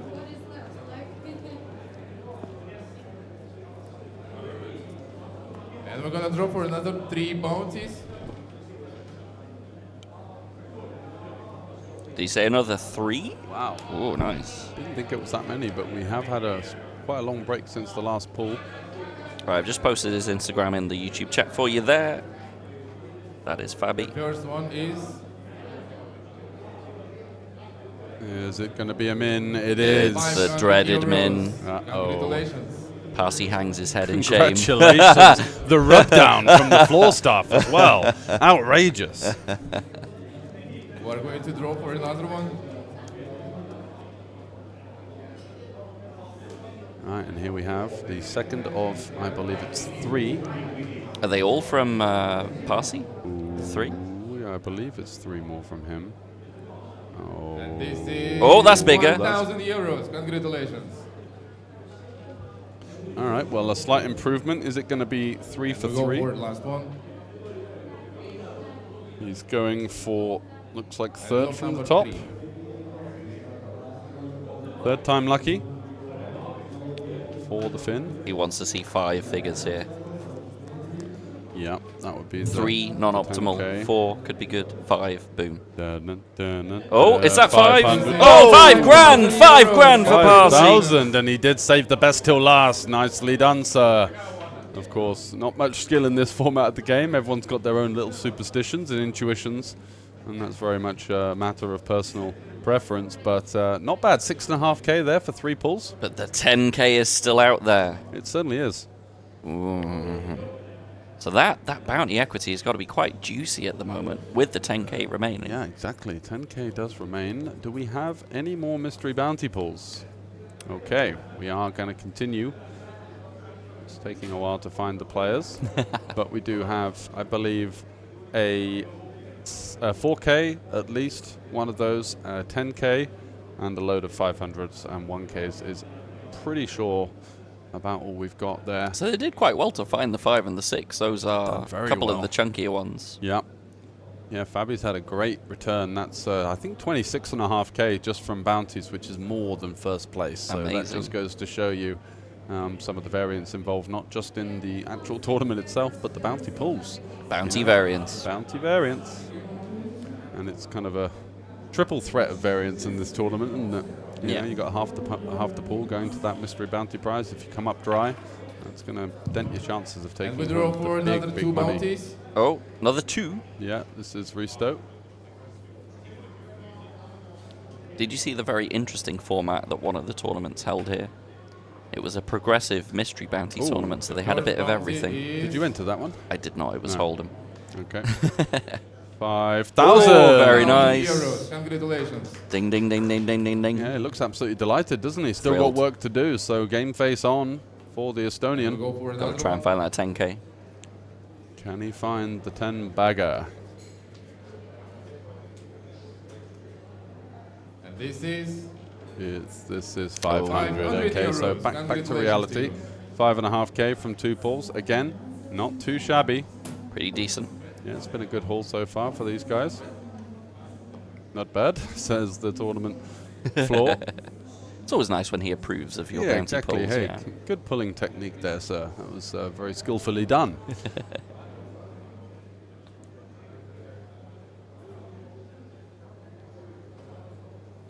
Okay, so we're going to go to a break now, and we're going to come back with the award ceremony for the 555 Sveton event, which has finally come to a close. Those guys were battling for hours, so looking forward to seeing who won that one, and me and Scott will be joining you back in a little bit. Bye-bye. See you then.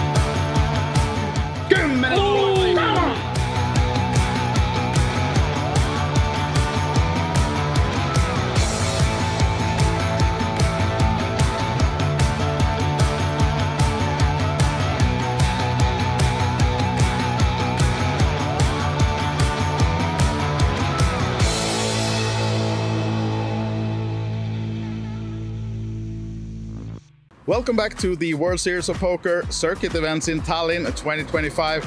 We are on day 2, and behind me, of course, a lot of poker is already in full swing. We have the open face Chinese, and we have the day 1B of the mini main event.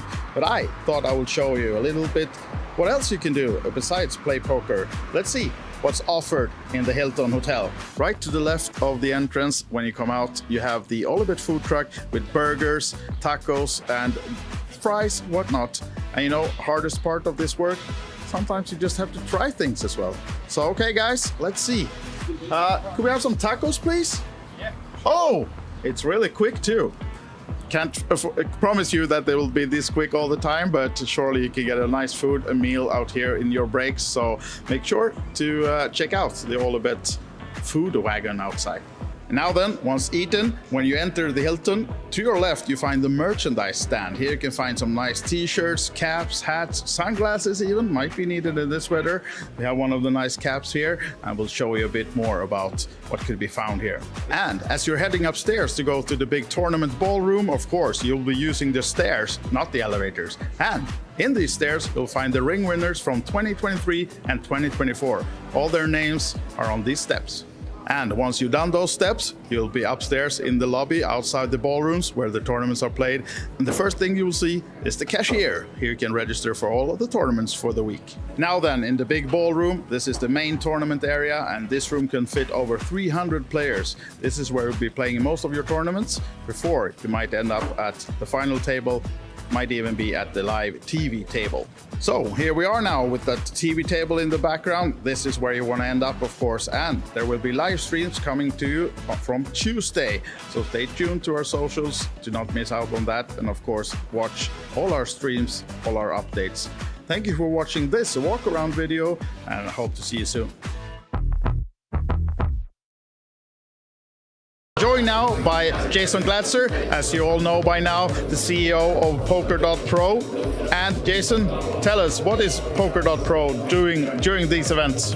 Well, we're here to cover the event. We had a lot of pre-event coverage, but we're going to have a live blog starting tomorrow on Poker.pro. There'll be daily articles that will also be imported over to alibetevents.com, so check them out as well because they have the schedule and everything else. We have our hosts coming later in the week, so expect a lot of social media fun as well throughout the week.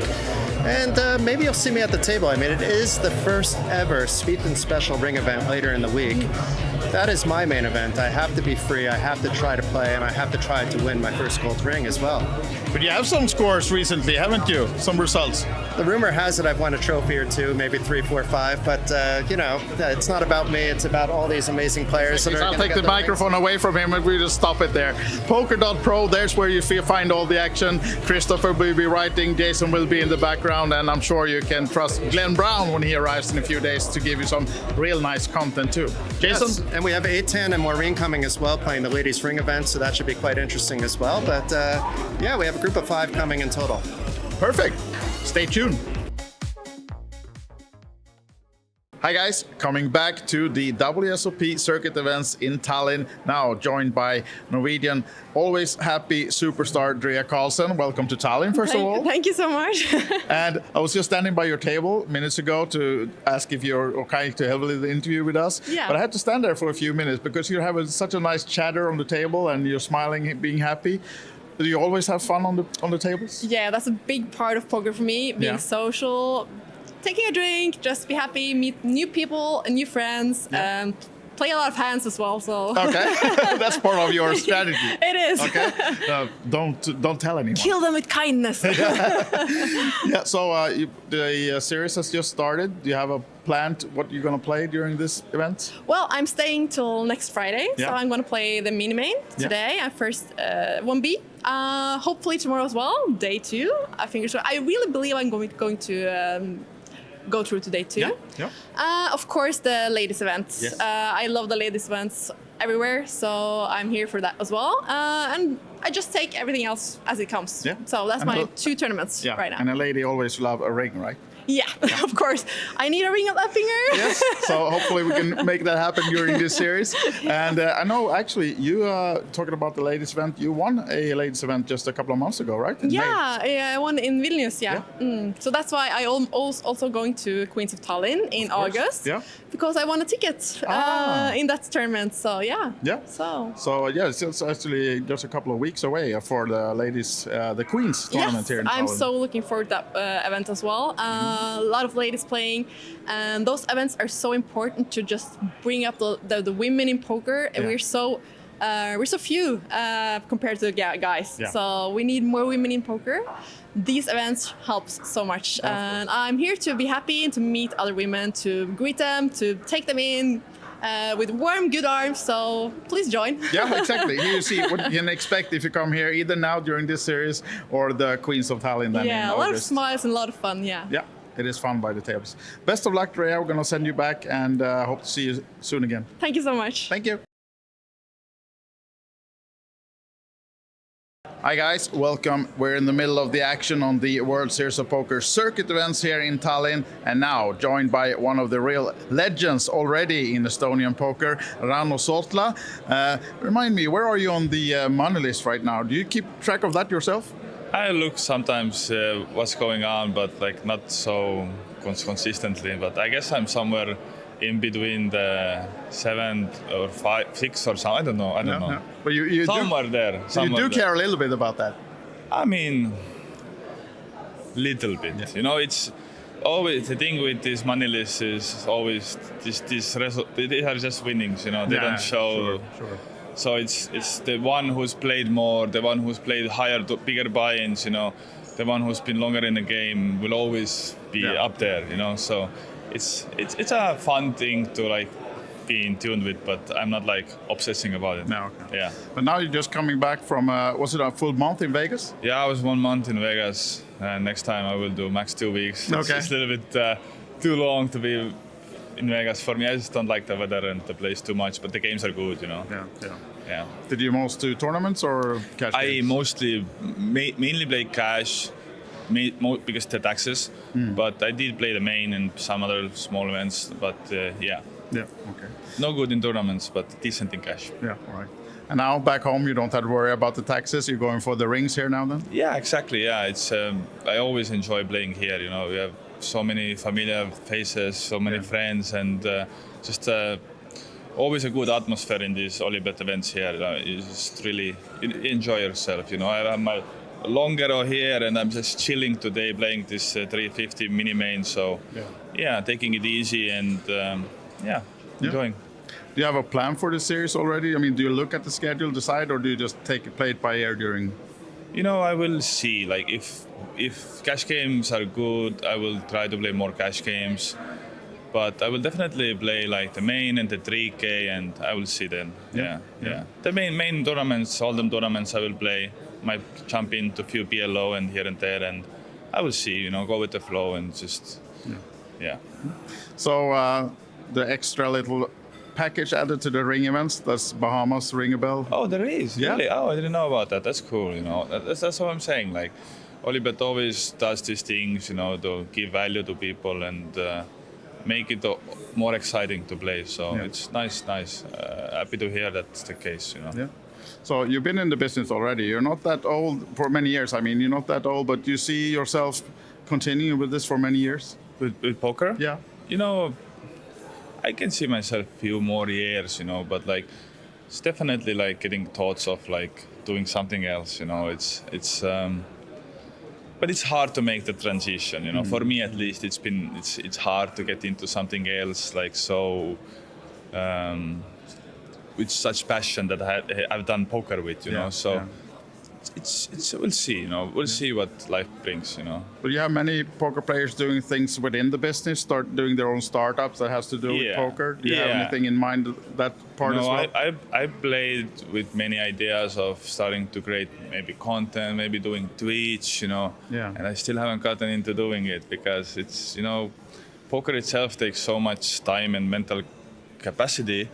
And I have a lot of hobbies. I have amazing girlfriend I want to spend time with. I have a dog, you know, and just like to manage content creation. I've seen people do it, and it takes so much time. But it's something that I might get into in the future. Let's see. I might, you know, I just might. Let us know and we will promote your channels, right? Yeah, thank you. Okay, so best of luck in the mini main now and the further events coming up. Is there a special ring though, special event that you would like to win to say that I'm the champion of this one? Your favorite game? Do you have that? You know, I always come very close with these 3K high rollers. Yeah. You know, I really like the format. I like that there are like all the good players playing it. The fact that it's a 6-max format. And I just been second, I've been third, I've been 9th, 8th. Yeah. So there is this Ropetami guy, right? Rope, yeah. I have to ask him what's his secret. We'll do that. Yeah, it's. I will at least get a swap with him there, so at least I'm guaranteed some money. You know? Exactly. Sounds like a good plan. All right, thank you, Rano, for always being a good sport. Sure. We love talking to you, and best of luck during the series. Thank you. Appreciate it. Yeah. So it's time to step into the action as well. Talk a bit with one of the players, Scott Kenyon, and you're not playing Texas Hold'em today. No, I mean I'm actually the leader of the Boo Hold'em movement, the fastest growing movement. We don't like Hold'em, so I come to festivals like this to basically avoid Hold'em at all costs. If there's nothing else to play, then okay, we play it. But for the most part, not playing Hold'em. Yeah. So today we're playing open face Chinese. Had a very good start. First few levels were nice. The last couple of levels not so great, so my stack has dwindled a little bit. Still workable, still playable, but always fun. But it's a really deep stack structure, so the nice thing is, should I bust, I will happily re-enter because you still come in with a lot of points. It's 50k starting stack as opposed to like 20 or 30 that you normally get, so allows for a lot of playability, a lot of rebuy potential. And I know there's a lot of people back home watching, like open face, Chinese pineapple, that's a lot of words. But if they want to try it themselves, what's the easiest way to get into all these mixed games? So it sounds like a really complicated game, but it's actually really simple. The hand rankings are the same as you have in Hold'em, but it's just you're making 3 different poker hands. You're going to have 3 poker hands just for yourself, and the strongest hand has to be at the back. You have 5 cards, 3 cards, and it goes strongest hand, next strongest hand, weakest hand.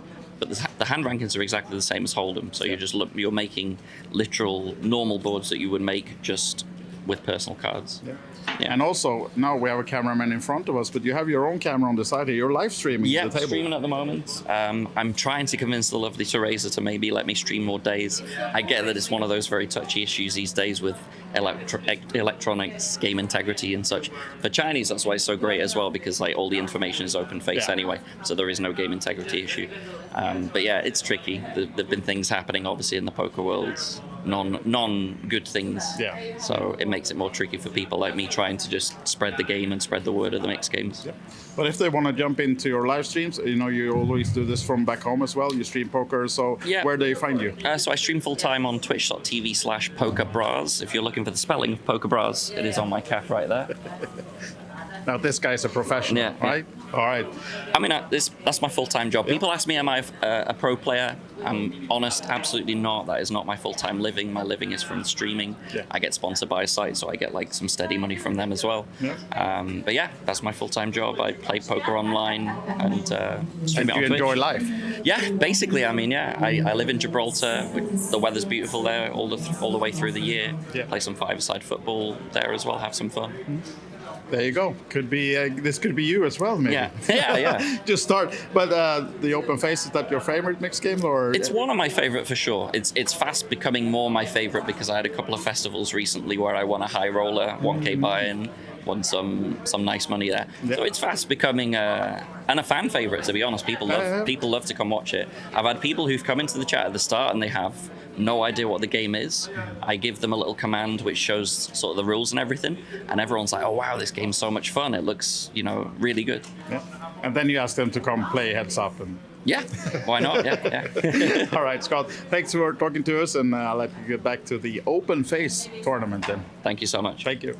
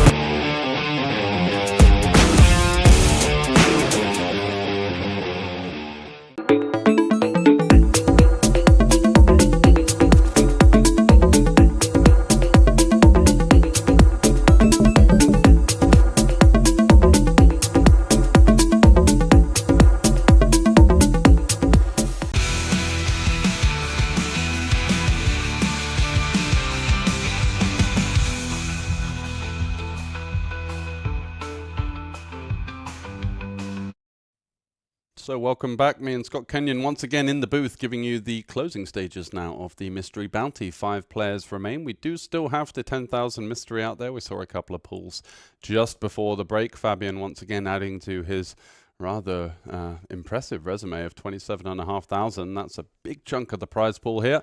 And let's get back to the action, shall we, Scott? Yep, let's do it. We got the 555 Sveton just before that, going to be having the winners ceremony. So let's get to it and see who took down the heads up. Okay, ladies and gentlemen, we have another ring event winner from World Series of Poker Circuit Tallinn 2025. This is ring event number 9. And let me introduce you to the winner of The 555 Sviten event. Give a hand to Jarkko Suokas.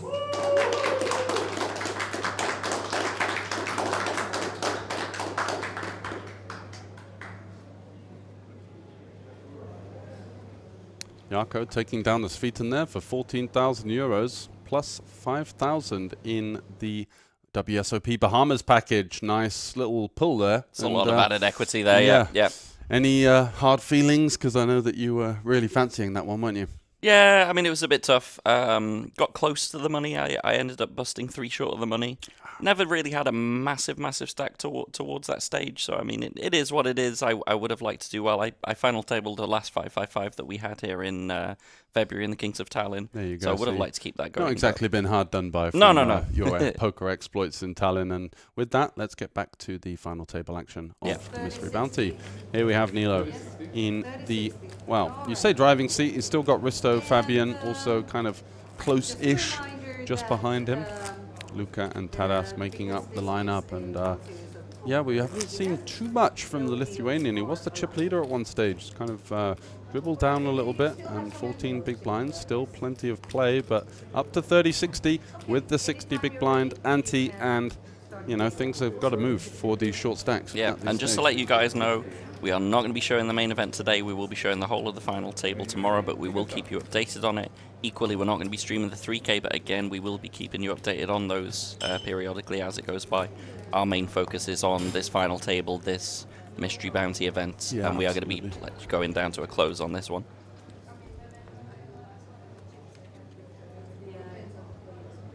And it's a really star-studded lineup, actually. Yeah, it certainly is. We've got some big names in the live poker scene, Fabi being one of those.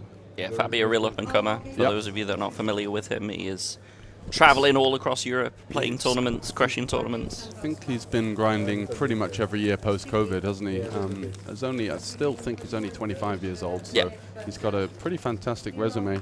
I'll have a look and see exactly what his Hendemob is saying, but I wouldn't be surprised if he's already up there with sort of 500,000 plus in live earnings. Yeah, it wouldn't shock me. He's definitely been grinding around a lot of tours. With some pretty early success as well. Yeah. It's funny because while I was playing the PLO event, I heard them reading the names out, and I heard Fabian Bartusz. I was like, I'm sure I recognize that name, but I can't think who it is, and obviously it's this Fabian. Yeah, finds himself with the Jack 10 suited under the gun, will be opening this off the 22 bigs. He has 800k in earnings, just under, and the impressive thing is that the first documented cash was in March 2022, so, you know, he's been putting some serious work. He did win a Deep Stack Mystery Bounty at the Kings of Tallinn in 2022. That was a nice way of kick-starting his live career, and since then has had some notable scores. The most notable of those being, let's have a look. Yeah, so he came fourth in the one of the main events in Belgium for 65k, and also won a 2k high roller in Rozvadov for just under 60k, and a 666 ring event at the WSOPC in Rozvadov in 2024. All three of those big scores followed by a couple of others happening in 24, which was really the breakout year for the young German. Yeah. And that's a pretty breakout flop for the Jack 10. Yeah, it certainly is. Fabian, open-ended with top pair versus Nilo, who's got a gut shot and middle pair, so there's going to be some action here. Yeah, Nilo with some runners as well, could hit runner spades. Both players have got 3 to a straight flush, which is quite exciting. Quite unusual as well. Fabi goes for third pot, and now Nilo deciding on how to approach this situation. He's got Fabi third in chips, firing a bet into him. Looks like he's going to go with the conservative route, just calling, seeing a turn card. Jack would be the most interesting card, as it would improve Fabi to top 2 and Nilo to a straight.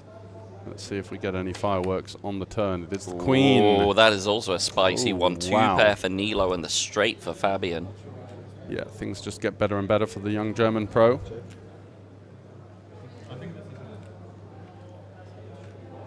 And Nilo, despite having improved, will not be wanting to face a bet here. He's going to be aware of hands like Queen Jack, King Jack. Wow, Oh, and a very check back. shrewd, sneaky check from Fabian here. Wow, the 10 on the river as well. So he's got trips and a straight. Just with straight plays, Nilo now left with 2 pair. Do you think maybe he checks on the turn because he's trying to keep sort of 7x hands in to maybe hit a cheap Yeah, straight? he wants to allow worse draws to complete. He wants to keep his check-back range somewhat balanced, I would say, as well. Feels like he's not going to be able to get all 3 streets out of, you know, the second nut straight here. So instead, kind of maneuvering, going for a bit more of a disguised play to try and then get a big street in on the river. So with the river bringing in some full houses, less of a concern for him because he does have the 10 himself, so hands like 10-8 and 10-9 are going to be somewhat less frequent in our opponent's range. But let's see what sizing he goes for here. Looking to target hands like King-Queen, looking to target hands like Queen-8 and Queen-9. And he does go for that small size as he knows that the hands that he's targeting are going to be less likely to call off the bigger sizing. 220 into 550.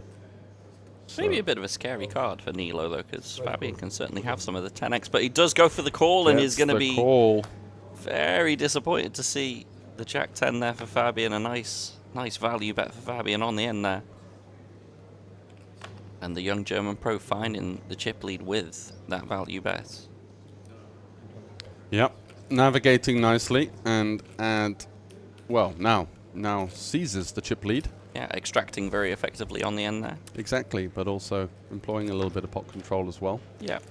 It's not like the sort of hand, like you say, that he's going to go for 3 streets, so nice sneaky disguise check on the turn. Yeah. Maybe allowing some bluffs to come in on the end as well. Gets paid on the river, his opponent not believing him.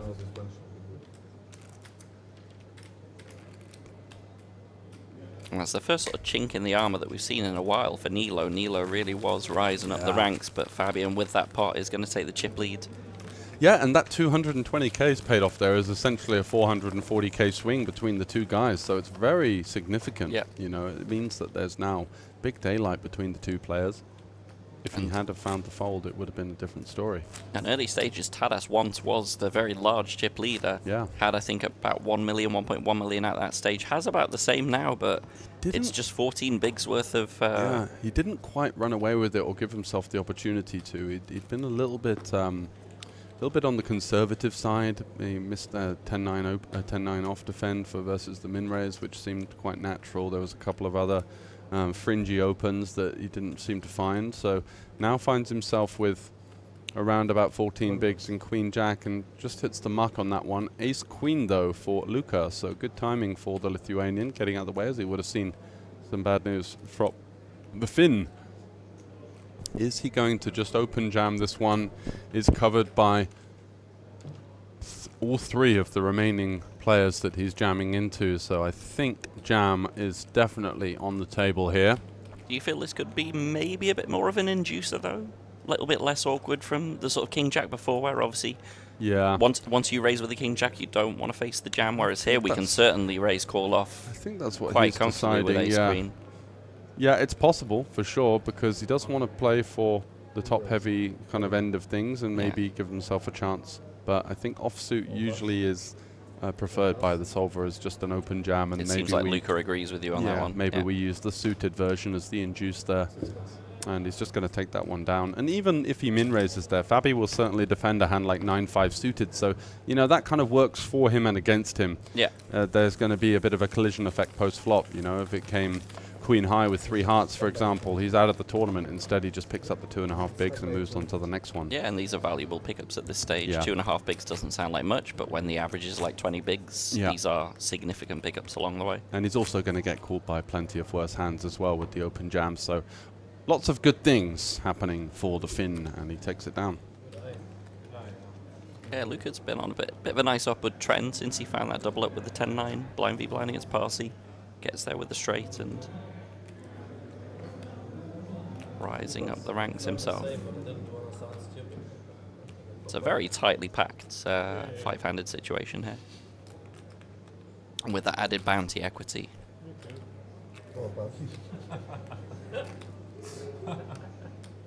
Oh, bit of a joke between the players there. Didn't hear that one.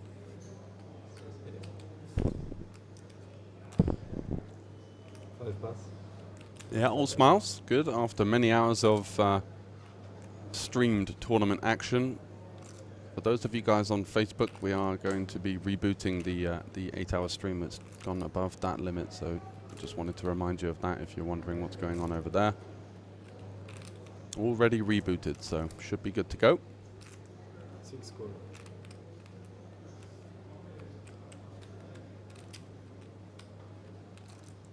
And Fabi limping in with the 9-6, covering Taras. Hoping to see a cheap flop here, 30 into 180, so a nice price on the limp. And we do go to a flop, Fabi, with the best of it at the moment, with the 9 high.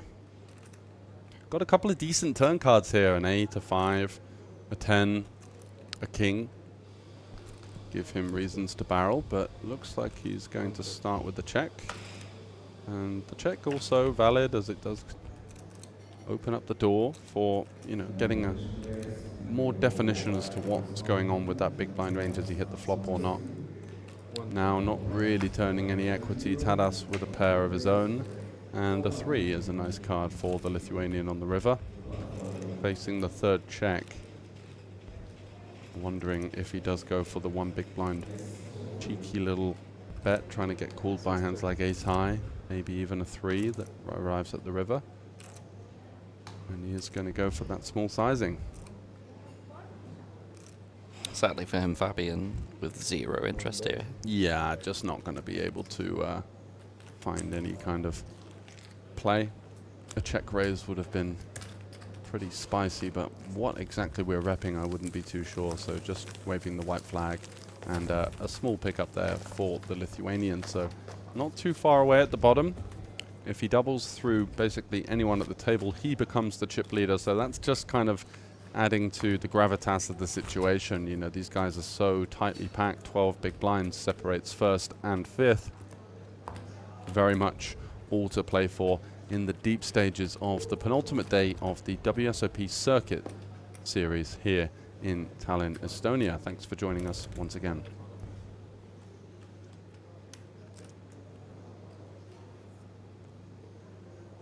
And just a reminder for everyone, we will be streaming the main event tomorrow, day 4 and final table of the main event. I'm just going to try and get you a little update on what is going on there. We're down to 14 players. There has been a big swing. We've seen Jenny Westerland, who was the massive chip leader. She's now 6th on chips. I'm not sure where those chips have gone. It seems like they've just sort of spread across the table, to be honest, because Chao Fei Wang has a chip lead with 5 million. Elias with 4.3, Igor 4.2. So Igor's picked up a bit, actually. He was middle of the pack. Yeah. So I kind of assume maybe he's on Jenny's table. Very tightly packed chip distribution over in the main event as well. You know, between what are we looking at? 7th and 1st. It's just less than 2 million chips. That's And local hero Michael Homan, unfortunately, has gone a bit in the wayside in 15th place. He gets 9,100 for his good work there. Down to 14, playing down to the final table today. But yeah, Jenny, having had the monster chip lead, I believe she was up to 9.5 million at one stage. Right back in the pack at this point. Yeah. Unfortunate for her. Might have been looking to, well, charge through the field. And they're down to 25 players in the 3K. Yuho Sutari is there. Max is there. Your boy Max is still in. Henry Casper, local legend. Playing some big events himself. Jerry Odin, very well-known player. Juha Helpi and Munir Taiju, who we've seen in the WSOP main event coverage, kicking up a bit of a storm, making a name for the No Filter Poker brand, which is going to be coming back to Tallinn in November. So all eyes on some of our social channels for more information of that. But of course, we still have the business end of the week here at the WSOPC. And we do have the payouts for that. It's 80 grand for the winner for the 3K. Top 14 getting paid. Main cash of 6K for 14th. They are currently with 25 players left. Righty-ho. So 11 to go to the money there, and we're very much deep into the money here 5 left, playing for a top prize of just over 22,000 euros.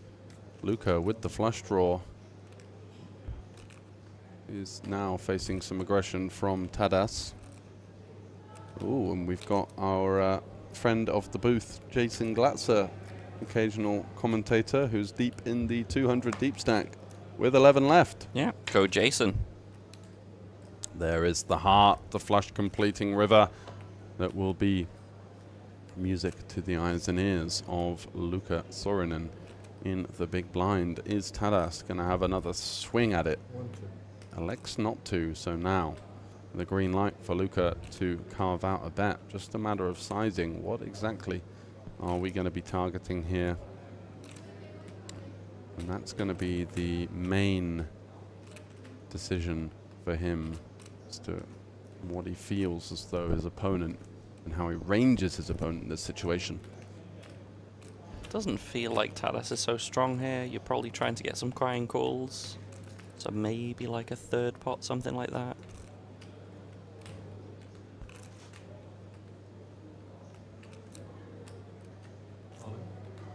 Oh, he's going for the lot. Luca wants to try and go for the lot versus the jack, potentially. Unfortunately, he's going to find a fairly swift fold, I would imagine. Tadas, though, maybe thinking about some missed straight draws in there with his ace-10. That 10 is not an ideal card to have. At least you don't block 6-5 and 8-6. 8-5, stuff like that. 5-3. May have stabbed the flop with those. It did go check on the flop, right? Yeah. But yeah. Does go for the laboured fold in the end. More disgruntledness than anything else. Luca on the rise. Yeah, big pickup for the young Finn. He's playing a very solid game. Hasn't really been dealt an awful lot of premium hands. He had 10s that got a walk. And apart from that, just been going about his business and kind of quietly sticking around in the middle of the pack. Yeah. It's what you like to see. It's a sign of a good Holding player. his own quite well, though. Yeah. Tadas is now at the clear bottom of the chip counts. Fabian, Risto and Luca battling it out at the top. Average stack just over 20 bigs, and that's a byproduct of just how stubborn the flow of eliminations has been on this final table. Nilo under the gun with Jack 5 suited, not going to be able to find a way in here, and will be going through the blinds shortly, so whittling down ever so slightly. Fabi out of the way with the 9-4, you'd hope. 6 bucks. Over to Tadas with kings on the button. Is he going to go for the sneaky min raise? Surely an off of the surely short an stack? in-juice. Surely an in-juice. Surely, right, even though it looks a little bit obvious. Oh, he does He's just gonna jam. just jam. I mean, again, mystery bounties, like you say, more reason for people to hunt you, hopefully. Yeah. Someone finds one of those combos, but nope. Wouldn't have found any customers with the min raise anyway. I think No. 7 deuce and queen 5 are probably going to hit the mark, so nothing particularly lost there. Someone in the chat asking how old is Luca. I would say mid-20s. Something like Luca? that. Yeah. Early Yeah. to mid-20s. Yeah, he's been on the scene for quite a while, but he's one of those guys I think that was sort of in the game very, very young, plying his trade in other areas, but definitely playing a lot of live, and has been doing pretty well. We can get a little bit of info on his hand and mob whilst the action is not exactly heating up for now. 6 bucks.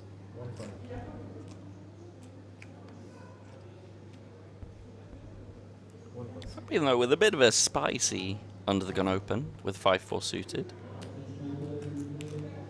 Luca finds ace-10 off on the button. Yeah, Luca has 356.8k in live earnings with the largest score of $57,000.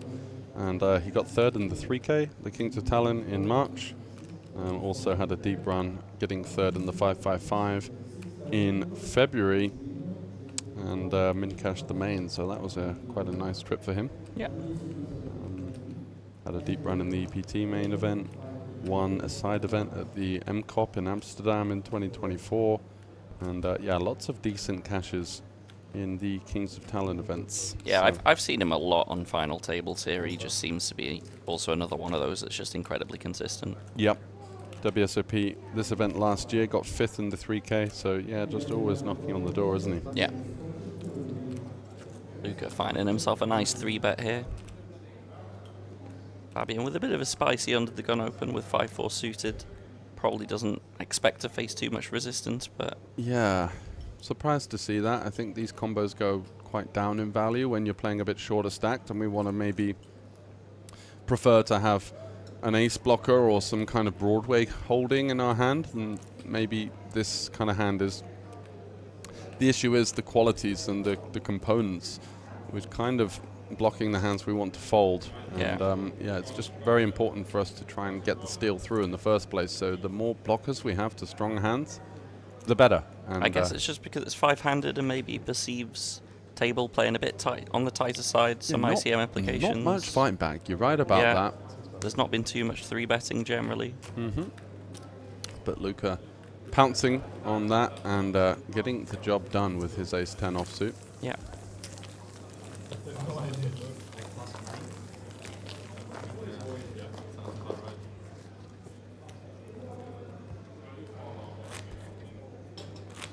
And now Tadas is the one in the danger zone. Under the gun is going to be posting that big blind and big blind ante next. Having gone from the start of the final table where he really had control with the chip lead. Just didn't do an awful lot after that, and has kind of fallen by the wayside. Let's hope that the Lithuanian can battle back. Yeah, and like you say, passed up on a couple of spots where you feel like he should have gone for it. Maybe missed a couple of V-pips, yeah. But also had some rather speculative peels, peeling sort of low offsuit ace-X's versus early position opens earlier on the final table, which... Those add up. Those add up on the long run, yeah. You just get yourself into all sorts of trouble on ace-high boards post-flop as well, so... A couple of things to work on from him if he does review the final table footage. Nilo in the small blind with 15 bigs, 10-9 off. Certainly a hand that I think we want to try and see a flop with. Happy to limp when you're confident that you're going to have some stronger hands in that limping range as well. Certainly a decent idea. Bit of a tight fold there.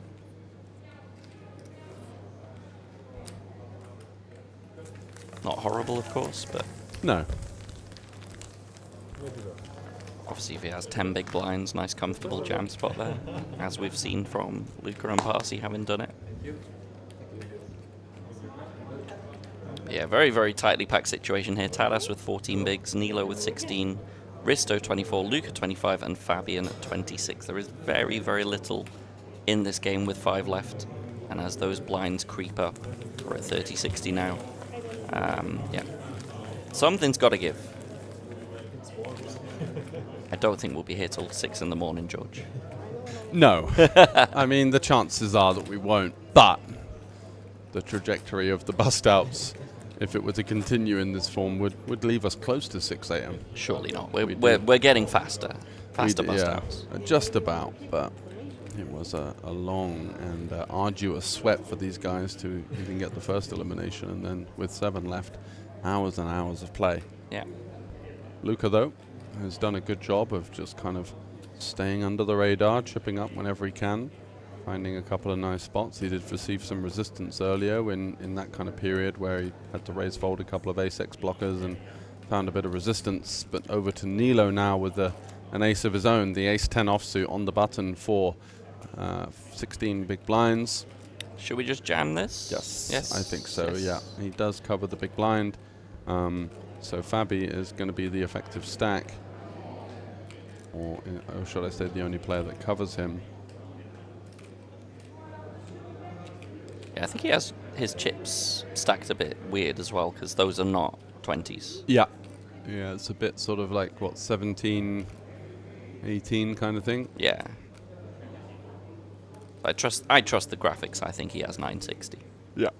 You can see that Fabi's stacks are 20s. Nilo's definitely are not. Does go for a less than all-in raise. 125. Fabi with the Jack 10 off. Is he going to be thinking about a VPIP here with the short stack and the big blind? Definitely worth considering. Yeah, it's not a snap fold. I think jamming would be a little bit optimistic, but by no means a huge punt. It's how he ranges his opponent's min raise here. Does he feel like it's going to be weaker or stronger? He elects to go for the latter. He feels like there's going to be too many raise calls there. And Tadas probably not going to be able to defend off King 2, so no, should be just bleeding away a bit more. It's getting tough for Tadas. Certainly Tadar to his stack. Yeah, well, he's slowly saying Tadar to that stack, but he's not had the best of card distribution either. That side of the table have been struggling somewhat. Our last remaining Estonian player, Risto, has picked up aces a couple of times and had a fairly decent run of the distribution. Yeah. We haven't seen that many premiums, I think. Our chap here, actually, he's picked up kings twice. Oh yeah, he's been distributing quite quite nicely. Picked him up in nice spots as well, where he's won significant pots. So that's always another little byproduct of the kind of dynamic. It's not just about picking up big hands. It's about trying getting to paid, and winning chips.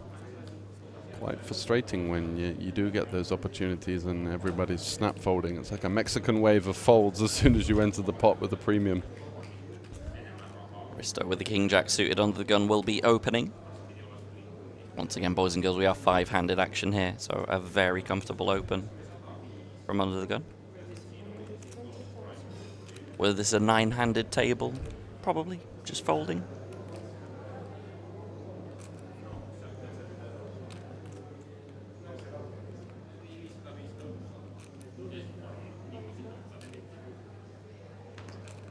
Fabian with the ace-9 suited on the button.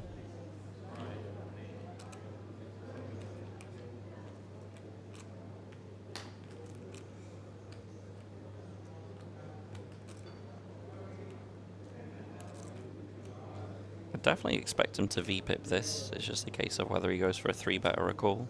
I think he's reaching for 3-betting chips. Yep.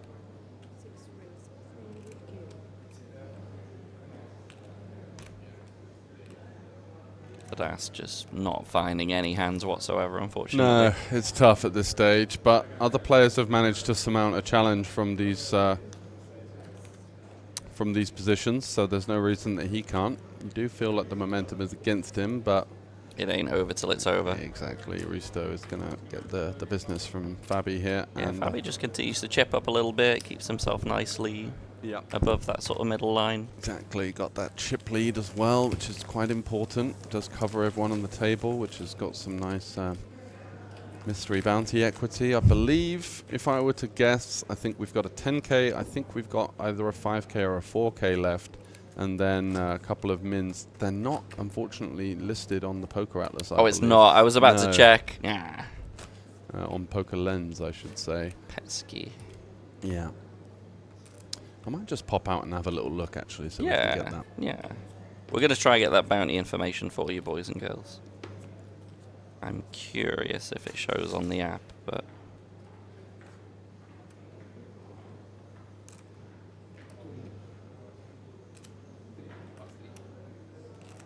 There is an other prizes section, but then on the other prizes section it shows nothing. Marvelous.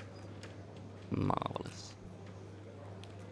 Maybe we can encourage our friends at Poker Lens to add a mystery bounty section for future.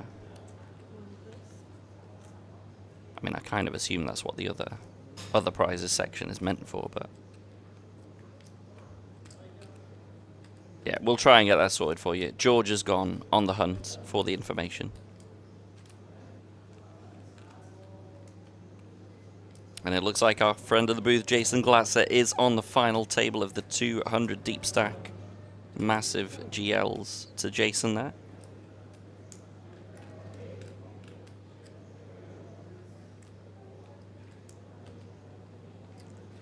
Luca with the jam with 8-5 suited here. Love how Luca is finding these really, really good pickup spots here.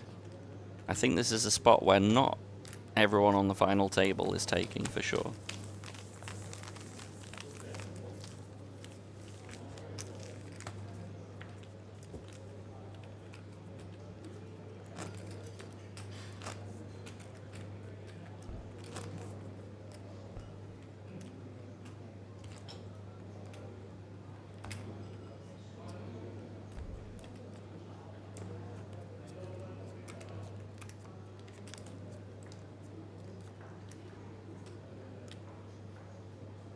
Fabian undergun with the Jack-9. Would imagine he's going to be folding this, but we did see him open the 5-4 suited not so long ago. And does indeed elect and reach for raise and chips. And I see that we have a new guest in the booth. It's Mr. Andreas Wise Guy. Hello, Scott. How are you doing, sir? I'm good. I thought we give George a little breather. That's a good plan. Yeah. Did he find the information on the mystery bounties? He said he was going to go on a hunt and... Yes, I think he has found the information. There should be, I thought was it 8 or 9 left? But yeah, there are some envelopes to be pulled. Mm-hmm. And do we know the biggest ones? 10K. 10K? Yeah, one of those. And there's another 8K one. 8K, was it? Oh, 8 envelopes left. Yeah, 8 envelopes, but the biggest one is 10K. Yeah. Nice. So this is just more confusing now. I'm coming with information, it's just more confusing. Perfect. And maybe we can ask our friends at PokerLens in future. I see there's like a prizes section, and then there's like an other prizes bit. I assume that's where the mystery bounties should be listed, but we do not see the information there. So, how would you describe the final table for the last hour or so that you've been in here? It's been interesting, actually. So Fabian's been quite consistent. He's been very slowly but steadily chipping up. Yeah. So he's been very impressive. I don't know if you're much familiar with Fabian. I know he's the Instagram character. Yeah, he's so I believe he has like a train pass that basically allows him to travel across Europe for free. Okay. And so he minimizes his travel costs like that, which is very, very clever. Yeah, Interrail cards. Yeah, it's some European... And it's, of course, environmentally friendly it to is travel by train very, as well. Yeah, and just, I would imagine, nice views along the way. You get to see a bit of Yeah. the world out there, Although rather than just flying and doing you might miss the late break because your train is stuck somewhere. Yeah, it can happen, I guess. But that can happen with anything, right? Now he's in, not trouble, but he's behind at least. Yeah, so he's been very impressive, actually. Yeah. Luca... Did you know him from only, I've met him, so a friend of mine who I also know through the poker circuits and through Instagram. She actually came and visited in Gibraltar, and I took her on the tours and stuff there. But she mentioned about Fabian because he was apparently looking for a Kings of Tallinn team at the time. So he would have been on my team, but he already had found the extra players. Yeah. So yeah, she made me aware of him, and I've met him a few times across the circuits and stuff, and yeah, super nice guy, but super consistent. So he's already got a lot of Hendon Mob caches, 800k of Hendon Mob caches in his very young career. So yeah, he's been very impressive. I'm sure you're aware of Lucas Orion, who we know very well from the Kings of Tallinn. He's had multiple caches in 3Ks, 5Ks. Despite being only 15 years old. Despite being only 15 years old is incredible, yeah. He started the final table reasonably stacked when I came in. He had a couple of spots where he had to raise fold some ace X's, so went towards the shorter end, but then has found himself back on the rise, and he's actually taken all the spots. He just had a spot blind v blind with 8-5 suited, where he decided to jam for 20 effective. So he's really, really pounding on all the spots. Whereas I feel like the value of gaining more chips. For sure, and I feel like some of the other people at the final table just aren't really taking all those spots that they really need to if they want to rise to the top. Yeah, exactly. And you touched on the team competition during Kings of Tallinn. Yeah, amazing concept. Yeah, so I was just about to ask, because they don't have that under the WSOPC. Do you miss it, or is it nice I not miss to be it. hunting? I miss it because you don't have that same camaraderie. The team competition where you have... So for anyone not familiar with this, describe it. During the Kings of Tallinn, pre-tournament, pre-everything starting, you can register a team of 4 people. You get points for every event you play. You get points for the events that you cash, and the deeper you get, the more points you get. And top 5 places get paid. It's 2% of every prize pool that goes into this team competition. So it's massive. It's massive. The winning team tends to get about 10k each. My team came third in October. We ended up getting like 1,600 euros each. Yeah, right. It's like a nice little cherry on top.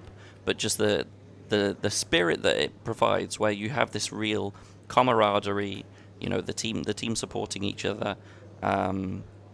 And equally, you actually get these really cool team T-shirts. Oh yeah. So if you register your team early enough, exactly, you get a team T-shirt with your team name on the back. What was your name last time? Last time we were I went for what I thought was a very cunning joke.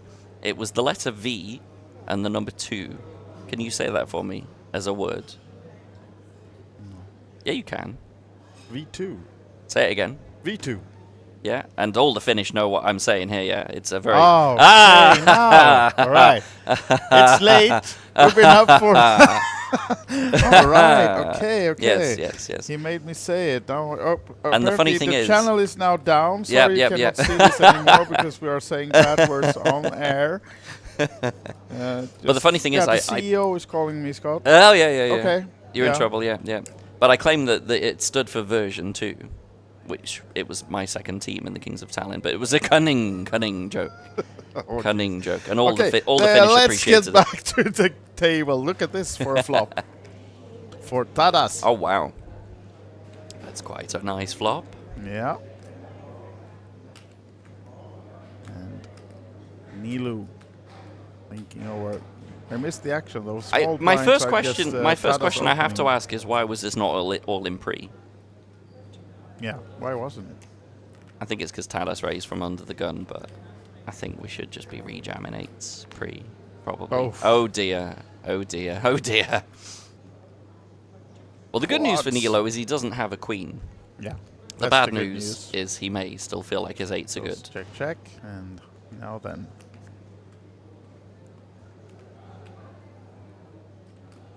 Nilo could well find himself in trouble here. Because there is a flush draw on the flop that misses. Yeah, and we already have 730 in the middle. Tadas does not cover Nilo though, so... Very close though. Yeah. What was Fabian's Instagram? I will find that for you again.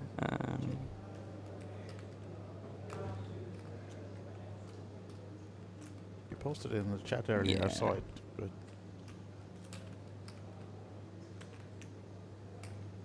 so, Nilo checked. Now over to Tadas. How to size this one then? All in is the choice. And he gets snapped. Oh, that's wow. Yeah. Oh dear. If our graphics are correct, Nilo will be left with a chip or 2. And we'll have to double check that because it might be a couple of thousands off. It might be an elimination. We'll see about that. But normally the graphics are correct. So brutal run out. Brutal turn. Like, what could you do about brutal this? for Tadas not to eliminate if Nilo now has 15k left. Yeah. Yeah, looks like. Or? No, we'll see. Oh, is he? No, they're counting it. They're counting it. Yeah, we'll see. He might just still be in, chat. So then we expect the hunt for if Nilo's still in with just less than a blind. Everyone's gonna want that one, but he will be on the bottom next hand. And yeah, he's still got chips. 10k. He still got some, right? Ayah. What a run out. What a look at this, Tadas. brutal run out. Did you see do you see Little the lick swear of the word? lips? No, he said some bad words about yeah. covering him. And the F word was out there. But yeah, as you see, we were correct with the graphics. He has 15k left, Nilo. 0.2 of a big blind. So now, potentially a 10k bounty for Nilo might be out there. And will of course affect the players. What a rollercoaster ride for Nilo as well. When I joined the commentary, he was the shortest stack. He went on a massive tear. Yeah. He had 10s against aces, hit his 10, and then from there was just chipping up. Actually went to the top of the tree, had the chip lead at one point, and now unfortunately finds himself lower than he's ever been. Yeah. Below a starting stack. Yeah, exactly. Oh well, what did they say? A chip and? Chip and a chair. Luca, 1.5 million. Nice stack in front of him. And 40-80 is the blinds. But the bounty hunt is on Andreas, and with a Yes. suited ace. But the problem is now that The Nilo is Eagles. in the button position, so probably he'll not be just jamming his 15k with just nothing. So, but you still want to stay in the hand in case he does, of course. But maybe you've got a decent amount of limps here, just to see what happens behind. Yeah. Equally, min raising is fine, of course, but yeah, he does just select a jam. He Oh. wants that booty. Will Nilo try to give it to his fellow countryman? He Oh, yes, absolutely will with an yeah, ace. he will definitely come along. That's good news for Luca, of course, because although he's a bit behind, he's in a good shape to be heads up for the bounty. And again, this is what I've liked about Luca's play. I think a lot of people are coming in with just min raises here, allowing this people is- to look at re-push this. them off hands. Now, that I doubt Fabian will come for the call, of course, Oh, of but course asking not. for a count, but No, no, they no. are on the exact same stack, Luca and Fabian. Fabian will not call this with No. Jack 9. No.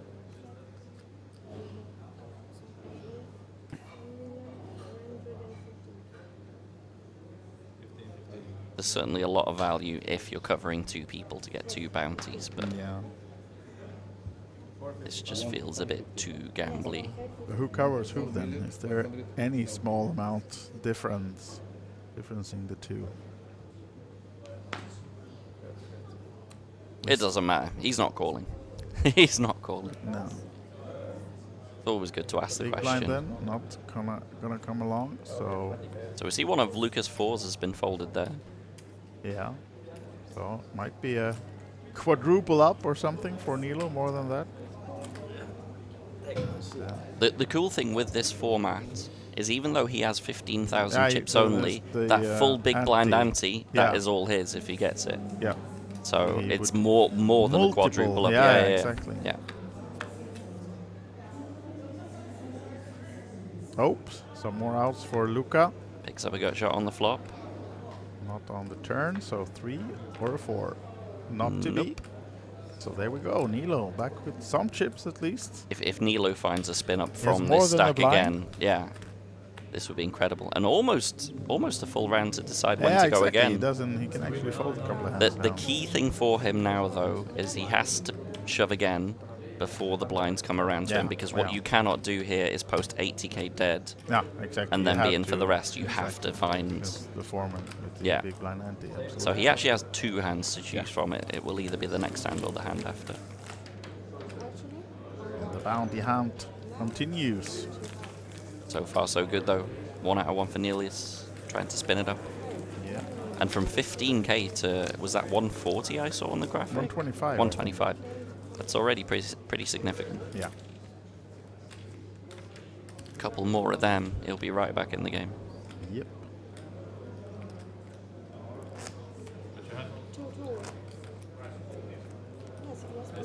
I like it how Fabi was pretending like he even had a decision. Yeah. What did you have, Fabi? Oh, something quite good, yeah. Yeah. Yeah, 140 actually says here, so you were correct, Scott. That's a heck of a spin up already. 15 to Guy gained 140. 1.5. 15 to 140 is massive. Yeah. But if he gets 2 more of those, maybe we can dream again. Yeah, I mean, if he shoves now and get an ISO behind and can win all the blinds as well, then it's a stack again. Oh, Ooh. hello. And the Nilo is on a bounty, of spin up course, mission. on top. Go on, Nilo. I mean, now if Fabio isolates, which he won't, but then it would be quite a pot for him to win. There will be someone in the blinds calling this, because I don't think Fabio even want to risk 140, because of course someone is going to come over the top from the blinds if he did. If Fabian goes there, it's a jam. It's a jam or nothing Yeah, else. yeah. Equally, Tada should jam here. Tada should jam to, King 7 suited, plenty live enough where even if we run into some trouble, you're Yeah, going to have good yeah. equity. But you can't just let Luca come along for the ride, because Luca's not going to The let you do same, the yeah. same. No. I would not be shocked to see Luca jam here and push Tadas off. No. I'm just saying. Yeah, here we go. There we go. Shove is there.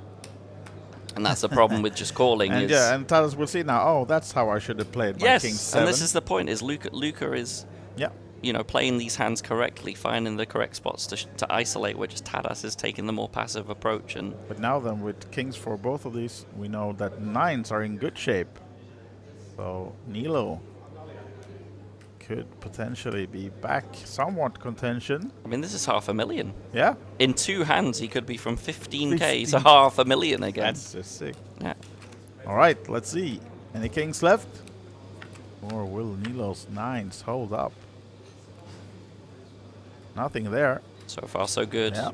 No. One club is a slight concern. But that's clean. Anymore, so down to the kings only. A 3 would have actually been bad as well. 3 for the filthy quads and the king kicker. Out, but the 9s hold up. Yeah. Even find one more on the river. And Nilo, 500k. Wow.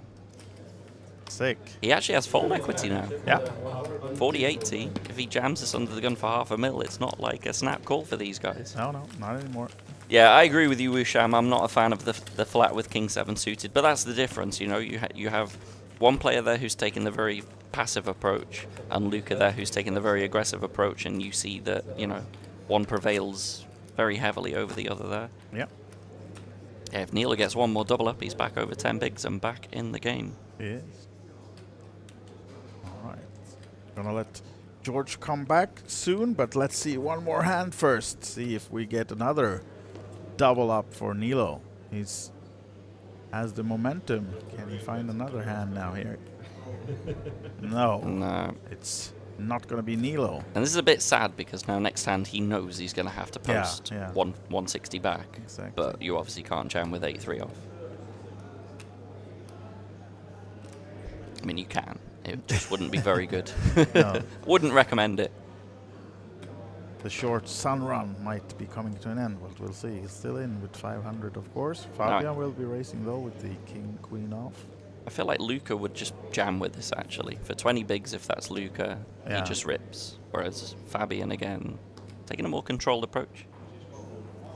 Albeit maybe with that short stack out there, it sort of slightly changes things ICM-wise. Very defendable Jack 10 off.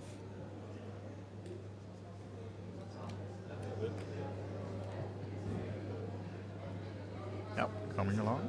Or is he doing something more spicy? No, there's the call.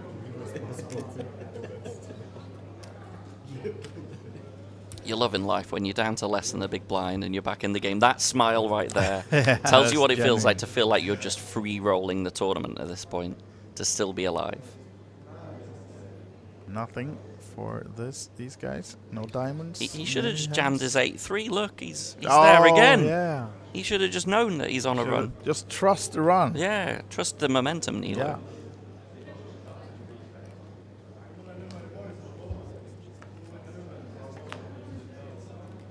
Now, there's the king of hearts. So, top pair for Fabian. Doubt he's going to get a customer, though. It's very draw-heavy texture, double flush draw, straight draw. Yeah. He's probably going to go on the somewhat larger-ish sizing. I expect like 250 and a pretty quick fold. Equally, he might just have some checks on the turn to let his opponent bluff the river. We've already seen him be very sneaky on certain turns, certain boards.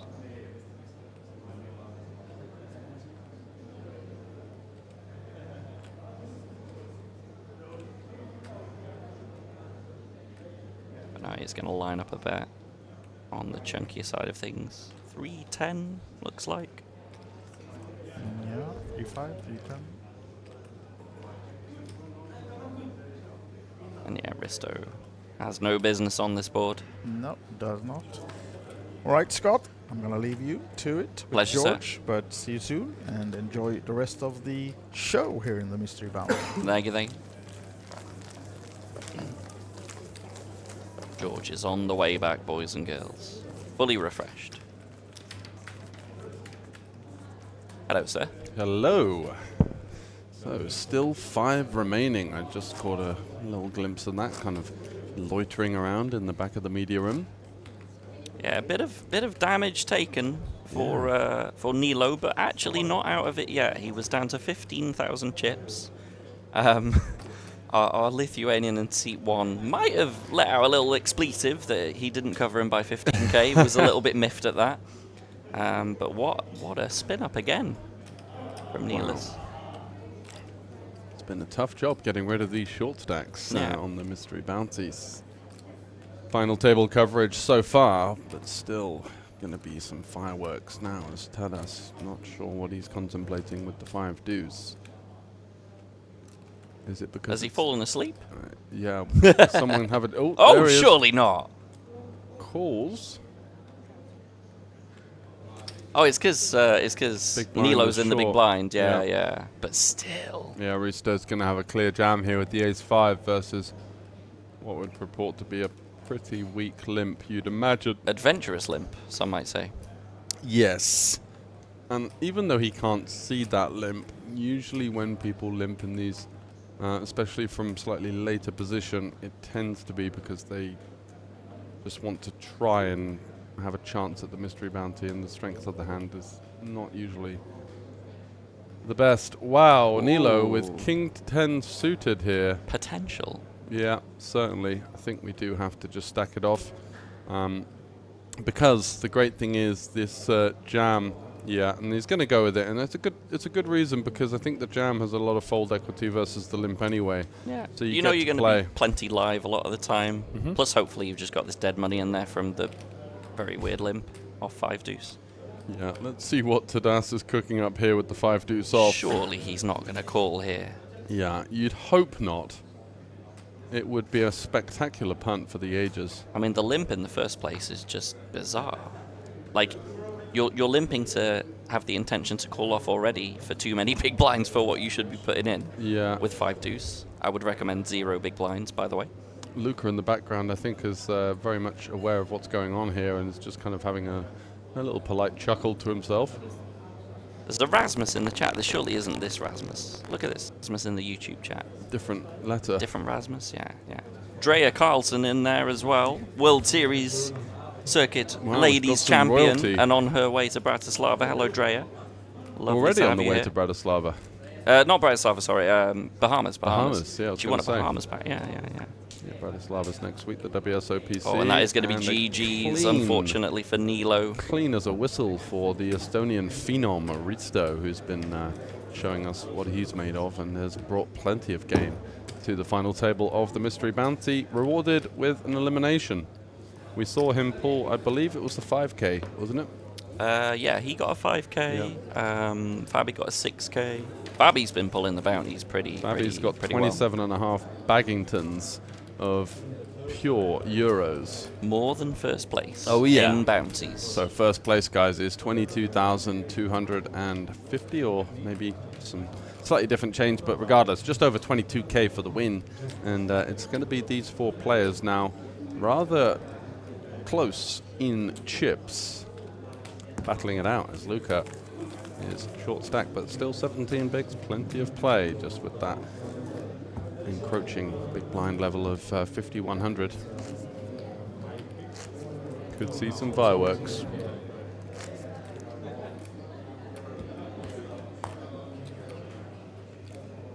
And that's going to be the end of the road for Poker Bras.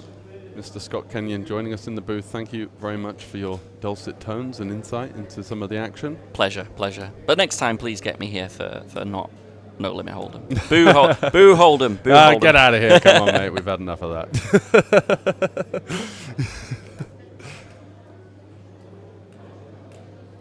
Boo Hold'em, says Poker Bras on his way out of the booth. Thank you very much for your service.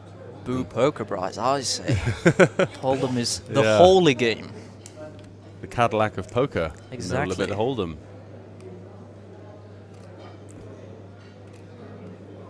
Risto with the ace-9 facing the open of Tadas. Several options here. Yeah, absolutely. He goes with fold, giving some credit to the unconventional Lithuanian. Fabi is going to be in the big blind on his own, as we did just lose the small blind. So is going to continue. Especially with no small blind. I'm not a fan of that fold against Taras. I would expect him to have an understanding of Taras's game by this point. Taras has been a bit unconventional. He's limping sometimes, and he's not really opened as much as one might think. And we do have a semi-cooler of a flop here, pair versus pair, in the short-handed battle. Four-handed now, so whittling down towards the podium positions. Yeah, it's not a matter of if, it's a matter of how much in this pot. Yeah. And of course, the run-up can still change the winner, or perhaps slow the action on something like an ace. Yeah, an ace, a queen, some kind of overcard is usually the danger card in this situation, although a queen would give Fabi a straight draw, so not the end of the world. Looks like call, I believe. Not wanting to overvalue that top pair here, keeping some of the weaker hands like this in the range of the opponent, although he does have second pair, and a second pair for Fabi to add to that top pair. So nice turn card for him. Quick check back from the Lithuanian. Are we going to see a king or an eight? We're not, but it is a four-liner to the straight, so interesting. Both players probably likely to be proceeding with caution here. I wonder if the door is open for Taras to turn his third pair into a bluff. Yes, I was about to say that the turn is not actually something that's good for Fabi in this exact hand, because it's going to slow down Taras heavily. Yeah. Meanwhile, otherwise, with Taras' style, I think we were going to see a very small turn bet to set up a river check. But now that he has checked it back, and facing two checks from Fabi, but a call on the flop, he knows he's good against the four no matter what. So what does he really think here? Is he trying to fold out Jack X? Maybe something like Queen 9? 9-7 could be a wild one. Yep. Or exactly Jack 9. It's... I know it looks strong as two pair, but it's very tricky. Yeah, maybe there are some hands that don't want to face a check jam on the turn, like the ace 10 or the king 10, that could find a check back having picked up a bit of equity, but not wanting to bet fold that equity on the turn. That being said, Fabi goes for a very high-level play of the block-ish. Yeah. I say ish because it's bigger than what we usually classify as a block bet. It's about 1/3 pot. Certainly is. And this does have blocking components, but I think that this is most certainly for value as well. Oh yeah, absolutely. It's a bit of a merge with the two pair on the four-liner, but still looking to get called by some hands potentially that could check back the turn, maybe an ace-9 or a king-9. Here we go. He does get the action he's looking for, the Lithuanian. Beautiful bet by Fabian. And you know what? It's worked out in Fabi's favor, because his opponent's probably thinking that he's only going to be betting a straight for this sizing, and there he is with top two, absolutely getting the max. I can tell you that I made this exact call in a position with a four-liner, and someone had first and third pair earlier in the week, where I thought that the player might only be capable of betting that straight. Yeah. And then he got his max value. And you got the bad news. Exactly. It's the same for Taras here, the Lithuanian now. I, of course, didn't call with third pair, I called top pair, but regardless, yeah, the end result was the same. A bluff catcher.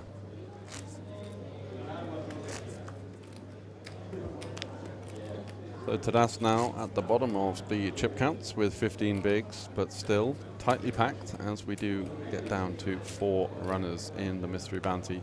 6.95k locked up for these guys, plus whatever they've hauled from the envelope pulls. I do think we're going to see very much a calm from before the storm from everyone here, because as we can see, Fabi winning that one pot sends it from very, very even to him having a clear lead. Yeah. And when this is the nature that one medium-sized pot can drastically swing the nature of the chip distribution, we are going to see fairly cautionary play, with perhaps the exception of Taras. Yes, could just see a jam here from the 10-8. It's definitely on the table. I think they're playing about 15 big blinds effective. One of those has gone in for the big blind ante, so 14 effective. Between the envelope and the payout pressure, it's certainly a play.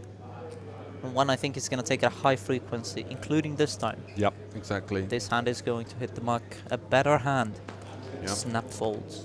Yep, that's always a nice outcome for us with the 10-8 there. Fabi understanding the situation well and adding to that chip lead. Another 2 big blinds added to his arsenal now, and starting to somewhat run away with it. Have some clear gap between him and I believe it's Risto in second place right now. Luca and Tadas making up the rest of the field. I'm just happy my pick for the win is still in. Still in, so you know, you've got some pick equity. Exactly. I could pick up some predictive glory points, or whatever you would like to call it.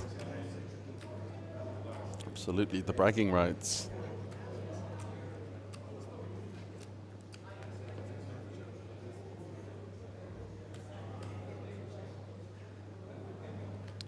Our boy Max has just doubled in the 3K, so he's did get quite short, but he's back in the mix. Oh yeah, I went and checked on him. He was hovering around 17 big blinds, I believe, 85 at 5K.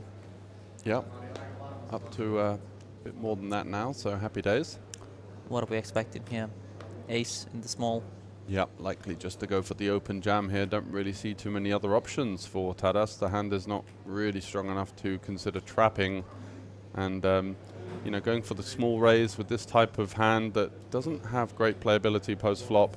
Also not exactly what we're looking for. Does go for the jam. Luca with pretty weak 8 deuce suited there. Just has to pitch that one into the muck. Now the stack's further shallowing with the new level of 5100 coming in. I think Luca's going to be around 12 bigs, Tadas the same. So with the big pay jumps we can certainly see. Yeah, all systems go for the German really, isn't it? Yeah, and I think what we are going to see is people are going to try to take these pots down as the aggressor, but once anyone shows interest in the pot, everyone is going to be very cautious about re-entering. Yeah, precisely. Respect shown to the first one in, and it's Fabi with the best chance of being that person, although 6-3, not exactly what he's looking for here. Would have had a lot of open jams, I believe, with this stack distribution, but that one's not going to cut it. Tadas on the button. I believe he's got small blind covered. He's going to go for a raise now. We do reach the 100k big blind. I know he's on the wider side, but I'm okay with this raise. Yeah. It's good to have some raise folds if you're going to have some very strong raise calls. Luca with a very interesting decision. Yeah. Is he going to go for it here? Does he believe that there's enough of a raise fold gap for him to hunt? Now, I think, of course, we have seen the cards all night, but I think he just may have picked up on Tadas's willingness to enter a pot, and thus is going to put something that otherwise might just be on the better side of a fold. Might find the middle. A potential. You think he might call here? No, I think. I was going to say jam is the only optional fold, right? Whole stack is going to find the middle. Okay, yeah, whole stack in the middle. I get you. I thought you meant middle button as in the call. I apologize for that. No problem. And he does go for the fold there, so just showing some restraint. Risto with the 4 deuce suited. Like I said, I that's going to be the standard play. Yeah. The fold. It's something like King Jack. We're probably going to see hit the middle here. Yeah, the reason I like Queen 8 suited as a shove for 12 is because you do get some of those suited broadways that dominate you, and even a hand like, you know, Queen Jack suited from the small might not call it off because he was covered by Tadas. But however, do go for the min raise, and Risto is going to defend, covering his opponent with the 4 high there. Surprised to see that defend? One assumes he has some devious intentions down the line. Yeah, well, queen in the window, and however, another one. Oh, just a flop boat for Tadas. Is he going to go for another one of those quick checkbacks? He certainly is. We saw it with the quads earlier on. And a 3 on the turn. Is Risto going to fall for it here? Facing the quick check back, it's usually going to be somewhat showdown heavy, so I'm thinking lots of ace highs, I'm thinking potential hands like jacks that don't really need much protection. Good check there, good discipline check from Risto. Yeah, no immediate equity. Maybe if he turned a spade it could have been a different story, but in this occasion, coming up dry, Taras now seeking the value, trying to force a 2-street game. He knew with the check back on the flop that he'd still be able to get the money in if he were to find the turn bet, which he does, and that's going to take it down. Absolute nuts there. Though it is a good check in this particular situation where your opponent flops a full house, I do wonder if he's not willing to fire when his opponent doesn't show interest in the pot on a pair board. Furthermore, like you said, it's going to be showdown heavy, but if he isn't willing to even take a stab at it in that pot, I wonder if he should just let the 4 high hit the muck. Does it justify the pre-flop call? That's what we're saying. Yeah, it's tough to say. And also, every chip put into the pot passively out of position is going to be fairly disadvantageous in this particular kind of short stack tussle with those 3 guys. Now he's clearly covered by Tadas, and I think he might even be covered by Luka now as well, just with that 1 big blind swing. Tadas has another good candidate for a potential raise. He does open into Fabi's big blind. It's going to go for 200. Seems very reasonable here, keeping the momentum going. Risto with the queen jack off. I'm sure that the suited might have found its way into the middle. This one may elect to fold and allow a potential collision between second and first in chips. I do think this is going to hit the muck, however. Yeah. It's good that he's taking his time just to make sure. Fabi with the 9-8, looking for some more envelopes. Hungry to steal some more eliminations and pick up some of that bounty equity. Between playing for first and getting the bounties, I think this is a very reasonable defend. Yeah. Quite connected, and it's one of those hands that enjoys hitting a pair, unlike the very small connectors. For sure. There is a 10 in the window, followed by a 9 and a king. 2 pair versus bottom pair here. Let's see if Fabi's going to find a fold with that bottom pair. Tadas in a bit of a mini heater now, finding some very favorable flops. Does go for 200 into 550. Fabi left with this rather unappetizing looking bottom pair, no real additional equity either. Would be basically calling to try and hit a 9 or an 8 on the turn. Yeah, and at this draw heavy board, it's not wrong to fold bottom pair to a very small bet. Yeah. However, as the covering stack, he's going to get more respect, which means he's going to realize his equity more often. So he feels justified in the form of a call. He still beats a fair few hands. Seems very fine. Loose on the turn. He's going to get the bad news now, though, as I believe Tadas is going to be looking to play a 3-street game here. Yes, certainly. It's not only is it strong enough to go for the 3-street game, obviously, but with 3 to a straight already on the board, it's very vulnerable against hands that will most definitely fold against the bet. Something like Jack 7. Yep, cutting out another bet. Looks to be about 350 on the turn, which would leave 750 on the river into round about 1650. So doesn't get the action he was hoping for, but does pick up a very significant pot and kind of cuts a little bit of a dent into that chip lead of Fabi now. So he does in fact take the chip lead with getting the C-bet paid. So 21 versus 20, and then Risto and Luka at the bottom of the pile, 4 left with 11 big blinds apiece. Once again, just demonstrating the effect of just one medium-sized pot. Yeah, huge swing there in the grand scheme of things. And it is a board where you feel the natural bluffs on the flop are unlikely to slow down on the turn. The gut shots and such like. So equity realization there for Fabi quite low, I would say. That's why I kind of mentioned that point about we're essentially farming to hit a 9 or an 8 on the turn here. And there are some reverse implied odds when we're up against the top of our opponent's range, as we were there. Hands like Queen, Jack, Kings and Tens have an absolute hammerlock on the hand. Risto deciding to let the 9-8 off, Queen 9 off, hit the muck. Fabi with the decision, could open raise, could call. Jamming's obviously out of the question, especially being covered by just one blind. And the natural play is to call.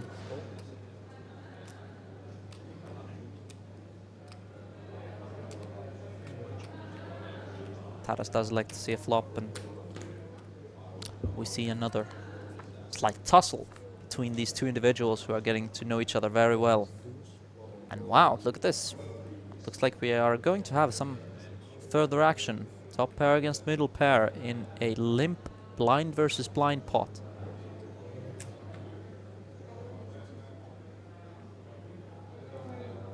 When Fabi does check on this dry structure, I do think we are going to see a call. Of course, in theory, he would have quite a bit of check raises here because of the dry structure, but he would also have a lot of c-bets. So when he takes a check line in practice, I think the call is very likely to come out, and it does. Ace on the turn, likely to slow down the action a lot.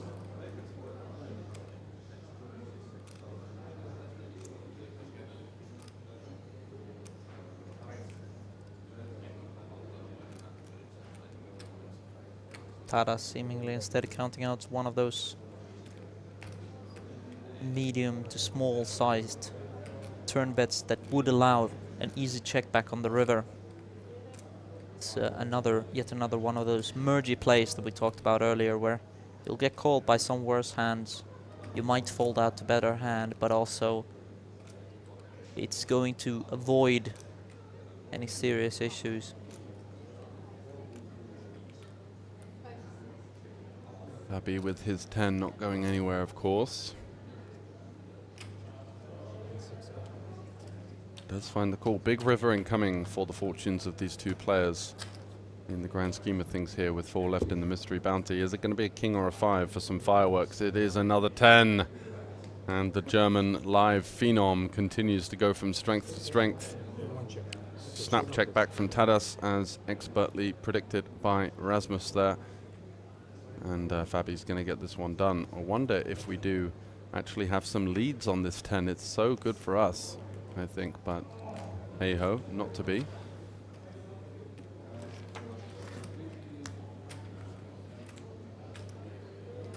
And Fabi now retaking the chip lead and in the driving seat after picking up a nice medium pot there. Risto and Luca going through the blinds. Luca now, Risto next, so Risto does have the advantage at least of covering his opponent. Risto and Luca surely will be watching very closely every pot that these two play, because though the chip lead keeps swinging, they must be thinking that sooner or later they are going to collide big time if they just let them play like this, which actually makes them less incentivized to get involved. Risto and Luca, that is. Absolutely right. If there's fireworks going on between first and second, then they're in that slightly favourable spot of just hoping for a free pay jump. Fabi with the 10-3 suited now. Gonna go for the jam. He does cover the big blind and the small, of course, and it puts a lot of pressure on this small blind. Interesting to see 10-3 finding its way in there.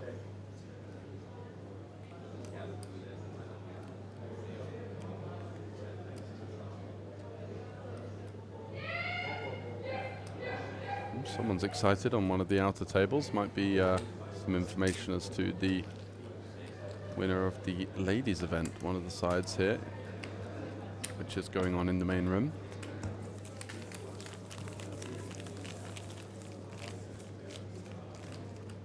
So Luca out the way with the Jack-10 suited. Fabi gets a hand that would have certainly either defended or jammed to simply muck. So precisely, nice outcome from him. I was about to say that it's a lovely hand to put out some aggression with, but I as thought it just maybe more min raise. Yeah. Oh, what you mean with the Jack 10, sorry? Yes, Jack 10. I was talking about Luca's decision as a just call off. Obviously, it's not very good. Yeah. And Luca does surely, unhappily, let it go. Yeah, likely to see another jam from Fabi now as he's going to be maneuvering into big stack bully mode, trying to whittle down these big blinds and antes, and he does go for a second jam in a row. Let's see if anyone's got anything to fight back with. Tadas out of the way, over to the 2 short stacks. Luca first to relinquish his holding, and Risto with the 9-3, so it's cleanup mode in operation for the German regular. And you really don't need a lot of these to go through for it to become a situation where you actually can get called and lose and still be very fine. Exactly, that's 5 bigs hoovered up in 2 hands, just going to show how important it is with the big blind ante in play, which is effectively a 25% ante each. There's not many stages of tournaments where you get such a significant portion in the big blind ante. This is one of those occasions, 4 left, and look at that. The short stacks now getting whittled down, 11 bigs merely 30 seconds ago, but Fabi going into Terminator mode. Great awareness by him realizing the change in dynamics after he wins that Jack 10 pot. Yeah, that subtle change in stack distribution really paid off. Tadas out of the way. Are we going to see a jam from one of the shorter stacks? Luca does fold the King 6 on the button, and Risto with the 5-3 off following suit. So yet again, more chips heading in the direction of the German pro, looking to whittle down the field here in the Mystery Bounty 1K. If those of you are tuning in for the 1500 main event, well, bad news, unfortunately, due to the longer than anticipated length of play here in the Mystery Bounty, we haven't been able to offer any main event coverage, but we will get some information on that right now. The main event is down to 2 tables, I believe. They have around 14 runners left as of about 20 minutes ago. 14? I believe so. And again, like this was 20 minutes ago. Yeah, looks like 21 left with 14 paid in the 3K as well, which I'm looking at because of sweating my friend, Maximilian Johnny Sanders, as he's known on the reporting. We have, 10 left now in the main. And Fabi, do we want to place a bet on what he's going to do with his hand? Yeah, all in dealer, says the young German. And unfortunately, the bust outs have been Henry Schalin, the Finn, in 14th for 9.1k. Andrew Patrick King, he was short for the majority of the day 3, and unfortunately says his goodbye in 13th. Gunnar Vede, the well-known Norwegian, as part of a big poker family. He hits the rail in 12th, and Vidar Asserson also out in 11th. So it's 10 left with 9 final table spots up for grabs. Jenny Westerland has regained the chip lead with 6.9 million to her name. David Vinaya, the winner of the 5K, in second. Not too far behind. Couple of Finns there that you'll be happy to hear about. Varaniemi. Is that any good? I believe it's Varaniemi. Yeah, it's Varaniemi. But okay, a hearty effort. And who I'm much more familiar with, Jari-Pekka Juhola. I most certainly hope he does well. Furthermore, Carles, who came in with the chip lead. Yep. Around 40 left, I sat in his table and he was playing a lot of pots with very experimental lines. And I remember talking to one staff member downstairs, and excellent choice of wording. Yes, I remember talking to a staff member downstairs, and I said that I have a hot take, and he was first in chips at the time, and I said that with 42 or something left, I don't think he's going to make the final table.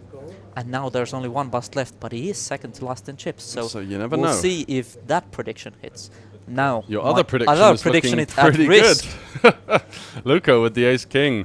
And finally, someone finds something to fight back with versus Fabi's rather aggressive turn of play. Had been in the driving seat, looking for the eliminations, looking to whittle it down, and it's an ace on the flop with 2 diamonds. He's already getting the chips ready. Could he find a diamond or some kind of straight draw on the turn? He does find a king, and that will be him drawing dead, unfortunately. And it's Luka Sorainen, the young Finn, fighting back. But Fabi, of course, as you mentioned, with all of those shoves getting through, still has a fairly decent chip lead here. Yeah, he earned about as much as he lost. If we're looking back to the 10-3 shove, I think he has a very similar stack he had to before that hand was dealt. Little finger wag to the rail from Sorainen. I walked past a few of them. I know at least Elias Suhonen, who was second in one of the King's mains very recently, is railing Luka right now. I believe he got second to his your compatriot as well, Siljander. Yes, that's correct. The let's call him the Martin Cabral of Finland, maybe, with his rather pesky table talk and strong verbal game. He's certainly a character. He is a character. Adds a lot of fun whenever we have him on the streams. He did, in fact, win one of the ring events earlier on in the week. The PLO, yes, I believe. Exactly, the PLO 4-5, the 1K, taking down over 40K in that one, plus his Bahamas package. I'm sure he'll be very happy with his week's work. Yep, no doubt. He does seem to hoover up whenever he does come here. Not sure if he's still in the 3K. But yeah. I think he did enter. He had a mean cash in the main, I believe. He was around 100, 110th in that one, because I saw his face around day 2, but he didn't make day 3. And with a very short stack, I believe he made the money. And now the 3K, who knows, maybe one bullet, maybe several. Yeah. Tommy Lankinen is the chip leader of that one at the moment. He was actually on day 3 of the main, but busted around, I believe, 35th. Okay. I drew his table and he busted a few hands later when we broke my table at, 36 players. So yeah, he busted around 35th place. Yeah, so yet another strong showing from the Scandinavians, as the majority of the field are Finns and Swedes. In the 3K, Juho Sutari also in there. Henry Kasper, the Estonian, in the mix. Dorbeck, also from Estonia, in 8th spot. Jerry Odin and Muye Taiju, the 2 Swedes doing the best from that country. So we'll keep you updated with the updates on that one as we get ever closer to the money. 14 paid with 21 remaining over in the main room.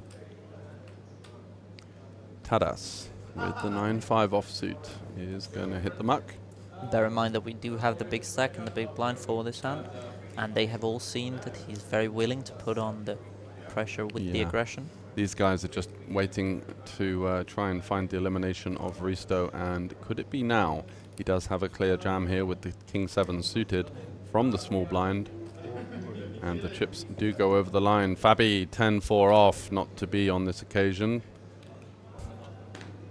Doesn't want to get too creative with these calls, as if he does call and lose, I think he might ever so slightly lose the chip lead, but he's actually not at risk of losing the chip lead. I think Sorainen has just under 2 million and Tadas has less. Okay. Tadas actually, in the hand that Sorainen ended up doubling, folded a very small pair, which I believe to be correct, in pocket 4s. Yep. And that one would not have won because Sorainen obviously would have snap called, and furthermore he would have lost the rest of his stack to Fabian. Yes. Because of the king on the turn. King. So good timing there from the Lithuanian. Let's see if it's going to be another chance for Fabi to regain a bit more of a significant chip lead. So fold, and jam, very likely to occur. Yeah, that is probably the most likely outcome. Let's see if Risto's got anything to say about that. Not looking likely with the clean diaper there, the 3 deuce of diamonds. And Fabi with the King 10 happy to resume the order of business with what will most likely be a shove. Yeah, 1.1 million effective for Tadas with the lowly 8-5 off. Does muck it.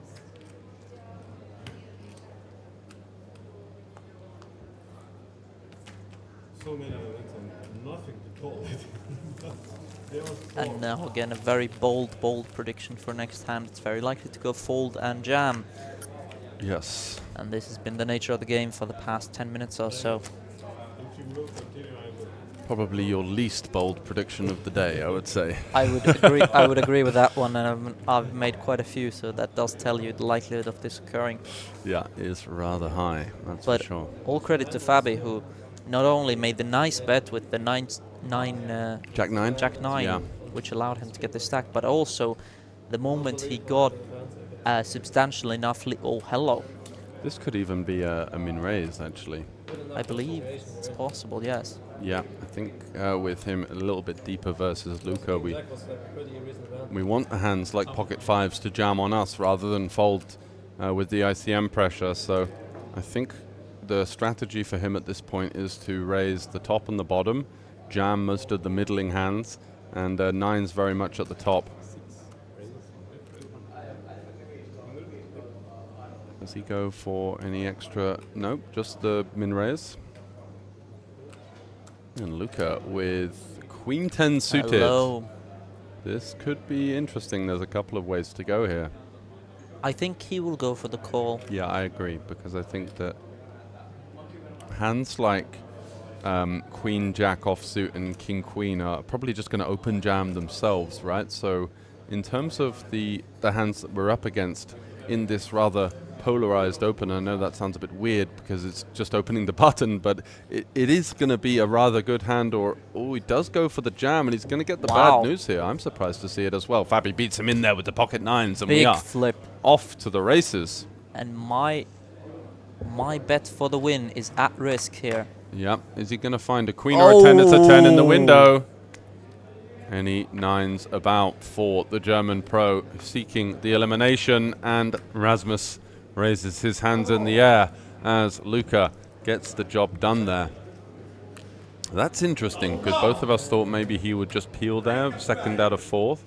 But if he feels like there's going to be a big raise fold gap, and maybe Fabi doesn't have enough of the stronger hands in the range compared to all of the, to pardon my French, dog S at the bottom, then, you know, clearing out sort of 2 live cards could be a decent pickup as well. Furthermore, the amount of open shoves and just, open shoves Fabi has had in a row could indicate over shoving, because I believe it's been the 7 or 8 times it's been folded to him in the past few orbits. He's been in. All except one. Yeah. He has put it in, and he has put it in as a jam, not as an open. Yeah, and the other one was 6-3 suited, right? Exactly. So, yeah. And that hit the mark. Yeah. But the players don't know that he's had very good candidates for these jams that make extremely natural jams. They have not been speculative aside from the 10-3. Exactly. Precisely. So Luca might also be working on that, because when if he flats with the Queen 10 and then he sees a flop, something like this, King 10, whatever, he could face a lot of pressure, especially from the worst hands, and the better hands are just going to go to showdown, see what happens. So yeah, absolutely right. Bang on the money once again. Queen 9 now for Luca, and his job is rather simple. All we need to do is say those 2 fabled words of MTT poker. All in, baby. And Rusto getting short once again. Did get a shove through with the King 7, but still remains in that dangerous 7 big blind territory. So all of a sudden, with that huge flip, Luca has his eyes set firmly on the ring, on the 5K added package, and of course a couple of extra envelopes to sweeten the load with the cherry on top there. Tadas with the 6 deuce now, 3 out of 4. And talking about... I feel like in an orbit or two we are going to see something unorthodox from Tadas, because... You think he's getting a bit sort of frustrated? I do believe he's getting a bit annoyed with having to fold these hands, and he's been absolutely correct in folding every time, but I do believe, genuinely believe, he's getting a bit... There is a bit of restless energy. Restless, exactly. And hello. Wow, once again the short stack finds a way to call it off here, and it could be bad news for Luca is a 10, also in the hand of Fabi. So we're looking at 2 outs, apart from potential straight draws. And Fabi having a little bit of a chuckle because it's been tough work for the chip leaders, you know, putting the money over the line and not really finding anything. What could happen here? Are we going to see the queen? No backdoor spade draw available. Queen or a king? Queen or a 10.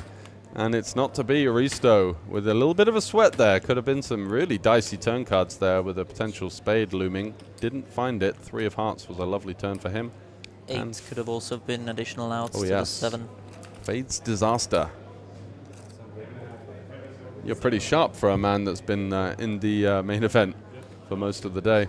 Well, yeah, I've actually played multiple tournaments today, but I was feeling very good about my game, which is also why I was willing to jump into other tournaments after the main event. And very important part of tournament poker, isn't it? Knowing when you're mentally not there, and when you are, might as well jump in because you know there's going to be every chance that your best game is going to do very well in that tournament, I think. Precisely, and even so, even though I felt this way, I took a fair few minutes. I think about 20 minutes to think about if I wanted to fire the other tournaments, and looked at the field, looked at the level, amount of blinds, structure, and so on, and I opted to go for the fire. And hey-ho, regardless of the outcome, if that was the right decision at the time, then fair enough. Are we down to 9? In the main, we are, and it's Chao Fei Wang, the bubble boy of the main event final table. Your pick for busting out Karolis Kutkauskas is going to make it with his... What is that? That is... trying to figure out what the blinds are. I believe they were at least at 40-80. I believe they were 5100 the last one. Okay, so he's going to have 17 bigs for day 4 of the main event. So here is your final table lineup for tomorrow. With the chip lead, Martin Surovec from the Czech Republic. Second in chips, Jenny Westmoreland. Third, David Vinaya. Fourth, Igor Senior Pahelia. Fifth, the lone Englishman, Stephen Groom. Sixth, Krzysztof Szymilowski from Poland. Elias. Oh, we have some action. Fabi's centered him here with the ace-8. I will get back to the final table of the main event shortly. So Luca open jams, and Fabi finds a hand that's going to be much better than Luca's average open jam range, and Fabi is upset to see that it is in fact a flip. Oh, don't stand up. Which is... Don't stand up, says Luca. He's seen this one before. And sure enough, there is an ace on the flop. Can he find a 5 on the river for some fireworks? He cannot, so the flips keep going the way of the short stack here. And it's Fabi that looks to be regaining the chip lead after this frantic turn of events here, with the structure slightly catching up with us, and it's been a lot of all-ins, and the short stackers more often than not prevailed. And more importantly, we're back to where we were when I jumped into the booth quite a while ago by now, which is this very, very even structure. The only exception being Taras is down to the 6.6 blind stack, and like I said before, I am feeling like a speculative play is looming for Taras if he does not find the good cards, because he does seem a bit restless, and also his style isn't the one of this passive folding, waiting for things to happen, like this flip between Luca and Fabian, which would have been great for him if Luca won. But that isn't quite his style, and now he's coming to the point where four-handed he's going to blind out in just about 15 hands. It's not a very comfortable spot to be in. Certainly isn't. Right, so let's get back to the main event chip counts. As I was rifling through them there, we had yet another all-in to be dealing with. So the final 9 has been confirmed, and the 2 that I didn't mention were Jari-Pekka Juhola and wow, kings for Risto in the cutoff. Says under the gun, but that's a little bit deceiving, perhaps? Yeah, somewhat. Yes, I like to have a story for just a couple of friends where I post hands and so forth. I wouldn't say I make the final tables all the time, but when I do, I always I cannot find the ground of deciding if I should go, say it's the cutoff or say it's the under the gun. Yeah. Same 5-handed, although that sounds more natural for under the gun. Yeah. You could go UTG5. Yeah. And I still believe my first ever interview I did was here in Tallinn about exactly 2 years ago. I told a story about how I opened a pot under the gun, 4-handed. Yeah. And one of the top comments was, "You are cut off, not under the gun," and something along the lines of mean words, stupid mean words. After that, but I. Well, at least you didn't take it to heart. You still remember it 2 years later. Well, honestly, I remember that not only because I have the interview on hand, but Yeah. more importantly because I still remember the mistake I made in that final table, which was the one I was retelling in that pot, and that one has allowed me perhaps to understand that though my style, I need to keep it cool and I need to make plays that are still not way outside of what is correct or profitable. Even though I have certain assumptions, I cannot go completely rogue. It was a expensive but valuable lesson. And those are the best ones. Yes, rather sooner than later to land that one. So it looks like Fabi could be getting this sneaky little open through with the ace-10 suited, hoping for maybe a bit more action, but at the same time happy to just pick up the chips and move on to the next pot. Risto eyeing him up and down, but don't think we're going to be seeing defend here, considering his position. Does fold. Very interesting from Fabi to open that though, because I think what he wants is he wants Taras to shove, because if one of the big stacks shoves, you have a very agonizing decision, one that is probably going to end up a fold, depending on what he decides to lean for.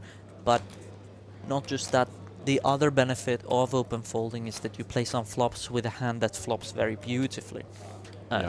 I do think he was very happy to not see a jam from Risto or Luca, although looking now at the stacks, maybe he would have just rolled his eyes and stuck it in. I do believe with the added bounties, the top host structure, I do believe he would have done just that. Look at this, what a time to pick up the ace-king with Tadas going through the blinds in the next hand. Would have been a third of his stack, and instead finds a powerhouse here and somewhat likely to get some action, and does.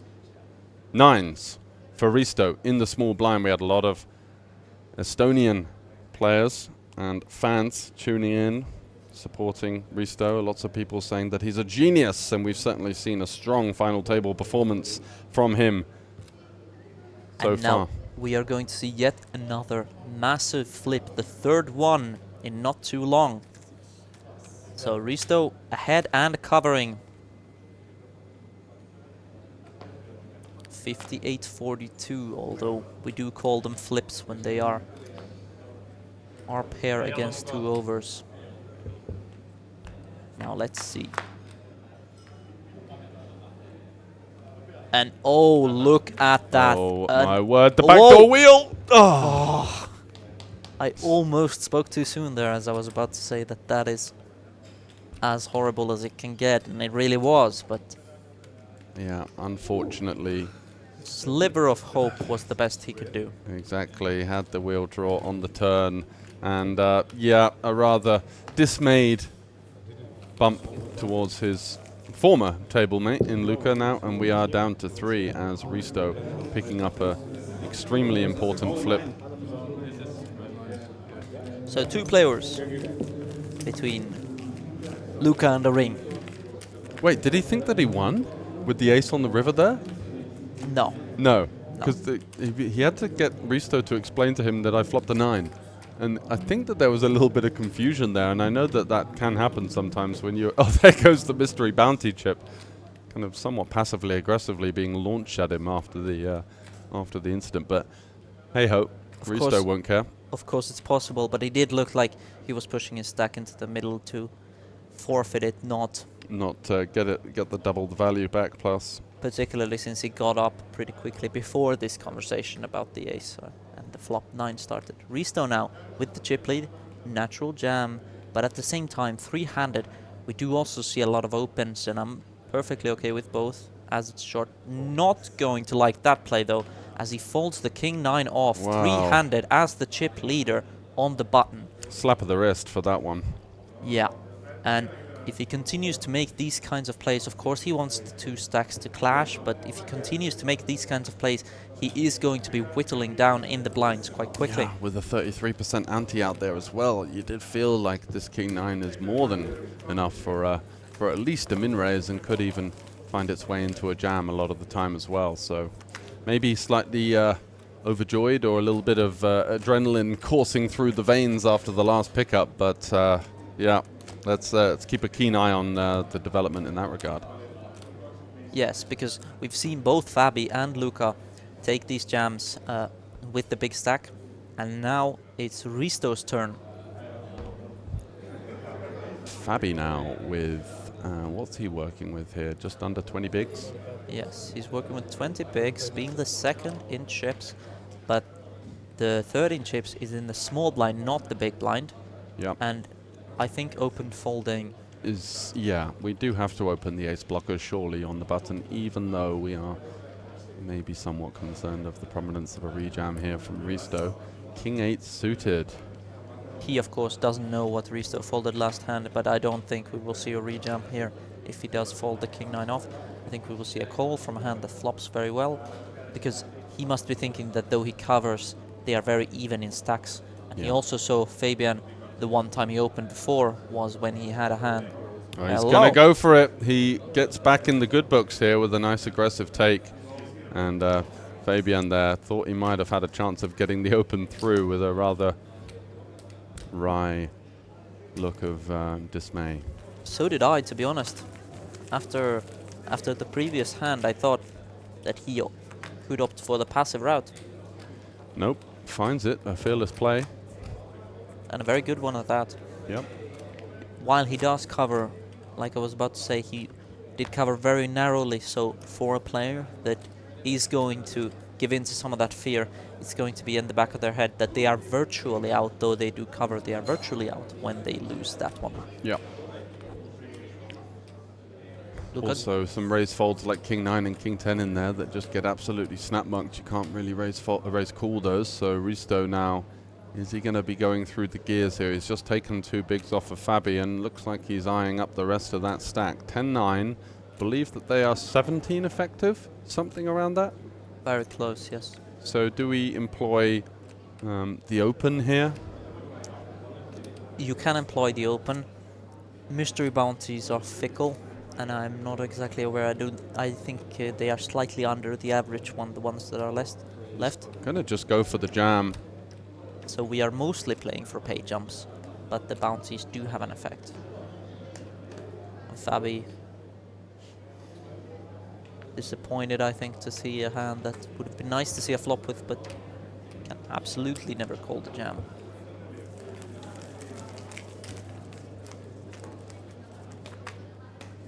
Credit to Taras, who I thought might get restless, but he waited for the ace-king and got it in a big flip.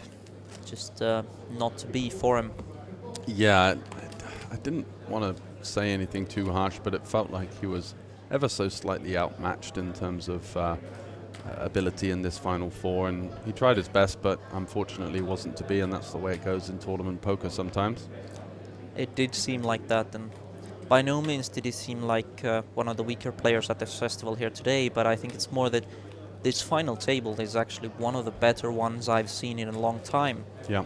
And when he sits in these tables, his fairly small leaks are going to look oh so big in comparison to these players that make these very small, minuscule decisions that we might critique on a hand-to-hand basis, but the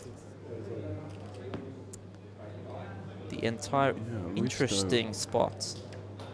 Risto at this time with Luca quite short in the big blind, electing to fold, I think it was Queen 4 or Queen 5 off.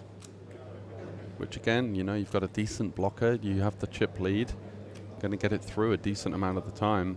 Luca with the Queen 7 versus Fabi's open jam blind versus blind, playing south of 10 bigs. And Luca knows that he doesn't have the best chances for a pay jump if he keeps folding three ways, and This hand is going to be ahead of quite a bit of Fabi's, I would guess, around 70% jams, if not more. Yeah, I think Fabi is going to have some limps here as well as obviously open jams, and the open jams, that means that the stronger part of his range might actually be going for the limp trap. So Queen 7 all of a sudden not doing too badly versus what would almost be an any two. The problem is that the Queen 7 is also rarely doing too good, even against the hand it's beating, which means that your average equity, though over 50, is probably not enough over 50 to risk busting here.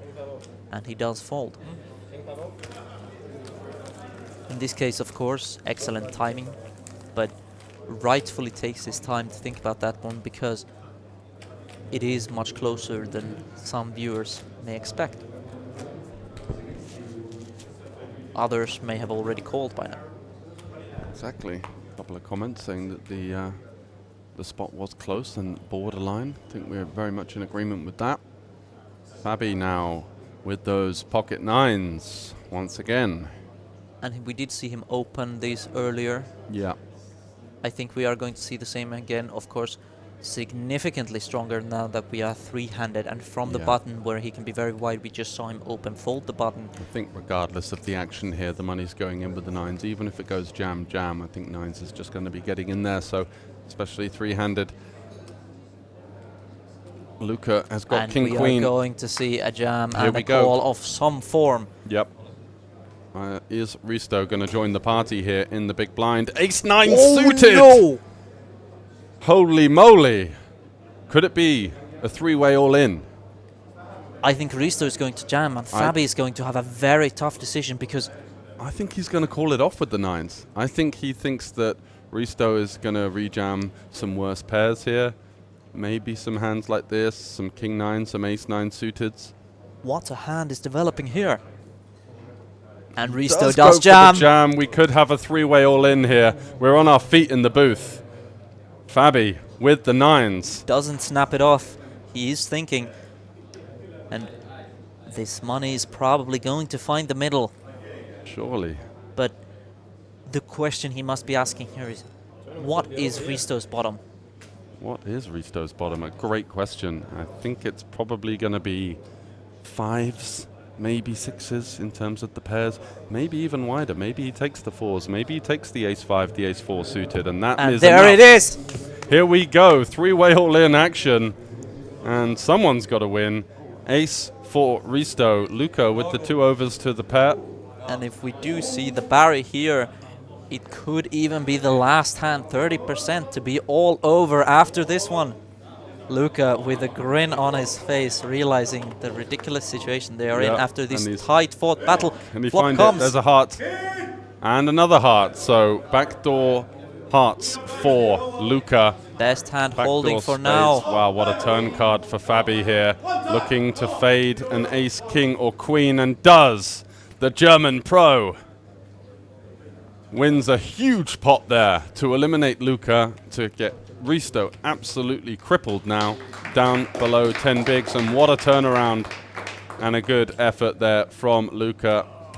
Gave it his best, and yeah, a little bit of a sigh, and fixes that posture as he is heading to the rail.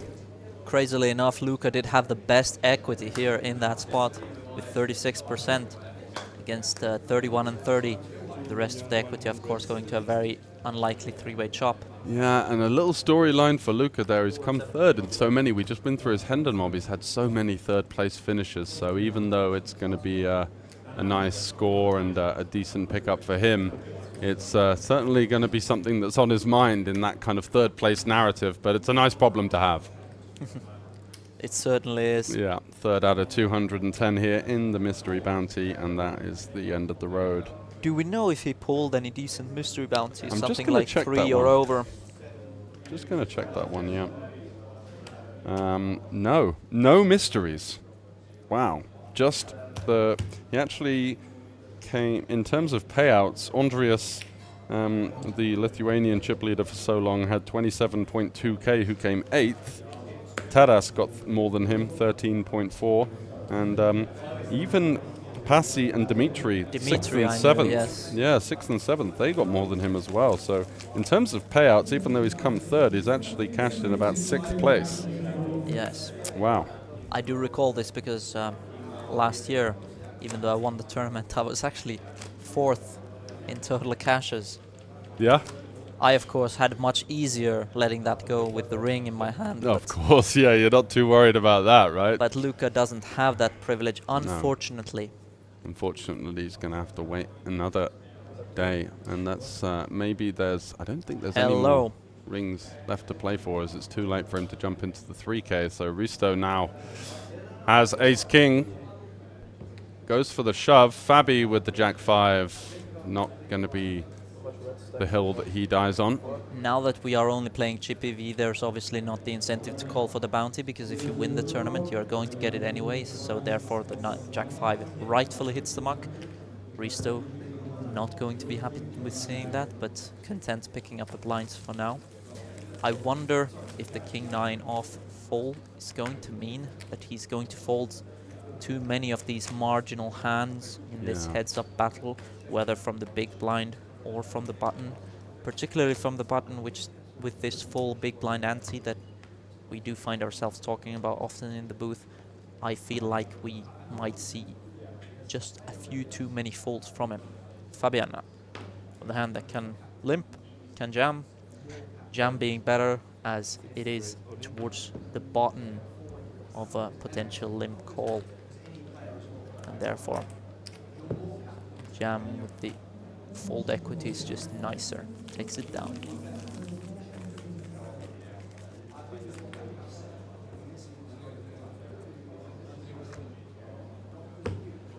The chat is going absolutely wild. Thanks for all of you that are still tuned in, and loads of viewers here seeing the end of the road of the mystery bounty. It looks to be heading back in the direction of Vienna with Fabi, who's certainly had a good run, as a couple of people mentioned, but he's also played great. Whenever he had the chance to lean on that chip lead, he did that more than most people would, I think, and that's been really the defining factor. Yes, he did get somewhat fortunate to win that multi-way all-in, but you know what, cream rises to the top, and he's had a great showing, I think, on this final table. I absolutely agree. From my time in the booth, I remember earlier when stack dynamics were very different, he played it correctly and seemed very aware of the antics, and here, the moment he took that lead with a significant enough position that he could still play if he lost, he started putting the absolute max pressure, which is very scary to do, particularly with weak hands. Even taking the 10-3, which again, I don't know what theory says, but I know that putting on pressure is rarely the wrong move. Yeah, so exactly. Him being able to take 6 or 7 out of 8 jams in a row. That was the real defining moment of this final table, and obviously he did still have to win after a little bit of a downward trend with the all-ins not going his way after that, but finds his way back into the huge chip lead now, and is potentially moments away from grabbing a ring here in Estonia. And not just that, but showing the foresight that when he has been at the top of his range, both time with 9s, and then he had the ace-3 that was marginal, he has opted for the open. So just understanding that the small little intricacies and how they change what is the optimal play, he has beautifully maneuvered this table. Certainly has. King 4 suited. We know where this is going to be going. Seeing King 5 off in the previous one go in when he was on the button, we did certainly do. Risto having a little chuckle there. 8-3. So no collisions as of yet in the heads-up match. And so far it has been downright awful cards every time for the big blind hand, which is actually the worst position. So very expectedly we have not seen any action, but with a very short stack in Risto, I don't think this is going to go on for very much longer. I do think we are going to see the chips hit the middle at least once very soon.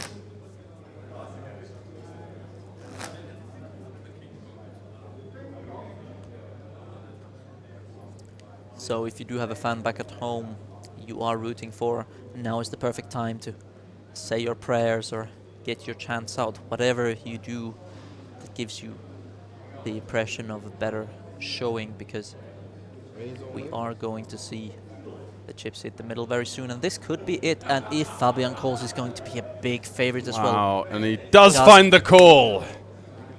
Fabi, simply a 7 to fade away from the title here at the WSOP circuit. It's the penultimate day of the action. Could this be the ultimate last hand for the German? There's a club in the window, followed by... What is it to be? Come on, dealer. Oh. Jeez. So just one club, and now a club would make it interesting. 7, of course, and immediate out. An 8 is safe for the German. Needs to fade an 8 or a 7 to win, and does. Queen High is going to get the job done for Fabian Bartschuk, hailing from Germany, living in Vienna, and goes around the tournament circuit, getting it done once again. Is going to take down this event here. And as many people have said in the chat that he's a mystery bounty machine. We did see him doing really well in the other formats of that ilk over the years, but another ring. And we have the winner. So congratulations to Fabian. Big congratulations, of course, also congratulations to you. Absolutely. And are we going to see the mystery bounty pulls now? Are we going to give him some time to let it sink in? Because this is a massive victory, considering that he's already pulled well over 25k in mystery bounties. What a run from the German, and still a couple of envelopes to pull. So welcome back to the studio. George here, joined by Rasmus once again. And Rasmus, I know that we've been giving him a lot of credit, but it was truly a masterful final table performance there from the young German. Certainly. I think these spots are so difficult to make the right decisions sometimes because the pressure is on, and with more players at the table, though it might feel harder because of additional dynamics, it's more often easier because when in doubt, just avoid the collisions. But when we came to this middling 500, 400 bout, he really masterfully showed defending when it was right, going for the thin value with the Jack-9, using the wide jams when he was the chip leader. Just overall, every hand, he made sure to think about the optimal play, and he really found it every time, no matter how he maximized it. Scary. Absolutely, and that's the difference in this format between good and great. You know, some of the good players might have missed some of those small intricacies, but Fabi was right there, chomping at the bit to get involved whenever, and that's a great win. So we're going to go for the bounty pulls right now. Let's see if there's going to be even more good news for the German grinder. With, I believe he's going to have at least 2 or 3 more now, so he wins 2 for the heads up. And 1 from Lucas, so he's going to have at least 3. And I believe Risto is the one who is going to have the one for Taras. Yeah, so he's actually kind of a big favorite to pull the 10k here. Is he going to find another pull? Which would make a massive score. Yeah. Regardless, it's going to be very big here. Oh, there it is! It just keeps going. Wow, what a run from the German. He can't believe it. Look at the face. He's almost embarrassed. I'm sure he isn't. 500, whatever. We'll just add that to the pile. And some fans at home grinning at the screen, calling him the mystery bounty specialist. They know something we don't. One more 500 euros. Congratulations to you. Another 500 seals it for him. Yeah, and to those of you in the chat saying, yeah, a true MTT Live Pro, he puts in some serious volume. You will be seeing him on the road at least, I would imagine, 45 weeks of the year. And you know what? When you put the volume in and you play the quality of poker that he brought to the final table, clearly doing some studying as well, you can see on his t-shirt, linked with quite a popular German Austrian coaching site there. And just taking a moment to let it all sink in. Look at that, the shoulders relax, and he realizes exactly what he's done. And I believe he's cashed for over 60,000 euros in this mystery bounty tournament. So 210 minus some of the it's got to be very close. The add-ons, exactly. That's a big chunk of the prize pool there, and gets the payouts, so he's going to be heading over to the cash game with a big smile on his face. Look at the grin there as he takes a well done from Teresa, who's full of smiles and positive energy as ever, going through some of the little bits on the terms and conditions maybe. Now I believe we will see Risto at least pull a bounty here. Yeah, but yeah, all semantics at this point. Fab is the guy that's got it done and is our latest ring winner. And they were 500. Who knocked out the final player? We have the last 3 bounties. Envelope. Oh, last 3. So okay, so he does have a fair few now, but yes. we already... First you one can of 3, probably figure out what they are. 2,000 euros, congratulations to you. Bit of an anti-climax for Risto. If he just walked past the board, he would have already known exactly what's left. And it usually is, I feel like for maximum drama they should have done the every other poll. Yeah, 1 each, right? Euros. Yeah. 1,000 euros, They both had 3. congratulations. A 2, a 1. So I guess at least the German managed to pull some of the min bounties in the poll still. Yeah. Given the 1 to Risto. Is this one going to be the last 500? 1K. Okay. 1,000 euros. Congratulations to you. $3.5 grand for those bounty pulls from Risto, adding to his second place finish. As close to fair as it could be with these remaining bounties. Of course, one was going to be a clear winner. So thanks very much once again. Fabian Barchuk is crowned our mystery bounty ring winner, and with that as well, not quite mentioned recently, is the 5K package to the Bahamas. So that's the 2.5K mystery bounty, and being the pro in that format, he's going to be licking his lips at the opportunity to play for some scintillatingly large bounties in the WSOP Bahamas later on in the year. Risto coming up second, giving a great final table performance as well, and of course for third on the podium, your pick, Luca. Shout out, great final table performance once again, but it was the Germans' day, and that is going to be our winner here. So with the main event down to a final 9, we're going to be continuing the action bright and early tomorrow, so do stay tuned for that action.